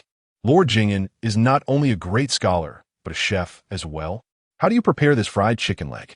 If it can whet Concubine Ping's appetite, you shall have achieved a great feat. I am willing to give a try." Lin Che replied, "Is there a kitchen here with the necessary ingredients for chicken legs?" Lin Che thought to himself that he might as well showcase his skills. Even if it did not succeed, he would have tried his best. He promptly added, "The fried chicken legs I intend to prepare must be consumed immediately upon cooking. Therefore, it would be best to bring all the ingredients to the entrance." Jiang Li also seemed interested, especially given Lin Che's recent unexpected accomplishments. "I too would like to see what your fried chicken legs have to offer." With the emperor's consent, everything proceeded smoothly. Lin Che listed all the necessary ingredients, and soon, a eunuch was dispatched to procure them. In no time, the stove, ingredients, and seasonings were all prepared. Lin Che had indeed worked in the kitchen of the army, and these fried chicken legs were undoubtedly prepared in a manner identical to that of KFC. Under the watchful gazes of His Majesty and several esteemed concubines, Lin Che diligently prepared, marinated, coated in flour, and plunged them into the hot oil. Sizzle. In an instant, the air was suffused with the enticing aroma of fried chicken. "Oh, this fragrance is rather delightful." The concubine Ping caught a whiff and immediately became intrigued. To speak candidly, although the palace employed imperial chefs, their focus lay primarily on the enhancement of the ingredients' inherent cultivation properties, often to the detriment of flavor. Had their dishes been exceedingly delectable, the precious beast meats would yield little in terms of cultivation benefits, with some even requiring to be consumed raw for optimal results. Now, with Lin Che's fried chicken emerging, it instantly ignited Concubine Ping's appetite. As the chicken legs took on a golden hue, Lin Che promptly retrieved them from the oil. "How aromatic! Come, allow me to taste." "Your Highness, please hold on a moment. This is not yet complete, for the chicken legs require a second frying." Ultimately, Lin Che fried the legs once more before serving them, dividing them into several bowls. A number of palace maids hastened to present them before Jiang Li and the esteemed concubines. Crispy and crunchy fried chicken legs. "Your Majesty, honorable concubines, please indulge in this delicacy." Chapter 38. Lady Pear, you enchantress. The golden, crispy fried chicken leg was a sight that stirred the appetite. Lady Ping, who typically showed little interest in food, found herself irresistibly drawn to it at that moment. Beside her, a palace maid picked up a small knife, ready to carve the chicken leg into pieces. "Your Highness, the beauty of this fried chicken leg lies in savoring it with one's hands, though it is permissible to use chopsticks as well. While the method may appear somewhat crude, it is indeed part of the enjoyment," Lin Che cautiously advised. Lady Ping nodded, showing little regard for courtly formalities as she seized the chicken leg with her chopsticks. "Before I entered the palace in my youth, my father would roast lamb legs for us. During my cultivation days, I would devour 3 or 4 large lamb legs." With that, she began to feast, exclaiming, "Ah, it is truly delicious." Under her influence, everyone began to indulge, except for the esteemed Jiang Li, who remained untouched. Jiang Li expressed his satisfaction. "Lin Aiqing, you truly possess culinary skill. Might you impart the method of this fried chicken leg to Lady Ping?" "Of course, it would be my honor," Lin Che replied. harboring no intention of withholding his knowledge, for all present had witnessed his cooking process. The technique was not particularly complex, should he wish to sell it. Other establishments would surely learn it within days. This talented scholar not only provided sustenance for Lady Ping, but also offered his recipe. We ought to reward him, Lady Pear remarked, rising gracefully, her movements captivating as she approached Lin Che, her hands slipping into her garments. She radiated an alluring maturity, her fair skin reminiscent of a ripe peach. Upon reaching Lin Che, she presented him with a small box, blocking the view of the onlookers. A mere trifle. I beseech you to accept it, Duke Zhenguo. As she placed the item in Lin Che's palm, her delicate little finger traced gentle circles in his hand. Startled, Lin Che instinctively recoiled. Take it. It is yours, Lady Pear smiled, her eyes glimmering with mischief, her dimples deepening, creating an almost ethereal allure. Lin Che thought to himself, what audacity! This Lady Pear is most brazen. My sovereign still resides here. Such boldness verges on workplace harassment. No, stop. Thank you, Lady Tai. He received the gift, attempting to maintain composure as he retreated to the side, refraining from inspecting the contents of the diminutive box. The meal concluded. Lin Che followed Emperor Jiang Li out of the inner palace once more. Jiang Li spoke again. Lady Pear has bestowed upon you a reward. I cannot be remiss in doing the same. I have decreed that the beast-subduing ring in your possession belongs solely to you. Should anyone dare to seize it, I shall take their head. Lin Yaoguang has intruded upon your residence and acted against you, showing utter disregard for the law of the land. Consequently, his promotion this year is hereby revoked. He shall receive 50 strikes of the rod, and he must compensate you with 100,000 taels of silver. Inform the Zhenyuan army. Lin Che's heart soared with joy, accompanied by a sense of astonishment. He had not anticipated such a severe punishment from His Majesty this time. It is crucial to understand that Lin Pejun's ambition for an unbroken line of succession, with Lin Yaoguang as his heir, entails more than just the title of Duke of the Nation. A mere title holds little value. The true essence lies in military power, the Zhenyuan army. With its 100,000 elite troops, placed under Lin Yaoguang's command, represents the genuine inheritance desired. Thus, Lin Yaoguang has spent years ingratiating himself within the Zhenyuan army, tirelessly striving for rank elevation each year. Once he attains the position of Deputy General, Lin Pejun could take him into a few modest battles, leading to his promotion to a battle general. All this preparation was aimed at ensuring an unbroken line of succession. Yet now, Jiang Li has directly annulled his promotion for this year and will announce it to the entire army. This has severely undermined Lin Yaoguang's standing within the military. Even if Lin Yaoguang were to command troops in the future, many soldiers would recall his tarnished past, shattering his once glorious image. Thank you, Your Majesty, for administering justice on behalf of this humble servant. Lin Che felt a surge of excitement, vividly imagining Lin Yaoguang's fury to the point of spitting blood. Wasn't he quite pleased when he kicked down my door? He deserves it. I initially intended to reward you with gold and jewels, but recalling that my beloved minister does not hold wealth in high regard, I've been troubled. No, Your Majesty, you are gravely mistaken. I truly appreciate it. I adore it. Do not let my donation of 1,000,000 taels of silver deceive you. I am indeed a minister who cherishes wealth above all. Lin Che's heart raced with excitement. He could no longer maintain the facade. If he continued, he would lose everything. As for what Your Majesty has graciously bestowed, I dare not refuse repeatedly. With merely 2.5 months until my mission to the Yinyuan Kingdom, given my current abilities, I might risk bringing shame to the great Qian. Therefore, I humbly request a few cultivation techniques. Jiang Li turned her head slightly to glance at Lin Che, a subtle smile gracing her lips. Is it truly for the sake of great Qian's reputation? Of course. But I must confess, there's a touch of personal interest. I fear for my life and wish to learn some techniques for self-preservation. Rest assured, I am by no means a coward. I simply believe that should I meet an untimely end, I would be unable to alleviate your burdens, which would be a loss. Haha. It seems our fearless Duke of Jing'an also harbors fears of death. Upon hearing that Lin Che feared for his life, Jiang Li felt a sense of relief wash over her. a smile unconsciously blooming on her face. At that moment, as the final rays of the setting sun dwindled, Lin Che fell a step behind, capturing the exquisite profile of Jiang Li. The soft sunlight bathed her face, enveloping it in a halo of warmth. The evening breeze tousled Jiang Li's long hair, drifting elegantly past Lin Che's face, leaving a lingering fragrance that was utterly enchanting. At that moment, Jiang Li seemed to sense something. She immediately retracted her smile, casually brushed her long hair, gazed ahead, and donned once more the regal demeanor befitting her status. I have granted your request. The Great Qian Library encompasses the most comprehensive cultivational techniques in the realm. You may enter and select a volume for your practice. Thank you, Your Majesty, for your great kindness. Do not be hasty in your gratitude.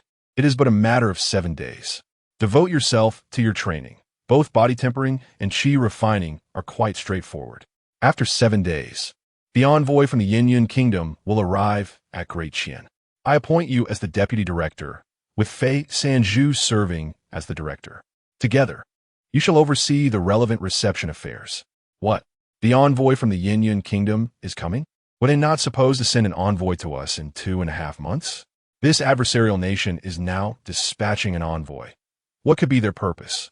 Suddenly, Lin Che recalled the secret decree Jiang Li had given him. A wave of unease washed over him, making him feel restless, as if pricked by 1,000 needles. Chapter 39. How could there still be the Sunflower Manual? Time is of the essence. Lin Che received the edict from the Empress and decided not to leave the palace tonight. Accompanied by a young eunuch, he navigated through numerous checkpoints and finally arrived at the illustrious Daqian Library. This magnificent palace, towering with 9 levels, was intricately divided into several sections on each floor. At the entrance, 3 venerable old men with white hair stood guard. Their age appeared to exceed a century, and they seemed to be in a state of drowsiness. However, upon sensing Lin Che's presence, one of them slightly opened his eyes, which gleamed like blades, suggesting that with a mere blink, he could unleash a real weapon. The cultivation techniques resided on the 9th floor. After the elder examined Jiang Li's imperial decree, he permitted Lin Che to enter. Thank you, esteemed elders, Lin Che said politely as he stepped inside. Upon entering, he beheld the grandest repository of books in Daqian. The collection was vast and diverse, encompassing the teachings of various schools of thought. This was a significant achievement of Her Majesty, who, since ascending the throne, had endeavored to gather all books from across the realm. A decade had passed, and the organization of the collection was still incomplete. Standing on the 1st floor, Lin Che gazed at the endless rows of bookshelves. According to the timeline on the wall, it was 8 o'clock in the evening, and darkness had enveloped the outside world. Yet, within the library, the walls and shelves were adorned with luminous pearls, casting a bright light throughout the space. As Lin Che approached the first bookshelf, he discreetly reached out to press on a fist-sized luminous pearl. Well, it's quite secure. It seems I cannot pry it off. The books on these shelves pertain to agriculture, focusing on the identification of grains and the cultivation methods of Daqian. Given that agriculture was foundational, these words were placed on the 1st floor. Lin Che perused a few agricultural texts, but found them genuinely focused on farming, which did not pique his interest. After a brief survey, he ascended to the 2nd floor.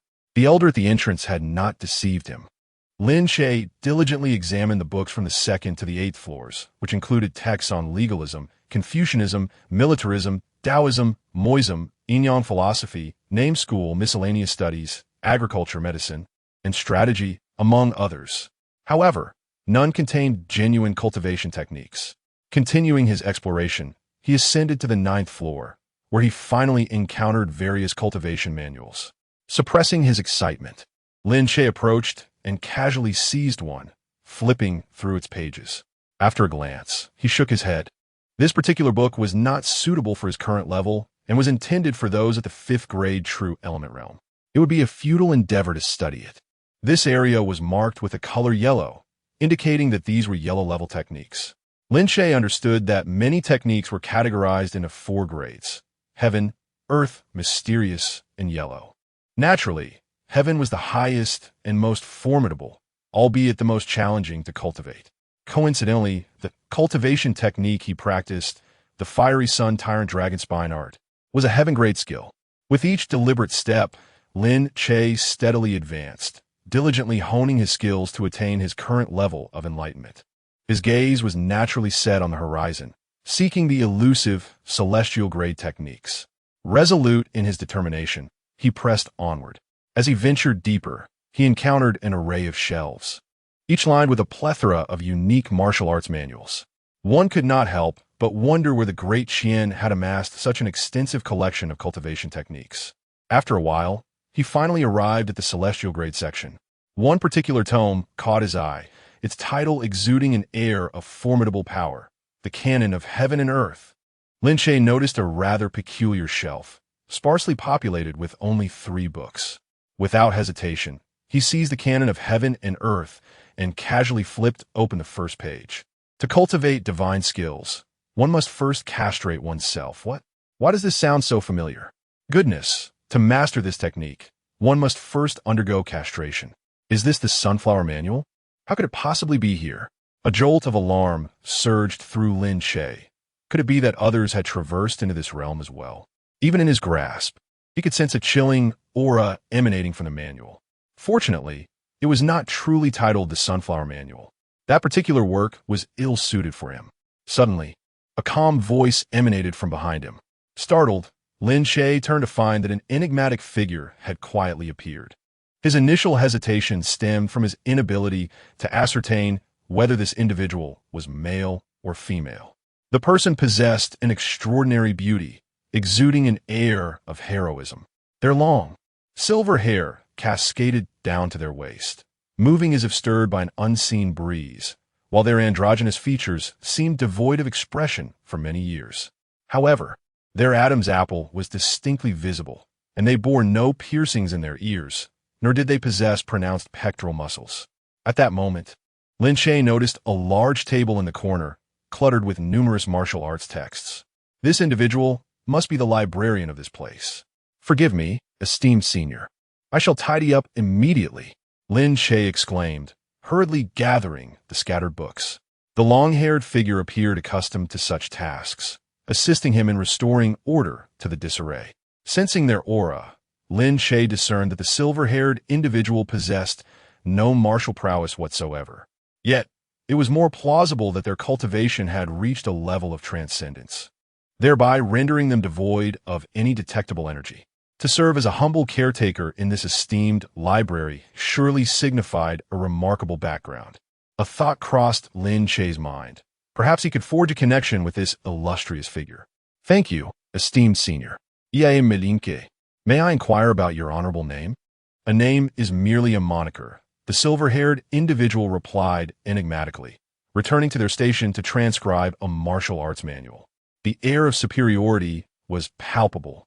Lin Che leaned closer, observing that the books on the left had already been copied, while those on the right were off-limits. Esteemed senior, are these books no longer needed? Allow me to assist in organizing them. Lin Che approached, eager to lend a hand. No need. You may continue selecting your techniques. The silver-haired man remained impassive, casting a fleeting glance at the manual in Lin Che's hands. This technique is unsuitable for you. Choose another. Lin Che glanced at the content, realizing it was undoubtedly the infamous kite flower manual, which indeed was inappropriate for him. He swiftly closed it, too intimidated to explore the latter half of the text.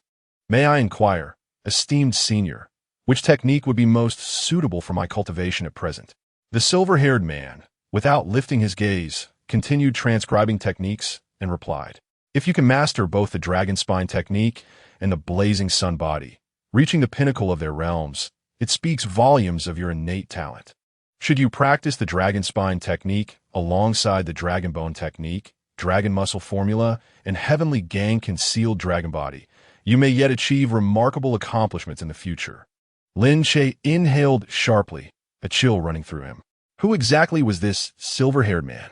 With just a glance, he discerned that he had cultivated both the dragon spine technique and the blazing sun body to their utmost levels. The pinnacle? Was that referring to the 10th tier? To ascertain such depths with a mere look, this ambiguous figure was truly astonishing. Whoever desires to cultivate may practice the upper section, and I shall pilfer the lower. Chapter 40. Negotiations between two nations. One must exhibit grace. In the span of 7 days, even the most talented practitioners could barely master a single technique.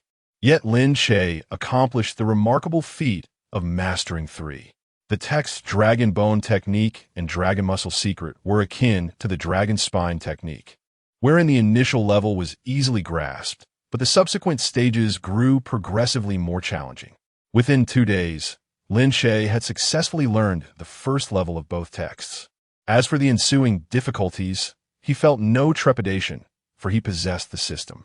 As long as he was willing to endure hardship and diligently allocate points, success was inevitable. However, during the remaining 5 days, he found himself unable to comprehend the first level of the Heavenly Gang concealed dragon body. With the end of his time in the library approaching, Lin Che sought the assistance of the silver-haired man once more. Esteemed senior, I have devoted 5 days to the Heavenly Gang concealed dragon body, yet I remain at a loss. I humbly ask for your guidance. Throughout these 7 days, Lin Che had often engaged the man in conversation, so he felt no hesitation in seeking his counsel now. The silver-haired man continued to transcribe techniques without lifting his gaze. There is no need for haste with this technique. Remember it well. You may achieve mastery within 10 years. Lin Che was taken aback. Must it truly take so long? Is there no expedited method? I only wish to master the first level. Why speak of pertains to the first level? The silver-haired man replied, pausing his writing to glance at Lin Che. The term concealed dragon emphasizes the dragon, not the concealment. Once you have mastered the dragon spine technique, you shall, within a decade, learn the dragon bone technique and dragon muscle secret. In due course, you will naturally be able to grasp the Heavenly Gang concealed dragon body. Lin Che felt immense gratitude. His understanding of cultivation was rather limited, primarily acquainted with the first level. He had 8 skill points remaining, and the Empress had demanded a compensation of 100,000 silver coins from him, which would afford him an additional point, bringing his total to 9. Yet, he realized this was still insufficient. Alas, it was unfortunate that the Empress decreed that the beast-subduing ring could only belong to him. Had he sold that treasure, he could scarcely fathom the wealth or skill points he might have acquired. Descending the stairs, Lin Che encountered 3 elderly men stationed at the entrance. "Ah, my esteemed seniors, is indeed you again. You are truly the epitome of diligent laborers." Lin Che greeted them with a respectful gesture, inquiring on the 9th floor. "There exists an extraordinary individual with flowing silver hair. What might this esteemed figure's name be?" Initially, the 3 elders squinted, seemingly disinterested in Lin Che's presence. However, upon hearing his question, their eyes widened in surprise. "You have seen him? Indeed, he resides on the 9th floor. Did you truly see him? You are not deceiving us, are you?" The elder pressed, still in disbelief. "Is it possible to have missed him? He is such a prominent figure. What is his name? What is his background?" The expressions on the 3 elders' faces indicated that the enigmatic man on the 9th floor was of significant importance. To think he truly exists, he is none other than the elder's face grew solemn, and as he was about to utter the man's name, he suddenly froze, as if struck by lightning. After a moment of stunned silence, the expressions of the 3 elders shifted dramatically. "Young man, you should take your leave. We are not acquainted. Moreover, I implore you, do not mention having seen him to anyone. Remember this well." Lin Che performed a courteous bow and departed with remarkable discretion. Truly, a person of great stature possesses an air of mystery, even in their name. When I achieve mastery in my own cultivation, I too shall command a respect that compels others to refrain from uttering my name, referring to me only as that esteemed one. Perhaps I have overstepped. Lost in such thoughts, Lin Che exited the imperial palace with spirited confidence. Upon returning to his residence, he was greeted with palpable excitement by Xiao Qing. "Master, you have finally returned," she exclaimed, her cheeks flushed with enthusiasm. Although they were aware that Lin Che had been summoned to the palace, they had taken turns waiting at the palace gates day after day. Yet he remained elusive, which left the household in a state of anxiety. How has the household fared these past few days? And what of De Zhuang? De Zhuang's injuries have nearly healed. He is now able to eat and walk. However, he feels a twinge of guilt upon learning that you procured a healing elixir for him. That foolish lad, Lin Che mused, shaking his head gently. By the way, master, someone from the palace came to convey a decree, but you were not present, so they departed. Additionally, a detachment of patrol soldiers has stationed themselves beside our residence. Lin Che nodded, understanding that this was the Emperor's directive. With the presence of these patrols, there was no need for additional guards. Such ineffectual personnel would be dismissed without hesitation. Before long, the palace eunuch returned, primarily to deliver the 10,000 taels of silver as compensation. This could be regarded as both a reward and a restitution from Lin Yaowang. Upon receiving the silver, Lin Che noted an increase in his skill points, confirming his comprehension of the system. Even if Her Majesty the Empress proclaimed her intent to grant him 10,000 taels, it held no weight until the money was in hand. Without it, skill points would remain stagnant. Lin Che gently closed his eyes and summoned the system once more. Host, Lin Che, Realm, 3rd grade Chi Connecting Realm, Minor Achievement. Cultivation Methods, Fiery Sun Body, Level 1010. Cultivation Methods, Dragon Spine Technique, Level 1010. Cultivation Methods, Dragon Bone Technique, Level 110. Cultivation Methods, Dragon Tendon Formula, Level 110. Remaining points, 9. As for the Heavenly Gang Concealed Dragon Body, it did not manifest since he had not yet cultivated to the 1st level. Lin Che contemplated the 9 skill points, pondering deeply. The silver-haired man had discerned his cultivation method in an instant. Could other experts do the same? If he were to allocate points now, enhancing one of his techniques to the 10th level might seem trivial.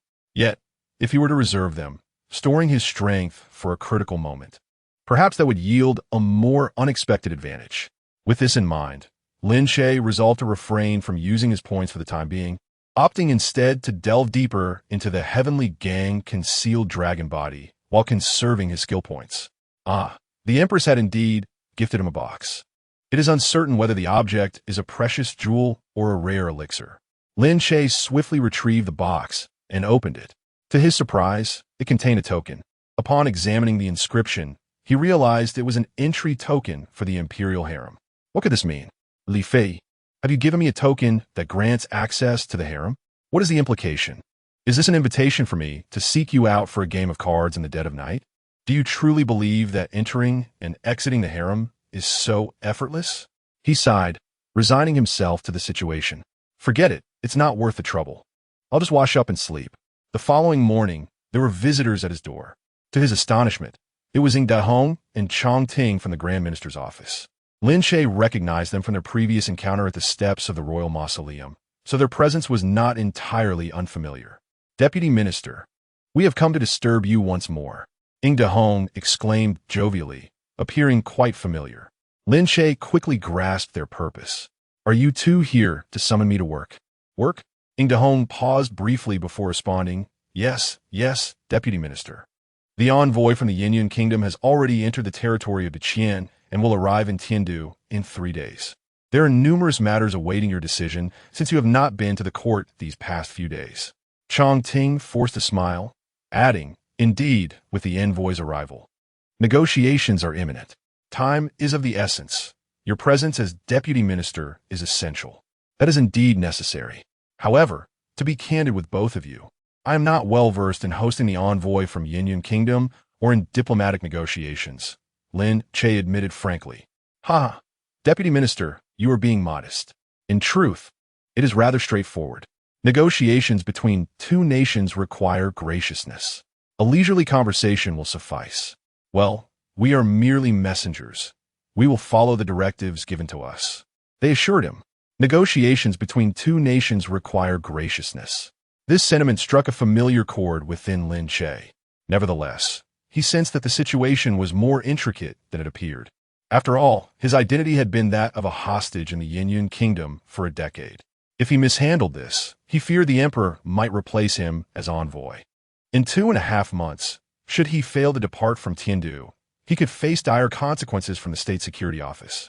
Thus, it was imperative that he manage the reception of the Yinyun envoy with utmost finesse. A quarter of an hour later, Lin Che was ready to depart. The three of them climbed into a carriage. De Hong, adopting a serious tone, remarked, "Deputy Minister, I have heard that among the envoys from Yinyan Kingdom, there's a prince." A prince? For reasons unknown, Lin Che instinctively harbored a most unsettling thought. It seemed that this prince might not return alive. Chapter 41. Rising Above? Heads will roll at the Grand Minister's office. Lin Che had just disembarked from his carriage when he was greeted by a throng of officials, both great and small. Leading the assemblage was the head of the Grand Minister's office, Fei Sanju, a middle-aged man of about 50, his face radiating integrity, adorned with a distinctive pair of mustaches. Fei Sanju, along with 45 officials from the office, welcomed the vice minister. With a hearty laugh, he was the first to clasp his hands together in a gesture of respect, while the officials behind him mirrored the act as if rehearsed. They wished for the vice minister to ascend to greater heights, proclaiming the illustrious name of Baron Jingen, which truly resonated throughout the realm. Today, they finally had the pleasure of meeting him. The atmosphere was so lively that one could almost hear the sounds of drums and firecrackers. Your ambol servant, Lin Che, pays his respects to the head official. Lin Che stepped forward briskly, bowing to Fei Sanju. The latter, with a warm demeanor, seized Lin Che's hand before he could bow, exclaiming, No, you are a count. Although I am nominally your superior, I cannot allow you to bow before me. We have all heard of Baron Jingen's renown, and indeed, your reputation precedes you. With your presence in the Grand Minister's office, our reception of the envoy from the Yinyan Kingdom is sure to please His Majesty. Lin Che, not to be outdone, replied, Head official, you flatter me excessively. As a newcomer, I am still unfamiliar with many matters. I shall rely on your guidance to avoid any missteps. I have resolved to follow your lead. Should you direct me east, I shall not venture west. Lin Che adhered to a singular principle, to navigate the next 2.5 months with composure, ensuring a smooth mission to the Yinyan Kingdom. The sky is vast, allowing birds to soar freely. Upon hearing this, Fei Sanju's eyes sparkled with interest. He had long been aware of Lin Che's temperament. When provoked, Lin Che was known to boldly challenge officials in front of all, engaging in debates with esteemed scholars. If he were to bring such fervor to the Grand Minister's office, it could prove challenging. Yet, he was pleasantly surprised by Lin Che's approach. After a round of mutual compliments, they proceeded into the Grand Minister's office. Once inside, the officials presented Lin Che with a variety of gifts, both modest and grand. Baron Jingen, please do not find these trifles lacking. They are but a token of goodwill from your colleagues. We should have presented them to you upon your elevation to Baron, but alas, we were too occupied at that time. Your kindness overwhelms me, truly. Lin Che accepted graciously, aware that even the smallest tokens could be of value. He planned to resell these gifts later, which would contribute to his skills. After some familiarization, they reached midday. Fei Sanju had already arranged a lavish banquet to honor Lin Che. This feast was particularly sumptuous, as Lin Che was in dire need of replenishing his strength and thoroughly enjoyed the meal. In the afternoon, Fei Sanju took Lin Che to a waterside pavilion, where they began to brew tea, engage in conversation, and savor delicacies. Lin Che noticed 2 of his colleagues, accompanied by charming young women, feeding each other red dates, which stirred a sense of intrigue within him. Master, did you not mention that the envoy from the Yinyan Kingdom is about to arrive? Should we not prepare something? Fei Sanju, upon hearing this, chuckled and replied, Rest assured, everything has already been arranged. The envoys will be accommodated in the 3 pavilions to the west of our Grand Honglu. They have been thoroughly cleaned. The following day, they will certainly have an audience with His Majesty. What they discuss will be left to those above. On the 3rd day, we will pay homage to the spring deity and engage in a day of hunting, as per tradition. It is only on the 4th day that we will negotiate terms with them. At this point, we are still uncertain about the purpose of their visit. No need for haste. Lin Che, pondering doubtfully, nodded. He sensed that this visit was not the usual exchange between 2 nations. After all, it involved the adversarial Yinyan Kingdom. At that moment, a diminutive official abruptly stood up, exclaiming in anger, Master, are we truly to entertain them? Entertain them, you say? A decade ago, they dared to demand that our great Qian dispatch 2 hostages. Vice Master Lin returned, yet the second prince has perished. We must not let them escape unscathed. Our esteemed Great Qian dynasty should not cower before them. Let us slay their envoy first, and then march our troops to obliterate the Yin kingdom, reclaiming the lost 16 states. Seeing their audacity escalating, Fei Sanju's expression darkened. Silence. Do not speak such nonsensical drivel. All of you leave at once. I have matters to discuss with Duke Zhenguo. The officials, their faces marked with indignation, retreated reluctantly. Before long, the entire waterside pavilion was left with only Lin Che and Fei Sanju, devoid of even a single attendant. Vice Master Lin, I have a piece of news that I must convey to you in advance. Among the entourage from the Yin kingdom, there is a prince. Lin Che was already aware of this news, and thus was not overly surprised. The Yin kingdom is sending a prince. What could be their intention? Fei Sanju sighed heavily and said, I believe the Yin kingdom is being deliberate. They desire the death of this prince. What do you mean by that? The Yin kingdom has endured 10 years of survival, yet they are no match for our Great Qian. Should we decide to mobilize our forces, the Yin kingdom would undoubtedly suffer grave repercussions. They are frightened, but the death of the second prince is a deep-seated vendetta. They are considering a life for a life, hoping we will also eliminate their prince, thinking that would settle the score. They are truly delusional.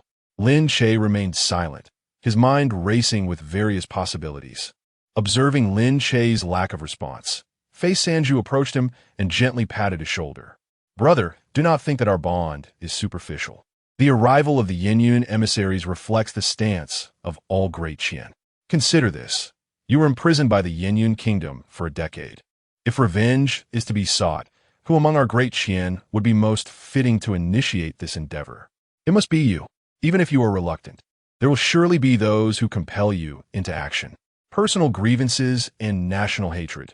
The vendetta for the second prince cannot go unavenged. Rather than passively waiting for an opportunity and being branded coward, seizing an opportunity to distinguish yourself could undoubtedly elevate you to the status of a hero among all of Great Qian. Lin Che had already discerned the truth and feigned ignorance, inquiring, What opportunity do you speak of? To slay the prince of the Yin kingdom, to avenge the second prince, and uphold our nation's prestige. Fei Sanju was brimming with excitement, his fists clenched, as if he could hardly contain his eagerness to charge into battle. Lin Che's face displayed a flicker of enthusiasm, yet inwardly he was cursing incessantly. This wretched fellow, on the very first day of my service, he seeks to manipulate me into becoming his pawn. Does he? To assassinate the prince of the Yin kingdom, a matter of monumental consequence. And he expects me to undertake such a task? I have been a hostage for a decade, not a fool for 10 years. To achieve prominence, one must not lose one's head. Wait a moment. This Fei Sanju is merely a lackey tasked with receiving envoys. How could he harbor such audacious thoughts? To assassinate a foreign prince? This is undoubtedly not his own idea. He must have a powerful figure backing him. Who could it be? After perusing the Empress's secret edict, Lin Che was certain that she would not condone such actions. Otherwise, what purpose would her secret decree serve? Moreover, if the Empress intended to eliminate the envoys, they would not even breach the borders of the Daqian kingdom. If it is not the Empress orchestrating this, then who could it be? Your Excellency, you are absolutely right. I despise the Yin kingdom with a passion. None of them shall return alive. Yet, I alone am weak and fear I cannot accomplish this. Let us venture forth and issue a call to arms, rallying formidable assassins. The moment these envoys step into our grand Honglu office, we shall shatter our cups as a signal and descend upon them in a frenzy, reducing them to mere fragments. Come, let us depart at once. Chapter 42. You must eliminate the prince of Yin kingdom. Fei Sanju stared blankly at Lin Che. A call to arms? A rush to action? What nonsense is this? Lord Jingyan, your desire to eradicate the enemy is commendable, but such ostentation is ill-advised. To assassinate a foreign envoy in broad daylight would plunge both nations into chaos. The second prince of Daqian fell in Yin, and now their prince is sent to Daqian only to meet the same fate. What repercussions could this unleash? While this deed must be executed, it should never be done overtly. If you wish to slay the Prince of Yinyun, it is imperative to shield his majesty from any injustice. A public call to arms would be tantamount to broadcasting your intentions to eliminate their prince. However, if it were to be framed as a personal vendetta, that would be a different story. In the wake of the second prince's assassination, which left Daqian reeling in silence for 5 years, you, the valiant hero, could rise to avenge him. Imagine the accolades you would receive from the populace, heralding you as a great champion. Rest assured, when the time comes, the court will rally behind you. Ah, Lord Jingyan, should you achieve such a monumental feat, the hereditary title of the Duke of the State would no longer belong to your unfeeling elder brother, but to you. Haha, the future Duke of the State. A mere fantasy, you say? A wild manipulation, perhaps? You think a few lofty ideals will compel me to serve your cause? Lin Che's face displayed righteous indignation, yet his mind raced with calculations. Fei Sanju was a fool. Killing an envoy would lead to dire consequences for the entire Grand Honglu. Thus, the influential figure behind Fei Sanju must have promised something substantial, perhaps protection for him, or even promotion. That individual surely held a high status. Assassinating the Prince of Yinyun would inevitably incite friction between the two nations, and if stirred by malicious interests, could very well escalate into war. Should turmoil arise in Daqian, the Empress would undoubtedly face scrutiny. Who would emerge as the primary beneficiary? Lin Che pondered this and arrived at his conclusion. Rest assured, I harbor a deep-seated hatred for Yinyun Kingdom. I yearn to drink their blood and feast upon their flesh. However, should I kill their prince, Yinyun would not let me escape unscathed. It's very likely that if Daqian seeks to avoid conflict, they would cast me as the scapegoat. With the vastness of the world before me, where could I flee? It would be a dead end. Fei Sanju quickly interjected. How could Daqian possibly cast you aside? You are a great hero. I cannot embody this so-called heroism. I believe you are much more suited for the role, while I shall refrain from participation. 10 days ago, with a fortune of 1 million silver, I might have considered it. Now, having donated my wealth and gained a reputation, I foresee a promising future. I refuse to be a pawn. Old fool, he thought, intending to see whether Fei Sanju would concede or attempt to bribe him with gold. Fei Sanju's expression shifted numerous times before he suddenly lowered his voice. Brother Lin, if you truly aspire to achieve greatness, how could I remain idle? To be honest, it is the uncle of the second prince who seeks the assassination of the enemy's prince. He, much like yourself, seeks only to avenge the second prince. Ah, esteemed Dunk, if you wish for vengeance, you could easily summon a master. What need have you for a mere insignificant person like me? Lin Che questioned with skepticism. Alas, Duke Jingyan, do not belittle yourself. You and the esteemed uncle share a common foe and understand each other's sentiments best.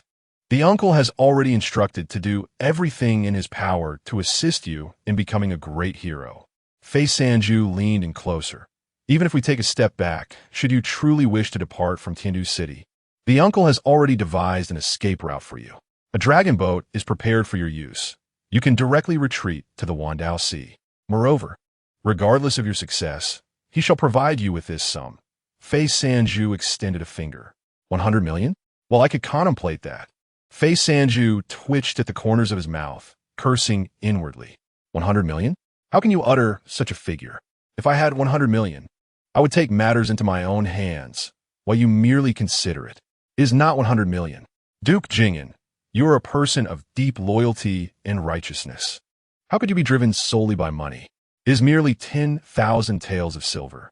That is still a considerable amount. Lin Che remained silent, reaching into his pocket and retrieving his third purse. He quickly took it out and produced a banknote of 10,000 taels of silver. Here, I have 10,000 taels. This money is for you.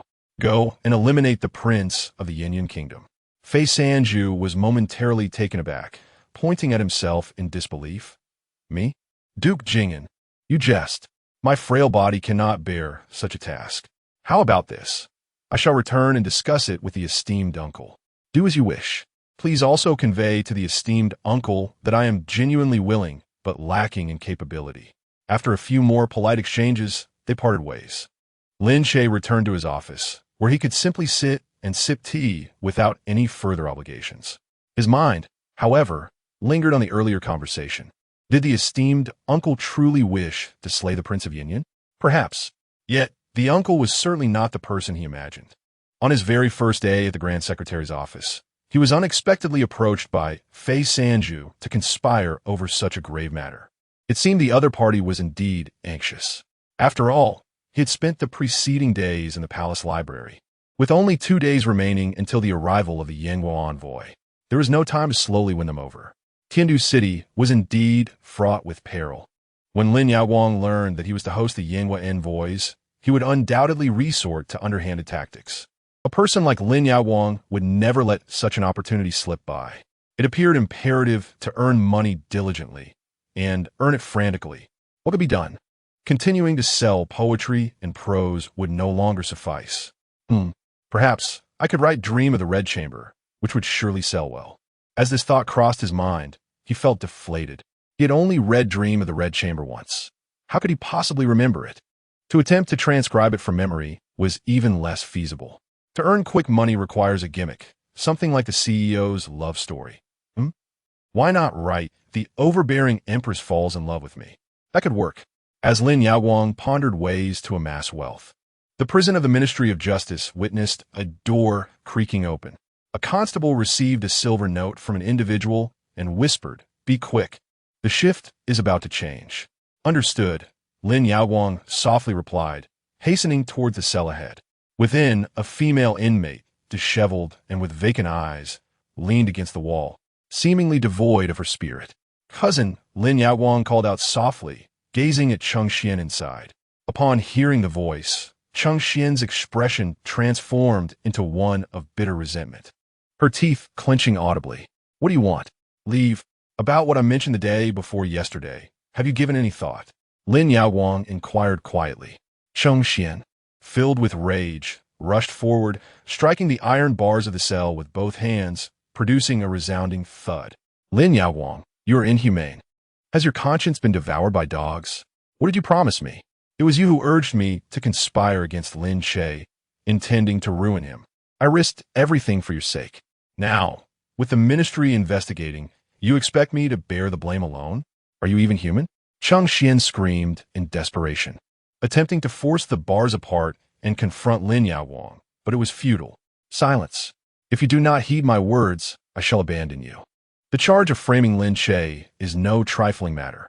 He is currently in the Emperor's favor. It is entirely possible he could execute you at any moment. Lin Yaowang's words immediately silenced Cheng Xian. Those aware of the situation and the manner have already perished.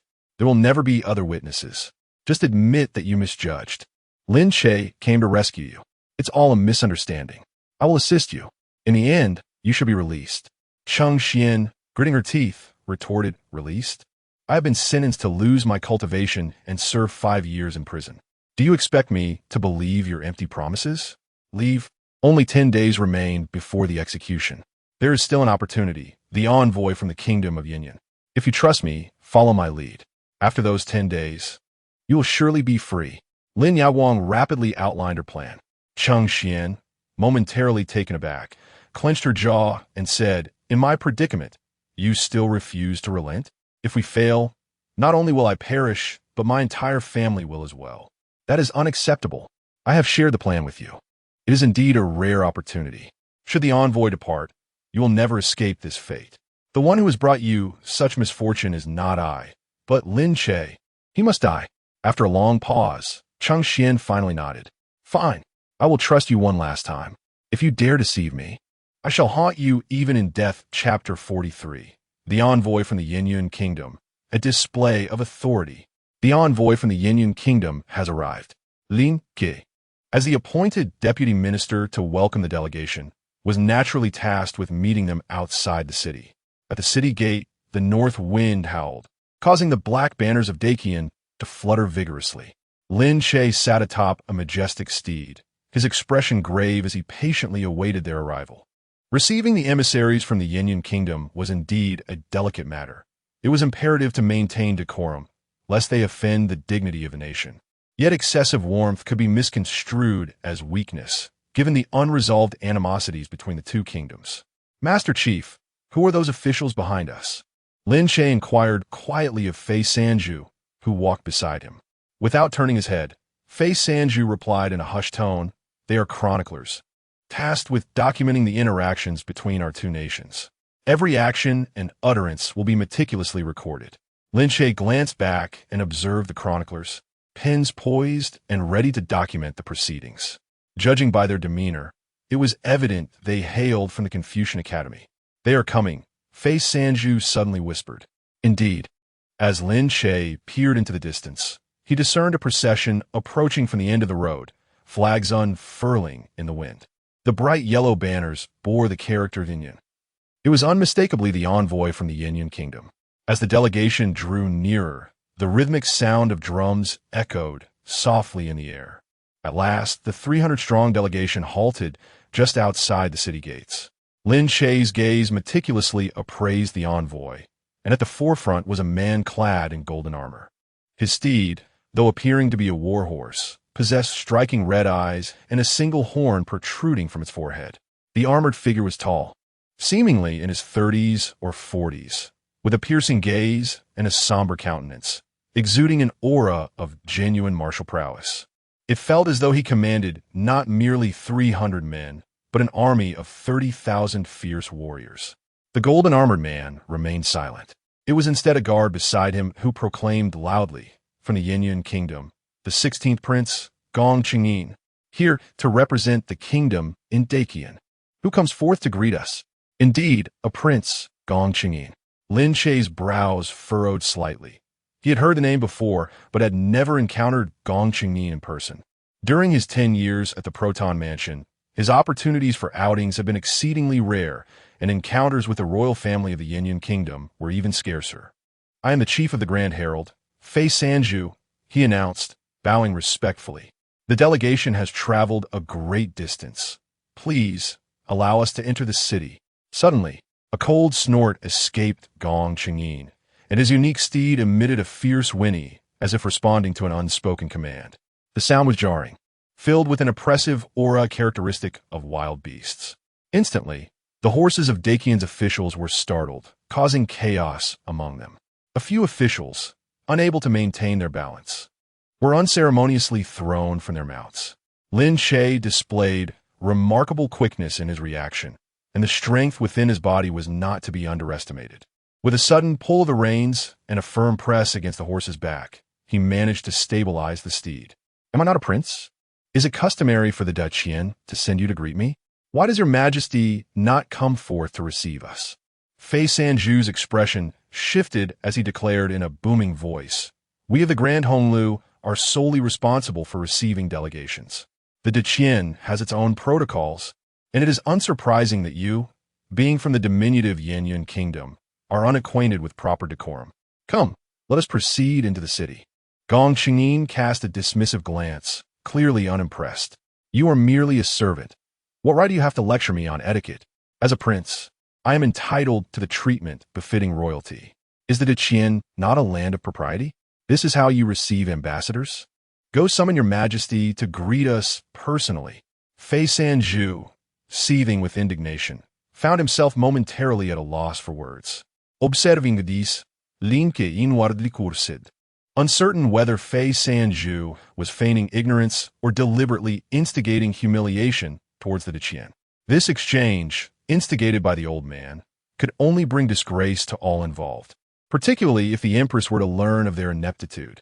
With a voice raised in anger, Lin Che retorted, "A mere prince dares to speak so arrogantly. Indeed, the Daqian is a land of propriety. It is the duty of His Majesty to receive the ruler of the Yin Kingdom. Simply acknowledge your status as the future sovereign of Yin, and I shall return to request His Majesty's presence. Do you dare?" Gong Qingyin's gaze shifted, sharp as daggers. "Piercing Gutru Lin Che. And who are you?" "I am your father. Do you not see the attire I wear? Enough with your incessant prattle. Do you have the audacity to admit that you are the future ruler of the Yin Kingdom?" Gong Qingyin clenched his fist. There was no way he could concede to such a claim. With over 300 followers behind him, should this statement reach their ears, returning would be impossible. As the 16th prince had come to the Qian without the courage to utter a single word, how could he dare make any move towards vying for the throne? He was destined to remain just a prince, unworthy of the welcome from His Majesty. Thus, I advise you to recognize the reality of your situation before you attempt to flaunt your power before us. Comply and enter the city with us. Gong Qingyin steadied his horse, his gaze fixed on Lin Che, resembling a volcano on the verge of eruption. A nearby guard approached him, whispering a few words. Upon hearing this, Gong Qingyin suddenly erupted in laughter. So it turns out we are hosting the hostage we've been feeding for 10 years. No wonder, he's impossible to raise. Chapter 44. Adorned with numerous small bells. Gong Qingyin. What do you mean by saying you cannot be nurtured? Are you insinuating that I and the second prince serve as hostages in the kingdom of Yin, living off your charity, akin to untrainable dogs? Lin Che, unfazed by the insult, boldly invoked the second prince's name. Why has your Yin kingdom sent a delegation? Is it not out of concern that the great Qian might mobilize its forces to seek justice for the second prince? Now, do you dare to put on airs at the city gates?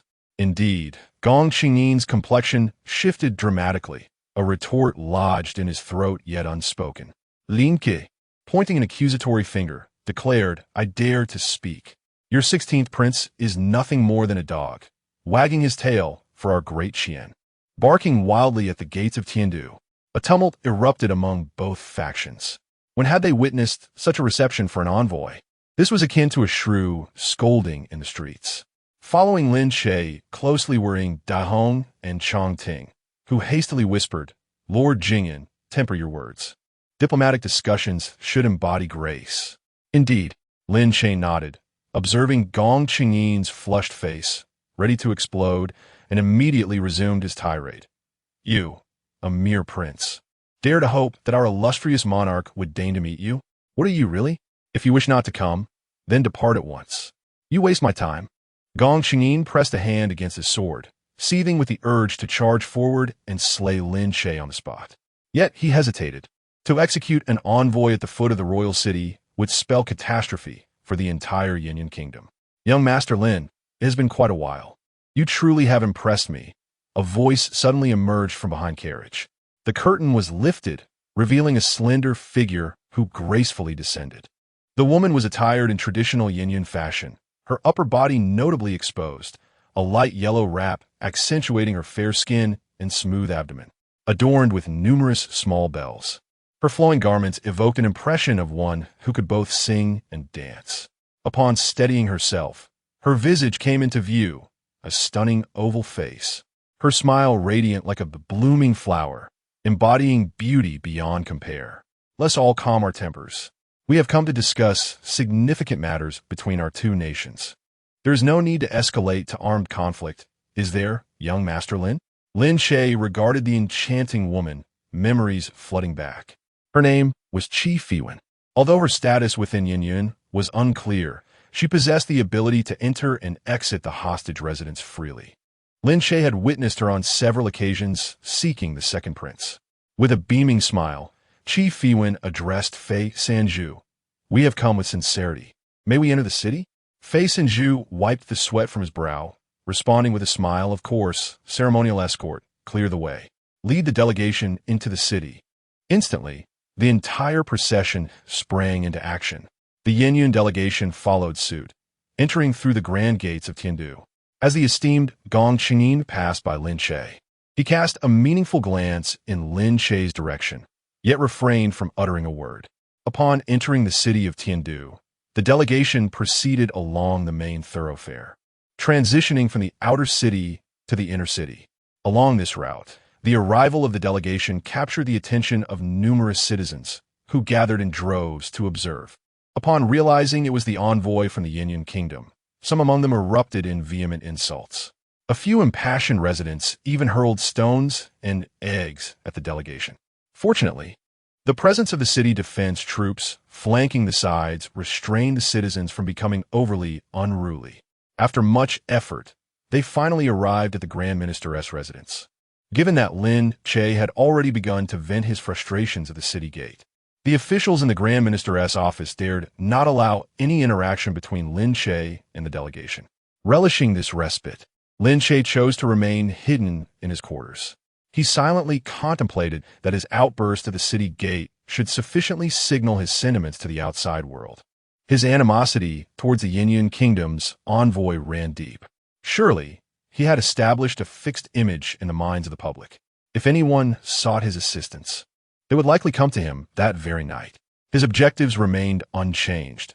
He aimed to acquire wealth by any means necessary and then depart from Tiandu. Given his current level of training, the skills Dragon Bone Technique, Dragon Tendon Method, and Heavenly Gang Hidden Dragon Body would require a total of 27 skill points to be fully developed. Presently, he possessed only 9 points, leaving a significant deficit. Ideally, he hoped to amass 18 points in one go. Knock, knock, knock. A series of knocks sounded, accompanied by the voice of Fei Sanju. Lord Jing'an, are you there? Ah, it is the esteemed Master C. Please come in. Lin Che's heart surged with joy. Indeed, the anticipated visitor had arrived, and he swiftly opened the door. Once inside, Fei Sanju promptly shut the door behind him. Without any preamble, he declared, just now at the city gate, Lord Jing'an, you truly avenged us. These envoys are utterly detestable, especially that 16th prince. As you witnessed along the way, the populace harbors an immense loathing for the Yinyan kingdom. Regarding the matter I mentioned to you a few days ago, have you given it further thought? This is an unparalleled opportunity to become a great hero. Lin Che's face was a mask of fury as he lightly struck the table with his palm and gritted his teeth. 10 million taels, and I will take action. You must also arrange for my escape. 10 million? That is far too excessive. Even if you sold everything belonging to the royal uncle, you cannot raise such a sum. This is a matter of national importance, a grand affair that could be enshrined in history. Speaking of money in this context is rather banal. Fei Sanju cursed inwardly, contemplating that if not for Lin Che's unique status, they would not require his involvement for greater effect. Do we truly need you? If others were to hear of your identity as a hostage, they would do anything to erase this disgrace. Yet here you are, leveraging your status as a hostage as a bargaining chip. Lin Che seemed swayed, replying, indeed. We all act for the greater good of the Daqian. Very well, let us reduce the amount. 5 million taels. Relay this to the royal uncle. And if he is still amenable, then so be it. I, too, wish to avenge the second prince, but I find myself powerless in this regard. There is no need to inform the royal uncle. 5 million taels is still far too much. I will not conceal it from you. The maximum I can offer is 500,000 taels. Fei Sanju began to haggle. Lin Che, incensed, exclaimed, that is the prince of a nation we are discussing. 300,000 taels, not a single coin less. Let me make this clear. This is not merely about the sum you possess. I have already donated 100,000 taels. If you offer me 500,000, do you think I would look down on anyone? Be gone. With that, he shoved Fei Sanju away. Hey, Duke Jing'an, let us converse civilly. 300,000 it is. Is that acceptable? Do you truly have 300,000? That equates to a staggering 30 skill points. How could one not soar with such an amount? 300,000 is far too meager. Never mind. The risks are too great. Lin Che appeared reluctant. Ah, Duke Jing'an, did you not just assert that this is for avenging the second prince? We shall fully cooperate, providing you with an excellent opportunity to strike. You need only act. 300,000 is sufficient for you to live comfortably for the rest of your days. Fei Sanju began to persuade him once more. Lin Che feigned contemplation. Very well, I require all the funds in banknotes, and I expect immediate payment. Not a problem. However, I only have 200,000 in banknotes at the moment. Please accept that for now. The remaining 100,000 will be delivered personally once the matter is accomplished. You, sigh. Very well. Lin Che reluctantly agreed. Fei Sanju immediately reached into his bosom, rummaging for a moment before producing 20 banknotes, precisely amounting to 200,000 taels of silver. Lin Che accepted them without a second glance, confident of their authenticity. For his system had notified him. Acquired 20 skill points, remaining points, 29. So this gives me 20 points? How delightful. Gong Qingyin, you are indeed valuable. Does this count as profiting from national calamity? Certainly not.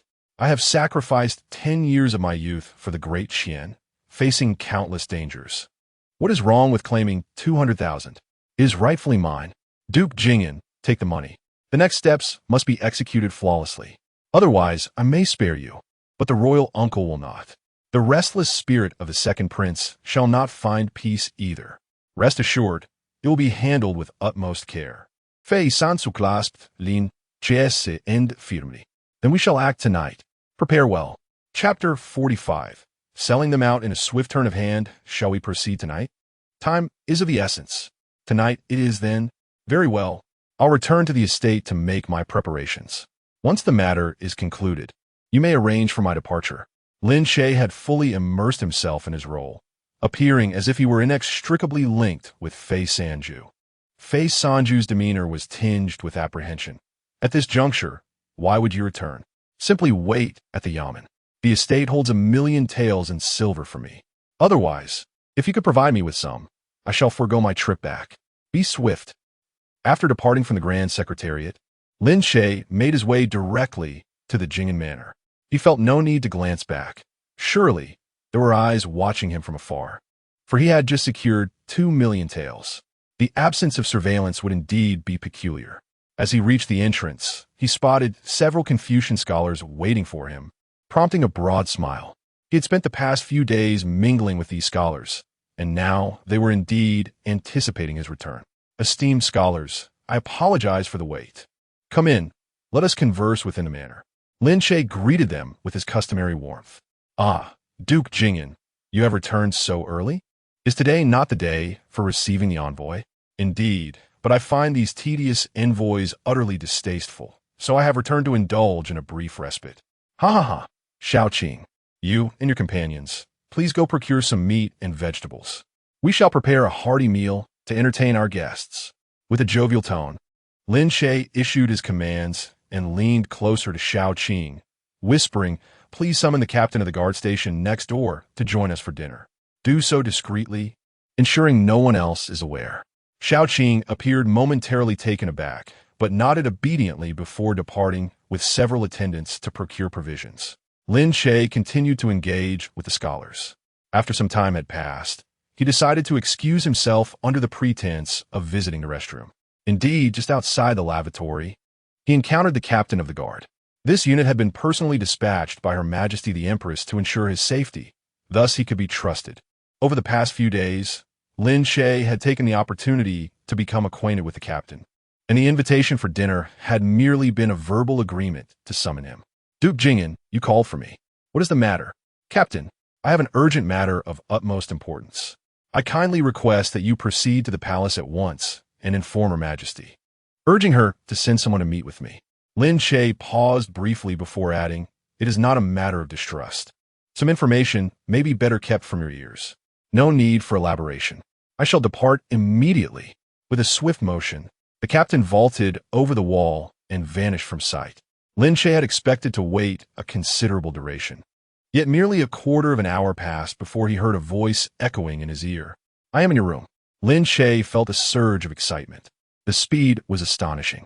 He exchanged pleasantries with the scholars before returning to his chambers. Upon opening the door, he was greeted by the cool figure of the blade servant. The last time he had encountered this individual was when they had delivered a secret edict on behalf of Jiangli. Such a person was undoubtedly a confidant of the Empress. What is it? The blade servant inquired softly. A significant matter has arisen. I am to assassinate the prince of the enemy nation tonight. Lin Che cared not for the intricacies of the situation, promptly divulging the entire plan. Naturally, during his exposition, he portrayed himself as a forsaken soul, beset by persecution, yet remained steadfast in his loyalty to His Majesty. In circumstances that left him no choice, he resorted to feigned compliance, braving peril. His foremost desire was that His Majesty might discern the depth of his sincere intentions. As Lin Che articulated these sentiments, he held nothing back, even revealing the sum of 3,000,000 taels.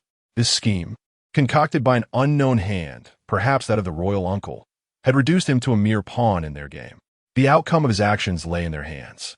The silent blade listened attentively, his expression betraying no emotion. I shall relay the truth to His Majesty. In an instant, the silent blade transformed into a fleeting shadow, vanishing into the room's ether. Lin Che rubbed his face in disbelief. What kind of cultivation was this? Instantaneous movement? How vexing it is to contend with those who possess such advantages. Fortunately, he too had his own means. Tonight might prove to be the decisive moment. Thus, he must elevate his prowess. Relying solely on the Empress was insufficient. True strength must be cultivated from within. With the beast hiding ring at his disposal, he could conceal his aura. As long as he was not confronted by that silver-haired man, others would likely remain oblivious to his presence. System of divine mechanisms. Allocate points. Cultivation technique. Dragon bone art, level 10-10. Cultivation technique. Dragon tendon formula, level 10-10. With a resounding crackle, Lin Che's muscles surged, as though a colossal dragon were striving to burst forth from his form, shredding his garments into tatters. His eyes turned a deep crimson, his visage contorted into a fearsome grimace, saliva nearly escaping his control. Observing his arms, they appeared as robust as another's waist. Techniques like blazing sun body, dragon spine art, dragon bone art, and dragon tendon formula, each perfected to its zenith, embodied unparalleled strength. The simultaneous culmination of these four arts propelled his physique to an astonishing level. Should anyone witness the manifestation of his vital energy, it would undoubtedly rise to the heavens, akin to a towering blood pillar. His appearance resembled that of a colossal, muscle-bound titan, the great muscle sovereign. Detected heavenly gang's hidden dragon body is available for cultivation. Do you wish to cultivate? Allocate all points. Fill it to the brim. As Lin Che's strength erupted, the system surprisingly indicated that he could initiate the first level of the heavenly gang's hidden dragon body. This was peculiar. He had not cultivated it himself, but rather received a prompt to utilize skill points directly. Lin Che, not one to hesitate, promptly filled the skill points. His physique began to swell, transforming him into a monstrous figure, his muscles threatening to explode.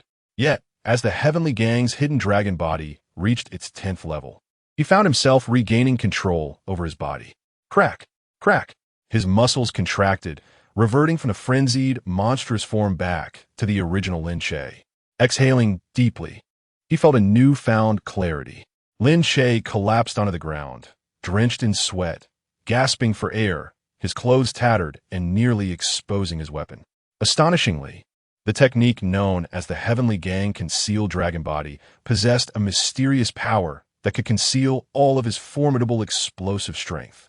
After resting for a while, Lin Che finally tidied up the scene and donned a fresh set of clothing. He even pretended to pack a bundle for escape, as one must commit fully to the act. Just as he finished tidying up, a question flashed through Lin Che's mind. Why did the Blade Slave show no reaction to such explosive news? Had she truly reached a level of composure that allowed her to remain unfazed in the face of calamity, or did she already possess prior knowledge? Alas, the rebellious system. Why did you not grant me the ability to read minds? Just moments ago, I had 29 points, and now I have spent 28 of them. However, this time, the rewards were substantial. Realm, 3rd grade Chi Connection Realm, Perfection. Remaining points. One at last, he had reached the perfect 3rd grade, acquiring a degree of self-protection. Lin Che suppressed his inner excitement, rubbed the beast binding ring on his wrist, and exited the room. He dined heartily with the students to barely satisfy his hunger before heading directly back to the Grand Office. Upon returning to the Grand Office, Fei Sanju pulled Lin Che aside and whispered, "Our operation tonight is canceled." What happened? Lin Che raised an eyebrow. At this moment, he was virtually invincible in the Chi Connection realm, boasting high defense and abundant vitality. He believed he could withstand any challenge from the Chi Connection, object manipulation, or true essence realms, speaking without hesitation. Everything had been prepared, and the personnel were already in position. Yet, they had just received an imperial decree stating that tonight's banquet was not merely to entertain the envoy. His father, the Duke of the State, was also present, along with 3 esteemed ministers from the 6 departments. Thus, the operation had to be postponed.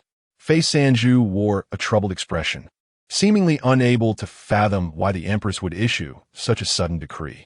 Meanwhile, Lin Che was filled with excitement. The Empress acted swiftly, regardless of any schemes or machinations. As long as Lin Pejuan was present along with several venerable ministers, all parties would need to weigh the consequences. Who would dare to assassinate a prince of a rival nation before such figures? Truly reckless. Feigning anger, Lin Che exclaimed, "How can you simply cancel? I was fully prepared. I intended to flee tonight." By canceling, do you mean I must linger for another day? Is this how you conduct your affairs? Utterly unreliable. I am in grave danger. Are you aware of that? Yes, we do not wish for this either. The imperial decree arrived unexpectedly. Fei Sanju apologized profusely, nearly bowing in deference. In truth, he too was perplexed by the situation and could only focus on stabilizing Lin Che's emotions. What does the imperial decree have to do with this? It is merely that you are not adequately prepared.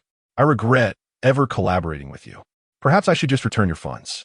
Regardless, I have utilized my points. I shall return your money, yet the skill points remain mine. Please no. It is only the first day. The envoy is to stay for 7 days. There will be plenty of opportunities. Very well, very well. Had it not been for the desire to avenge the second prince, I would never have engaged in such a perilous affair. Lin Che was profoundly disillusioned with Fei San's actions. A worthless endeavor. Was it merely the sudden arrival of Lin Pejun? If you had eliminated him as well, would that not have resolved the issue? Why is there such an inability to adapt? Before long, Ing Dahong hurried over, exclaiming, "Deputy Minister, the banquet is ready. The Duke of the State commands your presence at once." Chapter 46. She is already his woman at the banquet in Daqian. Representatives from Yin Yun Kingdom sat across from one another. Lin Pejun naturally occupied the central position of honor. In terms of both status and strength, he far surpassed the Grand Minister of Ceremony. Furthermore, Lin Pejun commanded the Zhen Yuan army, which had once been the main force opposing Yin Yun Kingdom. With his presence, no one present could challenge his authority. Why did the small nation of Yin not send their prince to plead for mercy? Do they possess no understanding of etiquette? Lin Pejun's voice dripped with disdain as he spoke. Gong Chung Yin's expression hardened. We come as representatives of Yin Yun Kingdom, not to beg for mercy. If you do not seek mercy, what then is the purpose of your visit? I have heard of the esteemed reputation of the Duke of Zhenguo and expected wisdom, yet I am sorely disappointed today. There are numerous matters of state to discuss between our two nations, yet as a mere martial figure, you likely do not comprehend. Lin Pejun refused to yield. The only reason we meet today is that you lack the courage to appear on the battlefield. Otherwise, we would have encountered one another long ago. Ha ha ha. My Yin Yun Kingdom is brimming with talent, and we have countless renowned generals ready for battle. It is you, Duke of Zhenguo, who, if truly valiant, would not have sent your son away a decade ago. Bang! A wave of fury surged across Lin Pejun's face, his imposing aura instantly enveloping the entire pavilion. The envoy from Yin Yun Kingdom was taken aback, instinctively adopting defensive postures, wary of his overwhelming presence. Gong Qingyin, however, stood boldly, lifting his head high, refusing to retreat even a step. Duke of Zhenguo, please temper your anger. Sudenli, Kifei van Spokekadmli. A smile gracing her lips as she raised her wine cup, stating, "The matters of war or peace between our two nations are decisions made by our respective sovereigns. We are to meet His Majesty tomorrow. If we were to engage in conflict now, it would surely disrupt many affairs to come. I have long heard of the esteemed reputation of General Lin. I wish to propose a toast on behalf of our envoy." Without waiting for Lin Pejun's response, Chi Fei Wan downed her drink in one swift motion. Lin Pejun snorted, refraining from drinking, instead tempering his temper. The humiliation of 10 years. Daqian will undoubtedly réclame. The death of the second prince in your Yin Yun Kingdom requires an explanation. Otherwise, I shall personally lead the Zhen Yuan army to flatten your 16 states. Chi Fei Wan merely smiled, choosing not to elaborate further. From that point onward, Fei Sanju dominated the conversation, discussing a myriad of topics, while the envoy across the table responded only occasionally. Lin Che remained silent, acutely aware of Lin Pejun's disdainful gaze upon him. The illustrious Duke of Zhenguo found himself humiliated by the opposing envoy, all due to the presence of his seemingly inept son. This became a lifelong source of shame for Lin Pejun. If Lin Che had exhibited the valor of the second prince, Lin Pejun could at least have claimed the noble title of a valiant father with a loyal son. The more Lin Pejun looked at Lin Che, the more displeased he became. Typically sharp-tongued and full of cunning arguments, Lin Che now stood mute in the face of the enemy, displaying only cowardice. The atmosphere at the banquet was stifling, persisting until its conclusion. Lin Pejun did not linger, leaving behind a contingent of guards before sweeping his sleeve and departing. Fei Sanju, of course, hurried out to escort Lin Pejun, while Lin Che sent Gong Qingyin and Qi Fei Wan back to their pavilion. At the entrance of the building, Lin Che seized an opportunity to take a tray. Miss Qi, the tea from Daqian may not suit your palate. This tea is specially prepared for you. Qi Fei Wan glanced at the tray, where she discerned 2 characters written in tea. Be careful. Qi Fei Wan furrowed her brow lightly. But before she could voice her inquiry, Lin Che had already reached out to erase the inscription. Rest early, he smiled before retreating. His actions served as a signal to the enemy's delegation, yet he felt no remorse. Amidst the celestial skirmish above, he would not be a scapegoat. If a prince from the delegation were to perish, could Lin Che truly emerge as a hero? Ridiculous. He would not even know how it happened. To preserve his own life, ensuring the delegation's safety was paramount. They could perish, but not upon his territory. Moreover, as the deputy minister of the Grand Court, it was his duty to safeguard the delegation. With the Empress offering no orders for assassination, why should he serve the hidden forces behind Fei Sanju? The following day, Lin Che and Fei Sanju, accompanied by 18 members of the delegation, proceeded directly to court. Tensions between the officials of the 2 nations were palpable, with no cordiality in sight. The foreign envoy, Qi Fei Wan, addressed the divine emperor of Daqian. I have come to pay my respects to your majesty. May your majesty enjoy eternal blessings and health. Leading her companions, she bowed deeply, adhering strictly to the ceremonial expectations of both nations.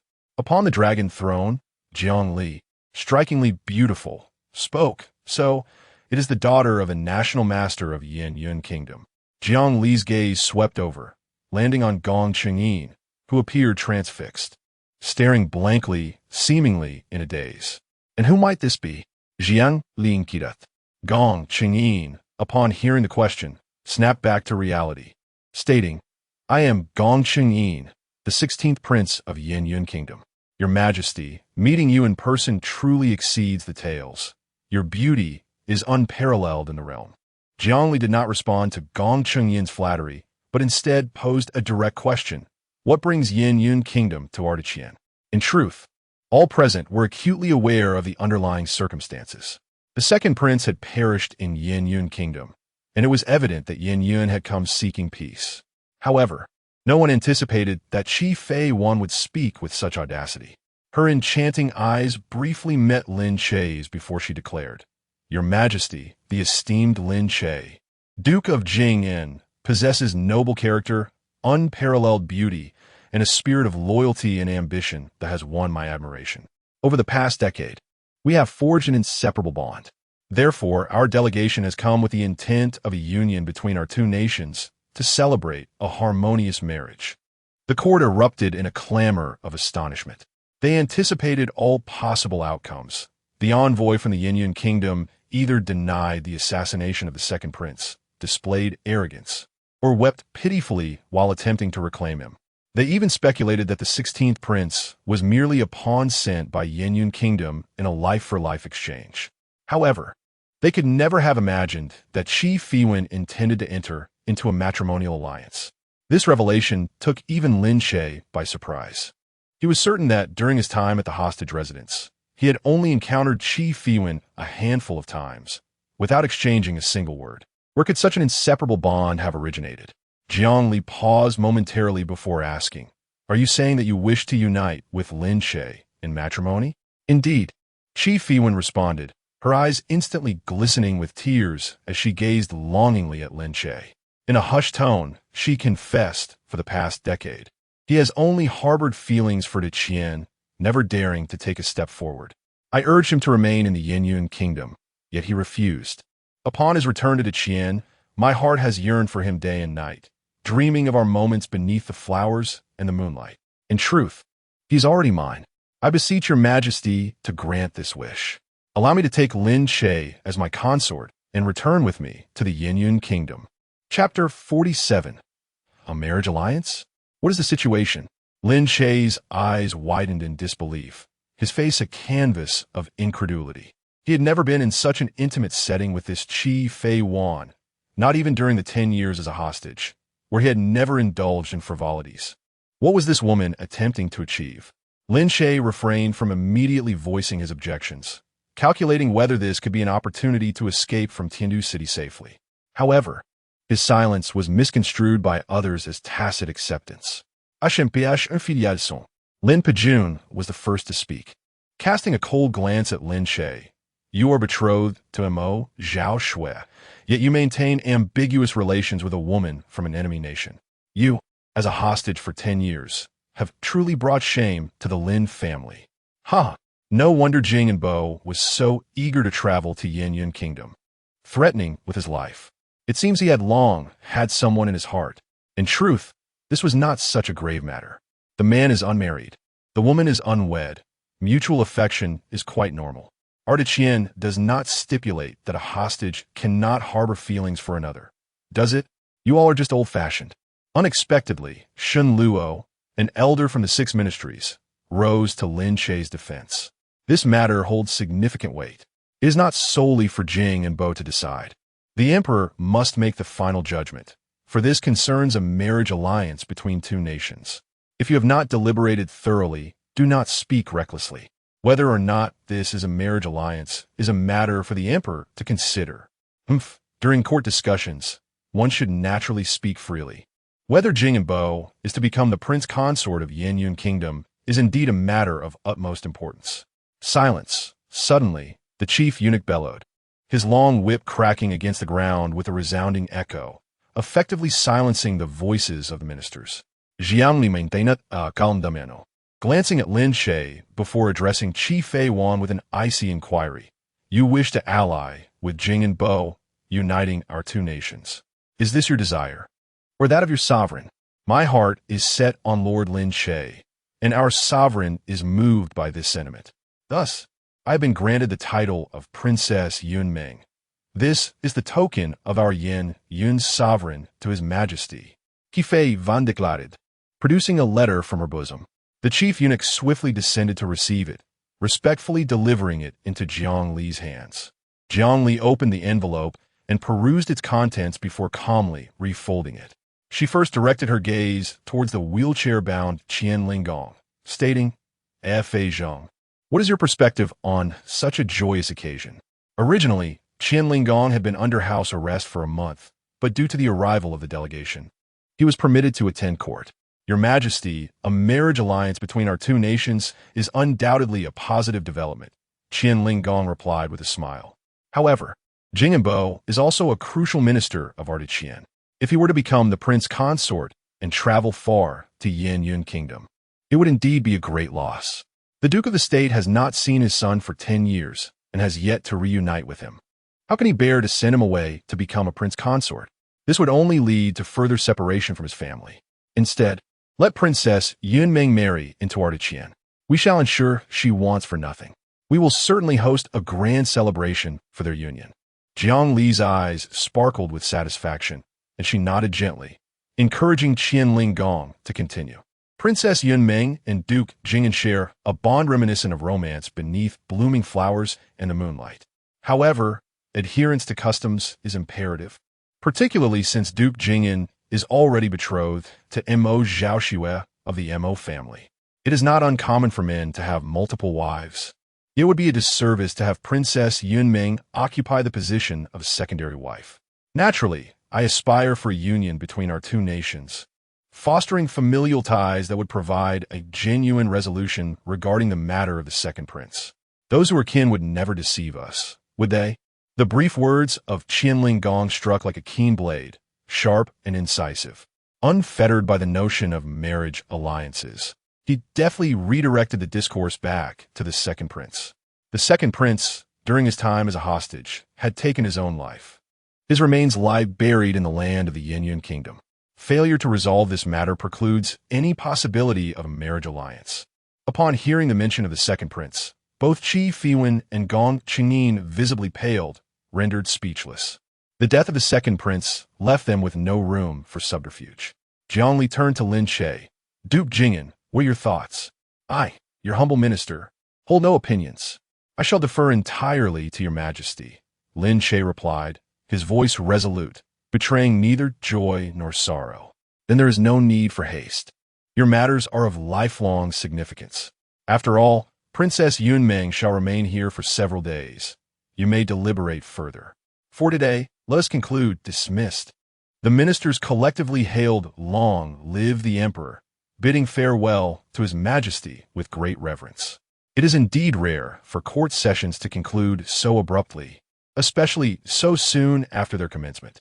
Clearly, Qi Fiwen's proposal for a marriage alliance had arrived unexpectedly. Once outside the palace, Lin Che addressed Qi Fiwen, Princess Yunmeng.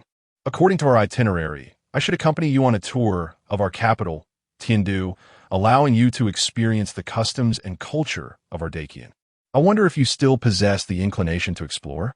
How could I impose upon my husband with such exertion? Let us return directly to the Grand Hong Lu. Qi Fiwen replied with a sweet smile, having even referred to him as husband. Very well. I too welcome the leisure, Lin Che responded, refraining from correcting her. The group then made their way back to the Grand Hong Lu. At this juncture, news of Qi Fiwen discussing marriage alliances in the Jinluan Hall had already spread. Consequently, the officials at the Grand Hong Lu regarded Lin Che with peculiar expressions. Perhaps this was one of Qi Fiwen's intentions, to have everyone believe that Lin Che had already submitted to the Yinyan kingdom. Some even speculated that the second prince's demise bore some connection to Lin Che. Internally, Lin Che remained vigilant, recognizing that to assume these individuals were fools would lead him perilously close to danger. Indeed, relying solely on oneself is the true path. Qi Fiwen found an excuse to keep Lin Che behind. Husband, even before arriving in Daqian, I have heard much about you. The great talent, the unparalleled poet, truly puts our scholars of Yinyan to shame. Who could have imagined your audacity to engage in debate with esteemed scholars? In just a few days, you gathered sufficient funds for flood relief in Daqian. For the past decade, you have been inconspicuous in the hostage mansion, having disguised yourself remarkably well. You have bestowed upon me such a delightful surprise, and today, I too shall present you with one. What do you think of this surprise? Do you like it? Lin Che glanced at the enchanting woman before him, noticing that Qi Fiwen seemed transformed, shedding all pretense. Indeed, it is quite astonishing.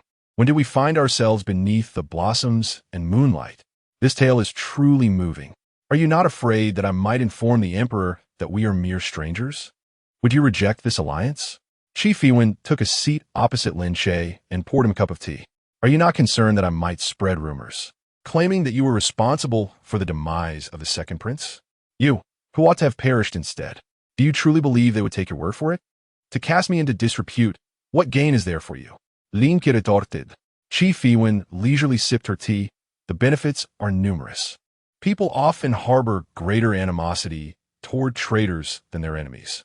And you are the traitor who betrayed and sold out the second prince. Such a venomous woman. In the grand game between our two nations, you do not regard me as a person, do you? Princess Yunmeng, if you truly wish to act, you would have done so long ago. Are you broaching this with the intent of seeking my cooperation? Ha ha ha, clever indeed. When I arrived, they spoke of your foolishness and cowardice. Yet it appears that those imbeciles have failed to see your true nature after observing you for a decade. Upon my return, I shall see to their demise. That is contingent upon your survival to return. Lin Che responded slowly, fixing his gaze upon Qi Fiwen. Had it not been for me, you would have met your end last night. Many desire your lives. Qi Fiwen furrowed her brow, suspicion evident in her expression. Do you doubt me? They had arranged for a musician to perform during your meal, a musician of no ordinary caliber. One piece could have lulled you all into a deep slumber. Had I not secretly intervened to ensure the Duke of the State's presence, your coffins would have already been sealed. Qi Feiyuan suddenly comprehended. Initially informed that the Duke would not accompany them, she had only learned of his attendance just before the meal. She had presumed he came to exert pressure, being a formidable force in suppressing the 16 prefectures of Yinyan. It seemed his intentions were otherwise. Lowering her voice, she inquired, "Why would you assist us? You have no reason to do so. Indeed, I'm the least likely to aid you. I should harbor the greatest animosity toward you. Yet, I find myself without choice. If anything were to befall you, what fate awaits me as a deputy?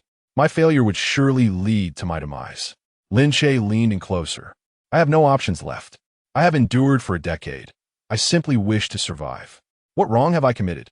As long as you depart from Daqian smoothly and safely, your fates thereafter are of no concern to me. Of course, I am also motivated by financial gain. If you desire my cooperation, you must offer me a satisfactory price. I shall employ every means to ensure your survival." Qi Fiwen was momentarily taken aback, then let out a cold laugh. For the sake of money? If it were truly for monetary gain, after 10 years as a hostage, you would have long since betrayed us.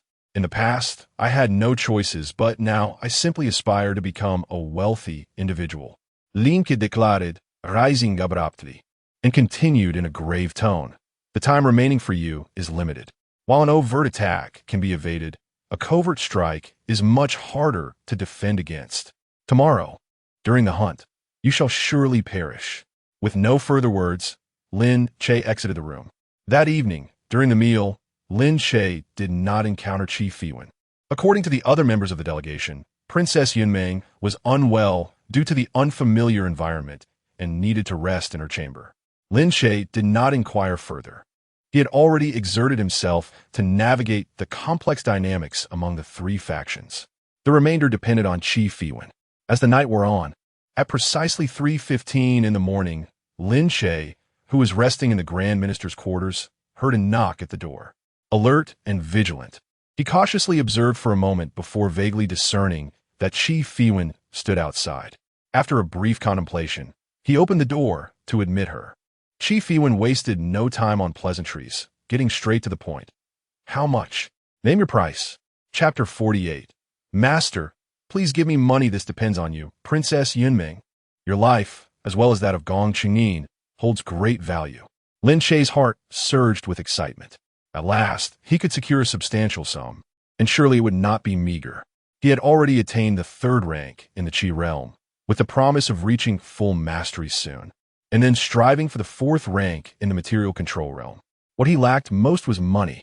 Qi Fiwen's bright eyes remained fixed, reflecting Lin Che's silhouette within their depths. "Lord Jingyan, we are in the same boat. If we face peril, you too shall suffer. Moreover, in 2 months, you will need to embark on a mission to the Yinyan Kingdom.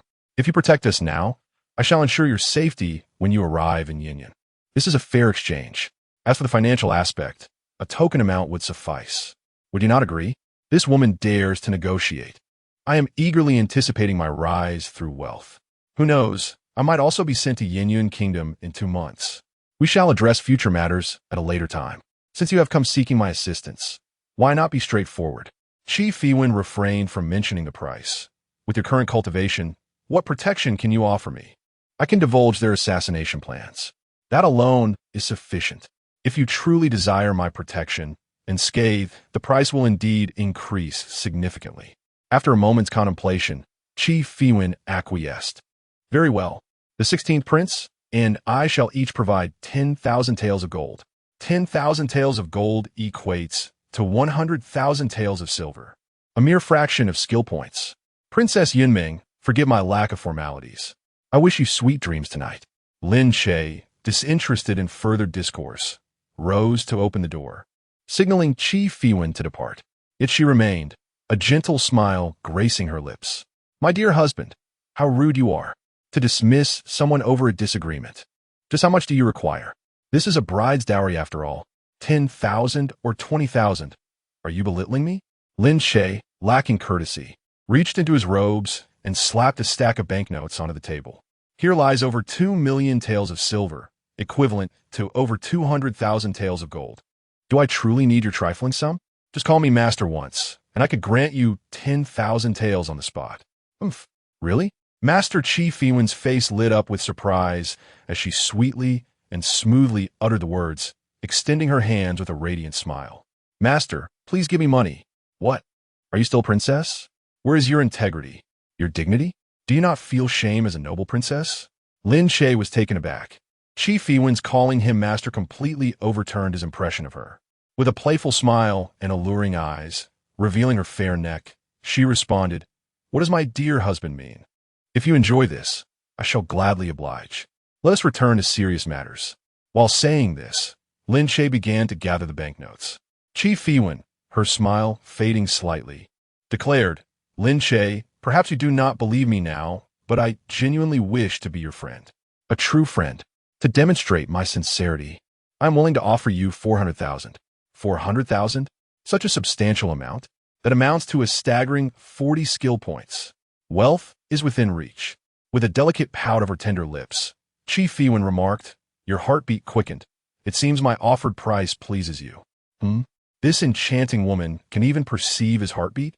His accelerated pulse was not due to satisfaction with the price, but rather because her allure was simply overwhelming, as if she were a celestial being gracing the mortal realm, momentarily leaving him entranced. How embarrassing!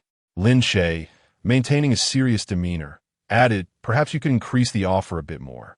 At 2 million, and I shall grant you a rebate of 1 million. You are quite an intriguing individual." She laughed heartily. Qi Fiwen then retrieved a pouch and produced a stack of silver notes, each representing 100,000 taels of silver. These notes were inscribed with the symbols of the Mo family, penned by the agricultural ancestors, and sanctified by 3 esteemed Confucian sages throughout the ages, sealed with the Grand Qian stamp. A mere slip of this currency was impervious to fire and water, and could not be torn asunder. Certainly, it could not be counterfeit.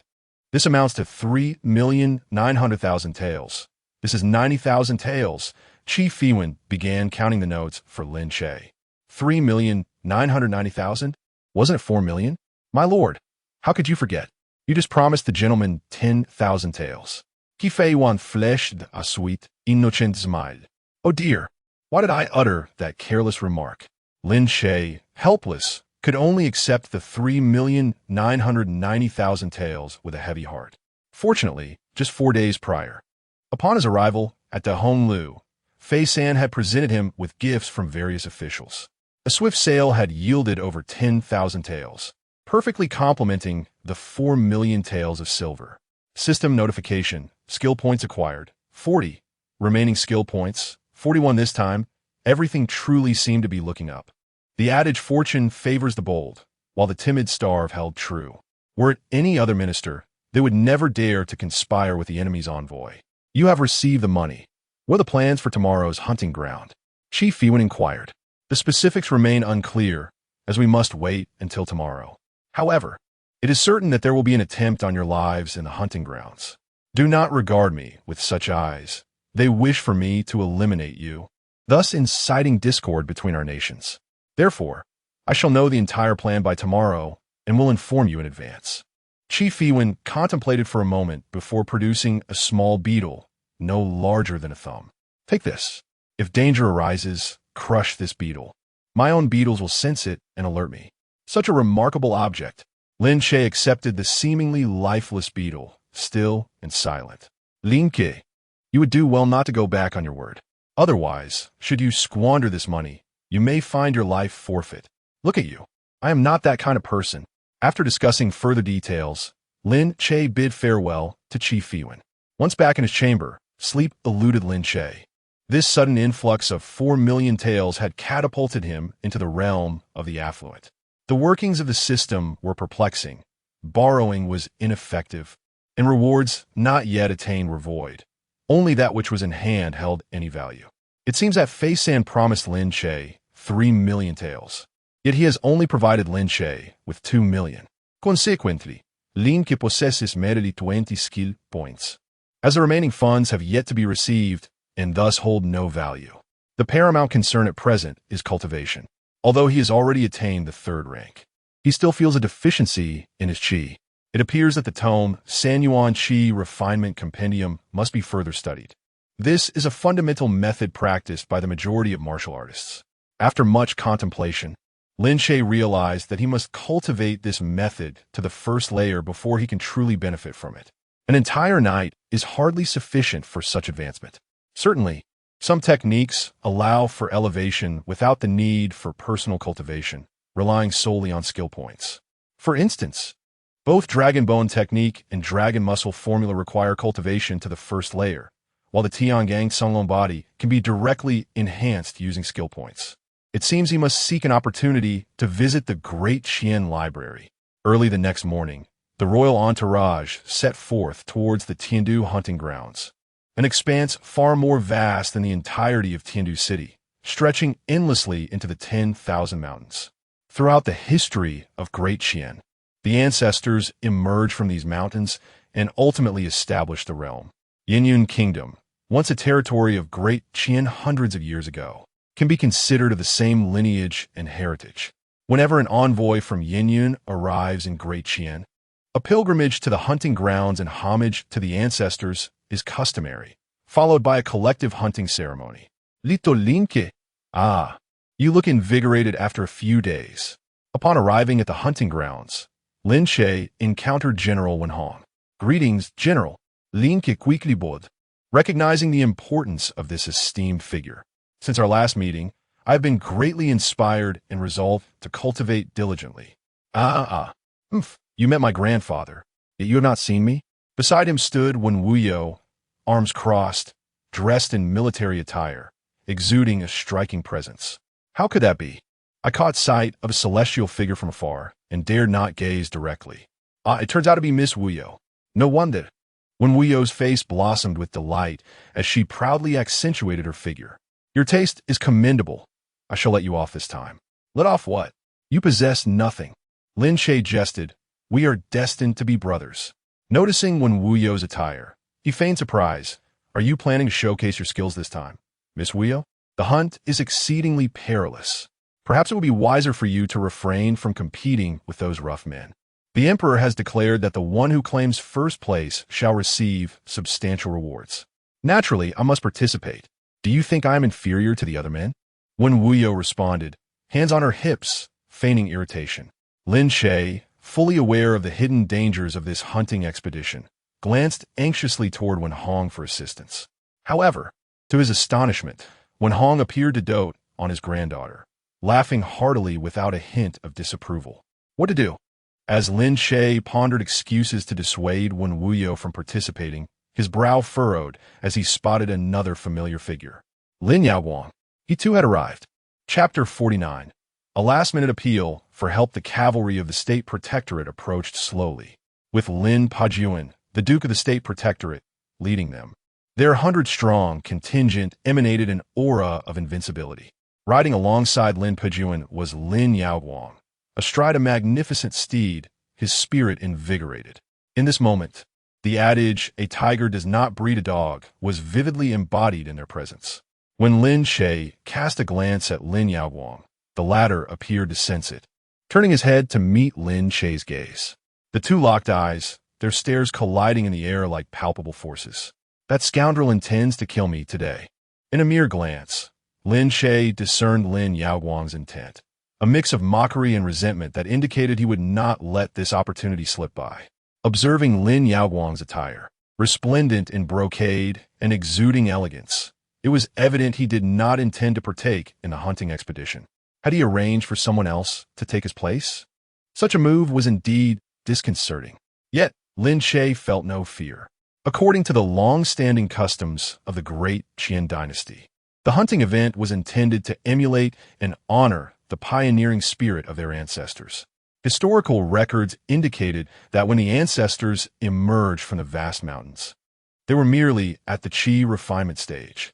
Therefore, to maintain fairness, any martial artist who had reached the third-grade Qi circulation realm wishing to participate in the hunt was required to consume a Qi-suppressing pill. This potion would temporarily restrict their cultivation level to that of the Qi refinement stage for one day, allowing them to focus solely on refining their Qi. This arrangement was quite fitting, as all participating martial artists would be confined to the realms of Qi refinement and body refinement, making them well-suited to confront the wild beasts. Should those of the third-grade 100 Aperture's realm 4th grade object control realm, or even 5th grade true essence realm join in, it would result in a one-sided massacre. However, one must remain vigilant, especially with the likes of Lin Yaowang involved. Lin Che still wished to procure an additional personal accident insurance policy. General 1, it is indeed a pleasure to encounter you today. I have a question I would like to consult you on. Lin Che, disregarding protocol, sought to intimidate his interlocutor for the moment. I encountered a silver-haired man on the 9th floor of the Great Qian Library, who bore resemblance to a woman. Who is he? You met him? General Wenhong was momentarily taken aback, disbelief etched on his face. Yes, but he did not reveal his name. Is he powerful? Lin Che probet further. Since he did not disclose his name, it is best you do not pry too deeply. This individual seems intent on living in obscurity. Let him be, Wenhong replied gravely, as if recalling something, gently shaking his head. Strange.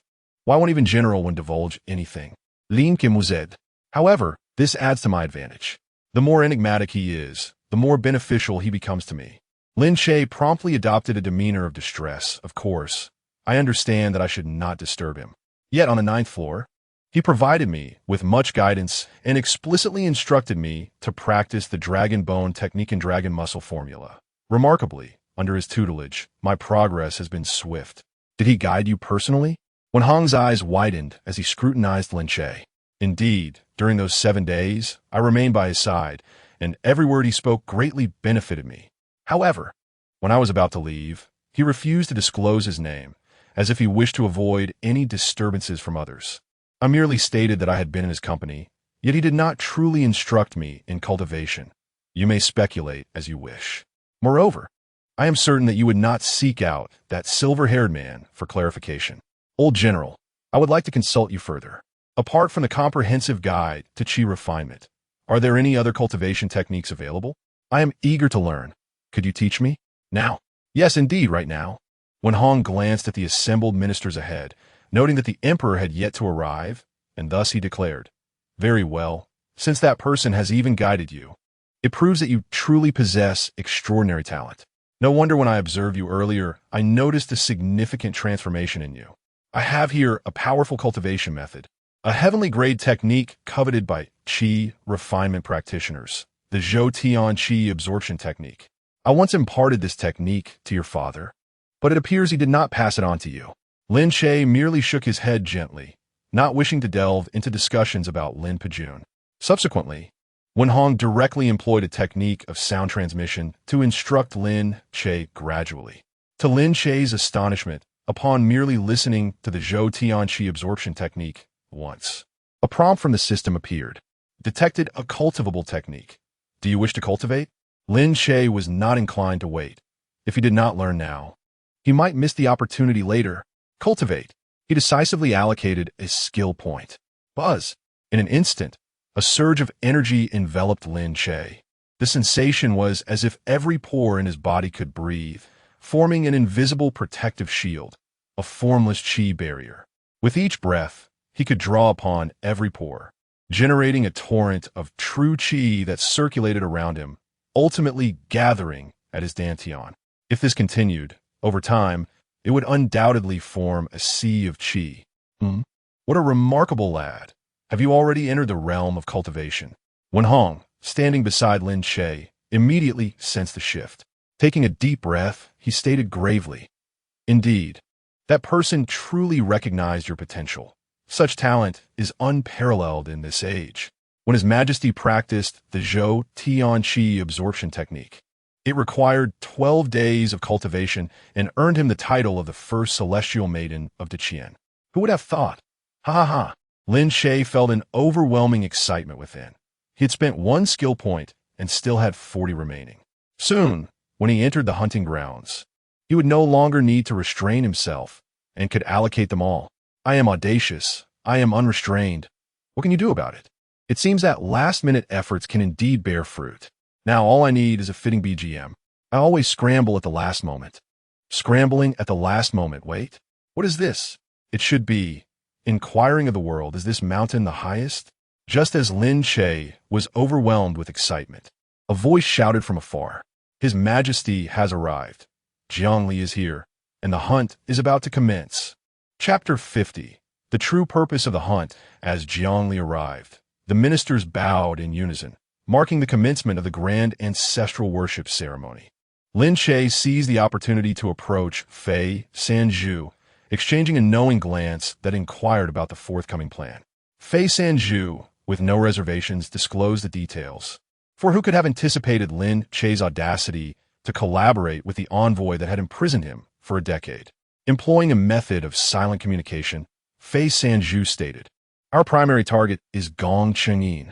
Our people are prepared at Lu Shiping. Once they arrive, we strike immediately.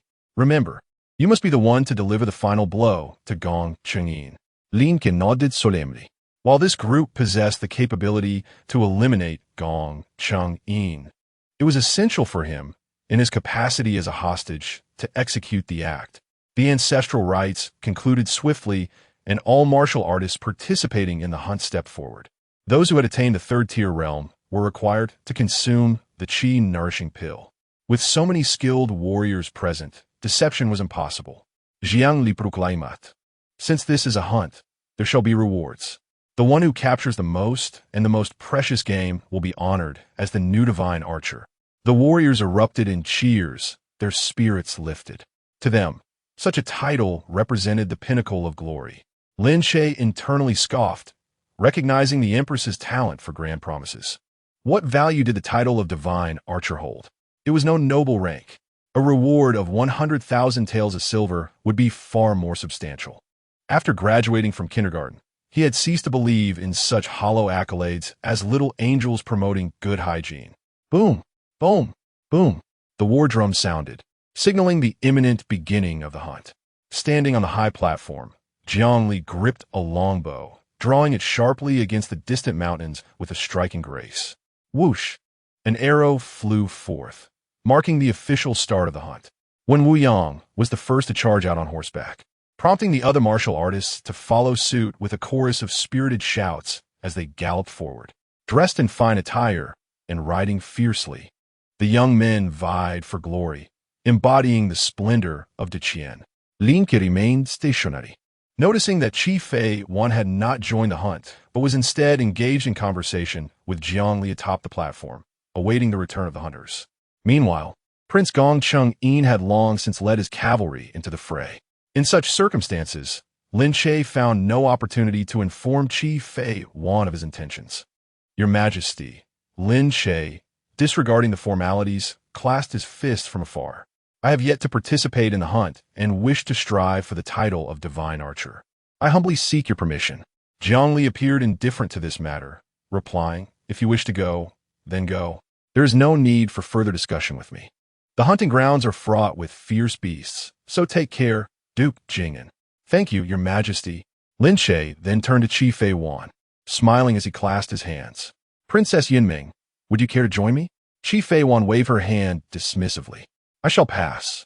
A prince from Yinyun Kingdom is participating. I prefer to remain here and converse with Your Majesty, Qi Ling. I wish Duke Jing a victorious start." "That woman. Did you not realize that I was to convey information to her?" However, from her words, it was evident that she merely intended for me to inform Gong Chengyin. Thus, Lin Che did not elaborate further, as safeguarding Gong Chengyin was of utmost importance. With a swift flick of the reins, he urged his steed forward at a gallop. Just as he had raced approximately 100 meters ahead, a delicate voice called out from behind. It was Chi Feiwen, also mounted, pursuing him with a strikingly crafted longbow in her hands, adorned with a flowing red ribbon. This bow was evidently her own. "Go hunt with my bow," she said. This scene, witnessed by countless onlookers, resembled that of two betrothed lovers exchanging tender glances. "What is the plan?"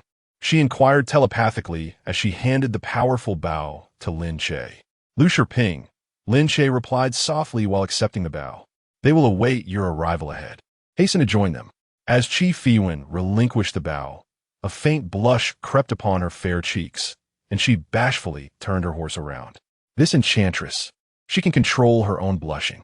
I wonder if she can control other things? Lin Che mused, disregarding the gazes of others as he spurred his horse onward.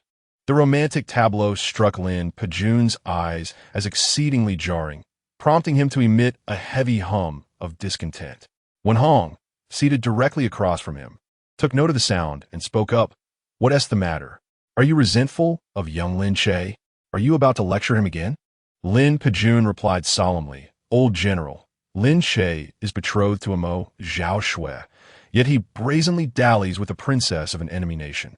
What a disgrace! How will outsiders perceive our Lin family? Let them speak as they wish. The Mo girl has no affection for young Lin Che. Why force them together? Wenong Kuntod. His Majesty has long stated that marriage must be based on mutual consent. Even I, an old man, understand this principle. Why are you so obstinate? Lin Pejun intended to retort, but upon seeing Qi Fiwen returning, he chose to cease his argument. Wen Hong, however, persisted. If you paid closer attention, you would realize that Lin Che is a once-in-a-millennium talent in cultivation. In the future, your state guard will rely on him. Lin Pejun cast a disdainful glance at Wen Hong, shaking his head dismissively. What cultivation does Lin Che possess? I am well aware. He cannot even draw that powerful bow, yet he shamelessly participates in the hunt. How embarrassing! At that moment, Lin Che galloped into the dense forest ahead, soon spotting the troops of the Yinyun Kingdom in the distance. Gong Qingyin awaited in the middle of the path, seemingly growing impatient. He called out to Lin Che from afar, Hurry up! Anger flared within Lin Che's heart. Indeed, earning money was difficult and the food was unpalatable. For the sake of 400,000, I shall endure you for now. Lu Shiping is perilous. You should take a detour and merely explore the outskirts. No way. We must pass through Lu Shiping. Do you have any plans? Speak. Gong Qingyin's voice was sharp as he pressed for answers. I don't know. If you wish to live, do not go to Lu Shiping. Lin Che felt a strange sense of bewilderment. Knowing full well the dangers, why would they still venture there? Gong Qingyin's face darkened with anger as he retorted, Don't know? What use are you then? If we encounter trouble, you will be the first to pay the price. That is not the case. This is not merely a simple hunt. In that fleeting moment, Lin Che experienced an epiphany, as if the clouds had parted to reveal the moon. Gong Qingyin, as a prince, was fully aware of the peril, yet chose to risk himself. He must have other motives. The significance of these motives far outweighed his own safety. He had compelling reasons to proceed. This mission to Daqian, the marriage alliance, was merely a fade. Even discussions regarding the second prince were a distraction. This hunt was likely a component of their overarching scheme, a cover for their true intentions. Indeed, those who could represent Daqian were undoubtedly extraordinary. What could their true objective be? Could it be that within the depths of the 10,000 great mountains lies something worth such peril? Chapter 51. The Chaos at Deer Feeding Plain. Indeed, you have ulterior motives. Since you wish to exploit me, I too can take advantage of you. Lin Yaoguang is determined to kill me, and you shall bear the consequences alongside me. Gong Qingyin, I have brought you the message. Ahead lies treacherous danger. You must continue forward, for death may await at any moment. Do not claim later that I failed to protect you. Gong Qingyin merely cast a cold glance at Lin Che and arrogantly remarked, You? Do I require your protection? I could simply embrace death myself. I wonder why Yunming Fei is seeking you? Let us depart. The team surged forward, galloping away. Lin Che, with a flick of his whip, pursued fiercely on his mare. The mountain path before them allowed the steeds to run, yet gradually it became rugged and treacherous. Before long, they crossed a vast river. Sunlight glistened upon the clear waters, while a few spotted deer drank peacefully at the riverbank. Among the entourage, a warrior, sensing the thrill of the hunt, swiftly drew his bow and loosed an arrow, striking down one of the distant deer, before he could revel in his triumph. Gong Qingyin lashed out with a long whip. Crack! Who permitted you to shoot? Such a waste of arrows. Fetch it back and keep up. The warrior bore a bloodied mark upon his face, yet he dared not utter a word, spurring his horse through the river to retrieve the feathered arrow.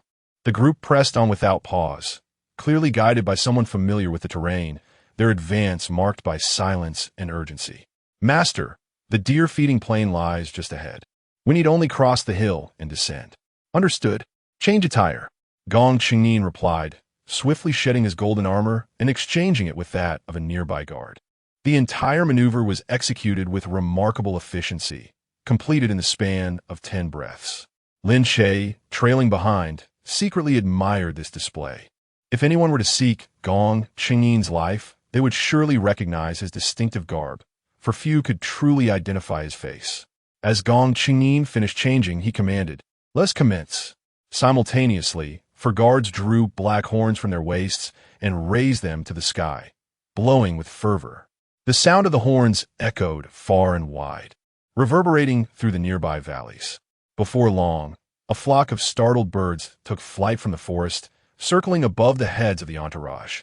At the foot of the mountain, ferocious beasts such as tigers and leopards emerged, drawn by the sound.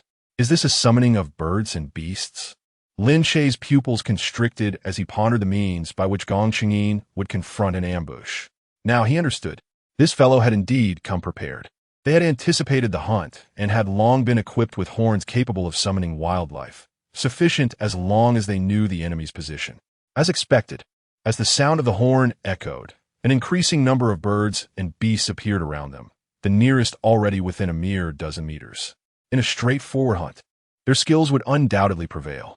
With a command from the faux prince, the group surged forward, swiftly reaching the mountain's peak. Gazing down, they beheld the vast expanse of the deer feeding ground, resembling terraced fields, densely covered with grass, akin to a cornfield. There were numerous hiding spots surrounding them, but only a single route through the center was available. They had to wade through water cautiously, ensuring they did not proceed too hastily. Should there be ambushers concealed on either side, a volley of crossbow fire would certainly yield devastating results. After all, every warrior had been suppressed to the Qi refinement stage. "Go crush them," Gong Qingyin commanded, his gaze fixed on the deer feeding ground below. The four warriors continued to blow their horns and charge down the mountainside. The flock of birds and beasts, as if following their leader, plunged down in a frenzy. The four warriors, undoubtedly seasoned veterans, dashed into the underbrush. Enormous, ferocious beasts followed suit, and from above, one could see countless patches of grass swaying, resembling serpents undulating their bodies from near to far. Suddenly, a blood-curdling scream erupted from within the grass. This cry acted like a switch, instantly triggering a chorus of other cries. Why is there a wild boar? Kill it! Kill it! It's a black bear! My heavens, so many venomous bees! The warriors hidden within could no longer conceal themselves. They unleashed their potent energies and fought for their lives against the birds and beasts. Among them, some took the lead, shouting for the others to regroup. But many warriors either did not hear or were knocked down by a ferocious tiger, unable to assemble. Chaos reigned supreme. "Help me! Damn it, it's that horn! Quickly, kill the horn blower!" At the mountain summit, Gong Qingyin, seeing an opportunity, shouted, "Charge with me! Aim only for the people. Do not linger. Charge!" This band of 100 skilled archers descended with ferocity. They were well trained, drawing their bows to specifically target the eyes of the ambushers, their strikes ruthlessly precise. Lin Che did not join the charge. He merely observed in silence. Despite the cacophony of agonized cries, he felt not an ounce of remorse. The masters of these individuals regarded him as a mere pawn, desiring his demise. He was simply driving a tiger to devour a wolf. Lin Che. Just as Lin Che was engrossed in the unfolding drama, a low voice called from behind. Instinctively, he turned to see a contingent of approximately 30 individuals approaching. Though they were mounted, their weapons varied significantly. Most wielded swords, many carried knives, and some even brandished dusters. These individuals exuded an ethereal presence, their eyes reflecting an air of superiority. Taoist warriors. Damn it! Lin Yaoguang has sent them to assassinate me. Lin Che comprehended in an instant that Lin Yaoguang had not participated, nor had any martial artist from the State Preservation Office. Yet the Taoist warriors had made their move. Cheng Xiaozi was the former saintess of the Jade Void Palace, and Cheng Xian was also affiliated with the Taoists. It was highly likely that these Taoist martial artists had been summoned by Cheng Xian. Without a moment's hesitation, Lin Che spurred his horse forward, while the cries of the Taoist warriors echoed behind him. "It's him. He still wishes to flee. Does he believe he can escape? Let us send him to transcendence." The group of Taoist warriors galloped after him, some of whom, seemingly unaccustomed to riding, simply leaped off their horses to pursue him on foot with fervent determination. Lin Che could distinctly sense the chilling aura trailing behind him. In a moment of desperation, he called out loudly from below the deer-feeding plain, "I am coming. Do not be afraid. Let us fight. Brothers, hold your ground. Look behind me. The Taoists are here. Fight." The deer-feeding plain was already rife with chaos, filled with ambushes and wild beasts, compounded by Gong Qingyin's assault. Yet, they had never anticipated that Lin Che would arrive with a contingent. Gong Qingyin was momentarily taken aback. When had Lin Che secretly amassed this force? Were they allies or foes? The leader of the ambushers was equally astonished. He was privy to the operation's details, having intended to eliminate the envoy and leave only Gong Qingyin alive for Lin Che to deal with. But now Lin Che arrived with Taoist warriors. What did this signify? Were they indeed comrades? The Taoist warriors trailing behind were equally stunned. They had dispersed at various intersections, awaiting Lin Che. One of their senior brothers spotted Lin Che, realizing he was following a contingent. Could it be that these warriors ahead were truly allied with Lin Che? At this moment, the arrow was knocked, demanding release. Kill Lin Che. In the blink of an eye, the Taoist warriors plunged into the fray. The leader of the ambushers, upon hearing this, concluded that Lin Che absolutely could not perish, for they still required him to finish off Gong Qingyin. Thus, the ambush leader bellowed, "Damn it! Aside from Duke Zhenguo and Gong Qingyin, eliminate everyone else." Gong Qingyin, momentarily bewildered by the circumstances, gritted his teeth and commanded, "Kill them all. Every last one." Chapter 52. The Frenzied Lin Che. The chaotic melee at Deer Feeding Plain was on the verge of erupting. The three factions could hardly distinguish between friend and foe, and none dared to take risks, for hesitation could lead to death. Kill. Various crossbow bolts whizzed through the air as warriors from all sides brandished their weapons and charged at one another. Though they were normally far more skilled, they found themselves constrained to the Qi refinement realm and struggled to adjust.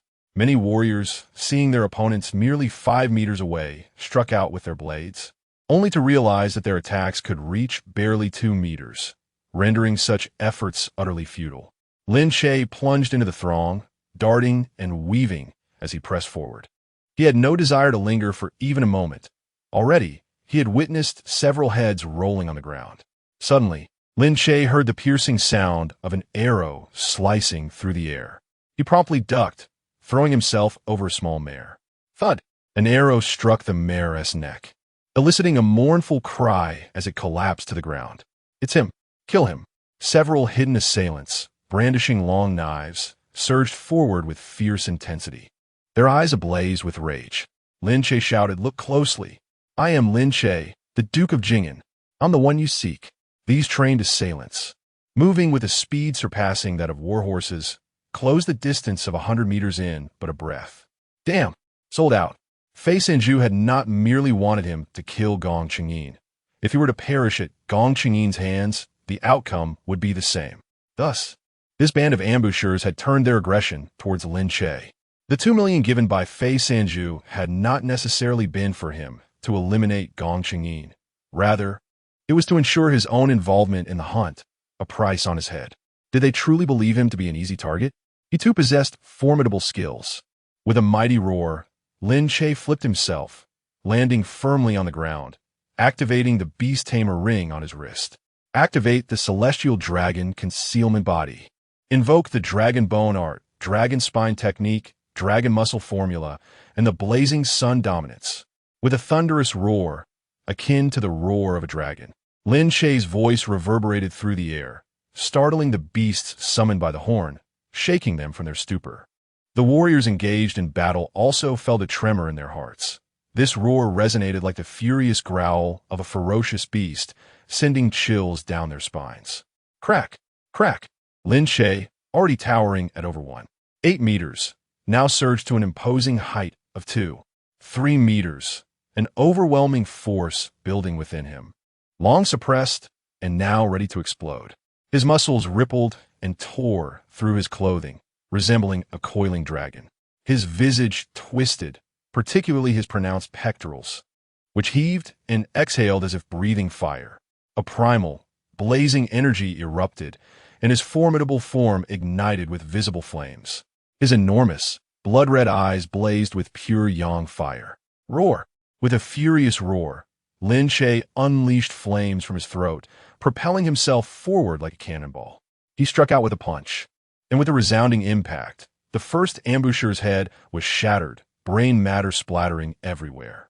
Without a moment's hesitation, he seized the second ambusher by the face, leaping into the air to a height of 7 or 8 meters, landing heavily upon the third ambusher. The third ambusher, seemingly soulless, stared in shock as Lin Che descended from above. With a thunderous crash, Lin Che's foot crushed the ambusher's body, folding him grotesquely before slamming him into the ground, reducing him to a puddle of flesh and blood. Meanwhile, he held the second ambusher, who was emitting desperate sounds and thrashing wildly in an attempt to escape. Lin Che tightened his grip, akin to crushing an egg. Blood and flesh burst forth between his fingers. As the scent of slaughter filled the air, Lin Che instinctively licked his lips. The taste was exquisite. The three factions engaged in chaos nearby were drawn by the roar, witnessing the scene unfold. They beheld Lin Che's transformation into a raging force, obliterating 3 warriors in the most direct manner. It became evident that these 3 ambushers were masters at the pinnacle of their realm, yet they were effortlessly crushed. Observing Lin Che at that moment, he appeared imposing, with a muscular physique, radiating strength. The flames surrounding him were a clear manifestation of a martial technique refined to its utmost. While they had encountered practitioners of pure yang techniques before, they had never witnessed such a terrifying presence. The warriors filled with vitality were still somewhat human, but Lin Che? Was he even human? It felt as if a sun burned within him, as if a dragon of fire was about to burst forth. The sight was utterly terrifying. Suddenly, a crossbow bolt, loosed by a trembling hand, hurtled toward Lin Che's eyes. With a swift motion, he grasped the bolt effortlessly, mere inches from his face. Shifting his gaze to the archer, he discovered it was one of Fei Sanju's ambushers. Seeking death, Lin Che roared, a surge of power radiating from his chest. His blood boiling as if a raging dragon stirred within. His veins bulged ominously. He bent his body like a terrifying spring before launching himself forward. With a thunderous crack, the ground beneath him shattered upon impact. His formidable hand descended upon the ambusher with devastating force. A mist of blood erupted as Lin Che's palm struck the ambusher's head, driving it into the earth. The entire ambusher was reduced to a gruesome pulp beneath his grip, leaving only tattered clothing and a scattering of flesh and blood. Kill. Chapter 53. Are you still human? Bang, bang, bang. Lin Che erupted into a frenzy of combat, exhibiting not the slightest hint of psychological fluctuation. The martial artists he faced were all at the chi refinement stage. However, none could withstand the terrifying force of Lin Che's fist. He was akin to a Siberian tiger invading a nest of chicks. What the hell kind of cultivation technique is he practicing? Wasn't the intelligence report stating he was at most at the 1st tier of body refinement? He seems to possess strength akin to the 4th tier. Kill. Surround him. Surround him. Ah, help me. This group of martial artists had already summoned their full strength, a formidable aura enveloping them and forming a thin protective barrier. To the naked eye, it appeared as though a layer of white mist shrouded their bodies. With this layer of protection, ordinary bows and crossbows would find it nearly impossible to penetrate. Yet this aura was utterly incapable of withstanding a single punch from Lin Che. Bang! With one punch, he shattered their protective aura, simultaneously driving his fist through their bodies. Lifeless. Retreat! Hurry, retreat! It was unclear who shouted, but the ambushers immediately scattered in terror. As this group fled, only the envoy and the Taoists remained amidst the chaos of the Shishiping. The Taoists, employing some arcane technique, astonishingly elevated their cultivation to the 3rd tier of the 100 Orifices stage, able to slay the envoy's martial artists with a mere flick of their hands. Lin Che initially intended to join the fray, but abruptly halted his advance. Though few in number, the Taoists were evidently well prepared. Their temporary surge to the 3rd tier might even allow them to ascend to the 4th or 5th tiers. Recklessness was not an option. Impulsiveness was one thing, but indiscretion was another. Observing the fierce battle unfolding, Lin Che quietly retreated behind the others. Bang!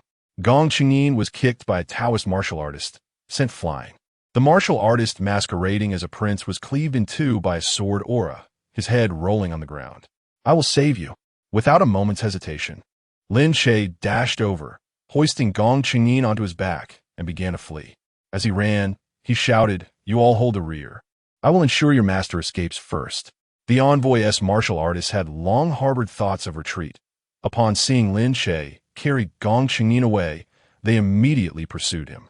The Taoist martial artists emitted a long howl, and as they regained their third, even fourth-tier prowess, they unleashed flying swords. Whoosh! Whoosh! In an instant, they struck down several envoy martial artists. Witnessing this, Lin Che dared not engage directly. He continued to flee with Gong Qingyin on his back. Although flames appeared to engulf him, they were not genuine fire. Thus he was not concerned about burning Gong Qingyin. "Let me down, ah!"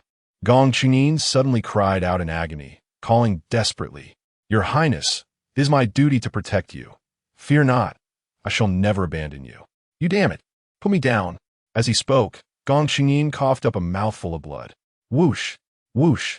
Lin Che distinctly felt several crossbow bolts whizzing past him, nearly striking him, and even more terrifying were the waves of sword auras slicing through the air. The trees, as wide as a bowl, were struck by the sword energy, producing two sharp cracks before breaking apart. "You see, it's perilous. I cannot abandon you and flee alone." Gong Genjin straduld desperately, yet Lin Che, towering in stature, rendered him incapable of breaking free. With a voice filled with rage, he shouted, "You bastard, put me down. I am not your shield. If this continues, I will truly perish. Are you even human?" Suddenly, two crossbow bolts shot forth, originally aimed at Lin Che, but as Lin Che carried him on his back, they struck Gong Qingyin instead. His body stiffened, and he coughed up a mouthful of blood. It dawned on him completely. These Taoist warriors were not there to kill the envoy, nor him, the prince, but were intent on eliminating Lin Che. Lin Che was truly inhuman. He thought he was kind enough to flee while carrying him, but this was merely a guise of shield. 16th Prince, during this time of peril, we are in this together. Do not utter such words. I will not abandon you. Hold on. Lin Che tightened his grip, determined not to let this flesh shield fall. The secret techniques of the Taoists were indeed formidable, for even after consuming the chi-absorbing pill, he could not truly suppress their cultivation. Yet, he still had a trump card. The Zhou Tian chi-absorbing art was only at the first layer. He could directly surge to the 10th layer. He would reserve this for a crucial moment, where it could serve as a lethal weapon. As Lin Che dashed forward, the sounds of pursuit gradually diminished. Upon hearing Gong Qingyin's voice, it seemed to grow weaker. "Surely, you're not truly dying?" Lin Che reached a grand tree, surrounded by withered leaves, which were relatively clean. He gently set Gong Qingyin down. I will kill you one day." As soon as he touched the ground, Gong Qingyin weakly exclaimed, "I saved you, and you repay my kindness with malice?" Lin Che retorted defiantly. Gong Qingyin's complexion was ghastly pale. The defiant aura that once surrounded him had vanished. He turned slightly to reveal his back. "Look at this. What kind of favor is this? It is all you're doing." At that moment, upon seeing the sight on Gong Qingyin's back, Lin Che's words of cursing abruptly halted. Indeed, the prince had suffered grievously. 7 crossbow bolts pierced his back, for embedded in his spine, 2 in his posterior, and 1 in his thigh, blood pouring profusely. Remarkably, the resilience of a prince was evident. He would not succumb to death so easily. Was this akin to the constitution of Taoist Ming from Night of Revival? "Rest well, and perhaps your guards will catch up shortly," Lin Che said, while slowly rotating the beast-subduing ring in his hand, controlling his breath and calming the power of his cultivation. To Gong Qingyin's astonishment, Lin Che began to crack and pop, gradually returning to his original form, as though he possessed the ability to shrink his bones. You conceal yourself quite adeptly, merely a means of self-preservation. Lin Che rarely indulges in humility. Gong Qingyin, with great difficulty, reached into his bosom and extracted a vial of elixir, trembling as he consumed a single pill. Upon swallowing the medicine, he finally exhaled a breath of relief. Lin Che, those individuals are here to take your life. It was I who shielded you from them. This debt of gratitude must be repaid. Assist me in a particular task, and we shall consider ourselves even. Lin Che, sitting nearby, also procured a vial of elixir from his garment, pouring the entire contents into his mouth as if indulging in peanuts. If you wish for my assistance, certainly, but it will require compensation. Gong Qingyin, having entered the hunting grounds, was evidently entangled in matters of greater significance.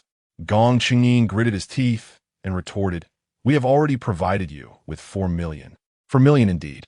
Is that insufficient? I adhere to certain principles in my dealings. 4 million is merely to safeguard your wretched life. You have ventured into this vast mountain range with ulterior motives, a fact even the blind could discern. Should I assist you? Do you believe I would still retain my head? Your naive thinking is quite amusing." Us, Lin Che spoke. He reached out to grasp the feathered arrow lodged in Gong Qingyin's back, applying gentle yet determined force to extract it. What are you doing? Stop. I am merely removing the arrow to tend to your wounds. I promise to preserve your life. Lin Che wore an expression of innocent sincerity. You're doing this on purpose, aren't you? The arrowhead has barbs. Yanking it out will be the end of me. Oh, is that so? Hee hee. Gong Qingyin realized Lin Che was undoubtedly acting with malice, seeking personal revenge, yet the circumstances compelled him to submit. I currently possess no banknotes. However, I can offer the prince's waist token as collateral. Once we emerge safely, I will return with the token and ensure you receive your payment. 1 million. Very well. 2 million it shall be. It's a deal. Lin Che was thoroughly pleased. I said 1 million. The prince is indeed generous, demanding yet another million. How splendid. Fine. Fine. We settle on 2 million. Gong Qingyin gasped, finally realizing that this fellow was intentionally vexing him. However, he could only endure it. Once we are outside, we shall settle the accounts. First, take me to Falling Eagle Cliff, and I will disclose further instructions. Chapter 54. Carrying, what nonsense. Where is Luoying Cliff? Lin Che had never heard of such a place. Gong Qingyin seemed to have anticipated Lin Che's inquiry, as he casually reached into his trousers, much to Lin Che's astonishment, and produced a map. The map, measuring a foot in length and width, depicted the vast expanse of the hunting grounds known as the 10,000 Great Mountains. Lin Che cast a glance at it and was inwardly astonished. The map was remarkably detailed, although it did not explicitly state the coordinates. It was marked with horizontal and vertical lines, and every segment of distance and the contours of the mountains were depicted with clarity. Gong Qingyin, having evidently surveyed the surroundings meticulously, pointed to a spot on the map. We just passed through Lu Shiping, and now we are at this location. If you lead me forward, circumvent those mountains, and follow the river, we should arrive at Luoying Cliff. Led you? What do you mean? Lin Che scrutinized Gong Qingyin, seemingly feigning ignorance. Just as I did before, you carry me. I see you have nearly recovered. You need not carry me any longer. I shall lead the way, and you can follow. If it proves too difficult, wait for your subordinates. They should be here soon. Do not wait. Their purpose is to divert others' attention. This is the perfect opportunity. You must carry me. I promised you 2 million. Gong Qingyin declared, his tone grave. Carry, what nonsense. If only you had arrived sooner. I wouldn't mind exerting myself a little. You, a perverse lecher, expect me to carry you? Lin Che retorted, his smile fading as he whispered. The potential of a person is limitless. I have a plan that is sure to work. What is it? Hand it over. With a swift motion, Lin Che seized the map and dashed away, exclaiming, "This must be the treasure you seek. Ha ha, it's all mine now. You, stop right there. I'll kill you." Gong Qingyin shouted in alarm. The loss of the map was unacceptable. If Lin Che found what he sought, his perilous mission to the Qian would have been in vain. Gritting his teeth, Gong Qingyin pursued him. He chased. He fled. He ran for his life. After an indeterminate time, Gong Qingyin stumbled and fell. Yet Lin Che's figure loomed before him. Determined, he rose once more, even as several arrows were lodged in his back, each step a piercing agony. In the desolate wilderness, Gong Qingyin ran, nearly losing consciousness several times, relying on the medicinal pills to keep him on his feet. At last, he spotted a river ahead, where Lin Che sat leisurely, showing no intention of continuing his flight. Just as Gong Qingyin was about to unleash a torrent of curses, realization dawned upon him. Lin Che was not genuinely attempting to steal the map. Rather, he was intentionally leading him on a wild chase. The prince was indeed a prince. It seemed he had consumed numerous miraculous elixirs since childhood, endowing him with extraordinary vitality. Lin Che chuckled and remarked teasingly. Gong Qingyin, clutching his waist, walked unsteadily towards the riverbank, disregarding everything else as he bent down to drink from the water. Lin Che glanced at the nearby grass roots, recalling that he had just relieved himself there. It should be clear now. After quenching his thirst, Gong Qingyin took a few deep breaths before rising to his feet. Where are we now? He inquired. Almost there, Lin Che replied. But in your current state, can you even enter the water? He handed over the map. Gong Qingyin took a brief look at the map, searching for a mountain peak as a point of reference, and soon pinpointed their location. Enough chatter. With a splash, Gong Qingyin leapt into the river, the water instantly enveloping him. He was equipped with 7 feathered arrows, and the sensation was exhilarating. Splash. Lin Che followed suit, plunging into the river and floating downstream. Be cautious. There's something in the water. Gong Qingyin suddenly warned in a low voice after drifting for about a quarter of an hour. Oh, how considerate of you to give a warning, Lin Che thought. This river was neither too wide nor too narrow, but many areas reached depths of 7 or 8 meters, concealing a multitude of monstrous fish and even some venomous snakes. Just as Gong Qingyin issued his warning, Lin Che felt something approaching him in the water. Frowning, he noticed the beast-hunting ring on his hand emanating a wave of warmth, its color shifting peculiarly. The water is toxic. One of the ring's abilities was to detect poisonous gases in the vicinity. As it soaked in the water, a reaction was inevitable. Lin Che intended to alert Gong Qingyin, only to find him swimming ahead without a glance back. Something was amiss. Suddenly, an increasing number of monstrous fish surrounded Lin Che, and even a massive python with a girth akin to a thigh approached. Gong Qingyin, help me!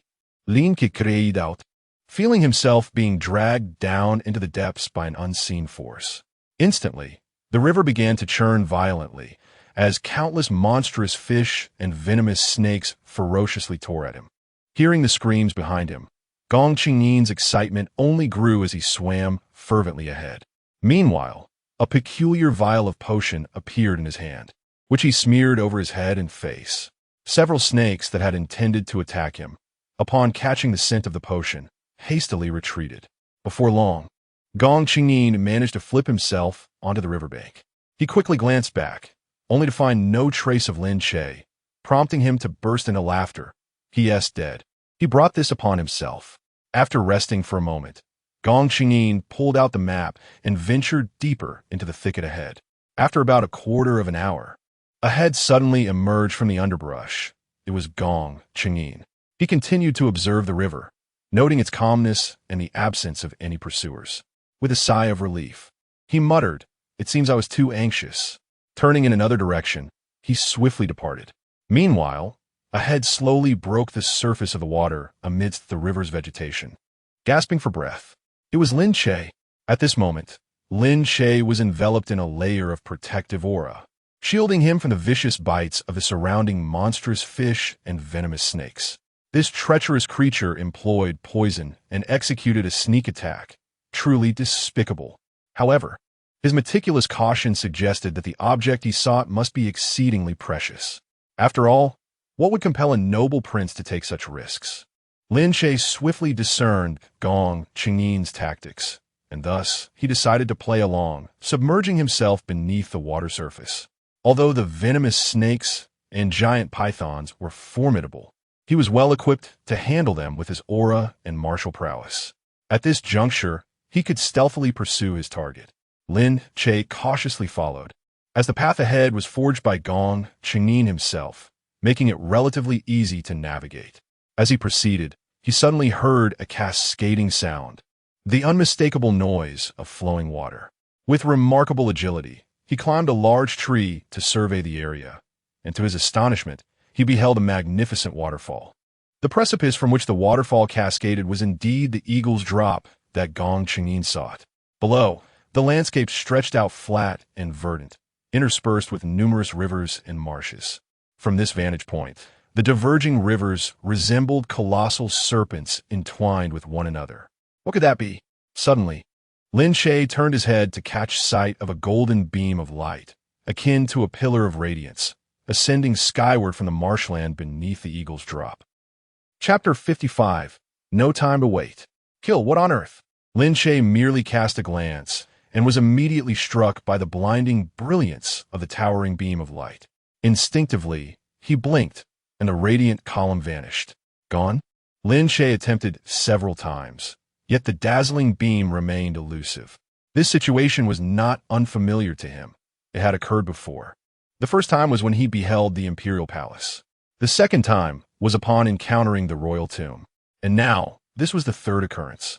The palace and the tomb undoubtedly concealed precious treasures, hence the emergence of such a beam.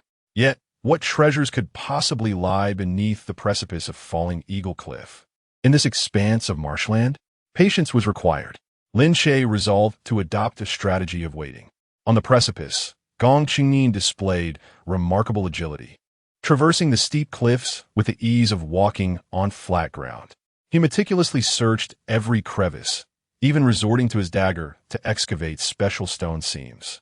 After toiling for half a day, he yielded no results. At this juncture, Lin Che concluded that Gong Qingyin was seeking the luminous treasure from earlier, erroneously believing it to be hidden within the cracks of the cliff, while the genuine treasure had fallen into the marsh below. From the records of the Grand Minister, it was evident that this was Gong Qingyin's first venture into the Great Qian. Thus, even if a treasure existed, it could not possibly be concealed by Gong Qingyin. He merely possessed a general idea of its location, using the guise of a diplomatic mission to search for the true treasure under the pretense of a marriage alliance. Whoosh! Just as Lin Che was pondering, Gong Qingyin ahead fired a signal flare. The enormous flare shot into the sky, bursting like fireworks, scattering a dazzling array of colorful dust in midair. He was summoning his subordinates. Lin Che raised an eyebrow, quickly realizing a second issue. Where did Gong Qingyin acquire the signal flare? Had he concealed such an object all along? Yet, the flare he held was at least a meter long and as thick as a calf. How could it be bound to his body? After being submerged in water for so long, it remained completely dry? No time to waste. Kill! Lin Che leaped from the tree. He had to eliminate Gong Qingyin. The reasoning was straightforward. He had always believed it was his duty to protect Gong Qingyin with all his might. After all, if Gong Qingyin were to perish, as the deputy would inevitably be implicated. However, having witnessed Gong Qingyin deploy poison powder in the river, it was clear that he intended to kill Lin Che. Since the opponent sought his demise, what was there to wait for? Since Gong Qingyin dared to act against him, it indicated he possessed means to cover up the aftermath. What was there to fear? Gong Qingyin was not merely hunting. He was after the treasure, and that treasure absolutely could not fall into his hands. Divine Mechanism System. Level up. Host, Lin Che, Realm, 3rd grade opened aperture realm, perfection. Cultivation techniques, Blaze Sun Body, level 1010. Dragon Spine Technique, level 1010. Dragon Bone Technique, level 1010. Dragon Muscle Formula, level 1010. Celestial Gang Concealed Dragon Body, level 1010. Cultivation Technique, Cosmic Chi Absorption Formula, level 1010. Remaining points, 31, in a mere few breaths. Lin Che propelled the Cosmic Chi Absorption Formula to its pinnacle. He could distinctly perceive a visible aura enveloping his entire being, materializing as a tangible force. At this moment, if anyone attempted to strike him with a long blade, they would undoubtedly be thwarted by the surrounding protective aura. With each inhalation and exhalation, he drew energy through every pore. Within his abdomen, a vast sea of chi had formed, surging with fervent vitality. Standing amidst the trees, the very leaves around him were drawn into a vortex, spiraling around his figure. An unprecedented power surged within him, true chi, a torrential wave of it. Lin Che finally grasped the reason behind his previous ambush on Lin Yaowang in Bailon Alley, where he had unleashed a flurry of strikes without fatally wounding his opponent. The protective true chi was sufficient to withstand the majority of assaults. However, one perplexing question lingered in his mind. Despite reaching the 10th level, why was his realm still considered perfected rather than fully perfected? Was there something extraordinary about his constitution? Yet, now was not the time for such musings.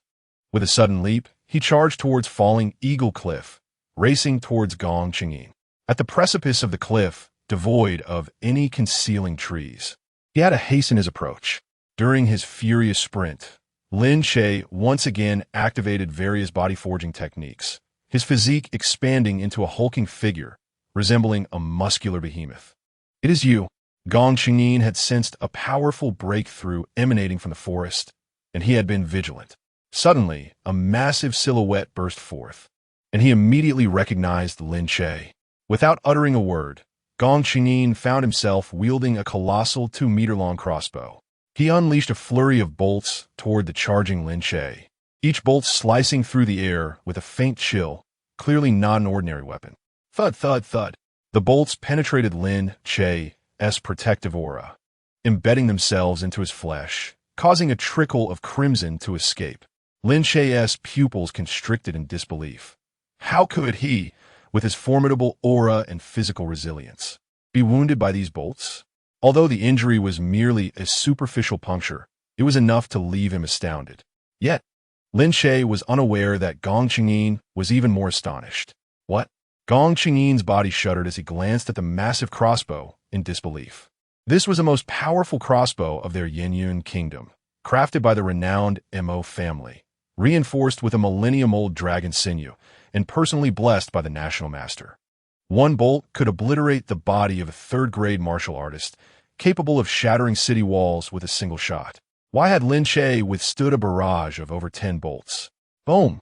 As Gong Qingyin found himself momentarily dazed, Lin Che had already surged forward, his hand firmly clasped over Gong Qingyin's face, forcefully slamming him into the ground before charging ahead. A resounding crash echoed as Gong Qingyin was violently thrust to the earth, skidding for several meters. The precipice of the Eagle-esque cliff was littered with stones and soil, and this impact carved a massive, deep crater. The 7 arrows embedded in Gong Qingyin's back were all shattered, leaving a gruesome scene of blood and flesh. "You dare!" Gong Qingyin bellowed, struggling to rise. Yet Lin Che, with a fierce grip, delivered a vicious punch to his face. Thud! The forceful blow sent Gong Qingyin crashing back down. With a heart steeled for murder, Lin Che showed no mercy, raising his fist again, prepared to rain blows upon Gong Qingyin's head. Suddenly, a flash of light caught Lin Che's eye from Gong Qingyin's hand. An immense surge of power erupted forth, striking Lin Che's head like an invisible hammer. Taking advantage of the moment, Gong Qingyin leapt up, colliding fiercely with Lin Che. The two men tumbled together, plummeting from the cliff's edge. The cliff loomed high above, adjacent to a cascading waterfall, and, as they fell, the mist from the waterfall enveloped them. Such a scene would typically be breathtaking. However, neither combatant had the slightest inclination to appreciate the view. In their descent, they clung to one another, swinging their fists with wild ferocity. Thud, thud, thud. Finally, with a resounding crash, they both plunged into the depths of the marsh below. Chapter 56. Slaying the Prince. Bang! Lin Che felt as though the world was spinning around him. Golden stars danced before his eyes, and a buzzing echoed in his ears, as though his entire body had been dismantled. He understood all too well that falling from such a height, whether into water or a swamp, would be akin to crashing on a concrete.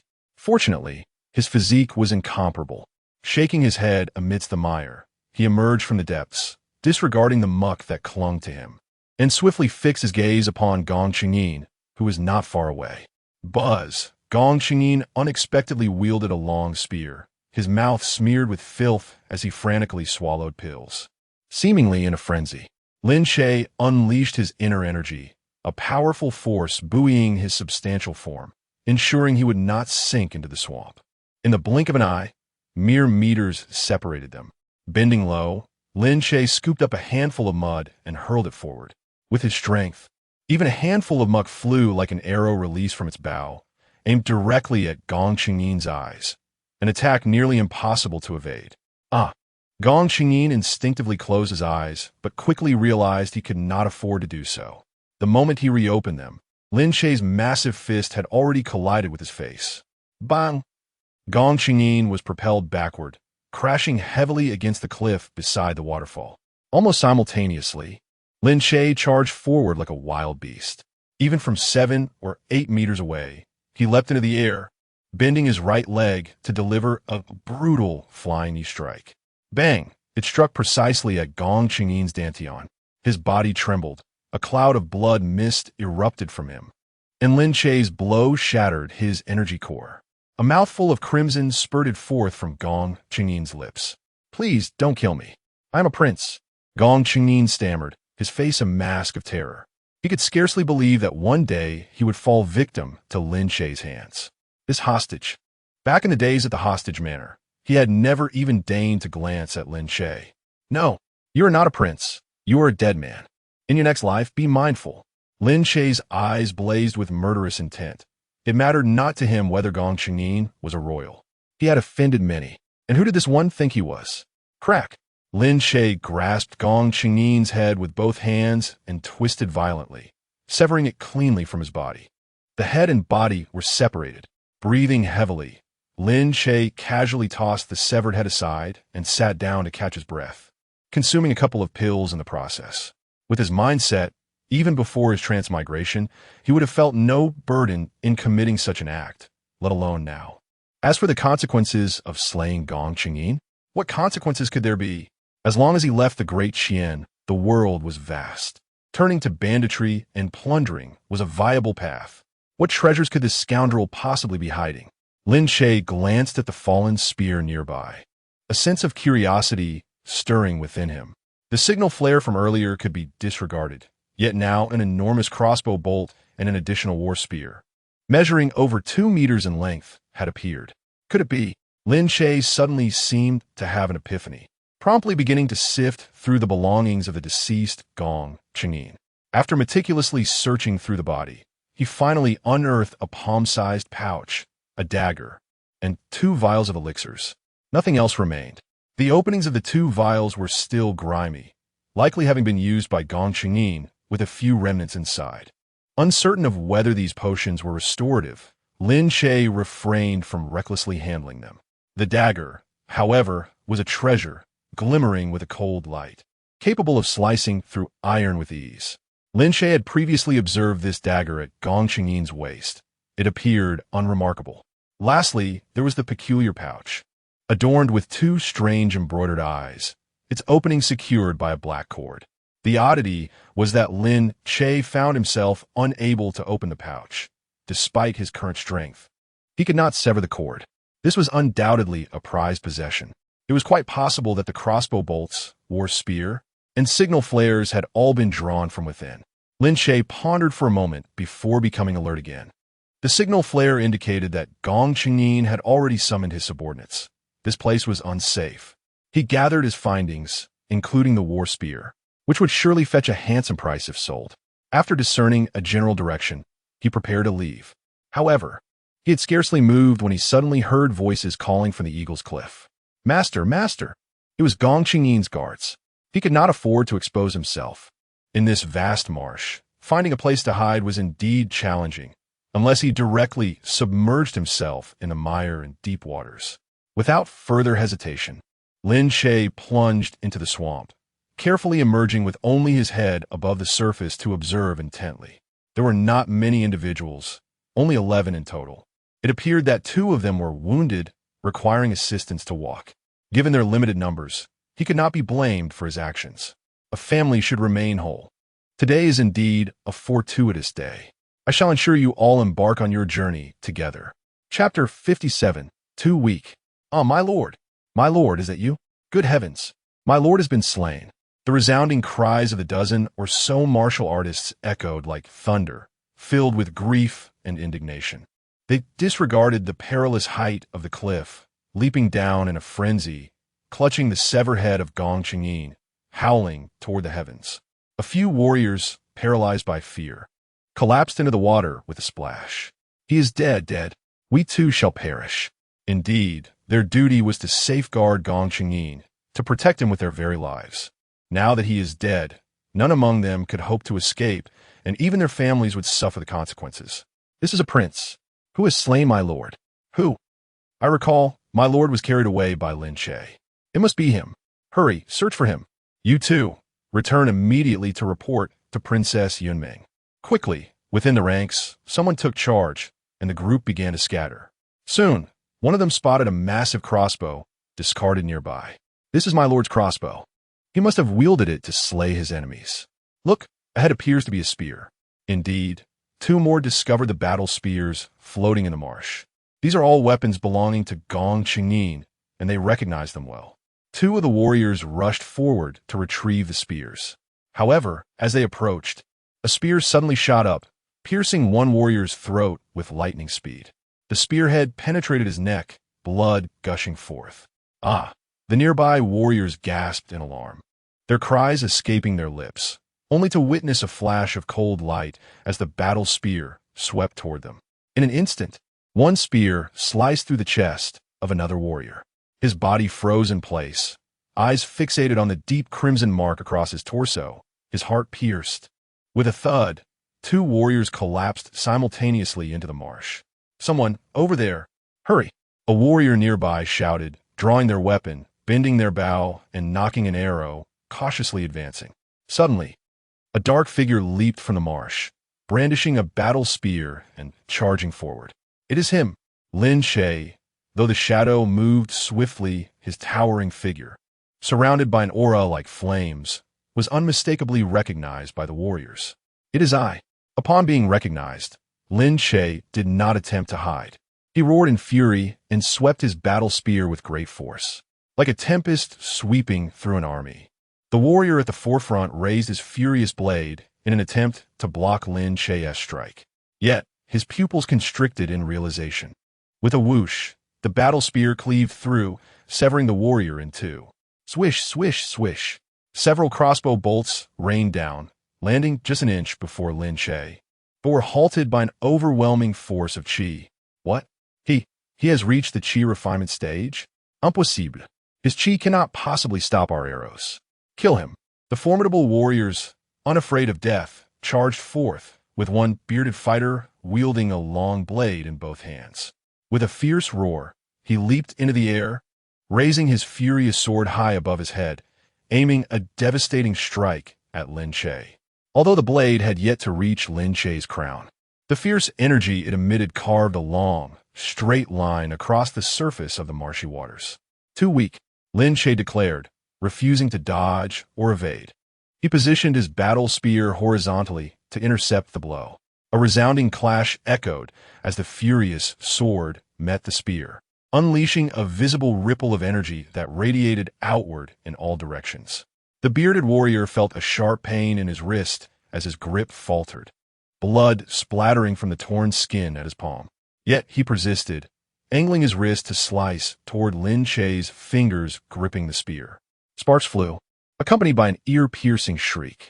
Get away, Lin Che bellowed, unleashing another surge of power that sent the bearded warrior hurtling into the air.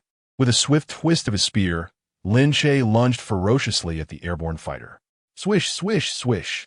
The bearded warrior, still suspended in midair, was transformed into a veritable hive of wounds from Lin Che's relentless barrage.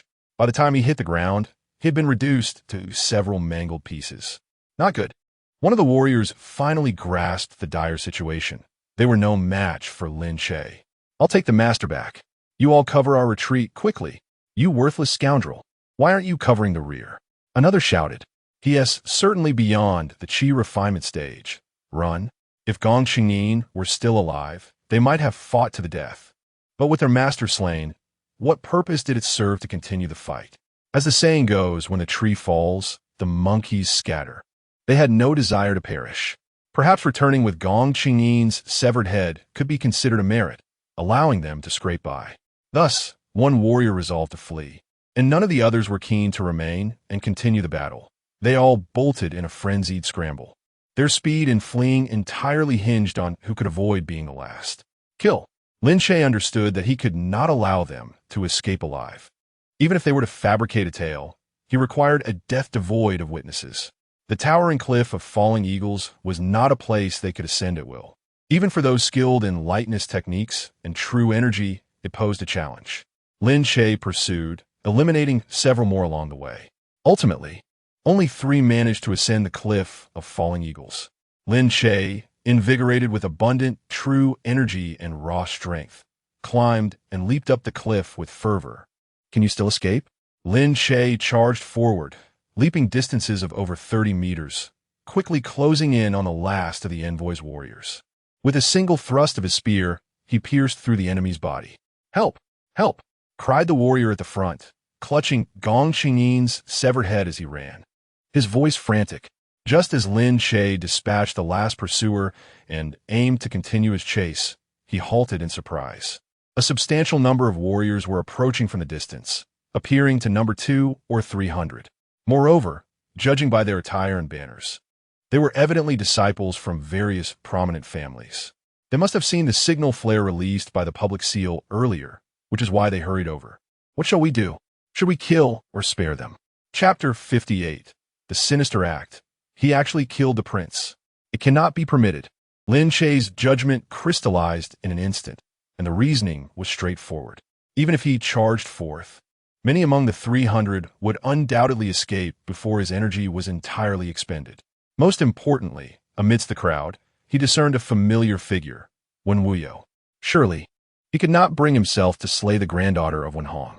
The act of killing must cease. Instead, he ought to contemplate an escape route. Particularly, the mysterious pouch he possessed was undeniably a treasure that could not remain in his possession. Concealing it in some location? That would be futile. This matter would surely attract the attention of the Empress, and sooner or later, her wrath would summon countless warriors to the scene. It was likely that he would not be able to hide it successfully. Lin Che gritted his teeth, realizing he had no choice but to take a gamble.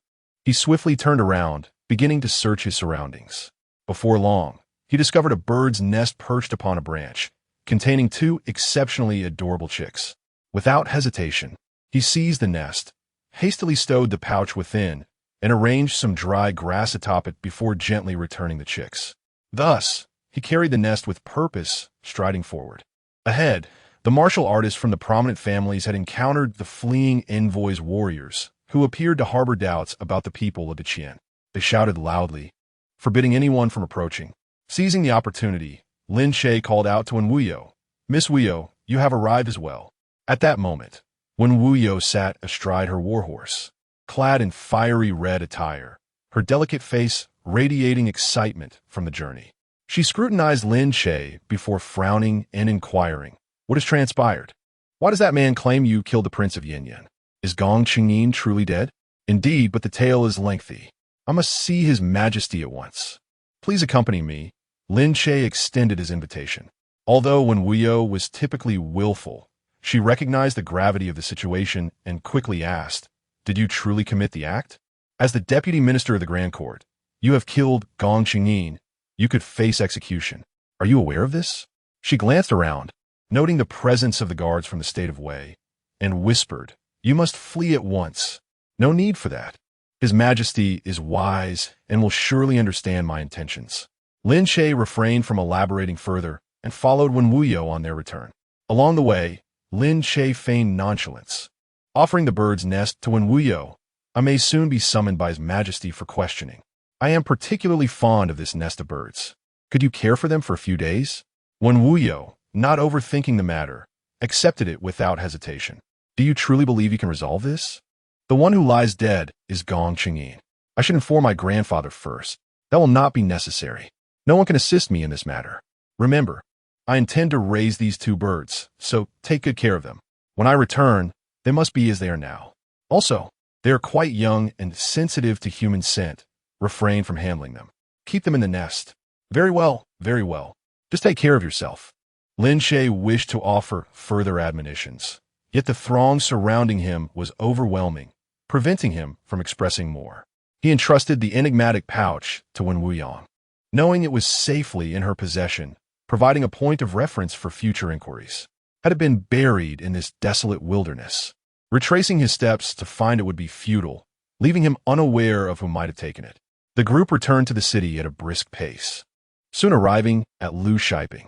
Upon reaching this location, everyone came to a sudden halt, for Liu Shiping was now densely populated with individuals, including the ceremonial canopy symbolizing His Majesty's presence, indicating that Emperor Jiang Li had also arrived. At that moment, the fleeing envoy's martial artist had knelt down, breathless and desperate, proclaiming, "The foreign subject speaks nothing but the truth, devoid of any falsehood. Lin Che has slain the 16th prince and has relentlessly pursued us, clearly deranged.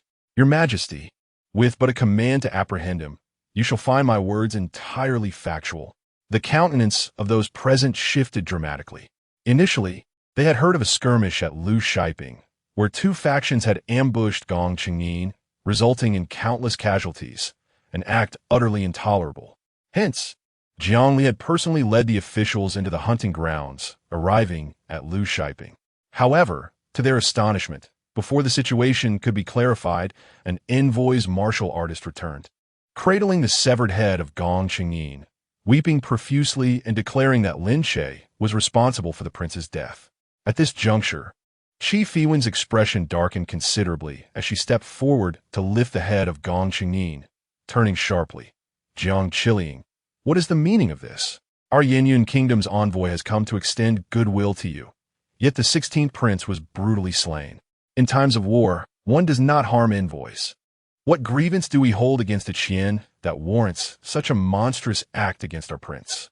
Do you truly disregard our Yinyun Kingdom?" Jiang Li's expression was equally frosty as she refrained from immediate retort. After all, she was privy to the details. Fei Sanju had provided Lin Che with 2 million to eliminate Gong Qingyin. Could it be that Lin Che had indeed taken a life? The decision of whether war would ensue rested with her, to be deliberated among the civil and military officials. However, Lin Che's audacious act of killing Gong Qingyin had utterly derailed all her plans. She had previously issued a secret edict to Lin Che, who surely understood that Gong Qingyin could not be so easily slain. Unfilial wretch, vile scourge, Lin Pejun seethed, exclaiming, "This wretch has taken it upon himself to commit murder, killing a prince no less. He has displayed utter contempt for the law, disregarding His Majesty's authority. My Lin family will not tolerate such a lawless individual. Ladies and gentlemen, I implore you to witness this. Lin Che has committed an egregious crime. I shall not shield him from justice. From this day forth, his actions are entirely separate from my Lin family. Whether he faces execution or dismemberment, let it be without regard for my status as Duke of the State. Henceforth, my state will not seek retribution. This wretch, he deserves his fate. His death will be no loss." Chapter 59, Severing Ties. Lin Pejun, do you truly intend to disown your son? Wen Hong's voice resonated with authority, as though he were issuing a challenge. In such a moment, the courtiers were left in stunned silence, none possessing the audacity of Wen Hong to speak. After all, given the current circumstances, Lin Che had committed an egregious transgression. "He is no longer my son." Lin Pejun stood tall, his countenance frosty, his voice thunderous. I had believed he had amended his ways, yet he remains as unrestrained as ever. Since he has become the Duke of Jing'an, establishing his own household, then let it be. Ha ha ha, you heartless wretch. It is no wonder your son has chosen to stand alone. Wen Hong retorted indignantly. Old General, Lin Po Yun Si Tu. His teeth clenched, his gaze sharp as he fixed it upon Wen Hong, seemingly on the verge of erupting. How could a dignified Duke of the State allow himself to be subjected to such humiliation? Yet Wen Hong showed no fear. He scoffed. What is this? Have I struck a nerve? Did I err in my assessment?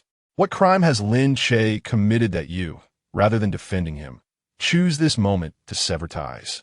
You are pushing him into the abyss. Is this how a father behaves? Lin Po Yun, Lin Po Yun. It appears you are quite the opportunist. Remember, harming others ultimately leads to self-destruction. You shall inevitably perish by the very bonds of filial piety. At this moment, Lin Pejun could no longer contain himself. A surge of energy erupted from within him, causing a brilliant golden light to radiate forth, scattering the withered leaves and stones around him. His long hair billowed as if caught by an unseen wind, and he thundered, "Since the old general enjoys lecturing so much, how about you enlighten me today?" "Very well. Though I am aged, I still possess abundant wisdom to impart." The two dukes, at odds with one another, prepared to engage in a contest of strength. The officials present dared not intervene, fearing the ire of either party. Enough. Zhongli could no longer tolerate the scene. Even now, the two dukes continued to create discord. "Have you no shame in front of outsiders?" With a piercing gaze, she declared, "If you two persist in this contest of pride, you shall both be dismissed to receive 100 military lashes." Wen Hong and Lin Che, chastened, withdrew with respectful gestures. Zhongli then turned her attention to Qi Fei Wan, who appeared troubled, clearly growing impatient. She inquired of the officials present, "Where is the Duke of Jingen?" "Your Majesty, it has been relayed that the Duke of Jingen is on his way back and shall arrive momentarily. I will send additional riders to check." Promptly, several men mounted their steeds and galloped away. Not far ahead, a grand procession could be seen returning, the hunting party in tow. At the center of the throng stood Lin Che, unperturbed, seemingly unaware of the grave offense he had committed. "Miss Weiyang, you need not come over.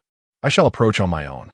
Lin Che gazed into the distance and soon spotted the figure of Empress Zhongli, courteously reminding Wen Weiyang to take care of himself. Wen Weiyang responded with indifference.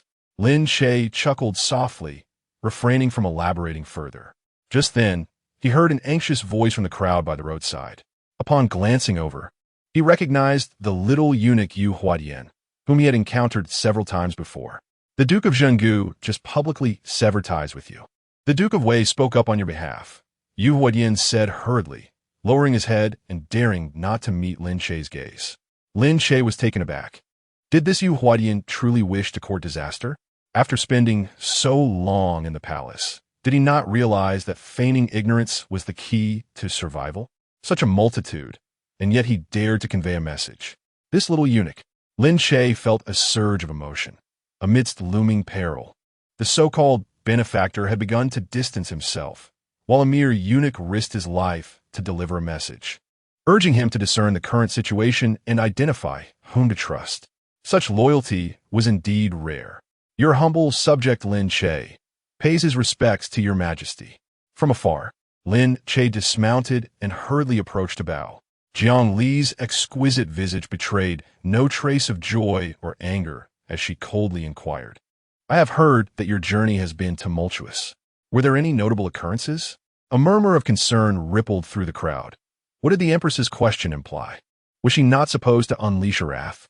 Even Qi Feiwen cast a perplexed glance at Jiang Li, but chose to wait patiently, for the moment was not ripe for haste.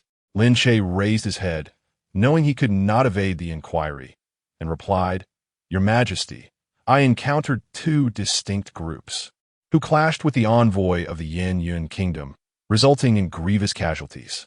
This matter, our Grand Minister of Rites, Fei Sanju, should be well aware." Fei Sanju, already sweating profusely and on edge, nearly leapt up, exclaiming, "Lin Che, you speak nonsense. What do I know? I know nothing. Do not slander me. What you have done has no bearing on me." "Ah, you old scoundrel, how cunning you are. Lin Che, now you seek to distance yourself from me? Did you not proclaim that I would be the great hero? Truly unreliable." However, Lin Che had already anticipated this outcome. He merely aimed to entangle Fei Sanju in a mess. "Humph." Lin Che, observing the exchange, could not suppress a cold snort.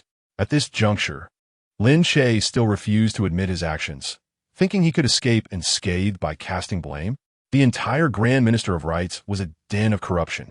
Even the prince sent from the enemy nation dared to act recklessly and kill without consequence. It was utter lawlessness. Fortunately, he had severed ties with this individual. Yet, Lin Che continued, "This matter also involves the Duke of Zhenguo, Lin Yaoguang." "What?" The disdain and contempt on Lin Che's face froze as he prepared to unleash a barrage of curses, only to catch sight of Lin Yaoguang standing nearby. Only then did Lin Yaoguang's body tremble slightly, and her complexion turned ashen in an instant. Chapter 60. What's wrong with touching His Majesty's little hand? Do not speak recklessly. After the initial shock, Lin Yaoguang immediately began to refute. Upon hearing the news of Gong Chengyin's demise, Lin Yaoguang was engulfed by apprehension. His plan had been simple: locate Cheng Xian and, with the aid of Taoist martial artists, infiltrate the hunting party. He intended to seize the opportunity to eliminate Lin Che, subsequently framing the envoy of the Yin Yun Kingdom for the act. Given Lin Che's sensitive identity, his assassination would undoubtedly provoke the Empress's wrath towards the envoy.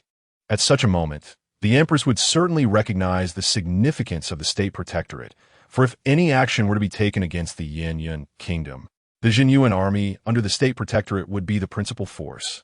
Lin Yaoguang's scheme was in essence a double-edged sword. However, Lin Yaoguang could never have anticipated that it would be Gong Chenyin who met his end. The outcome was drastically different. Should his covert maneuvers be unveiled, he would be unable to extricate himself from the consequences. He could only hope that Lin Che remained oblivious to the intricacies involved, thereby sparing him from entanglement. Yet, fate did not heed Lin Yaoguang's pleas. Lin Che returned and brazenly implicated him in public. How could this not incite panic within Lin Yaoguang? Lin Che, you have long held disdain for me. When I last visited your estate, your guards obstructed me, and you were poised to strike. Now, you dare to slander me with such accusations. If I am not mistaken, you will surely claim that some of the martial artists were secretly dispatched by me to eliminate you, correct? Your malice knows no bounds. What evidence do you possess? In a fit of rage, Lin Yaoguang vehemently sought to dissociate himself. Lin Che cast him a cold glance. If one wishes to remain unknown, one must refrain from wrongdoing. Lin Yaoguang, are you truly unaware of your own deeds? The Taoist martial artists have not been entirely eradicated. They can indeed defend you in this manner. Enough! A chilling roar erupted from Qi Fiwen. Her eyes blazed with fury. Had there not been others present, she would have lunged at Lin Che and torn him apart.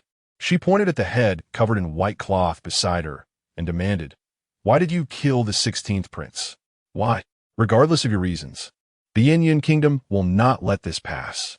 Lin Che did not respond to her inquiry, fully aware that only Jiang Li could ensure his survival at this juncture. He clasped his hands in respect and said, "Your Majesty, I have matters of great importance to report to you privately." Qi Fiwen retorted sharply, "Concealing your intentions. What is it that you cannot disclose?" Jiang Li's expression turned grave as he inquired, "Jing and Bo, did you kill Gong Chenyin of the Yin Yun Kingdom?" Indeed, Lin Che did not evade the question, responding forthrightly. A wave of gasps rippled through the crowd. They could hardly fathom Lin Che's audacity to confess publicly. After all, this was the murder of a prince. Even if Lin Che claimed a brotherly bond with the second prince and spoke of avenging him, it would be utterly implausible. This was a matter of state. Even if there were intentions to kill Gong Chenyin or Qi Fiwen, it would require Jiang Li's decree, declaring war upon the Yin Yun Kingdom. It could not simply be Lin Che's impassioned decision to kill at will. "You wretched scoundrel! You truly have killed the prince of Yin Yun." Lin Peijuan clenched his fists and gritted his teeth, declaring, "Your Majesty, the nation has its laws." Lin Che's blatant disregard for royal authority plunges Daqian into injustice. He must be executed. Wen Hong immediately stepped forward. "Are you so eager to execute him? Are you afraid that Lin Che might reveal something detrimental about your eldest son?" The Duke of Wei's words were misguided. At that moment, Mo Zhaoxue, who had been hiding among the disciples of the Mo family, could no longer contain herself. In such a hunting gathering where everyone wielded Mo family's bows and crossbows, she, as a Mo family lady, was certainly qualified to participate. However, she had previously chosen to remain in the shadows. Dressed in the garb of an Mo disciple with her hair tied in a ponytail, she spoke. The Duke of Zhenguo's actions embody the righteousness of purging familial ties. Since Lin Che has unjustly slain the Prince of Yin Yun, we cannot turn a blind eye. While we may tolerate him, the law of the land cannot. Your Majesty, our Daqian is renowned as a land of propriety. If a prince were to be murdered without any explanation, what credibility would we have in the eyes of neighboring nations? Many ministers nodded in agreement upon hearing her words. Although some courtiers felt Lin Che's act was gratifying, none dared to voice their support. Your Majesty, Lin Che suddenly channeled his inner energy, raising his voice to quell the tumultuous crowd. He understood that Jiang Li's silence indicated a careful consideration of the situation. It was imperative for him to speak now, lest it be too late. Your Majesty, I have a matter of utmost importance to discuss privately with you. It will not take long. If, after hearing me, you deem my words to be nonsense, I willingly accept the consequences of the law. Jiang Li gazed deeply at Lin Che, her bright eyes gently closing, and after a few seconds, reopened them. Come with me, Jiang Li commanded before turning to leave. Lin Che said no more and decisively followed. The courtiers looked on, hesitant to follow without an edict. Jiang Li walked at a leisurely pace, showing no intention of using any inner energy, resembling an ordinary person without any cultivation. Lin Che trailed behind, growing anxious at her slowness. The two ascended from the deer-feeding plain, gradually making their way from the foot of the mountain to its peak, under the watchful eyes of the crowd. At the summit, the mountain wind howled, tousling Jiang Li's flowing hair as she gazed ahead and spoke softly. I acknowledge your contributions to Daqian. In 3 days, I will issue a decree for your pursuit. Whether you live or die is now in the hands of fate. Depart. What? Lin Che was taken aback. Jiang Li was allowing him to escape? Was her slow pace a sign of her internal conflict? Did even Jiang Li believe that his killing of Gong Chengnin sealed his fate? So, was she truly letting him go? Your Majesty, I have something to say. Get out, while I have yet to change my mind. Jiang Li suddenly turned around, her eyes fierce. If only you had a modicum of respect for the imperial authority and dared not publicly admit to killing Gong Chengnin, I might spare your life. Leave, Your Majesty. I truly have something to say. The envoy, bearing the official seal, embarked on his mission to the Grand Qian, driven by motives that were far from simple. He persistently made his way towards the falling Eagle Cliff, in search of a rare and extraordinary treasure. Without regard for whether Jiang Li would acquiesce, Lin Che boldly declared that this treasure emanates a luminous glow, a radiance capable of reaching the heavens. I clandestinely followed this envoy, who harbored intentions of claiming it for himself. Wait, you speak of a treasure? A glowing treasure? What could it possibly be? Jiang Li furrowed her brow gently, her gaze fixed intently upon Lin Che, as if to ascertain the veracity of his claim. What exactly is it? I could not discern its true form. Yet, it became evident that the envoy was desperate to acquire that treasure. His intentions were unmistakable throughout the journey. He discarded all his guards and resorted to nefarious means to eliminate me. Fortunately, with the Emperor's protection, in my direst hour, I recalled His Majesty, which allowed me to survive. Get to the point. The crux of the matter is that the treasure is of greater importance than the envoy's very life. He possesses a map that meticulously delineates everything in this area, and he is certain that the falling Eagle Cliff conceals the treasure. Upon hearing this, Jiang Li suddenly seemed to recall something, her body trembling with excitement. She eagerly extended her right hand, grasping Lin Che's arm, lifting her gaze to meet his eyes, her imperial aura unmistakable. If you dare deceive me, I shall ensure your utter destruction. Your Majesty, every word I speak is the truth. If we dispatch someone to search, they should be able to uncover it. As Lin Che spoke, his hand instinctively reached towards Jiang Li's right hand. In her fervor, she maintained her grip on his arm. Lin Che's reaction appeared entirely normal. His large hand enveloped the delicate, fair skin of her hand, soft as if boneless. What are you doing? Jiang Li gasped, swiftly retracting her hand, her eyes emanating a fierce imperial authority. Your Majesty, I was injured in my struggle with the envoy. You grasped me too forcefully. If you wish to hold me, I could offer you another part to grasp. TSK. What harm is there in a gentle touch? Did you not also seize me? Jiang Li's delicate brows furrowed slightly, as she seemed to realize her own overzealousness. Lin Che, I warn you. Should we fail to uncover any treasure, you shall not retain that hand. Chapter 61. The Royal Treasure. Oh, the double-skin milk. How stingy you are. Merely a gentle touch. And you threaten to trample my hand? In light of your earlier intention to discreetly set me free, I shall temporarily overlook this matter, but I will settle the score with you in due time. Lin Che, observing Jiang Li's retreating figure, hastened to follow closely behind. The court officials watched intently, and upon seeing the emperor return, they understood that answers were forthcoming. Simultaneously, a sense of curiosity piqued within them, wondering what Lin Che had conveyed to the emperor. A decree was issued. No one is to leave the hunting grounds by even a single step. You all shall accompany me to Falling Eagle Cliff. Before Jiang Li could rejoin the crowd, she issued her command with a sharp tone.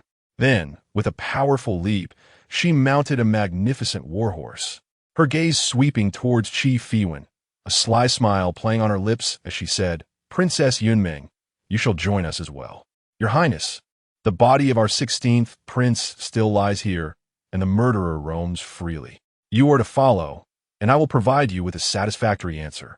Jiang Li interrupted Qi Fiwen, giving the reins a shake, and the warhorse galloped away. The court officials were left bewildered, unable to comprehend the unfolding events. Yet they followed suit.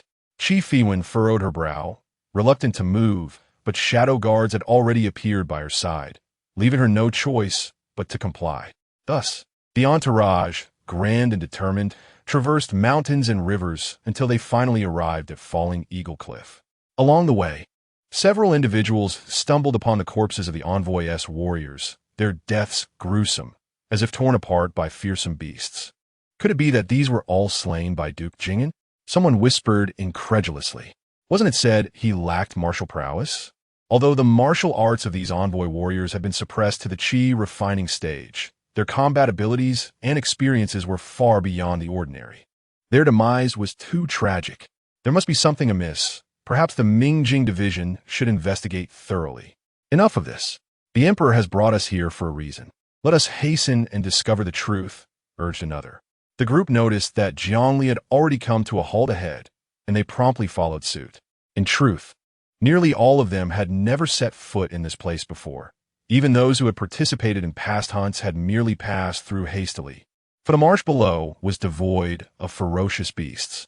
Even if there were, they were unwilling to trudge through the muck and emerge filthy. Lin Che, where's the object? Jiang Li stood upon the cliff, her beauty unparalleled, her robes billowing like a figure apart from the world, truly breathtaking. Her bright eyes scanned the surroundings, desperately concealing her anxiety. Your Majesty, the item lies within the marsh. Lin Che recalled the scene of the golden light soaring into the sky upon their first encounter, then pointed with a single hand. The focus is within this marshy area. Jiang Li waved her hand. Bring 100 guards, arrange them in formation, and turn this marsh upside down. Yes, the captain responded, then furrowed his brow and inquired, Your Majesty, what exactly are we searching for? Do we have a general direction? Jiang Li cast a glance at Lin Che, only to find that he too was at a loss for words. With a sigh, she declared, We must search through the muck. This is no ordinary matter. If anything unusual is found, bring it forth immediately. Understood. The commander responded, promptly descending to organize the personnel. The courtiers were left in a state of bewilderment, pondering the emperor's true intentions for their presence here. They had overheard the warriors from the envoy discussing that this locale was likely the scene of the incident. What peculiar items could possibly lie within the marsh? They turned their gazes toward Lin Che, seeking answers. Yet he too felt uncertain and decided to take a leap of faith. 100 guards had taken their positions.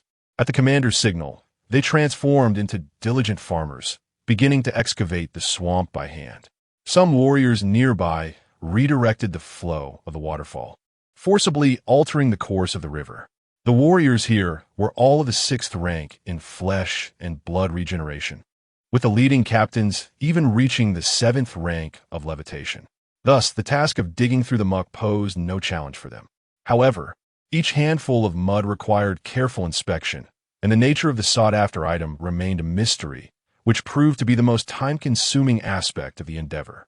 Otherwise, they could have swiftly excavated a pit several meters deep within a marsh. As time passed, curiosity gave way to tedium, and soon doubts began to arise among the onlookers regarding Lin Che's intentions, suspecting that he was merely stalling, deceiving the emperor. Oomph. After all this digging, what we found? Lin Che could no longer contain himself, his voice cold as he reprimanded. Deceiving the emperor is a grave offense. Do you not realize this could lead to your demise? This time, I cannot shield you. Mo Zhao Shui seized the opportunity to interject. Lin Che, what exactly are we searching for? Speak up. Nightfall approaches, and with the hunt between our two nations today, with the death of Prince Yin Yun, how much longer do you intend to toy with us? At that moment, a voice rang out among the 100 warriors in the marsh. I have discovered an unknown treasure. The warrior, filthy and disheveled, held aloft what appeared to be a peculiar object. As the crowd gazed from afar, they noticed that despite being caked in mud, the item bore a resemblance to a smooth stone. Under the rays of the setting sun, it reflected a glimmer of light, akin to a mirror. The commander furrowed his brow, swiftly seizing the treasure with an outstretched hand. After examining it briefly, he crouched down to wash it with water, revealing that it was roughly the size of a palm. One side was coarse stone, while the other was remarkably smooth, resembling a bronze mirror. Inscribed upon it were several characters. The commander recognized it immediately. This was indeed a relic of the Daqian royal family. Your Majesty, with a gentle leap, the commander ascended from the marsh to the cliff above, respectfully presenting the peculiar treasure to Zhang Li. We have found a royal artifact. Without needing assistance from the nearby eunuchs, Zhang Li took the royal item into her own hands and began to examine it closely. Her delicate, porcelain-like fingers glided gently over the smooth surface, feeling its chilling touch, and she murmured, Lin Che, O Lin Che, if the treasures I seek truly reside within the Daqian Town mirror, you shall have rendered an extraordinary service. Upon hearing the name Daqian Town mirror, the onlookers gasped in unison. The Daqian Town mirror and the Daqian Town bag are rare treasures of the world, though they are diminutive in appearance. They conceal vast worlds within, capable of encompassing numerous items. Do not be deceived by the mirror's palm-sized form. It could very well contain an entire house. A look of excitement also graced Zhang Li's face as she gracefully spun her hand, a ray of golden light coalescing at her fingertips, which she then sharply directed towards the Daqian Town mirror. Open. Zhang Li's utterance was akin to a royal decree. The power of her words manifested instantaneously. The small Daqian Town mirror erupted in a brilliant radiance, as if it had unveiled a unique portal. Within that luminous aura, Zhang Li reached out, swiftly grasping a precious seal in her hand. The moment the seal emerged, it radiated a dazzling light, accompanied by resounding thunder and the roar of dragons. The elderly minister beside her, witnessing this spectacle, fell to his knees, exclaiming in astonishment, The Imperial Jade Seal. Chapter 62. Champion Marquis. Do not bow before me. The Imperial Seal. Since the inception of the Great Qin dynasty, this jade seal has been passed down from the hands of the first emperor. It symbolizes imperial authority and represents the most crucial element in the succession of the throne. To think it would be here. Indeed, it is the Imperial Seal. How could it possibly be here? Many ministers gasped in astonishment, but soon, whispers of certain clandestine rumors surfaced. A decade ago, the Prince of Words rebelled, plunging the entire palace into a bloody turmoil. Following the assassination of the crown prince, numerous ministers rallied behind the second prince's ascension. However, at this pivotal moment, the armies of the Yin Yun kingdom approached, forcing the second prince to become a hostage. Subsequently, Zhang Li ascended the throne. Yet the decree she issued did not bear the imperial seal of the Great Qin, but rather her own engraved royal seal, inscribed with the words Imperial Decree of Ling. Although this deviation from tradition felt somewhat unsettling, the ministers, intimidated by the emperor's majesty, dared only to whisper their discontent in private. At this moment, upon witnessing the seal in Zhang Li's hand, the ministers were utterly astounded. The venerable elders understood well that the imperial seal radiated a brilliance unmatched, exuding unparalleled regal authority. No other seal could ever imitate it. Before them lay the imperial seal. Our emperor is wise, destined by heavenly mandate. Your Majesty holds the imperial seal. It is the symbol of rightful succession. This should be proclaimed to the world. A celebration for all. Long live our emperor. More and more individuals knelt down, cheering loudly. With the imperial seal in Jiang Li's possession, even the most discerning scholars could find no fault. Wen Hong seemed to awaken from his reverie and spoke. Your Majesty is the embodiment of the people's will, favored by the heavens. And under the protection of the previous emperors, you have ultimately acquired the imperial seal. This is indeed a cause for celebration, since the imperial seal is concealed within, and both Duke Zhenguo and Gong Qingyin are present. It appears there may be a misunderstanding regarding the matter of Duke Zhenguo slaying Gong Qingyin. Lin Che, witnessing this, felt a sudden chill. It was imperative to take action. He stood tall, exuding an air of righteousness and fearless valor, directly interrupting General Wen Hong. Your Majesty, I, Duke Zhenguo and Lin Che, each must bear the consequences of their own actions, and I shall not implicate the great Qian. That Gong Qingyin dared to covet the imperial seal. I took decisive action against him. My thoughts were deliberate and clear, and I harbor no regrets. If your Majesty deems my actions inappropriate, you may bestow upon me the death I deserve at any time. At this moment, Jiang Li was equally elated, gently supporting Lin Che, who was about to kneel, and exclaimed, Lin Che, who would dare to request your death from me? You are my fortunate general. You have rendered such great service for me and for the great Qian. Truly, you are unparalleled in this world. Not only do I absolve you of blame, but I shall also reward you. I shall confer upon you the title of. Jiang Li hesitated at this juncture. According to the late emperor's wishes, whoever retrieves the imperial seal shall be titled Champion Marquis. Though you currently possess no military achievements, I shall adhere to the late emperor's edict and bestow upon you the title of Champion Marquis. I hope that in the future, you can also achieve military merits for the great Qian. From this day forth, you are permitted to see me without bowing and to attend court with your sword. The crowd gasped in astonishment. What? The Champion Marquis? Lin Che had only been conferred the title of Count for less than a month, and now he was to be elevated to Marquis, and the illustrious Champion Marquis at that. It must be noted that in the annals of Great Qian's history, there have only been 3 champion marquises, each of whom was unparalleled, renowned on the battlefield. The title of Champion Marquis had remained vacant for many years. Yet today, it has been bestowed upon Lin Che. However, the ministers quickly recollected that Lin Che had served as a hostage for the great Qian for a decade, and subsequently, he single-handedly transformed the perception of donations within the realm, rescuing countless victims in the southern region. Moreover, he had even recovered the lost imperial seal after a decade. The significance of this imperial seal cannot be comprehended by outsiders. In other words, had Lin Che been a prince, the moment he found the imperial seal, he would have ascended as the emperor of Great Qian. Even if he were to be slain immediately thereafter, history would record that his majesty had been assassinated, tragically passing away.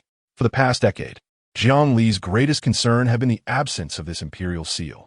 Lin Che's extraordinary contributions have solidified Jiang Li's position on the throne. Such a reward is certainly modest. Surely there will be further honors to follow. Thank you, your majesty. Lin Che straightened his back immediately. The Champion Marquis. This is the Champion Marquis. No longer needing to kneel before the Empress. How delightful. Today he does not need to kneel. How far off could be the day when the Empress kneels before him? By the way, there are still accounts to settle. Your Majesty, during this hunting expedition, Fei Sanju threatened me, demanding that I assassinate Gong Qingyin. There must be a vast conspiracy at play here. I implore your Majesty to investigate thoroughly. No sooner had he spoken than Fei Sanju let out a shriek, collapsing onto the ground, trembling in fear. Your Majesty, spare me, spare me, Fei Sanju said, hastily reaching into his bosom to retrieve a small vial, intending to poison himself. Yet, he was swiftly kicked by Wen Hong, and several guards stepped forward to apprehend him. Jiang Li appeared to anticipate this. She merely cast a disdainful glance at Fei Sanju. My empire cannot be seized by you vermin. Command the Mingjing department to investigate this matter. Regardless of who it may involve, let none escape unscathed. The Mingjing guards quickly stepped forward, as commanded. Lin Che promptly resumed his accusations. Your Majesty. There are also practitioners of Taoism. They're the ones that Lin Yaoguang sent to kill me. Lin Pejuan immediately stood up. Your Majesty, There must be a misunderstanding. My son Yao Guang would never commit such an act. Zhenguo, can you guarantee this? Jiangli spoke sternly. If you insist on shielding your eldest son, I will grant you a chance. Let the Mingjing department conduct an investigation. But if it is found that he is guilty, you, Zhenguo, shall retire to your home. Your Majesty, aye. Lin Pejun trembled, instinctively glancing back at Lin Yaoguang, only to find him quaking, his complexion more ghastly than that of a corpse. Is it not self-evident that Lin Yaoguang is behind this? Lin Pejun initially intended to offer protection, yet now he finds himself at a loss for words. With a swift motion, Jiangli unsheathes the dagger of the shadow guard beside him, pointing its tip at Lin Yaoguang. I have granted you an opportunity, time and again. Why do you insist on Lin Che's demise? Thud. Lin Yaoguang, terrified, sinks to his knees, desperately seeking mercy from Jiangli. Yet a pivotal thought strikes him, and he immediately casts his gaze towards Lin Che. Brother, my dear brother, I was wrong, utterly wrong. Do you recall? When we were young, I would share everything with you. I even tutored you in your studies. It is my fault. Please spare me. I merely jested. I never intended to harm you. I only wished for them to teach you a lesson. It must have been Cheng Xian who commanded them. I implore you, spare me. Dear brother, in the future, you shall be the heir of the National Defense Office. Please have mercy on me. Chapter 63. The irreversible downfall of the National Defense Office. Lin Yaoguang was utterly panicked. His actions were undeniably susceptible to scrutiny by the Jingjing Division. Now, with His Majesty poised to hold him accountable, even his father could offer no assistance. He could only beseech Lin Che for forgiveness. This was his last glimmer of hope. In a state of despair, Lin Yaoguang wept bitterly, crawling on his knees until he reached Lin Che. At that moment, pride and dignity were of no consequence. Survival was all that mattered. If he did not implore Lin Che for mercy, he would undoubtedly meet a grim fate. Dear brother, please forgive me. I never intended to harm you. I implore you, assume the role of the heir to the National Defense Office. I shall not contest your position any longer. I beg you, not contest. Do you truly believe I would care? Lin Che's gaze was as frigid as ice, devoid of any semblance of fraternal affection after numerous attempts on his life. Get lost. With a swift kick, Lin Che sent Lin Yaoguang sprawling to the ground, filled with an overwhelming desire to end his life. However, with the emperor present and numerous ministers surrounding them, he could not publicly execute Lin Yaoguang. Your Majesty, the nation has its laws, and families have their rules. Lin Yaoguang's transgressions must be dealt with according to the law. At these words, Lin Yaoguang trembled in fear, on the brink of collapse. Jiangli scoffed, embodying the authority of an emperor. With a flash of her sword, she struck decisively. Thud! Blood sprayed from Lin Yaoguang's face. The blade had struck true, but was not fatal, for at a critical moment, Lin Pejun intervened, using his arm to block the emperor's sword, blood gushing forth and bone visible. Consequently, Jiangli's strike veered off, leaving a deep gash across Lin Yaoguang's face instead of severing his neck. Impudent! The shadow guards nearby erupted in furious shouts. The Empress herself had taken action, and yet Lin Pejun dared to obstruct her. Such audacity was truly treasonous. Execute him. In an instant, hundreds of shadow guards drew their weapons, a wave of battle fervor surging through them, ready to strike down Lin Pejun at any moment. Your Majesty! Lin Pejun recognized the gravity of his error, and without waiting for the Empress to speak, he fell to his knees. Jiangli held her bloodied sword, her expression cold, her gaze piercing towards Lin Pejun, silent but radiating an unprecedented aura of imperial authority. Your Majesty, according to the laws of the Qian, martial artists who commit crimes may choose to serve as night watchmen at the Fort of Destiny. My son Lin Yaoguang has committed a grave offense, deserving of death. I do not dare speak on his behalf. However, he is trained diligently under my guidance in military strategy from a young age. It is a pity to lose such a talent for the Qian in this manner. I beseech your Majesty to allow him to serve at the Fort of Destiny, dedicating his life to the Empire. Lin Pejun's voice resonated with conviction, awakening many to the seriousness of the situation.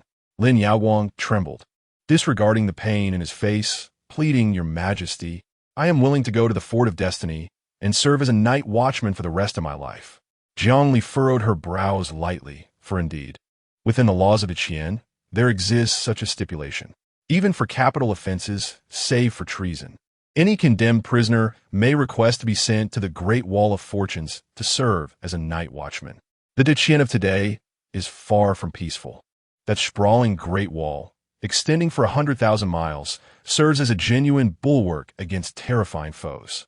Moreover, throughout the seasons, the Great Wall of Fortunes is either blistering hot like a furnace or frozen over with relentless snow that falls day and night. Once one becomes a night watchman, they are bound to remain within the confines of the Great Wall for eternity, unable to step outside even a single pace. Very well. I shall grant you an opportunity to serve Daqian. Jiang Li glanced at Lin Che, noticing his impassive demeanor. Before continuing, take Lin Yaoguang and imprison him in the Celestial Dungeon. 10 days hence, he shall be dispatched to the Great Wall of Fortunes. Lin Yaoguang's body weakened, collapsing to the ground. 2 shadow guards approached and dragged him away. Duke of the State, your humble servant is here. You have truly disappointed me beyond measure. I acknowledge my crime. Jiang Li's expression remained composed. It is well that you recognize your guilt.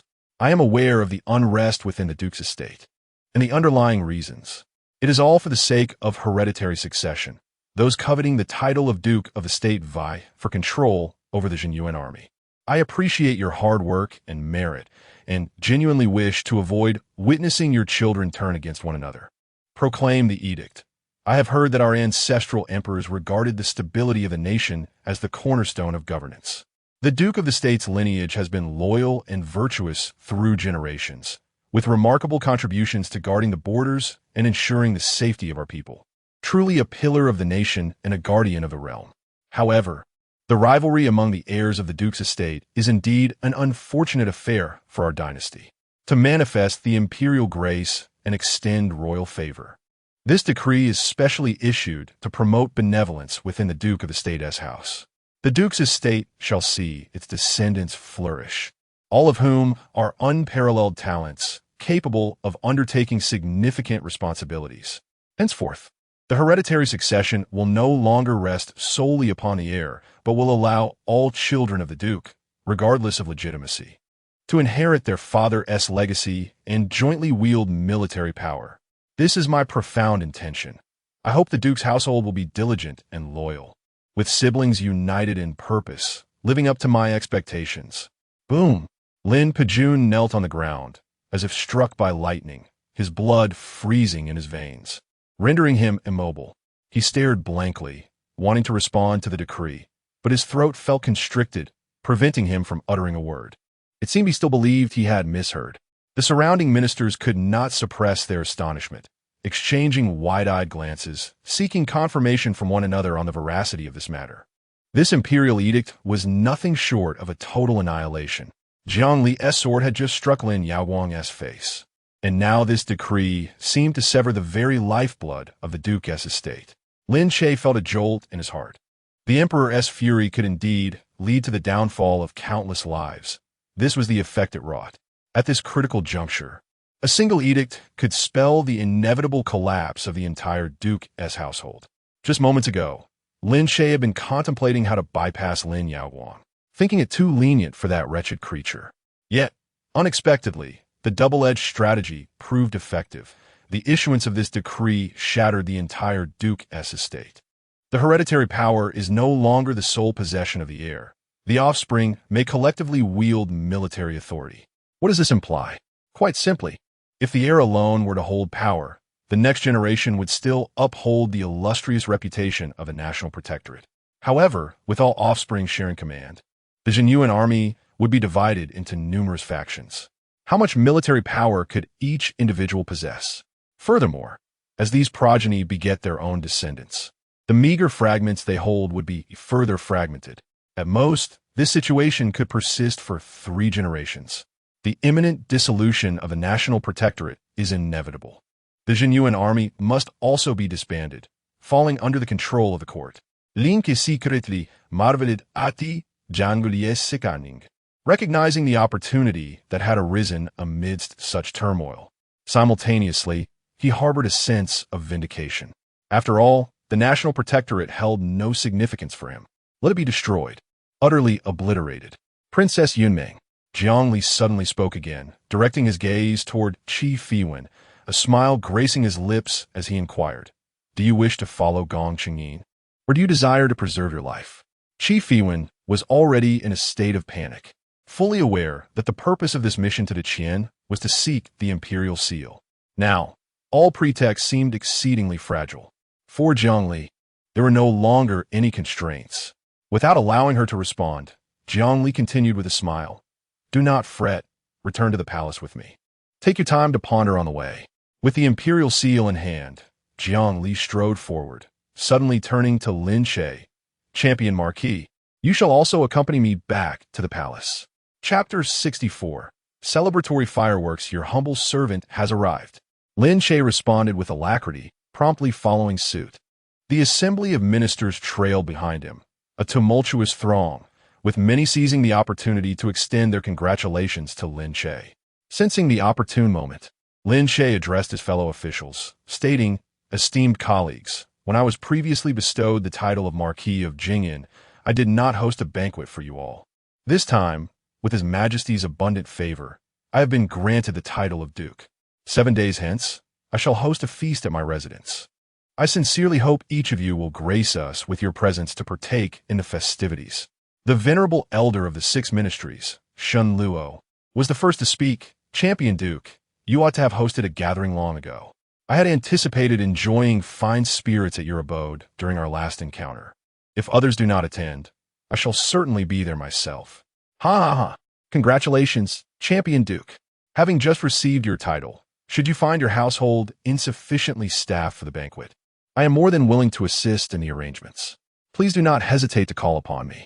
By the way, I am Zhou Daqian from the Ministry of Justice." The court officials began to comprehend the rapid ascent of Lin Che, a phenomenon unprecedented in history. The emperor had directly conferred upon him the title of Champion Duke, a testament to his favored status. Such an individual must be courted diligently, and it would be prudent to cultivate a favorable relationship, for one cannot afford to have an adversary in this regard. Previously, they had been cautious of Lin Peijuan, wary of associating with Lin Che, a traitor to the state. But the tides had shifted. The state was on the brink of collapse. What was there to fear? "Brother Lin Che, you must reserve 2 tables for us of the Yin-Yang school. We shall undoubtedly arrive bearing substantial gifts." Lin Che's spirits soared at the mention of substantial gifts.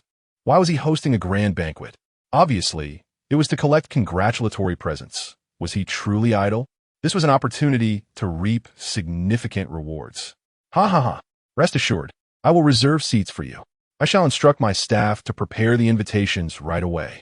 Now a prominent figure before the Empress, Lin Che followed the procession without fear of being overheard, responding to everyone with a smile. In this moment, he finally grasped the meaning of a particular verse. "Once, in squalor I lacked the merit to boast. Today, in abandon, my thoughts know no bounds. The spring breeze brings elation, my steed gallops swiftly. In a single day, I behold all the blossoms of Chang'an." As for Lin Peijuan, he remained prostrate, akin to a wooden statue. The emperor's decree had been issued. What could he do? Dare he defy it? He could only blame Lin Yaowang for inciting the emperor's wrath time and again. Furthermore, he regretted having attempted to aid Lin Yaowang, unwittingly placing his own life in jeopardy under the emperor's sword. Yet the cost had been exorbitant. He had jeopardized the entire state. Lin Peijuan had been kneeling for an indeterminate time when a sudden chill swept over him, as if awakening from a stupor. He stiffly turned his head, only to find the surroundings deserted. Heavens, why has the state suffered such calamity? Regret washed over him. Upon hearing of Lin Che's elevation to Champion Duke, he had felt a surge of trepidation. This title, conferred without military merit, was a clear indication of Jiang Li's intentions. It was evident that he sought to bolster a rival against the state. Today, the title of Champion Duke was bestowed. Surely, in the future, a pretext would be found to grant Lin Che military authority. What appeared to be an illogical conferment was, in truth, laden with profound implications. In a moment of impulsive bravery, he risked his life to rescue his own son, Lin Yaowang. Little did he anticipate that His Majesty, Emperor Zhongli, would retaliate with a devastating blow. Lin Pejun walked back in a daze, and as darkness enveloped the sky, he finally emerged from the hunting grounds. Outside, only the carriages of the State Preservation Office remained. At long last, he returned to the State Preservation Office. It was the first time in many years that Lin Pejun stood before the grand entrance, lost in thought, reluctant to re-enter. "Father," a bright voice called out, and Lin Su rushed towards him. He lifted his resolute face, his sharp brows and bright eyes, making him strikingly handsome. "Father, you've returned. The news of the hunting grounds has spread throughout the mansion. You are a great hero in my heart. This minor challenge will surely not defeat you. Even against 1,000,000 foes, you have never shown fear. The people at the mansion are talking nonsense, eagerly awaiting your return. For some unknown reason." Lin Pejun felt a sudden clarity upon hearing these words. The despair that had clouded his face dissipated instantly. Indeed, was it not merely a decree? Could it be more terrifying than 1,000,000 adversaries? As long as I stand tall, I will have the chance to earn merit again. The Emperor can always change his mind. Lin Pejun reached out to stroke Lin Su's head. Though merely 14 or 15, Lin Su exuded an air of valor. "Indeed, your elder brother has been dispatched to the Qi Yun Great Wall. In the future, you must set an example before your siblings." "Fear not, father. We shall remain amicable," Lin Su replied with a smile, proudly lifting his chest. Satisfied, Lin Pejun nodded and, with a flourish of his sleeve, strode into the State Preservation Office. Upon entering, he witnessed two individuals engaged in a fierce altercation in the courtyard, surrounded by shattered debris. The servants pleaded loudly for them to cease, but their pleas fell on deaf ears, and the conflict intensified. The older of the two, named Lin Hai, fought fiercely while hurling insults. "You traitorous Lin E! How dare you strike me? You must wish for your own demise. I have tolerated you for too long. I tell you, the decree has arrived. One day, I too shall wield military power. The moment I obtain it, I shall ensure your demise." Lin Yi, disheveled and with blood at the corner of her mouth, showed no signs of submission. For years, she had endured oppression from Lin Hai, who, being older and male, had always held the upper hand. In the future, any business or military authority within the State Preservation Office would be allocated to the males, leaving daughters like her and Lin Che with nothing. However, today, with the imperial decree, Lin Yi could no longer remain silent and retaliated against Lin Hai. "Enough!" Lin Pejun's voice thundered, startling the two combatants to the ground. "Father! Father!" Lin Hai and Lin Yi exclaimed, frightened and quickly kneeling, hesitant to speak further. "You two disgraceful fools! Fighting amongst yourselves is far beneath your elder brother, and not even a fraction of Lin Su's worth. Go, receive 50 strokes of the military staff. You shall not eat for 3 days." Lin Pejun, uninterested in their antics, waved his sleeve dismissively and strode further inside. "Regardless of the hour, I shall promptly notify all elders of the Guardian House to convene a meeting." In no time, all the elders have gathered, with the exception of Cheng Qiuzi, who has been away at the Daoji Yushu Palace seeking elixirs for Lin Yaowang and has yet to return. Esteemed elders, I trust you have received the imperial decree. Please share your thoughts candidly. Lin Pejun wasted no time and went straight to the point. The elders, evidently having discussed matters prior, appeared unfazed. "Patriarch, we have indeed reviewed the imperial edict and have devised solutions," they replied. Lin Pejun raised an eyebrow in surprise. The usually ineffectual elders had managed to come up with a plan at this crucial juncture. "Speak forth," he urged. The initial concern was regarding the heir apparent. There remains a potential path for him, one that does not necessarily lead to the fated fortress. An elder with a white beard stood, clasping his hands in reverence. The crux of the matter lies with young Master Lin Che. If he were to consent to forgive the heir, allowing him to personally beseech His Majesty for clemency, there would surely be a means of redemption. What are you all thinking? That wretched soul would relish the opportunity to eliminate Yaowang on the spot. Would he ever plead for mercy? Lin Pejun felt an urge to chastise them. "Patriarch, the pivotal element is you. If you were to personally meet young Master Lin Che and plead for leniency, it would appeal to his emotions. Furthermore, You could promise to bestow the title of heir to young Master Lin Che, ensuring he would be the sole successor henceforth. This is a tangible benefit. Once young Master Lin Che attains the title of heir, he will undoubtedly approach His Majesty to rescind the decree that favors the Guardian House, allowing the title to remain hereditary. Consider, if young Master Lin Che holds military authority, the Guardian House will not falter but will endure through generations. As for Lin Yaowang, he need not face death at the fated fortress. At worst, he would be relegated to a commoner S status. At least he would still be alive and capable of aiding the Guardian House in secrecy.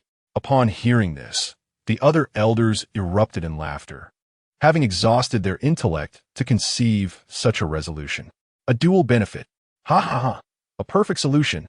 In essence, we are merely shifting the title from Lin Yaowang to young Master Lin Che without incurring any loss. Indeed, ha ha ha, Patriarch, even without this predicament, we have long intended to propose young Master Lin Che as the heir. He is, after all, the champion marquis. Our Lin family has produced a duke, and now we have another champion marquis. Heaven bless our Lin family. Hush, hush, hush. Speak softly. Such words must not reach outsiders. However, on a lighter note, I have always perceived that young Master Lin Che possesses the grandeur of a dragon and phoenix. Patriarch, at such a young age, young Master Lin Che is already a champion marquis. He is destined for greatness. Should we not celebrate with fireworks? Ha ha ha. Could it be that our Lin family will soon witness the emergence of a second duke? 2 dukes of the Lin family. We must indeed set off fireworks. Patriarch, what troubles you? Speak to us. Chapter 65. A bunch of inept individuals. Old fools. Master, what troubles you? You seem unusually reticent. Laughter erupted among the elders, convinced that even a master was astounded by their ingenious approach. He, with his stern demeanor, was secretly overjoyed. Indeed, he had always been like this. Their creativity was truly remarkable. The State Preservation Office relied heavily upon them. The younger generation was utterly unreliable.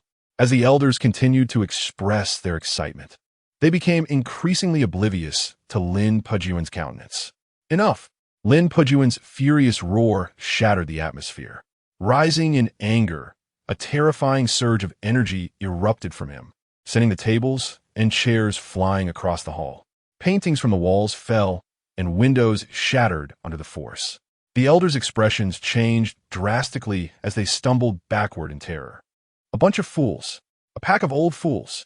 What absurd ideas occupy your minds? You may be aging, but your insights have not progressed at all. What nonsense fills your heads? Lin Pujuan's fury was palpable as he pointed at the elders and exclaimed, "Is it Lin Che's fault? Is he the crux of the matter?" He merely discerned what the emperor desired and provided her with an opportunity. Our State Preservation Office has been overly ostentatious and excessive. The emperor does not wish for us to hold hereditary positions, hence the implementation of this decree. Do you dullards comprehend that?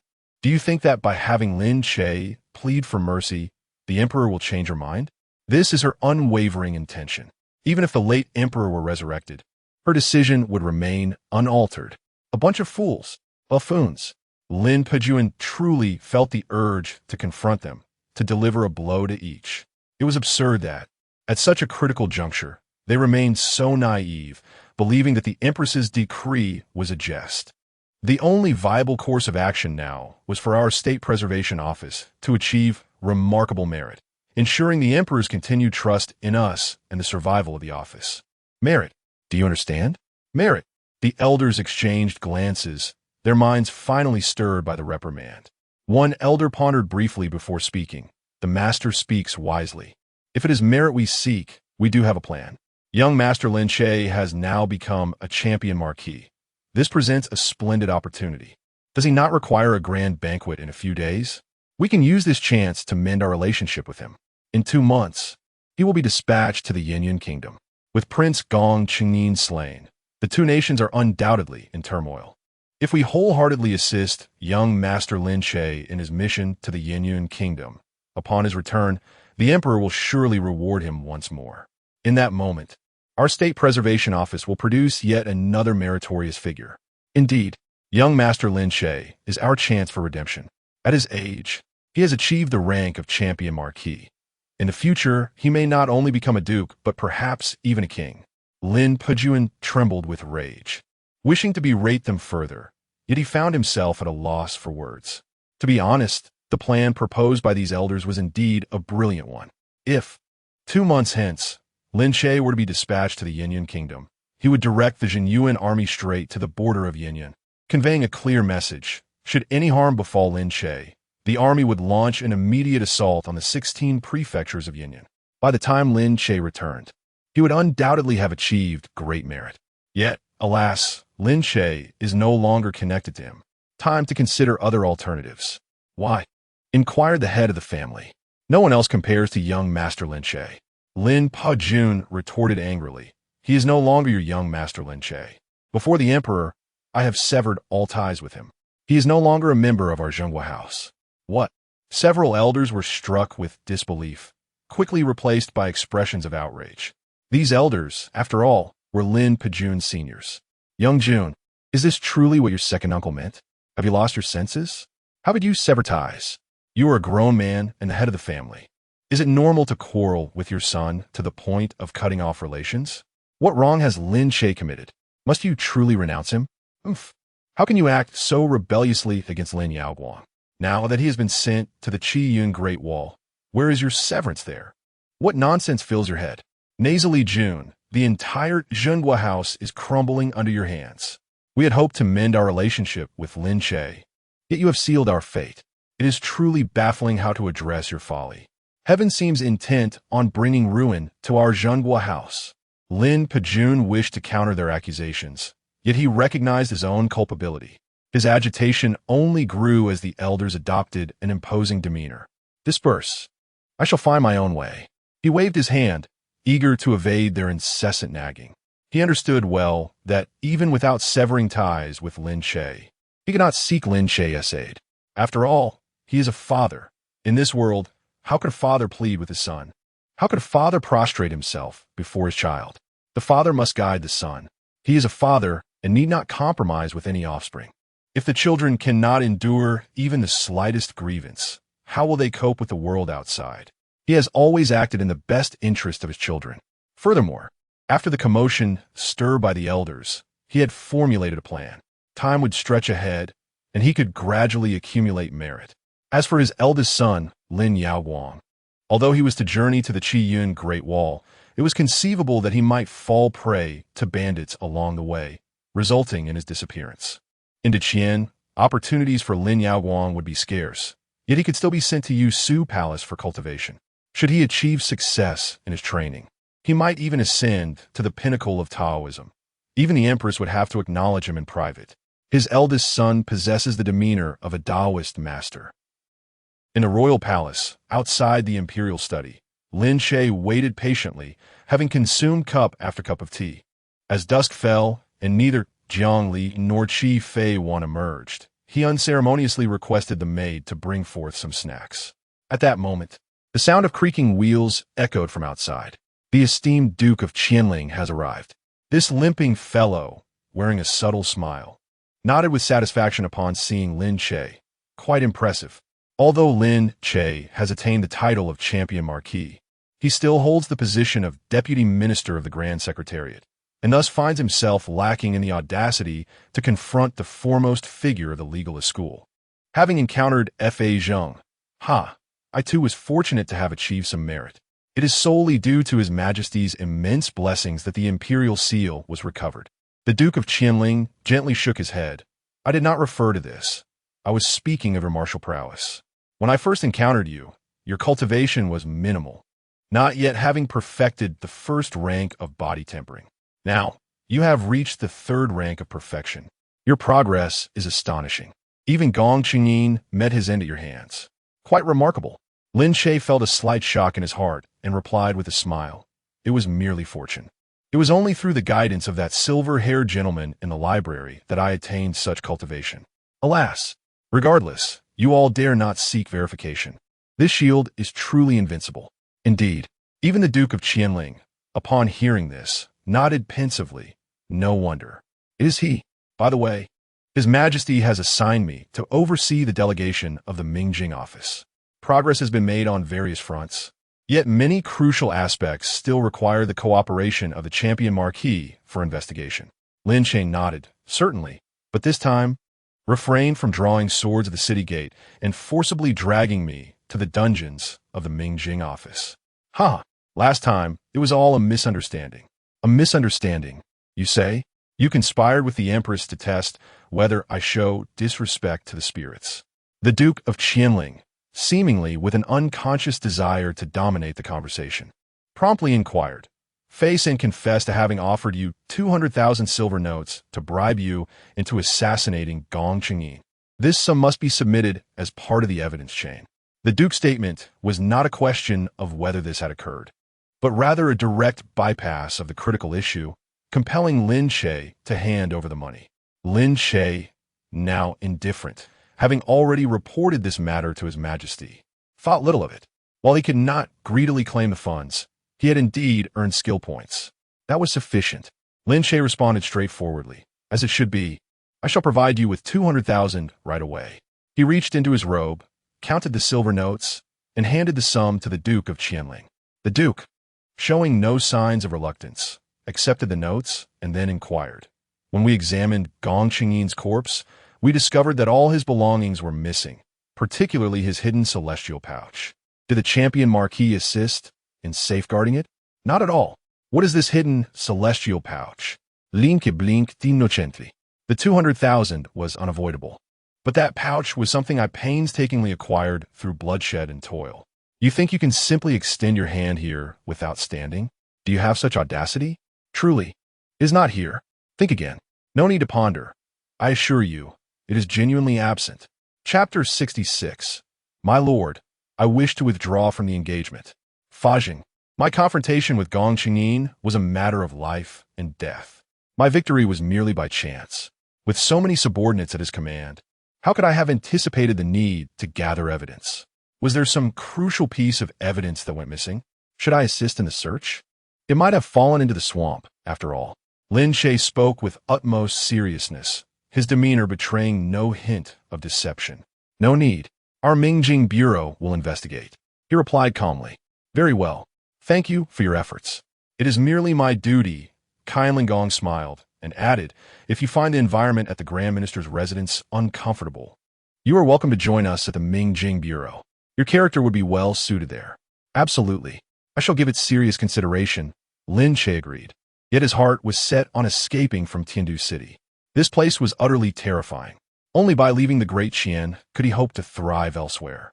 At that moment, the door to the imperial study finally creaked open, revealing Jiang Li personally escorting Qi Fiwen out. Jiang Li's expression was one of fondness, while Qi Fiwen appeared pallid and sullen, her demeanor shrouded in darkness. It was unclear what transpired between them inside. "Your Majesty, the external minister will return with the delegation tomorrow. I shall convey your words to His Majesty of Yinyun without alteration," Qi Fiwen stated, bowing once more. Just as she was about to turn away, she suddenly glanced at Lin Che, as if a thought had struck her. "Lin Che, Gong Qingyin's attempt to steal the Great Qian's imperial seal is indeed deserving of punishment. However, he possesses items belonging to our delegation. Please return them to me," she implored. "Oh, you mean that battle gun? I have no idea where it ended up. I'll inquire about it later," Lin Che replied with an air of tranquility. "It is the Sangtian bag. You must return it to me," Qi Fiwen insisted through clenched teeth. "What bag? I haven't seen anything like that. I came back with you all the way. Perhaps you should search me," Lin Che said, spreading his arms in a gesture of feigned innocence. "Damn it!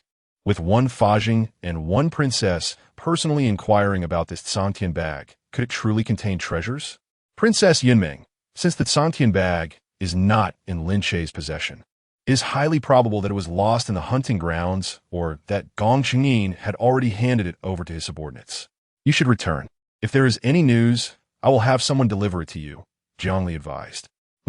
Upon hearing this, Qi Fiwen realized that retrieving it was no longer feasible. She cast one last deep glance at Lin Che before turning to leave. As she departed, Jiang Li's face broke into a smile.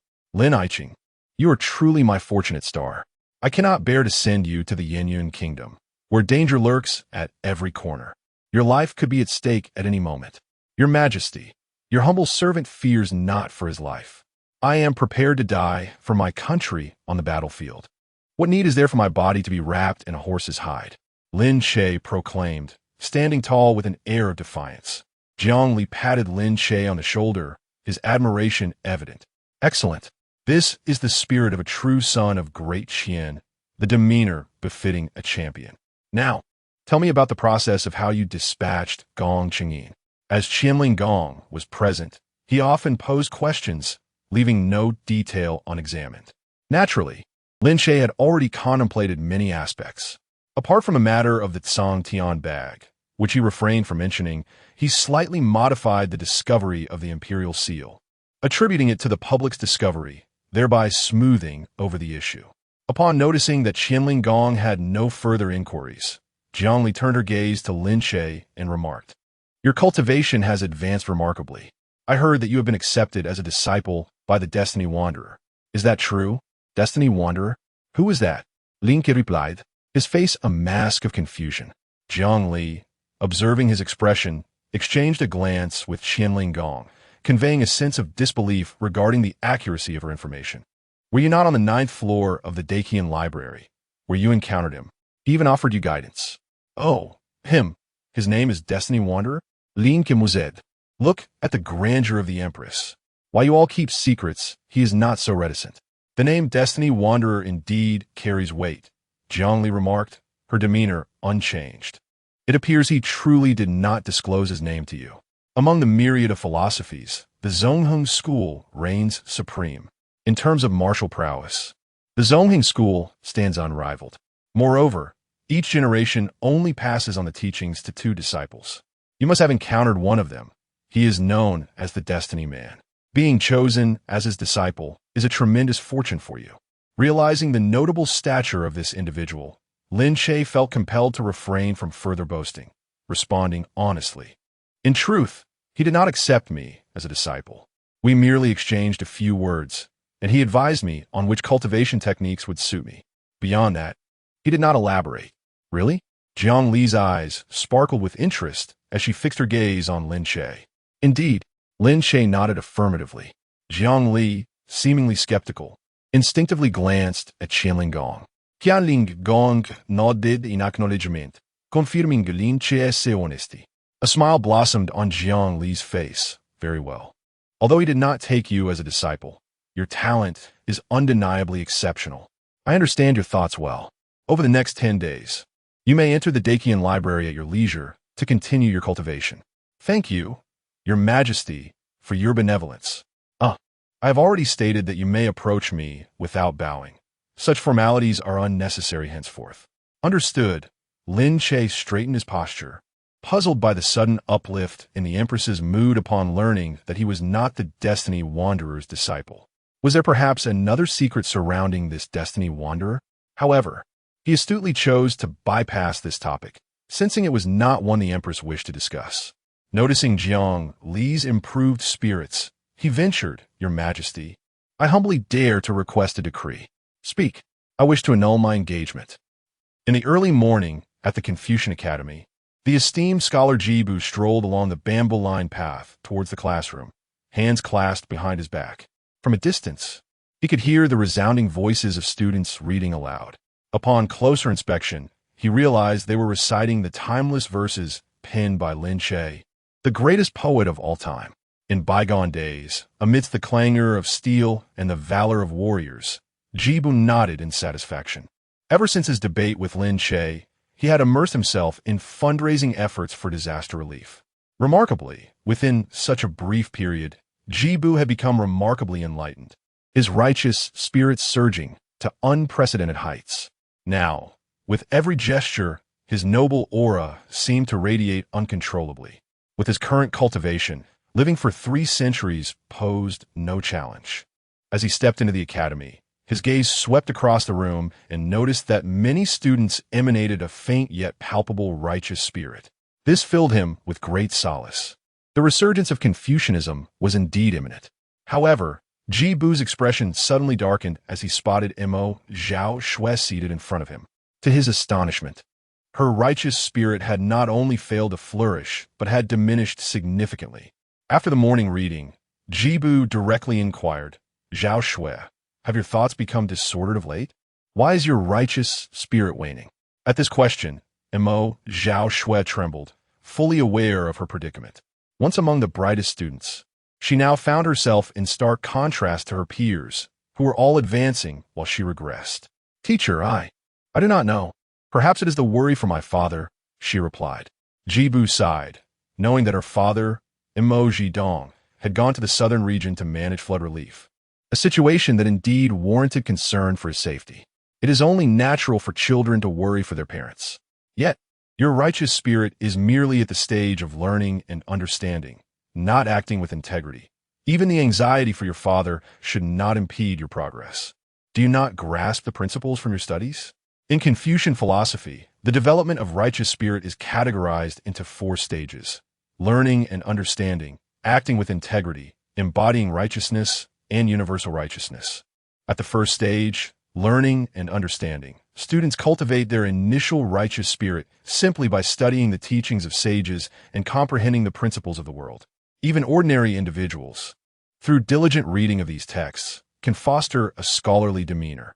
However, to progress to the next stage, acting with integrity, is considerably more challenging. At this juncture, one must empathize with others and reflect on oneself. Every action must be just, upright, and free of guilt. Should one commit wrongful deeds, their entire righteous spirit would instantly dissipate, reducing them to the level of an ordinary person. Hence, Jibu's inquiry. Zhao Shui shook her head gently. Teacher, I realize my mistake. I shall strive to study diligently. Very well. Whenever you feel ready to speak, do not hesitate to seek me out, Jibu replied, refraining from pressing her further. Yet, the other female students nearby could contain themselves no longer. Teacher, Zhao Shui is certainly not worried about her father. She must be affected by that Lin Che, one giggled. Indeed, teacher, surely Zhao Shui is preoccupied with thoughts of her ideal partner, hence her distraction from her studies. Zhao Shui's cheeks flushed crimson as she swiftly covered the mouth of the giddy girl beside her. Do not speak nonsense. I have no such thoughts. Although Jibu was a distinguished scholar, he was not entirely detached from the intricacies of human emotions. Especially upon hearing about Lin Che, she inquired, what is the matter? Teacher, that Lin Che was previously expelled by the national government. However, Zhao Shui believed he lacked ambition and had contemplated withdrawing from the engagement several times. But now the situation has changed. Lin Che has not only penned a couple of poems, but has also emerged as a talented individual in the eyes of many. Recently, I heard that he composed a poem for General Wenhong, which was simply astonishing. During yesterday's hunting event, Lin Che retrieved the imperial seal for His Majesty and was conferred the title of Champion Marquis at such a young age. Truly a man of both literary and martial prowess. Zhao Shui is now eager to marry Lin Che without delay. Upon overhearing their chatter, Zhao Shui blushed and retorted, Nonsense! Who said I wish to marry him? I have no such intention. Even if Lin Che has become the champion marquis, I am not lacking in comparison. He barely meets my standards for a partner. If he wishes for me to regard him differently, he must advance further to the status of a county duke or a prefect. Moreover, his martial skills still leave much to be desired. Teacher, please do not heed their ramblings. I am merely a bit flustered. If I devote myself to my studies, my noble spirit will surely return. Montag Chaoxu of us perplexed.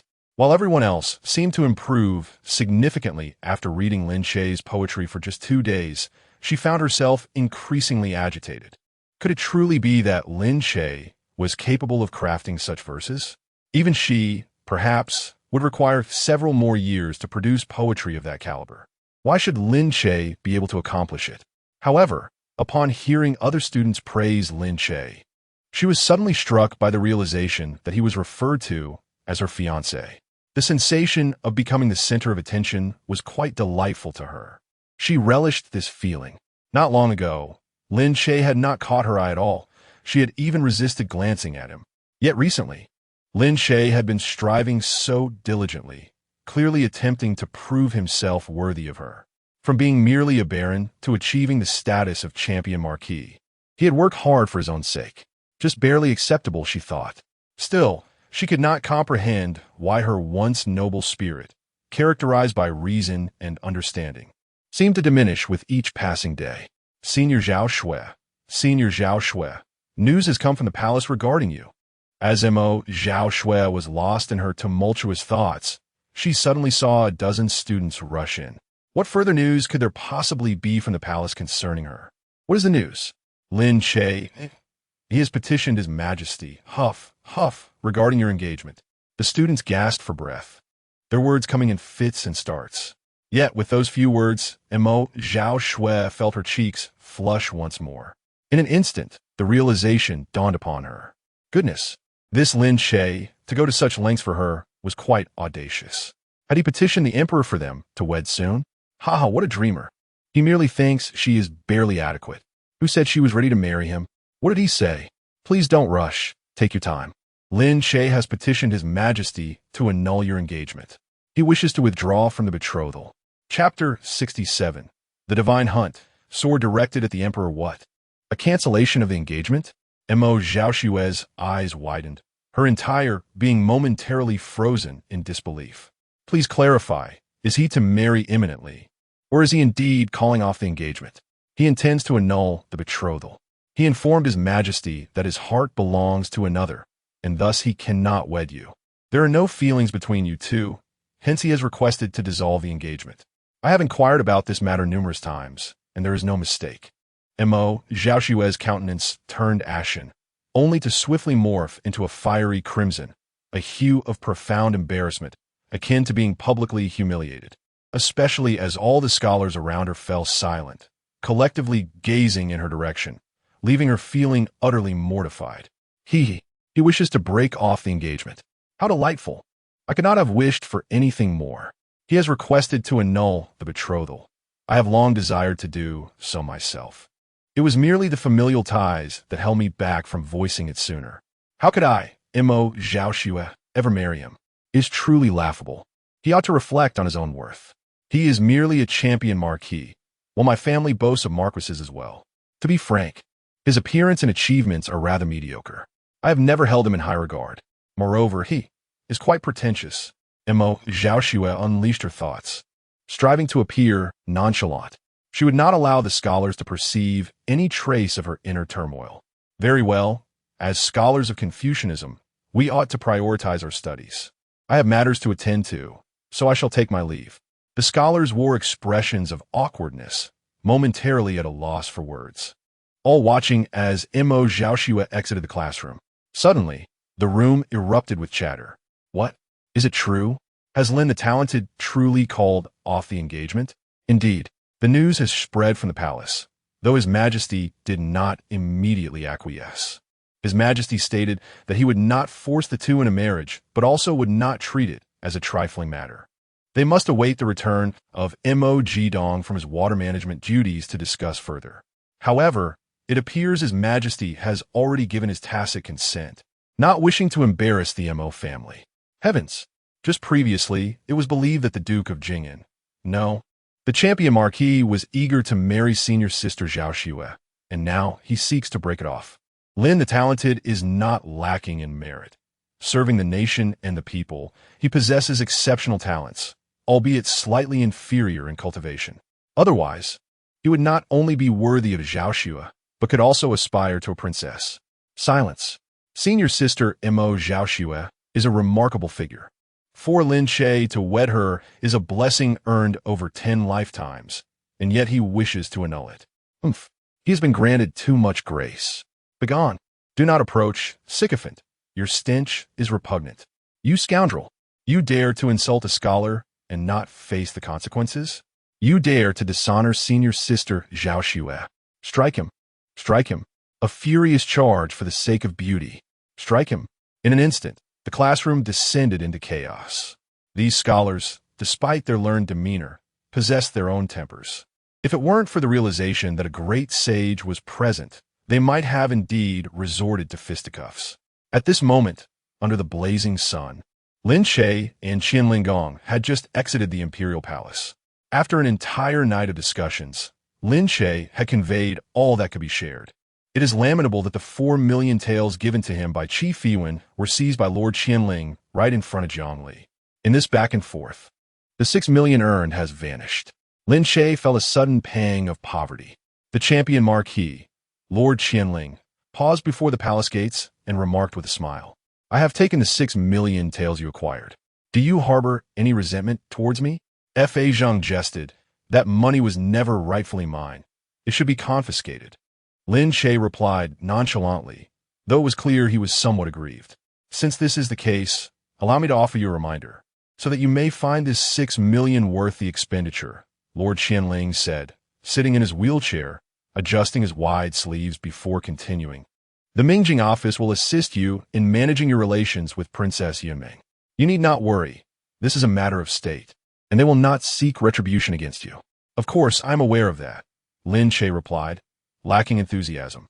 If Jiang Li could not assist him in resolving such matters, who would dare to serve loyally in the future? "Do you know why His Majesty has arranged for Lin Yaoguang to be exiled to the Qiyun Great Wall in 10 days? Please clarify." Fa Zhang. Lin Che immediately adopted a serious demeanor. Lord Qianling maintained a faint smile as he explained, "Death row inmates sent to the Qiyun Great Wall possess no rights whatsoever. Even if they are killed en route, it would be deemed justifiable, and no one would pursue the matter. Are you implying that His Majesty is suggesting I prepare to eliminate Lin Yaoguang during the journey in 10 days? Lin Che se ais widened in disbelief. Was this truly Jiang Li's intent? Lord Qianling did not answer directly, but continued, "Your talent for cultivation is remarkable. If you can achieve a breakthrough within these 10 days, it should not be difficult to eliminate a death row inmate who is imprisoned and has been severely tormented." "Excellent." Lin Che clenched his fists, having believed he had lost the opportunity to act against Lin Yaoguang. Although Lin Yaoguang's exile to the Qiyun Great Wall as a night watchman ultimately led to his demise, taking action personally would certainly feel different. Moreover, he still possessed 31 skill points. He must continue his cultivation. Additionally, he had acquired Lord Gong's Tsang Tian bag, which likely contained a myriad of treasures. He needed to seek out Wen Wuyo shortly, ensuring he did not misplace it. Oh, and if you visit the Great Qian Library again, that person who traverses the mandates of destiny may provide you with guidance in your cultivation. You may learn from him, but if he offers to take you as a disciple, you should ponder carefully. Lord Fa Zhang, your words seem laden with meaning. Pray, enlighten me, Lin Che said, personally pushing Lord Qianling's wheelchair. This was indeed a formidable ally. Lord Qianling did not hold back, stating, "Those who traverse the mandates of destiny are the pinnacle of martial arts. They possess a unique mission, to act as heavenly enforcers, targeting the emperors of humanity. They undertake the celestial duty of overseeing the emperors of various nations. Should an emperor commit a transgression, those who traverse the mandates of destiny will strike down the emperor." Upon hearing this, Lin Che trembled. The simplicity of the words, acting as heavenly enforcers, targeting the emperors, carried profound weight. Yet there exists an unparalleled aura, one that gazes down upon the world with an air of supremacy. Indeed, this is the very essence of such a momentum. The act of slaying an emperor appears to be a rather effortless endeavor. It becomes evident that even an emperor cannot act with impunity. No wonder Jiang Li is concerned about whether he is a disciple of the Master of Destiny. It is truly a matter of significant import. Lin Che, intrigued by the unfolding narrative, inquired, "Has there ever been a historical instance where a Master of Destiny has slain an emperor?" "Indeed, there have been multiple occurrences," was the succinct reply from Qian Linggong, who seemed disinclined to elaborate further. "That will suffice. I wish you, Champion Ho, a future adorned with success." At that moment, the Mingjing guards approached, nodding at Lin Che as they took his place. As Lin Che observed their retreating figures, a thought struck him, and he called out to Qian Linggong, "Master Fa Zhang, I shall be hosting a banquet in a few days. You must attend. Even if you cannot come, I expect a token of your regard." Chapter 68. Where is the hidden sky bag?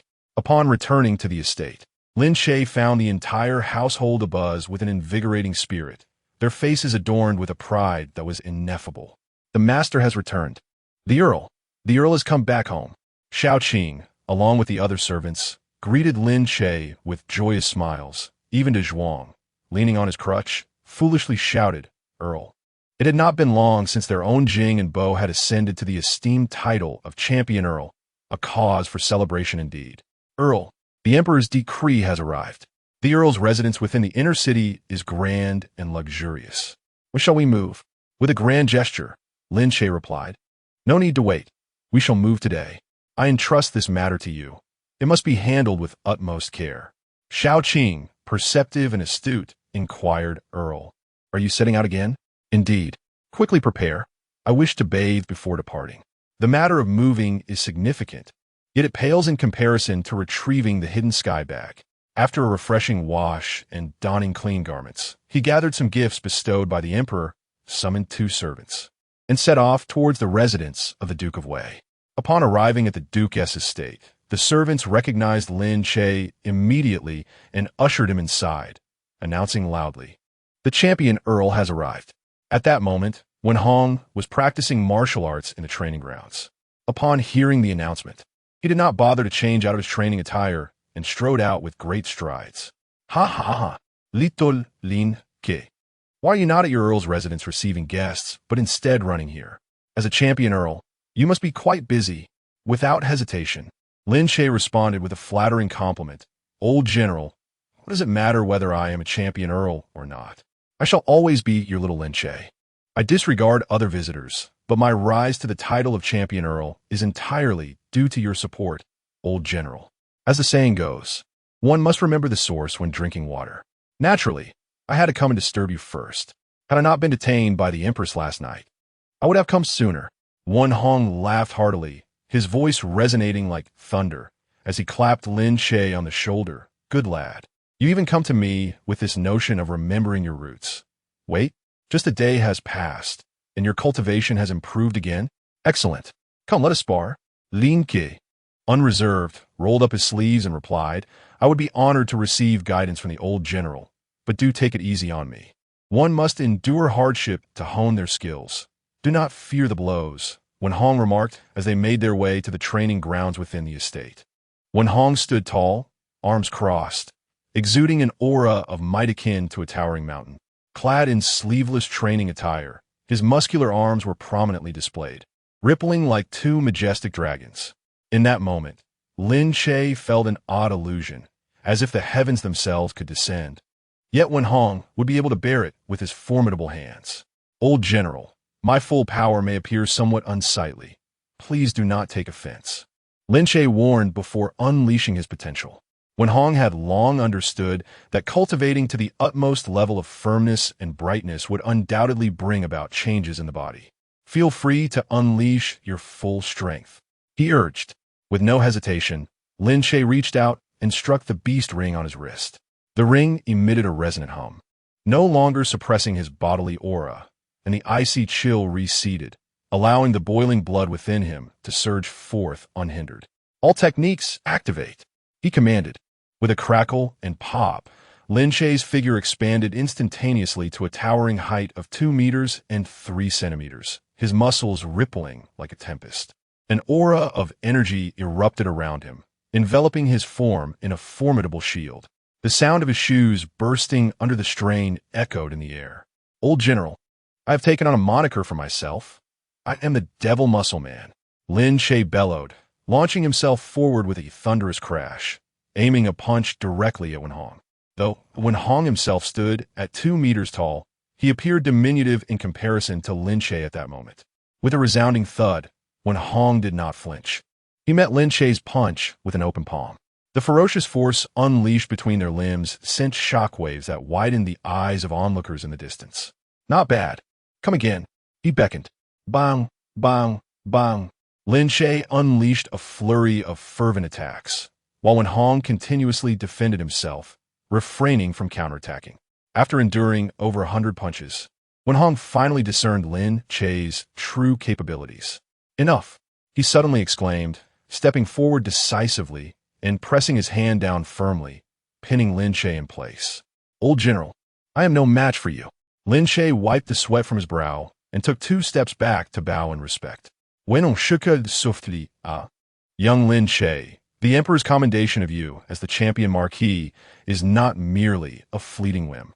She must have recognized your rapid advancement in cultivation and is undoubtedly hopeful that you will soon embody the true essence of a champion marquis. Has the Emperor truly perceived this? Lin Che pondered with a hint of skepticism. Indeed, our Emperor was a rare talent in cultivation for over a century prior to your emergence. Her mastery of the great Emperor's canon has reached an unparalleled level. Do you think her ascendance to the throne was merely due to the demise of a dozen princes? Wen remarked, pausing thoughtfully as he observed Lin Che gradually return to his original state. Courage, strength, skill, and technique. Your focus on cultivating is commendable. At your stage, I must admit, you surpass me. Your foundations are solid, exceeding my expectations. Now, it is time for you to delve into some martial techniques. What you are employing now is pure brute force in your punches and kicks. If you could learn martial skills, your effectiveness would multiply exponentially. The power you could unleash would far surpass what you currently possess. Lin Che listened attentively as Wen Hong imparted his wisdom. The guidance he offered aligned perfectly with Lin Che's immediate needs.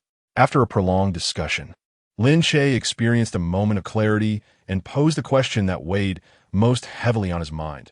Old General, I have reached the 9th level of my cultivation technique, yet I remain in the completion stage and have not attained great completion.